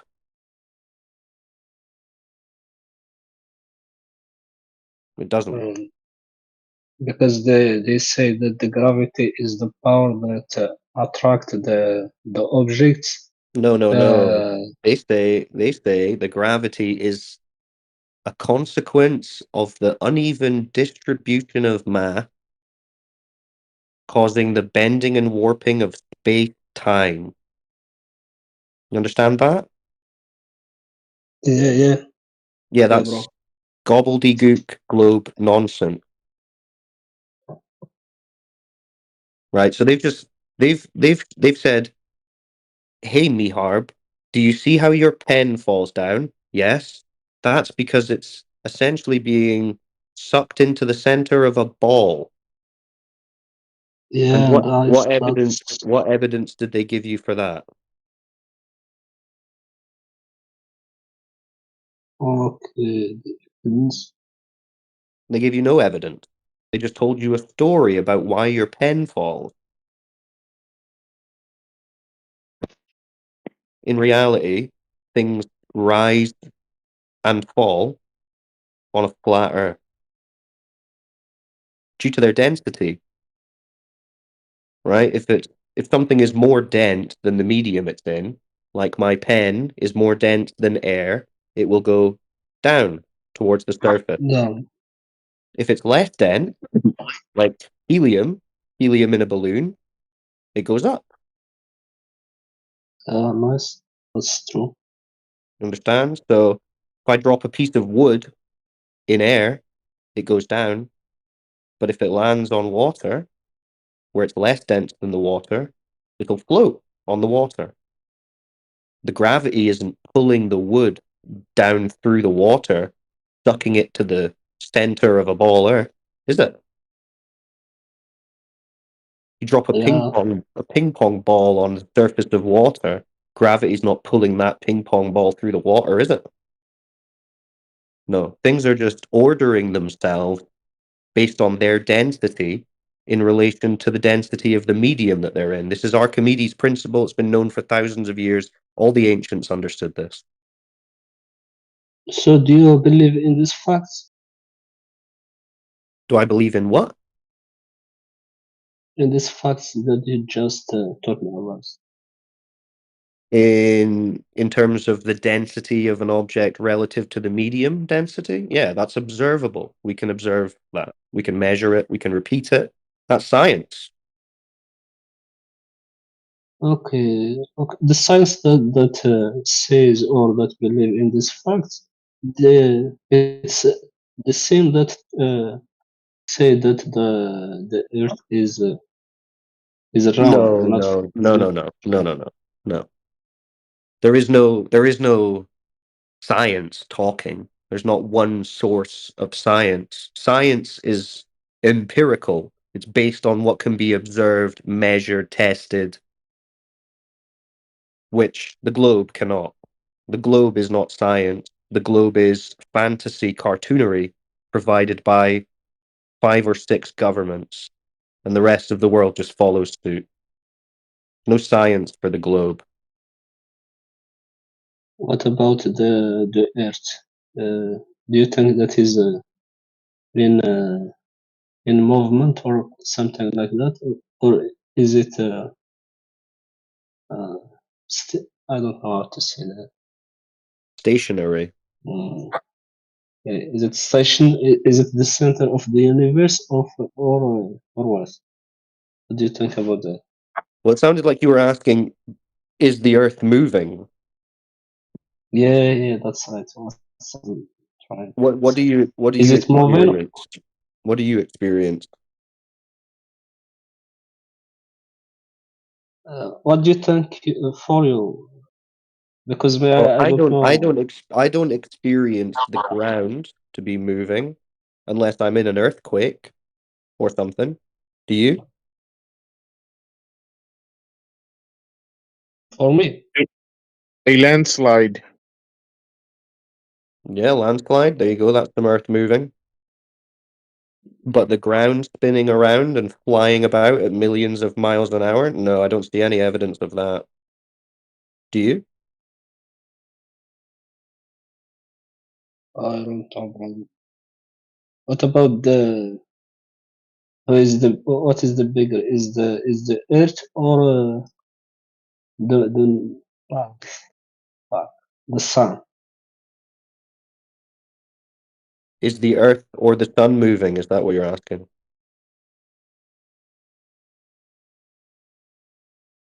What's you saying about that? Is the Earth moving or not? No, there's no evidence that the Earth is moving. Okay, what about the Sun? Is it bigger than Earth or what? Well, I've not measured it, but it doesn't look bigger than Earth.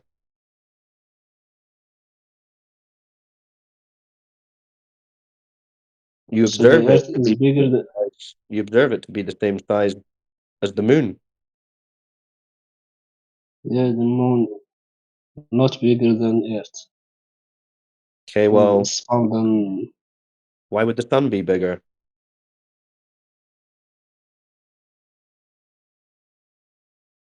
just from observation. From observation, it looks smaller. Yeah,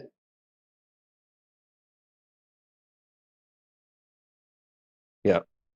So the sun is moving above the Earth in repeated cycles, just like you observed. nice. So thank you for this Guys, facts. Hello. What's hello. up? Good, thanks. You? Yeah, good, thank you. What Guys, brings you by? I think we are living in a ocean. The universe, space is actually water. Okay, interesting. And You don't Earth you don't is think the Earth is a globe in space? what? You don't think the Earth is a globe in space? Uh, I think it's not space. Is it a globe though, the Earth? Yeah, like that. So you think it's a globe in water? It's in the water. That's interesting. What makes you think that? But I think water is not like we know drinking water. But water is flat though.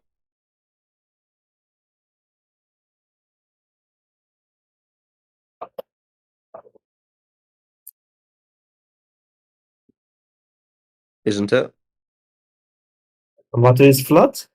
Yeah, like if you pour a glass or you Yeah, fill a bathtub or a swimming pool or a yeah, pond or a lake, yeah, the yeah, yes, yes. the water's flat. No, actually, no. Yeah, How? how not? Where have you seen a curved swimming pool? Imagine. Imagine. No, no, no, It's not imagine. imagine. We don't have to Yes, imagine swimming thank pool. you, thank you. I'm sorry, I am bad, a little bad. You freaking out? What? Where have you seen a curved swimming pool? Imagine a torch Imagine it. or a water bubble in a No, space. not a bubble, not a bubble.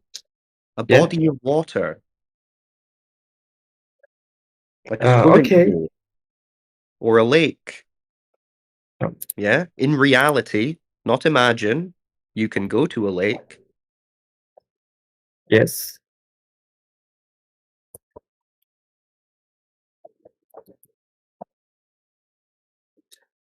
Can you hear me? Can you hear me? Yes, we can hear you.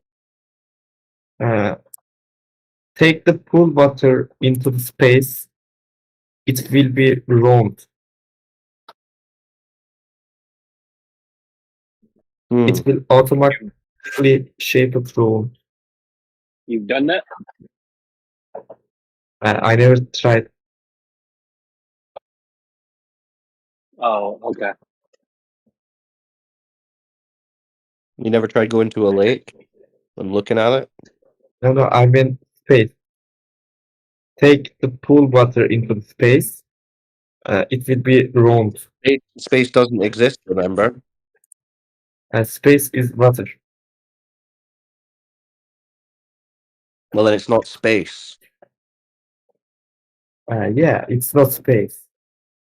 It's So you're talking about actually water, but water is flat. yeah. Oh, What do you mean how? That's what it does. That's what it is. Where have you seen a curved swimming pool or a curved lake? if you throw water in a air, it will be shaped round. What? Raindrops.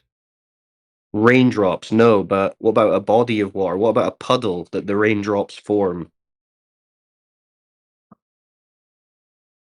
The surface will be flat. Yeah? Yeah, in surface they look Yes. like flat. Okay, so the surface of water is flat. Yeah? Yeah. In Yeah. the surface, yes. So the surface of a lake is flat. Yeah.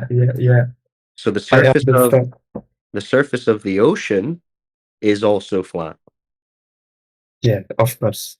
Yes. So 70% of the Earth's surface is covered in ocean, and lake. So 70% of the Earth is flat. What do you think about human body? 70% of human body is water. I didn't understand that. I mean, we are flat. Yeah, the Earth's flat. Correct. Yeah. Wow. Amazing. Yeah, the Thank you. water's all flat. So majority of the Earth's surface is. Can you have a 70% flat ball? You can't. Can you? No. No. So there you go. Flat Earth. Yeah. Maybe you can call it flat water, lumpy land, if you like. Not globe though. Can't be globe. Because globe is curved water, which doesn't exist. At least not in the spherical sense. I need to think that. Yeah, you need to think. Good idea. That's a good idea for you. I believe Earth is flat, but I don't believe You don't need to water. believe Earth is flat. You know that water is flat. Yeah, water is flat. Yep, there you go. That's all you need to know. Simple. Then How Earth simple is is that? flat. Yeah. So simple. So simple. Yes, you are true. Okay. All right, now go and tell your friends water is flat.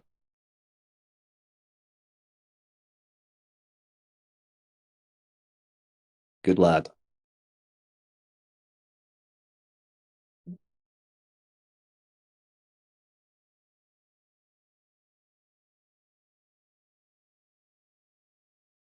All right, we got anyone else who's confused about swimming Maybe pools and lakes?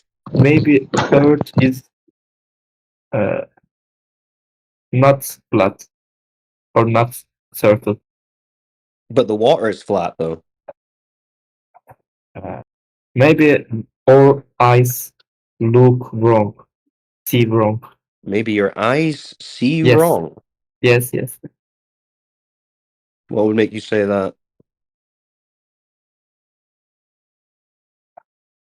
I don't know. Then why are you saying it? I think. Okay, we'll test it. We'll test it, bro. If your eyes are wrong, tomorrow when you wake up, keep your eyes closed all day and go about your business and see how you get on. We are human, Just so wear a blindfold. we Wear a understand like that. blindfold all day because your eyes are wrong. So just don't use them.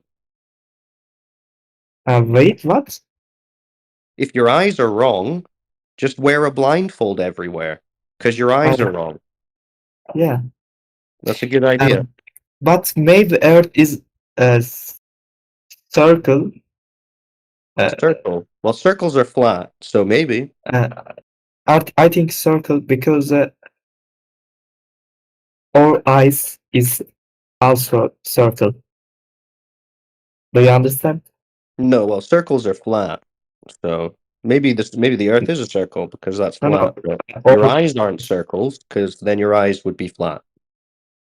Our eyes is how? Our eyes is circle.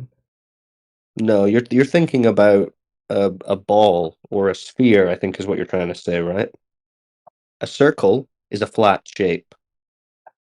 Yes. Yes. Never mind. What do you think Never mind. about sun? What? Moon, sun, planets. What do you think? Are they flat or? What, the lights? The sun, the moon, the stars? Yeah. They're just the sun, the moon, and the stars. They're not the same. They're not the same as the ground that we live on, that we call the Earth. Are they It's like- round or shape? I don't know. Well, they look like Okay. discs, the sun and the moon, right? Whether they're balls or not, I don't know. Stars, you can't even really tell a shape. They just look like little lights. How would you tell what shape they are? They might not even have a shape. So do you think there's a life between the uh,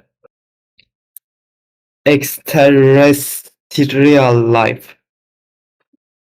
What kind of life would that be? What do you mean? Aliens, like aliens. Aliens? What's an Yeah. alien? Behind the Antarctica. Behind Antarctica. Could you Yeah. post a picture in the Yeah. chat of this No, alien you're talking about? do you think is that possible? Is what possible? Why? Is what possible? Earth is flat. Earth You is said. flat. Correct.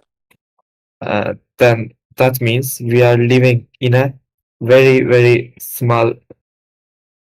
No, Earth is area. big. No, Earth is big. No, we are living in a small area. No, the Earth is big. Yes, The area it's that we live in is big. imagine behind the ice. Behind what ice? Antarctica, behind the Antarctica. We don't know. Behind Antarctica. I don't know. You been to Antarctica? No, never. Okay. So how are you gonna know? I don't know. How do you gonna know? Well, I've never been to Antarctica either, so how would I know? Mhm. Maybe when you put your blindfold on, you could go to Antarctica and check. In astral travel, like. You mean imagine? Mhm. Hmm.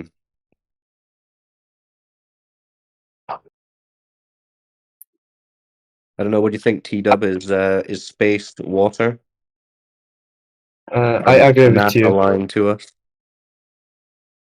I agree in that subject.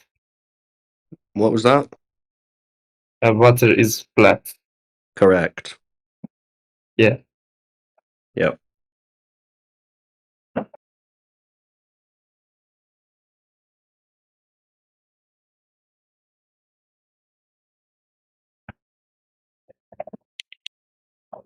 Unknown. What's going on?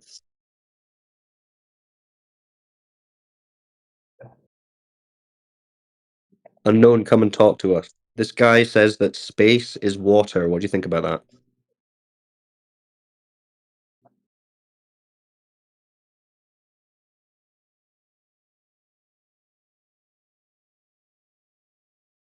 Okay, Unknown, you're not chatting to us.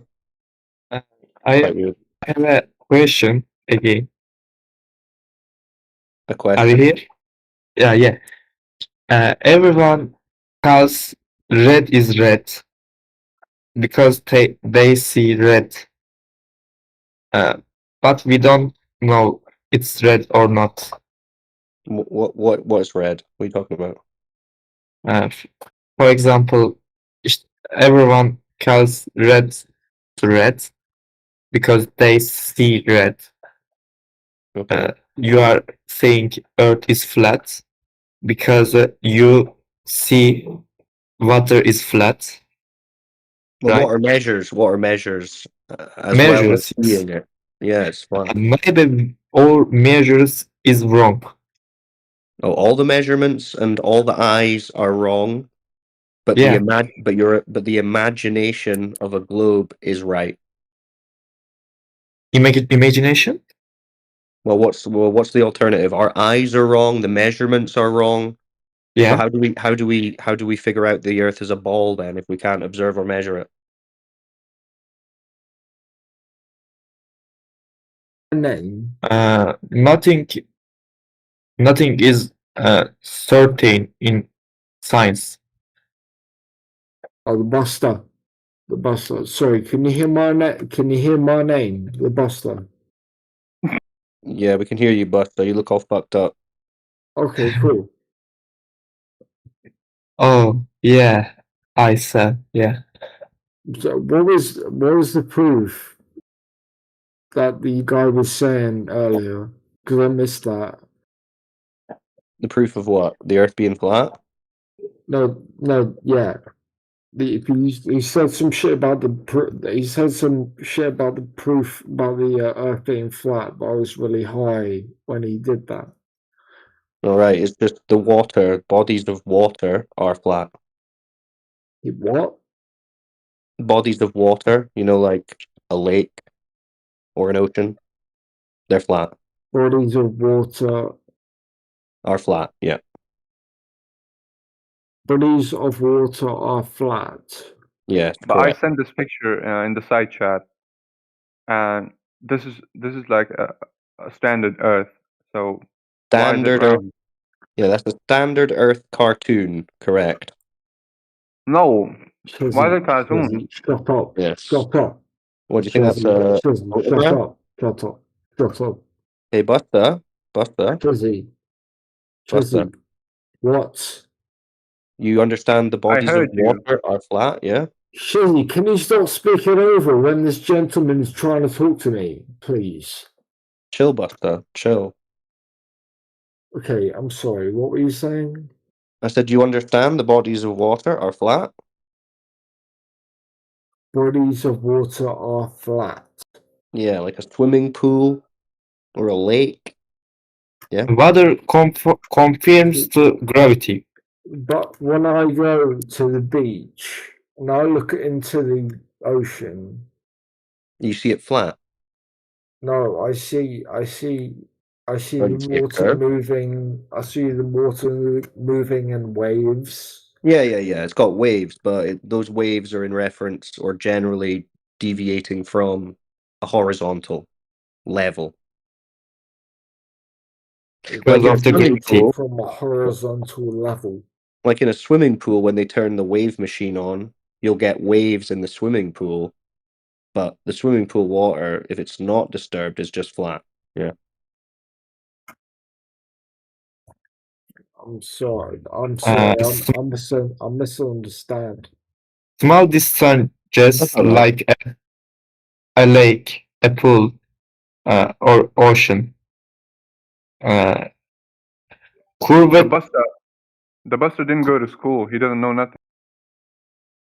I didn't Yeah. go to school. That's all right, Buster. I don't know. I You can just don't know listen. nothing. It's all right. Just pop yourself on mute and you can just listen. I just want to learn. That's all right. I just You're want to learning. learn from The you bodies of guys. water are flat. That's all you need to know. It's very simple. Yeah. Okay. Human visual resolution, so it appears flat. Well, yeah, it appears flat because that's what it is. No, human visual Well, resolution. what else would it be? Or visual distance. We have a visual distance because so it's look like flat. Yeah, it looks flat because it's flat. No, it's look like flat. Yeah, because it's flat. What else would it be? Right.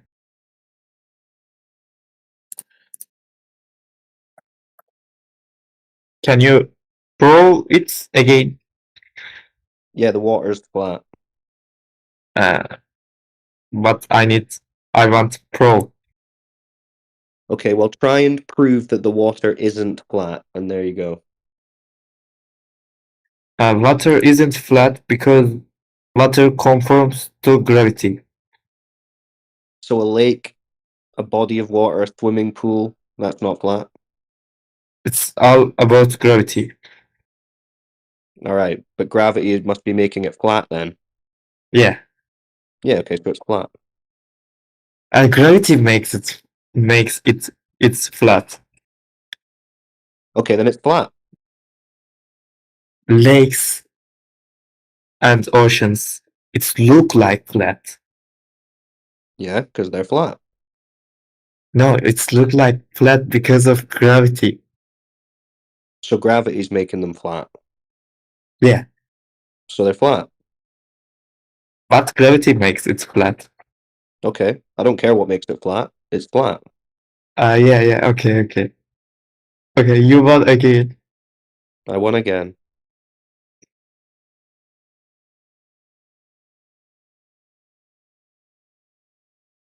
Hmm. What about Christian? Christian up at the top. What's up, Christian?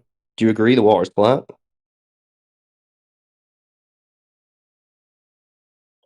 Look at It's Christian not out there. Christian is looking at all that flat water in his profile picture, aren't you, Christian? it's not flat. What, the water's not flat? I think that the earth is not flat. So like a swimming pool or a lake, you're saying that water's not flat? Yeah. Okay, could you show me the curved lake or the curved swimming pool? Just wait a sec.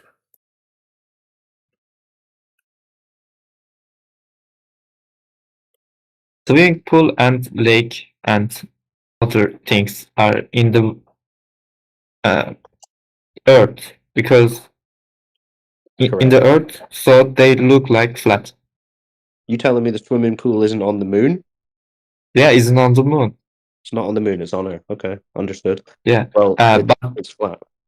moon is Hold on, Mir. Christian was trying to speak. Okay.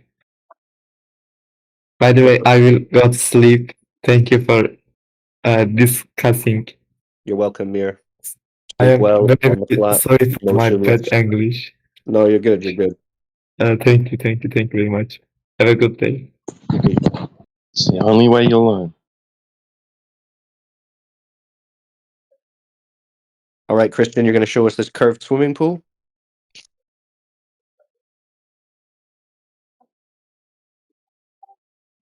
And I don't know how get even here, but my opinion it's the earth is not flat. But the water's flat though.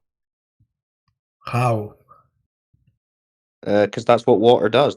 Like, you fill up a cup, you fill up a bathtub, you fill up a swimming pool, you go to a lake, the water's flat.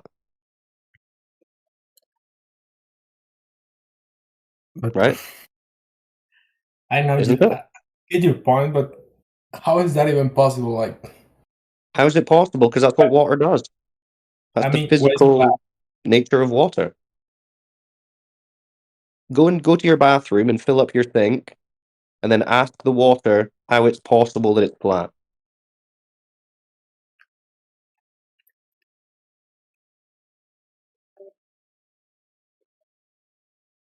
Does that make sense? It makes sense, but There you go. with the physics, Simple.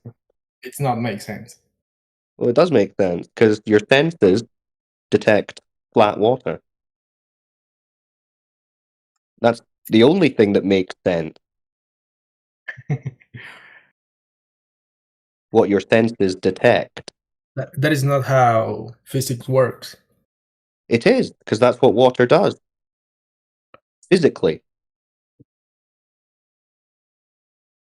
You're deducting the earth is flat just because the water is flat? Or Well, maybe the water covers the majority of the Earth's surface. So the majority of the Earth's surface is flat water. Now the land goes up and down, so that's not flat. But the water is. Yeah? And they say, the mainstream, the NASA's, the scientists, they say that the Earth's surface is covered in 70% water. So the Earth's surface is at least 70% flat. So how could you have a 70% flat ball? Gone ahead, Cyclone, and reposted what we posted yesterday for his benefit. There's the physics. That's Oh what yeah, the there's the textbooks physics. say. T-Dub posted the physics from the textbook. Look, Christian, can you see what T-Dub posted in the chat? Where? Okay, let me see. Yeah, read it. Read it out loud to the class. This is where you practiced your English.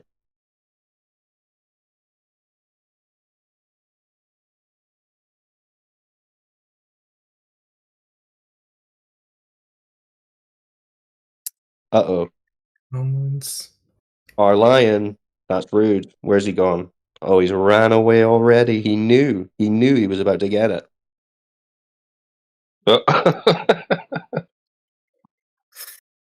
Simpler solids were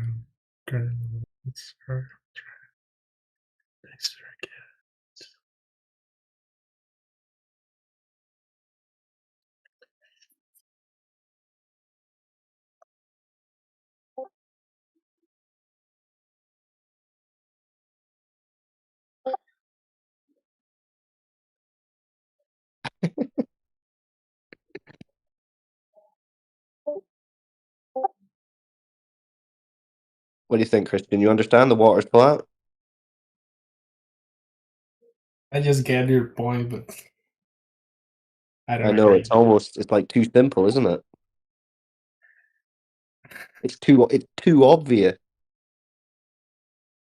to be true. It's so obvious.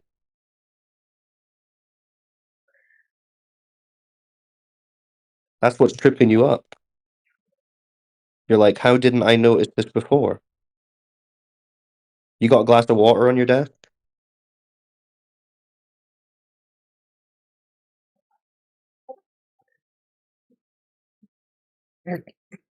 Look how flat it is. Can you get flatter than that? I don't think you can. Spherical. And you know what's really cool about a glass of water? So you can tilt it, and the surface of the water will stay level. It's like a gyroscope. Yeah, you got some water near you, Christian? You got a bottle? You got a glass?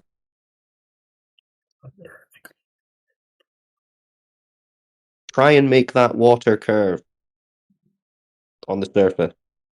I will give you £10. Bend it. T-Dub will also give you 10 Australian dollars, which are actually kangaroo claws. Now double it.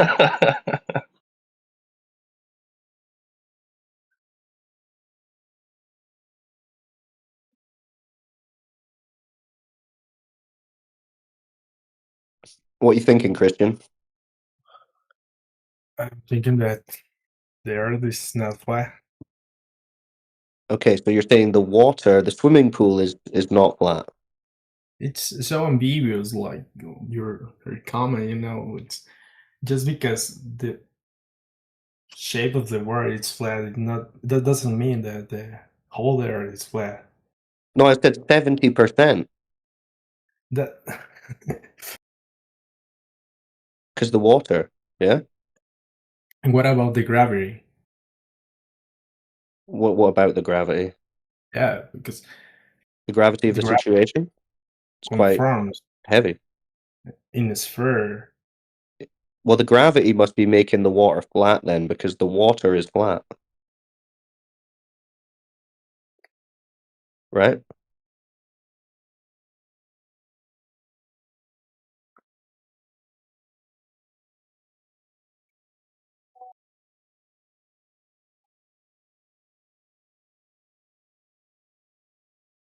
Hmm.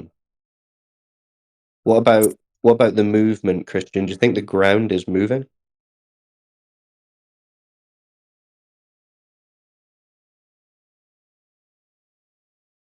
Contain barrier. What was that? What are you doing, Christian? You reading something? You trying to find like top 10 debunks of the flat Earth or something? I'm just looking at another thing about my stuff, but I'm hearing you, listening to you, the same thing. Okay, well try and pay attention because I'm teaching you good stuff. Remember, I've pointed out the water flat. This is useful Nah, information, I and you have can been. check everything I say. Anything I say, you can check. I wouldn't lie to you. I'm not NASA.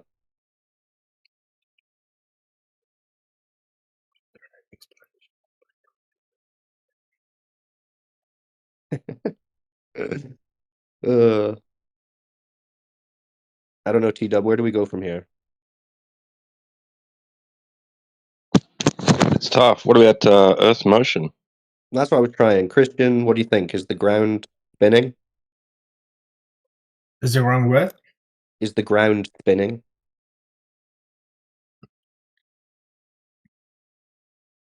I don't know.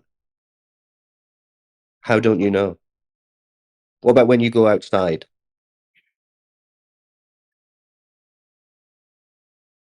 You know physics. Yeah.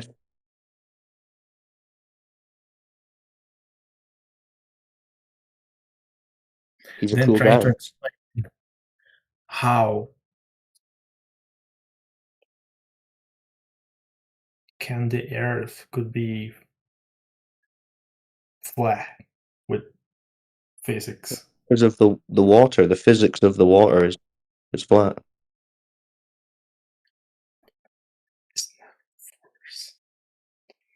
Because P-Dub posted, did you read what P-Dub posted in the chat?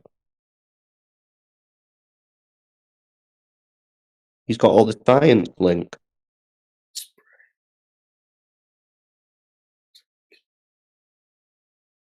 Hmm.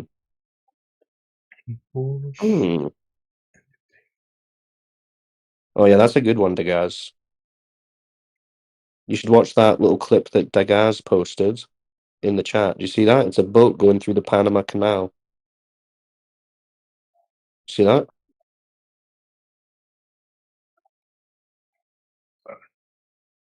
Look at all that flat water.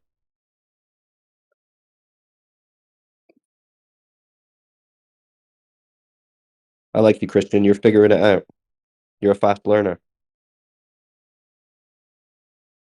I guess so.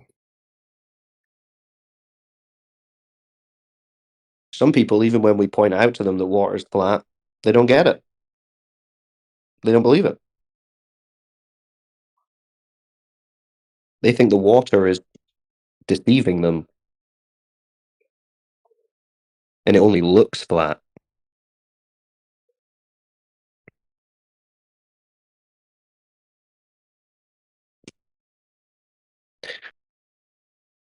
But it's measured flat too.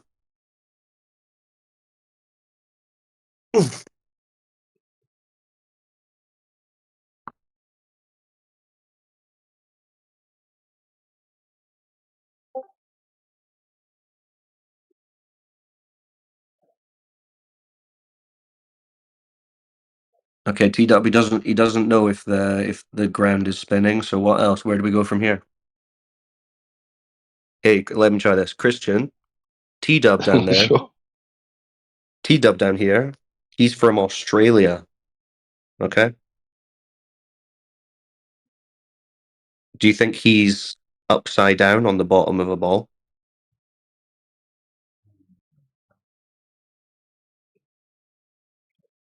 No. No. You're getting it, Christian. Good man.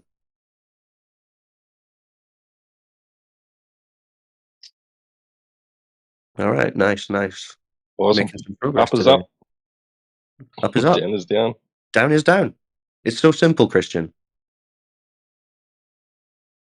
Wherever you are, Christian, if you're pointing up, point up right now, Christian. Are you doing that? You pointing up?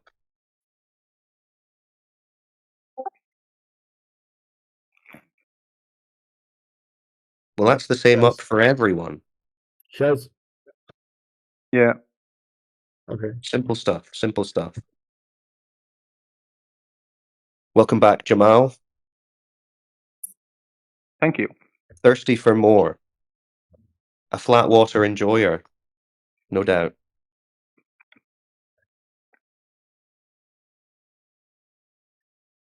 Also got Thana Santos. What's up, Thana Oh, where did Santos? my friend go? Where did my friend go? The Busta.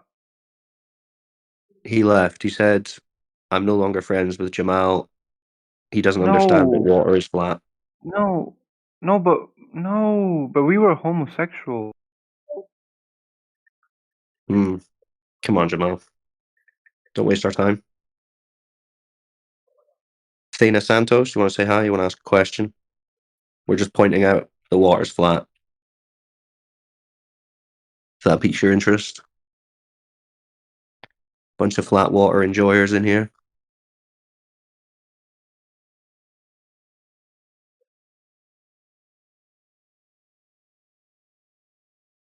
Any questions, Christian? Got any thoughts? You would. You're very quiet. I couldn't hear that. Did you say, I now understand the earth is flat? Thank you. Maybe. You're welcome.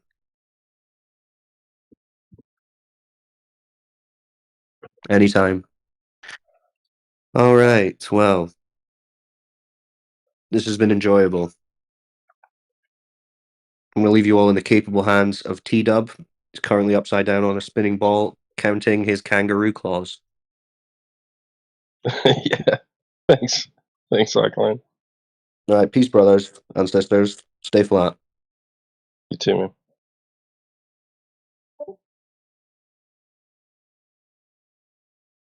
Doing God's work. What a God.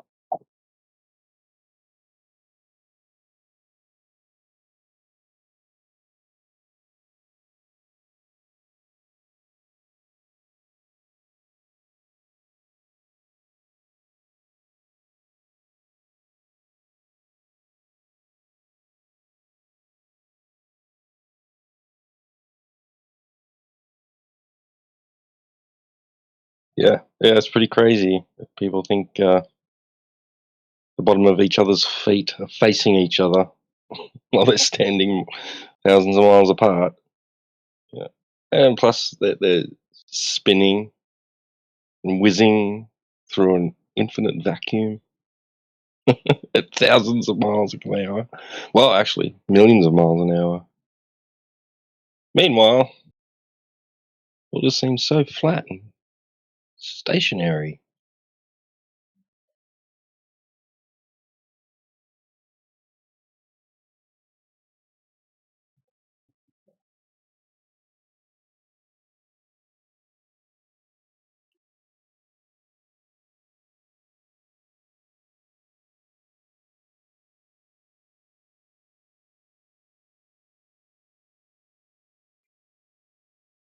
All of you think that Earth is flat?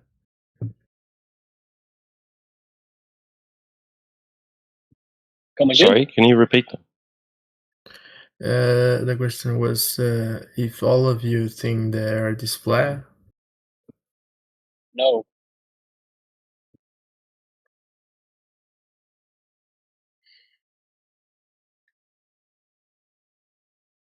We know No. it's flat. Correct. Yeah. It's knowledge, yeah. It's an experience, it's a measurement. And we just all use the earth that way. It's not a belief. It's not a force because math is not a force. Yeah. Math. You only ever see it on TV or in a book or something like that. That's the only time you ever see the earth as a ball. When you're watching a Hollywood movie, the first thing that they present, Universal Studio.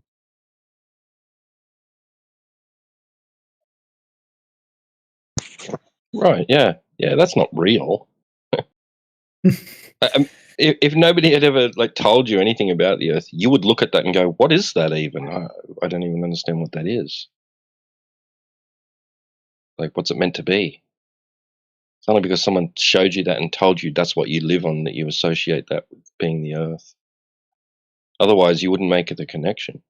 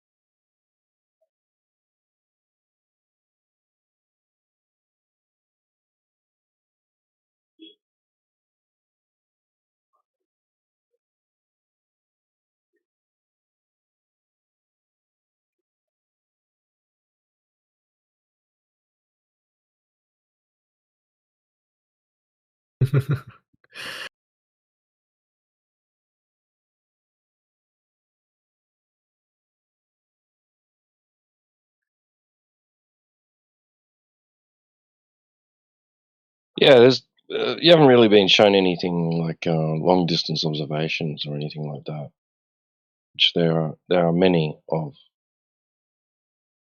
Right? So we go out and we make observations, you know, from the top of mountains, from airplanes, even from like just standing at the shoreline of a lake or the beach, looking out across the water. We can see more of the surface than we should if it was a ball, right?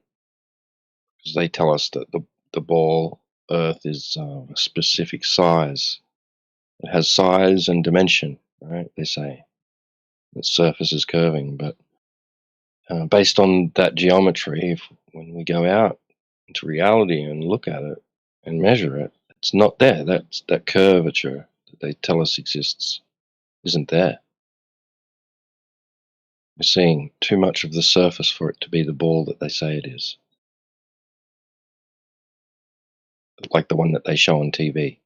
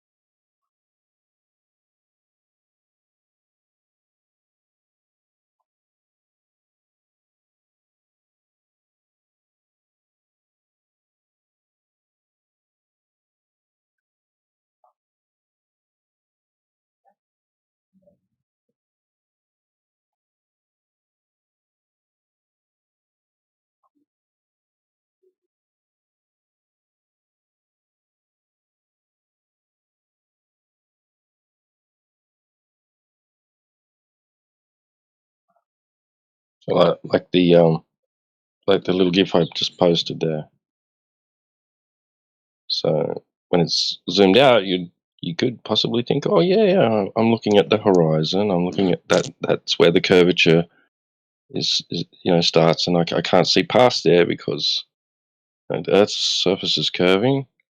That should be at a specific distance based on your height, which would be approximately 1.22 miles times your observer height in feet, which puts that for that observer in that instance there was about 5 foot, and that should place the horizon at about 3 miles, 2.5 miles, 3 miles. But he zooms in, and he's seeing a wind farm where the furthest windmill there is about 11 miles or something like that. Well beyond that geometric limitation that would exist if the Earth was a ball. If you wanted more specifics on that, I can post it for you.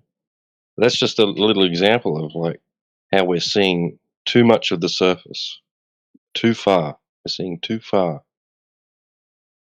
for the Earth to be a sphere.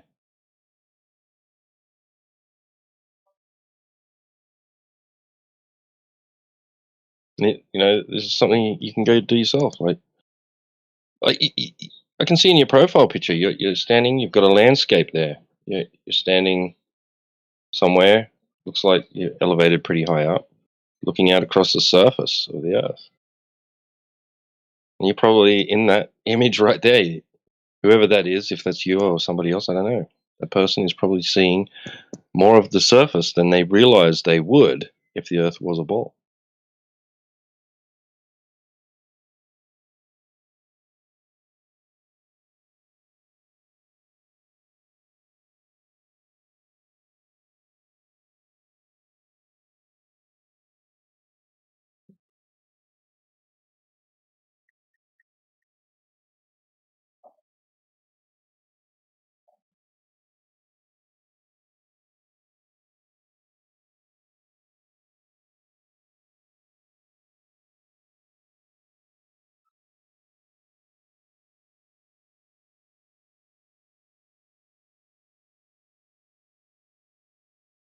We're told as children, that we live on a ball and we don't think to ever question it. It's, some people guess came along and they did question it. Curious minds went, hang on a second, is that really true? Because it doesn't seem like it.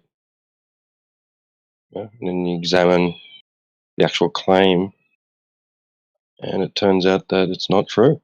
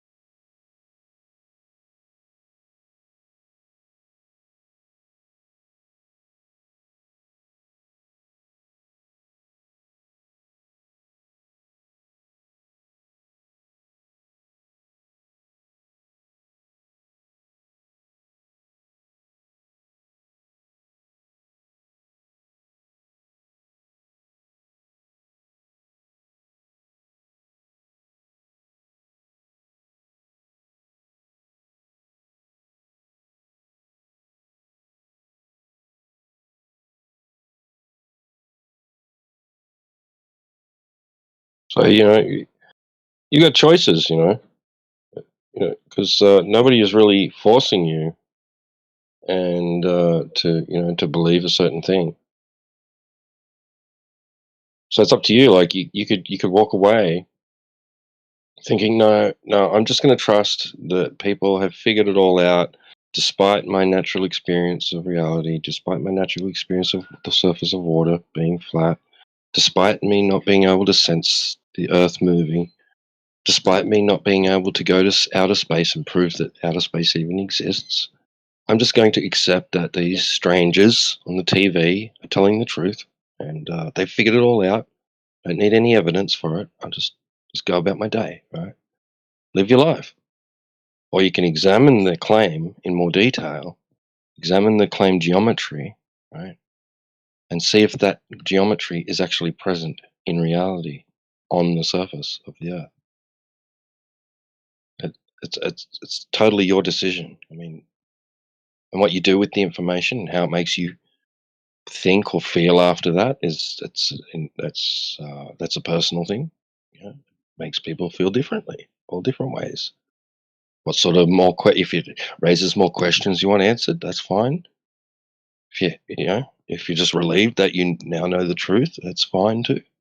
And we challenge you to be skeptical, be critical, think about it.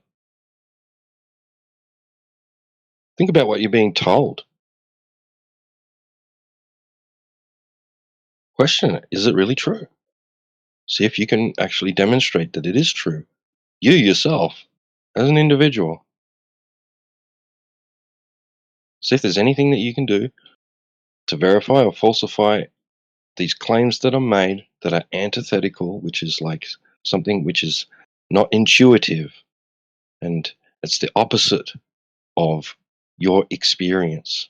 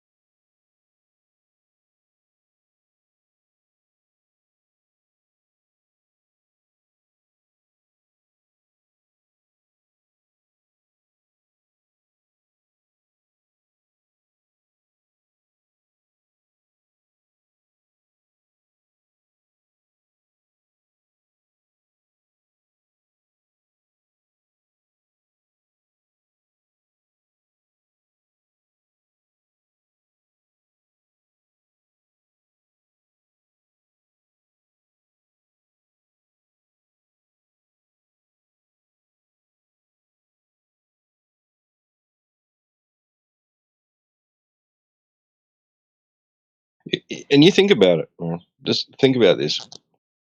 We're telling you, all right, that you can demonstrate to yourself practically that what you're experiencing about the surface of water being flat is true, is real, right? It's not an illusion. And other people are telling you, no, yes, it looks flat, but it's just an illusion, right? It's not actually flat. And the reason is because of this picture on the TV. And think about that. They're telling you that reality isn't real. And TV is the real thing. Trust the TV. Don't trust your own senses. Don't trust what you can actually show yourself. Trust these strangers on TV.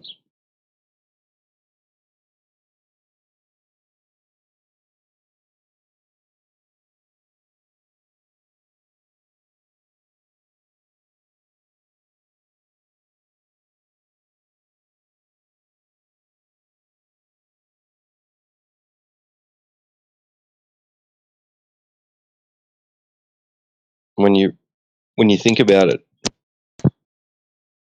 who actually sounds craziest? Who sounds crazy?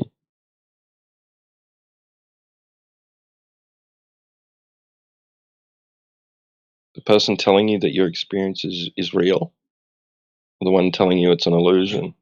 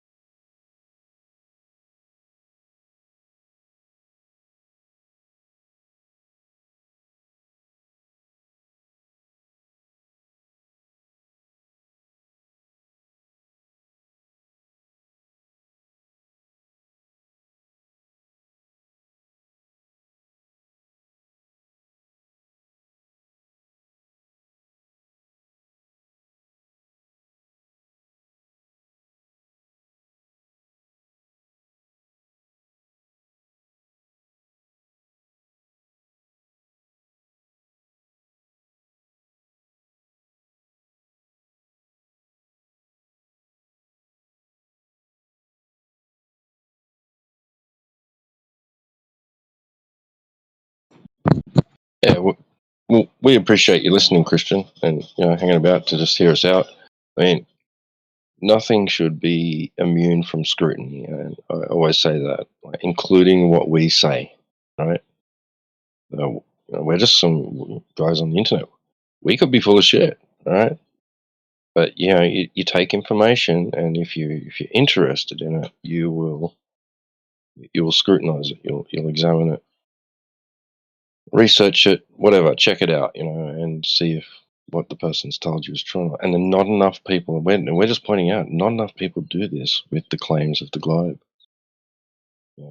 You'll find if you go out into reality and do check it, you'll find that what they're talking about isn't apparent. It's not there. It doesn't exist. Now they'll give you reasons. They'll give you reasons why you can assume that the surface is curving and that the Earth is a ball, right? But it's secondary. They'll say it's the result. These things aren't primary and not the actual surface itself. They're secondary reasons that they're saying that the reason for these things are because the Earth is a sphere. But if the surface itself doesn't agree with that premise, then it can't be true. And there must be other reasons why for these other things, like boats going over the horizon, seeming to be being obstructed from bottom up, right? Or the sunset, or seasons, or eclipses. And there's all these other things that are not really to do with the surface itself, right? It's actual geometry and its shape.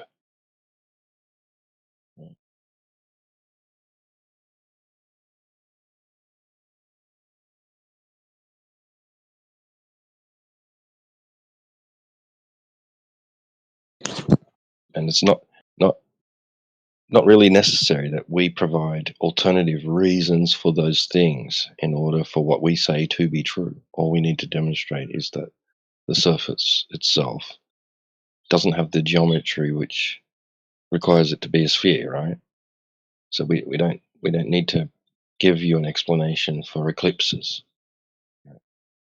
It's like, obviously, if it's not because the Earth is a sphere, right? Like let's say with the lunar eclipse, if the Earth is not a sphere, then the reason for a lunar eclipse is not because the Earth is between the sun and the moon, right?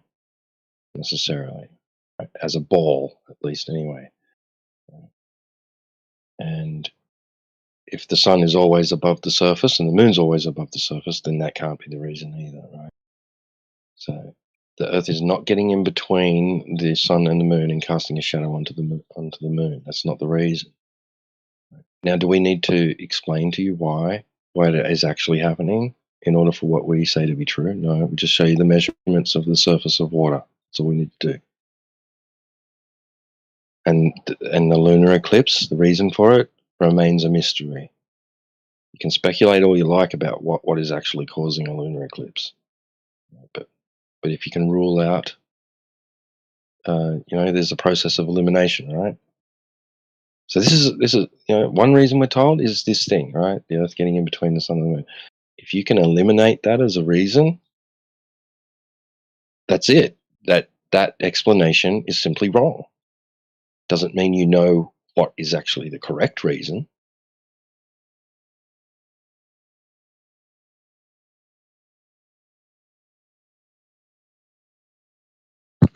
Just like detectives, right? Investigating a crime. They can rule out a suspect. That suspect was definitely not near the scene of the crime at a specific time that we know it occurred. That person is not guilty, right? We're not going to follow them as a suspect anymore. Not going to investigate them, right? Does that mean that they suddenly know who actually did the crime? No, it doesn't. But they've eliminated a suspect as being, they've eliminated someone as being the suspect. They haven't actually eliminated them. You know what I mean? Yeah. So you can rule out reasons for claims, right? Without necessarily knowing the true reason. That's well said, T-Dub. Are you actually talking to somebody, or are you just talking? We were like VCing with Christian here earlier. Um, he's gone silent, but he's still typing in the text. So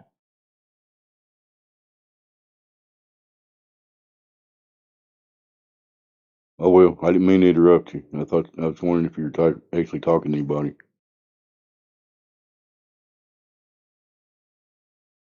Everything you're saying, yeah, I no. concur. The Sorry, go on. globe, they think they have all these predictions. They can't even predict that the Earth is curving. You know, they missed the first prediction, so the rest of them really don't matter, right?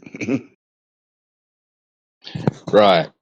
If they claim that they've made a prediction, but based on the idea that the Earth is a sphere, and that they're going to conclude that the Earth is a sphere because of that, right? Then we can make another prediction. Well, okay, how big do you say this Earth is? Oh, it has a radius of 3,959 miles, does it? Oh, okay, so that means that if we go to a large body of water, the horizon should be at a certain distance based on our observer height, right? Yes, that's correct. Oh, okay, let's go and see if that's true. Oh, it turns out it's not. So, I guess that's a big problem for you, right? Like, so that's obviously not the reason, for what you thought was causing, like, let's say, for instance, a lunar eclipse, right? So, yeah. But yeah, you're absolutely right, Christian. Like, we're not saying that, like, you're not allowed to believe what you want. You can believe whatever you want, right? Despite any evidence that's presented to you. You can continue to choose, like, based on philosophical grounds, religious grounds, other grounds, that that something is a certain way, even though someone's shown you evidence that it's not. That's your prerogative and your choice, and nobody's stopping you from believing what you want to believe. But just know this: that belief is the acceptance of something being true, especially without evidence.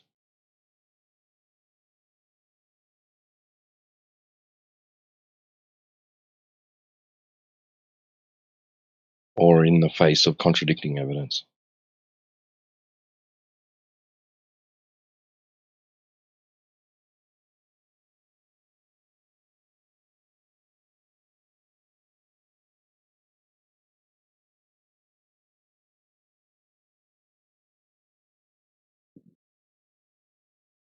Yeah, that's a good point there, Yaga Bruno. Yeah, actually, yeah, I'll post this little clip I've got of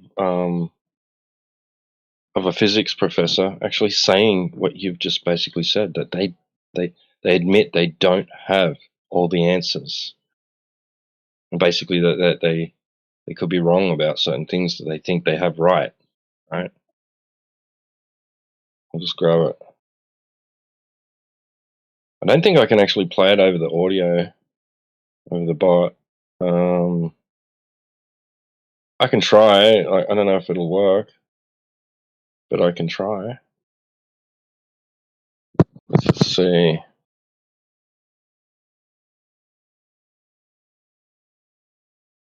Connect this thing first. Always plays up on me.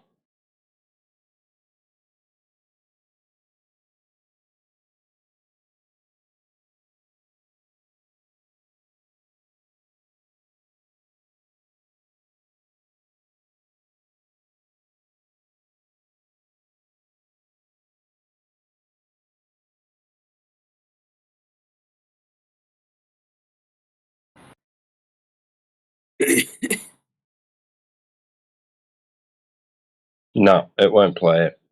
But I'll just post it anyway. You can listen to it yourself.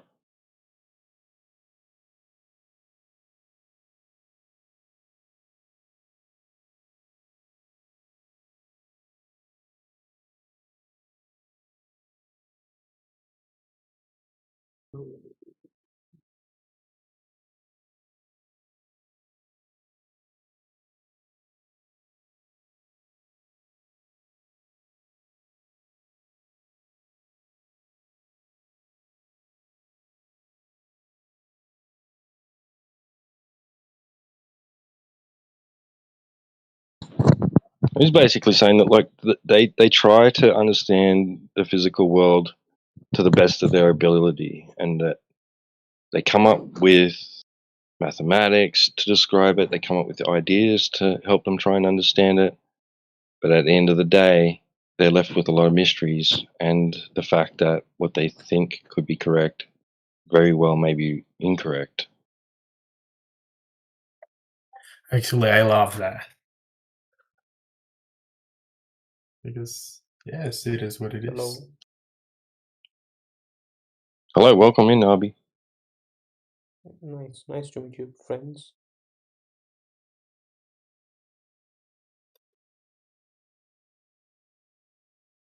Are you guys what are you guys doing, by the way? Like debate?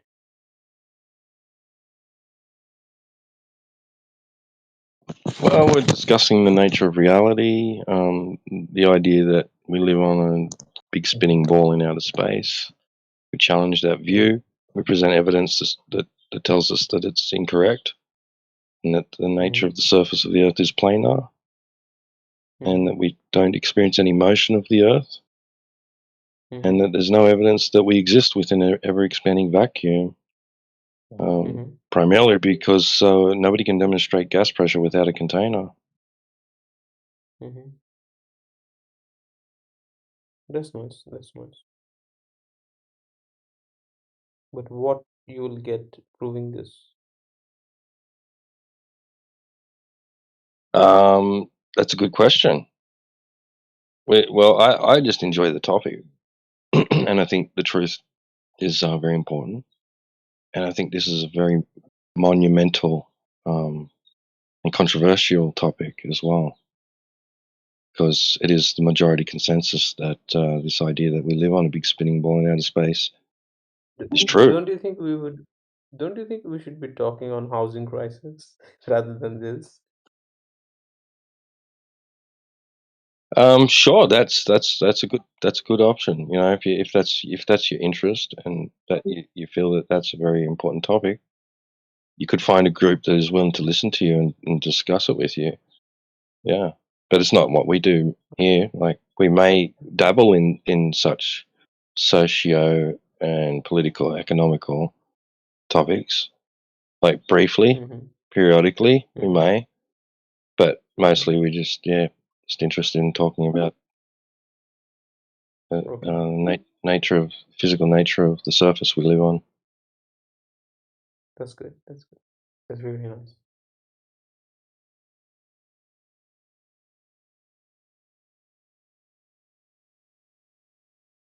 Yeah, I'm by no means saying that those things are unimportant issues. There is a multitude of important issues that are worthy of discussion. Absolutely. Poverty, child abuse, you know, all these things, all I those don't kind of things, you understand. know. I don't understand United States becoming such a largest, has so much of land it has. How can there be a housing crisis in that country? India is such a small country, but see, still we have the largest population living in India.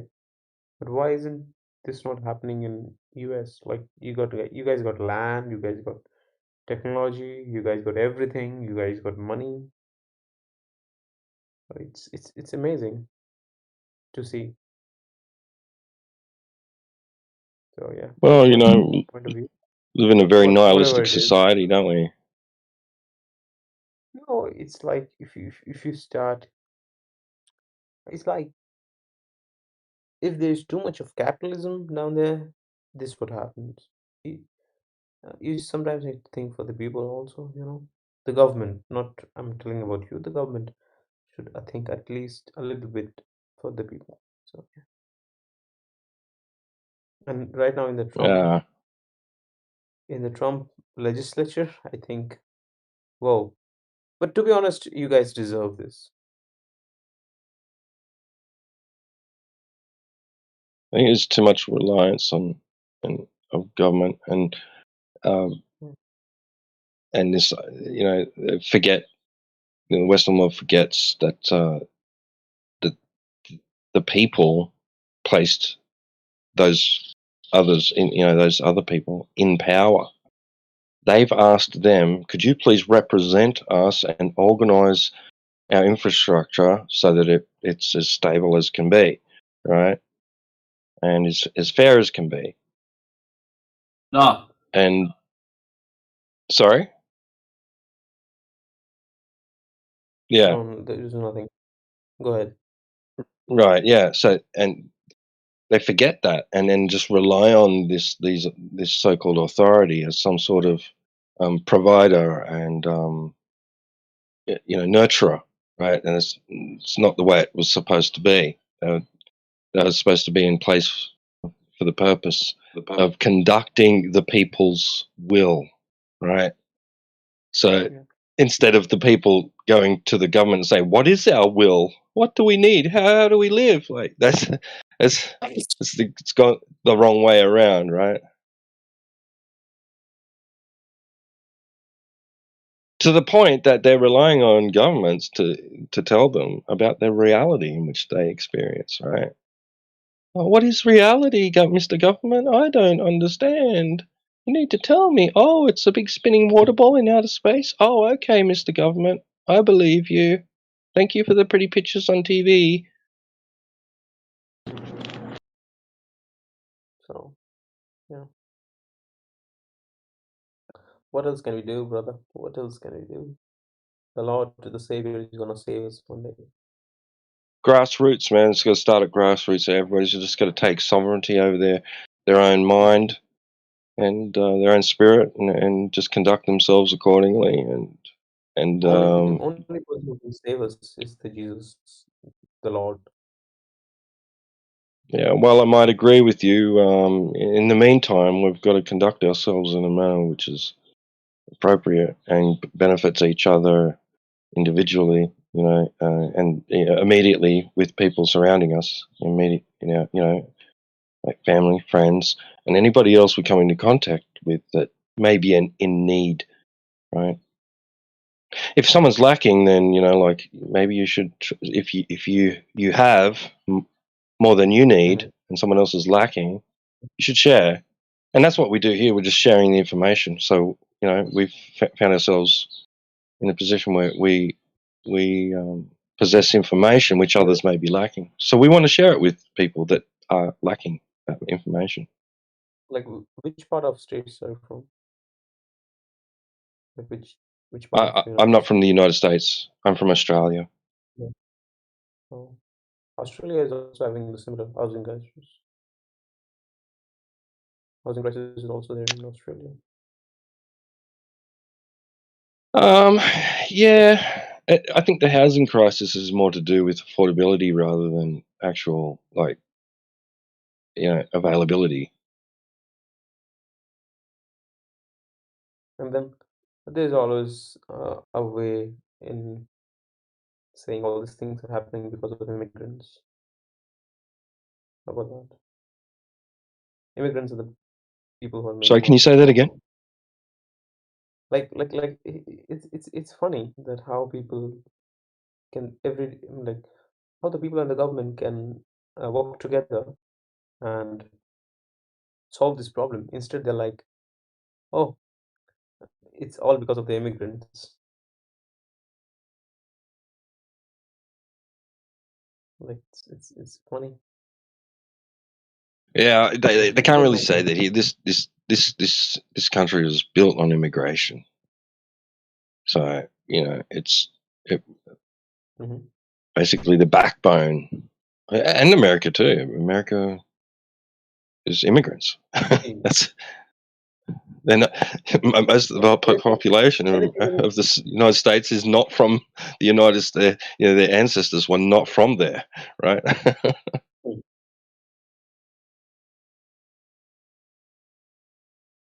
Yeah, what else can we do, bro? We live in a very dark world, bro. We live in a very dark world. We don't live in a fair society. Yeah, it gets pretty complex, and It's not complex. I would say it's more biased. Not complex. Complex is no, something which is difficult to understand. Complex, like if I say quantum mechanics, that can be complex. But these kind of things, these are not complex. These kind of things are like bytes. They're like rules I know.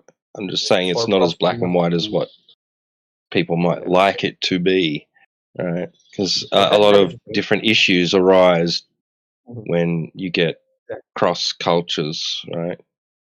immigration, Cross culture. specifically immigration. Specifically immigration. Then why? I sometimes I don't understand why countries who are so well established, why they need immigrants. Like, what is the need? They are like a first world country, right? Why do they need immigrants in the first place? Uh, Sometimes, sometimes I wonder. War, war was played a big factor in that. I guess going back decades, loss of population due to war.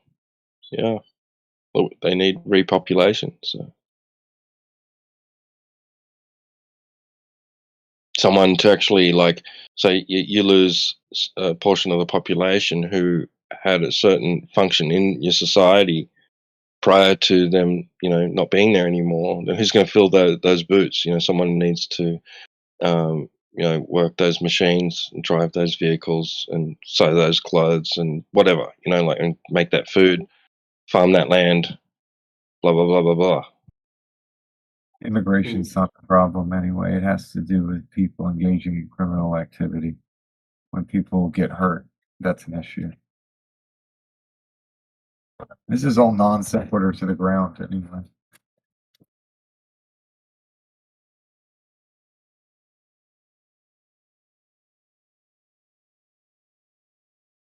Yep, you guys are all correct.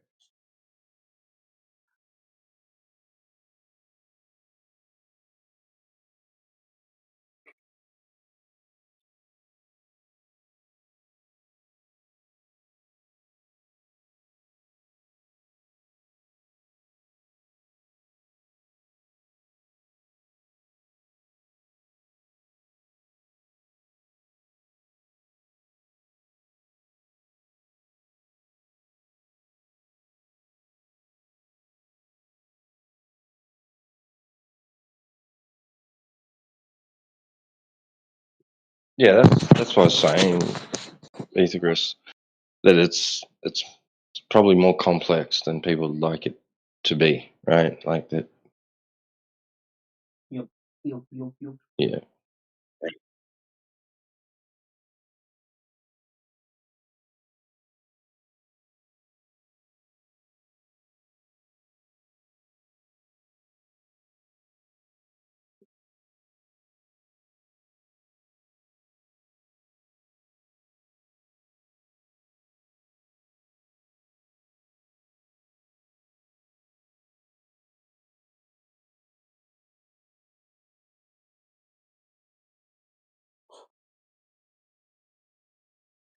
Australia, a place which is full of farmland.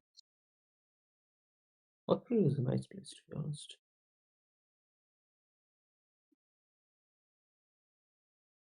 Have you been?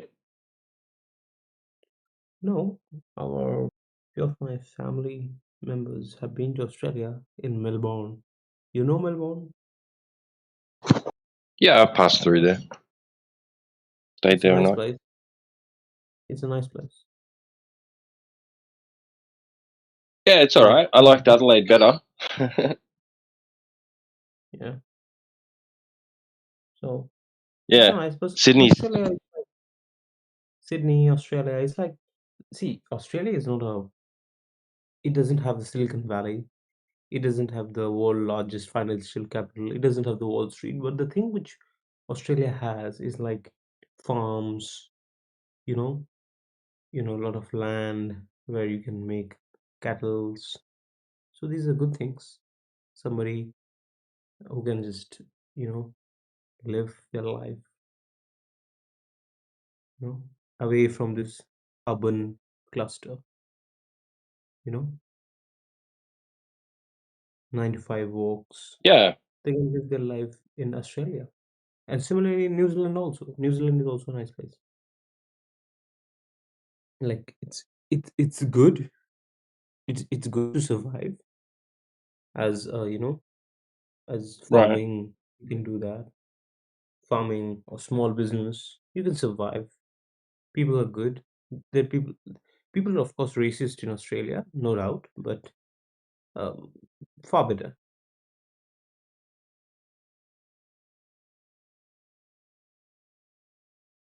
Yeah, you know what? Since there's been, in the last few decades, there's been this really this But hyper previously, Australian focus. people were. But previously, Well, there's to be really honest, previously Australian people were super nice people. Believe me, they were right. really. I got really Australian friends of mine who were like really nice, really genuinely nice people. So, like they also say me sometimes Yeah. like it's a new propaganda which people are falling for. Like Yeah, exactly. Right. Like it used to be, like we had a TV show called Kingswood Country, right? And Mhm. in it, like this super Aussie old dad with grown up kids, right? Called Ted Bullpit, right? He and his wife was like portrayed as a bit like a bit of a dunce, right? But she was like the homemaker, carer, kind. He was the big, gruff, mean, spirited old, Aussie set in his old ways, and he was racist, right? And it was like it was just blatantly clear within that show that he was racist. He called his son-in-law a wog and all that, and made very racist remarks, right? What could be considered racist remarks today, right? And nobody but really batted an eyelid. It was just the norm. It was just accepted, and it didn't mean that people were out because of that TV programming, beating on ethnic people. There was it was it was just a like an element of the culture that existed here, right? And then there suddenly came this big hyper focus on racism and being racist, and it seemed after that like a lot of problems arising from racism, like violence and things, escalated, right? Because of because of that. But before that, like nobody cared, right? Really, like people who'd come from another country and tolerate being called a wog, right? It was just a nickname for them. Like they just accepted it, right? And they'd call you an Aussie bastard or something back, like there was this banter that existed that was just a mutual understanding, right? It wasn't like they hated each other even. They worked together, they drank together, they played football together, their kids went to school together. Like it wasn't like, there wasn't really any animosity. But then this super hyper focus on that being the wrong thing. Don't do that. Like seemed to spark a divide rather than us realizing our differences, having a dig at each other about it jestingly, and just getting along with our lives. You know what I mean? I don't know. Maybe I'm wrong. Maybe some people see me as being too right wing or something. But that's how I feel. Yeah. So it's what it is, mate. I always used to dream of having an Australian girlfriend because Aussie girls are like really, they're really, they're, they're the wonderful people I've ever met, to be honest. Australian people, they're literally the Australian people, not now, not the Australian people right now, but back then, when I was a child, I used to dream of having, yeah, I will go to Australia one day, and, settle down there, have my own ranch, breed few animals down there. Maybe I could become a cowboy down there. So I used to dream of having that. But nowadays it's That's impossible. cool. That's cool I because can do. like a lot of people probably don't appreciate the relaxed state Australian that people we're used to be in very here. simple. Australian people used to be very simple. They used to be very nice, really nice people, really nice people, genuine from the heart. Yeah, it is But actually quite a lucky country. I mean, like, there's a lot to complain about, but there's a lot to be like grateful for as well. Like to be able to live in a country like this. Yeah, and that is the reason in my childhood years I really wanted to go to Australia. It was my dream. Not the United States. It was always in Australia, and just have I always dreamt of having kangaroo as a pet. Kangaroo, kangaroo animal. yeah, You know that? yep, yeah. I had I a pet really wallaroo as a child. Yeah, we had wow. like for about 2 years. I think we had a wallaroo, which was found Oh, inside the pouch of a female wallaroo on the side of the road and okay. been hit by a vehicle.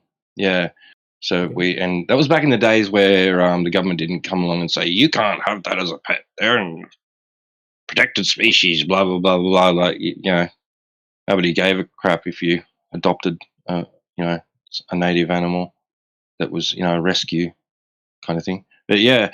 Um, Nowadays, you can't. You can't. You have to be specially licensed and whatever, and approved by the government to Oh, raise interesting. native wild animals, and then it's probably under certain conditions where it has to be released back into the wild once it's better. Or, Grown. Mm-hmm. That used to be my reason. Like nowhere in the earth there's a kangaroo. I could go in Australia and settle down there so that I can have my own kangaroo as a pet. So that used to be my dream. So, but yeah, things change. Things change, bro. Things change.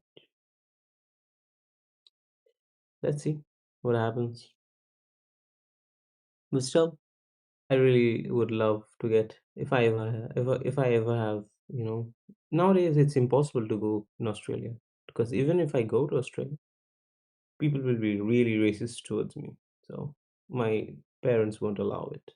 My family. What my family used to say me, what happens if you go there and people might kill you? So as because I'm the only child of my family, so you know that fear stays in the heart. So let's see. yeah, you never know what's going to happen, eh? Pardon? I said you never know what might happen. Yeah. Let's see.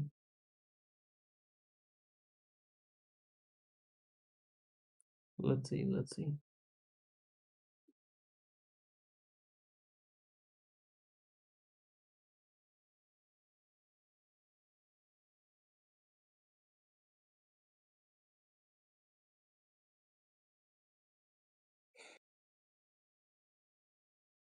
There's some new people entering the chat. I don't know if anybody's interested in discussion on the nature of the surface of the Earth.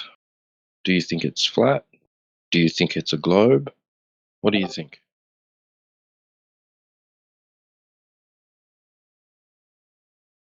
So many people are muted, like they don't want to talk or like they're just listening or they're like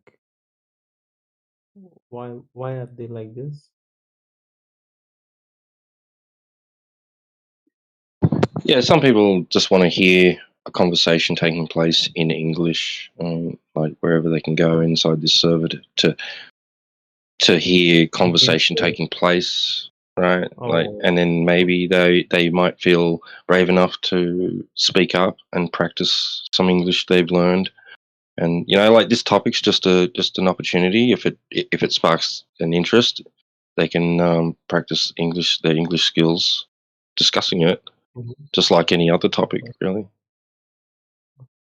That's nice. That's nice.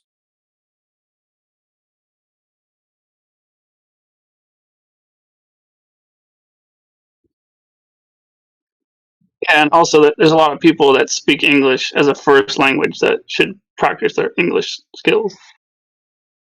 Oh, that's cool. That's really interesting to hear.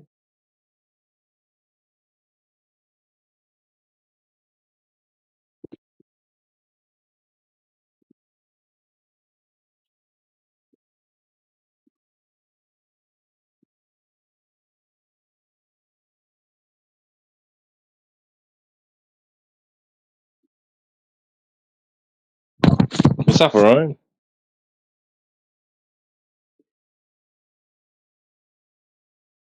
And not much.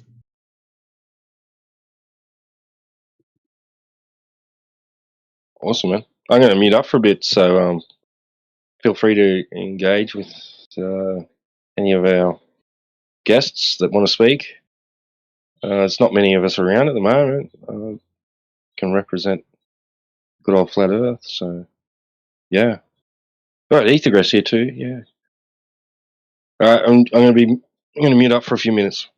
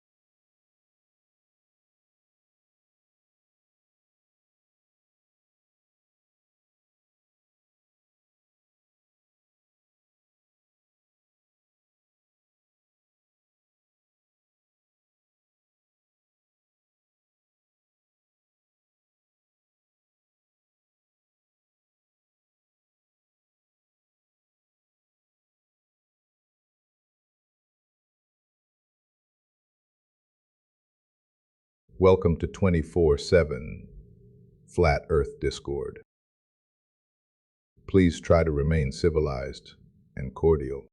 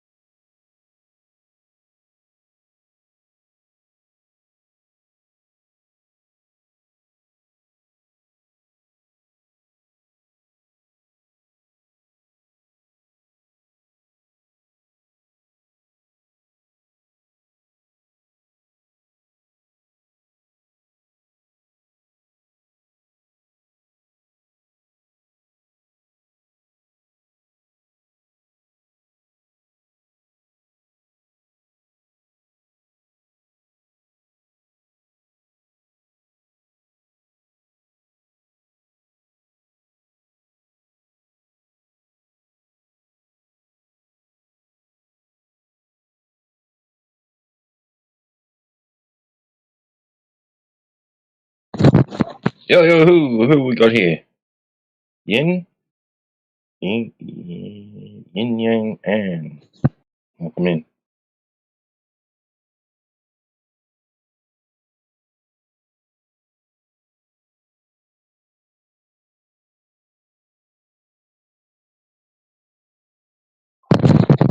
Sorry that there's not a lot of conversation happening here at the moment, Yin Yang.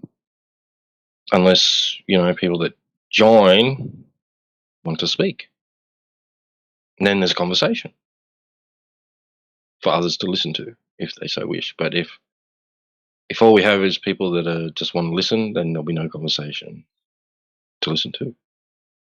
And then I'll just be listening to silence.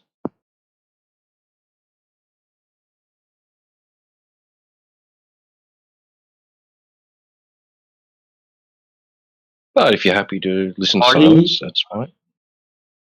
Sorry, Good say morning. again. Good morning to you, sir. Yes.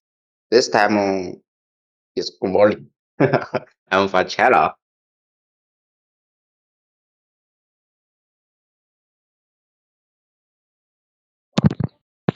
Very good. Appreciate you being here. Appreciate you opening up your mic and saying hi.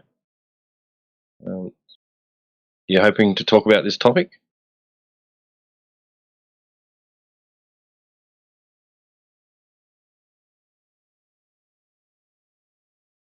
You're here to practice some English speaking?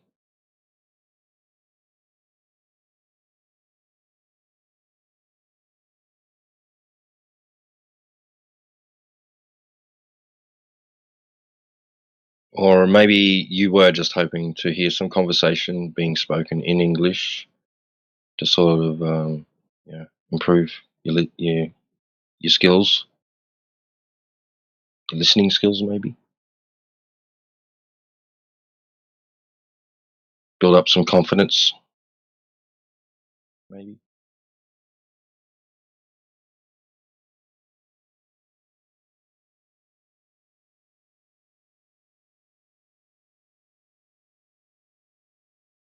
I've got an idea, T-Dub. Can you hear me okay, though? Yep, loud and clear. Oh, awesome. Hey, I just thought of a kind of observation that might be really helpful for the old reflection argument. Yeah. Oh, okay, go Just ahead.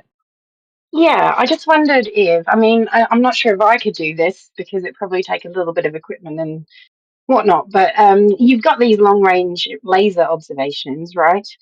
What if we had a big white sheet on the back of held up on a frame, nice and vertical, on the back of a boat and a very still lake, and basically chugged that boat away while a laser was trained on it quite carefully.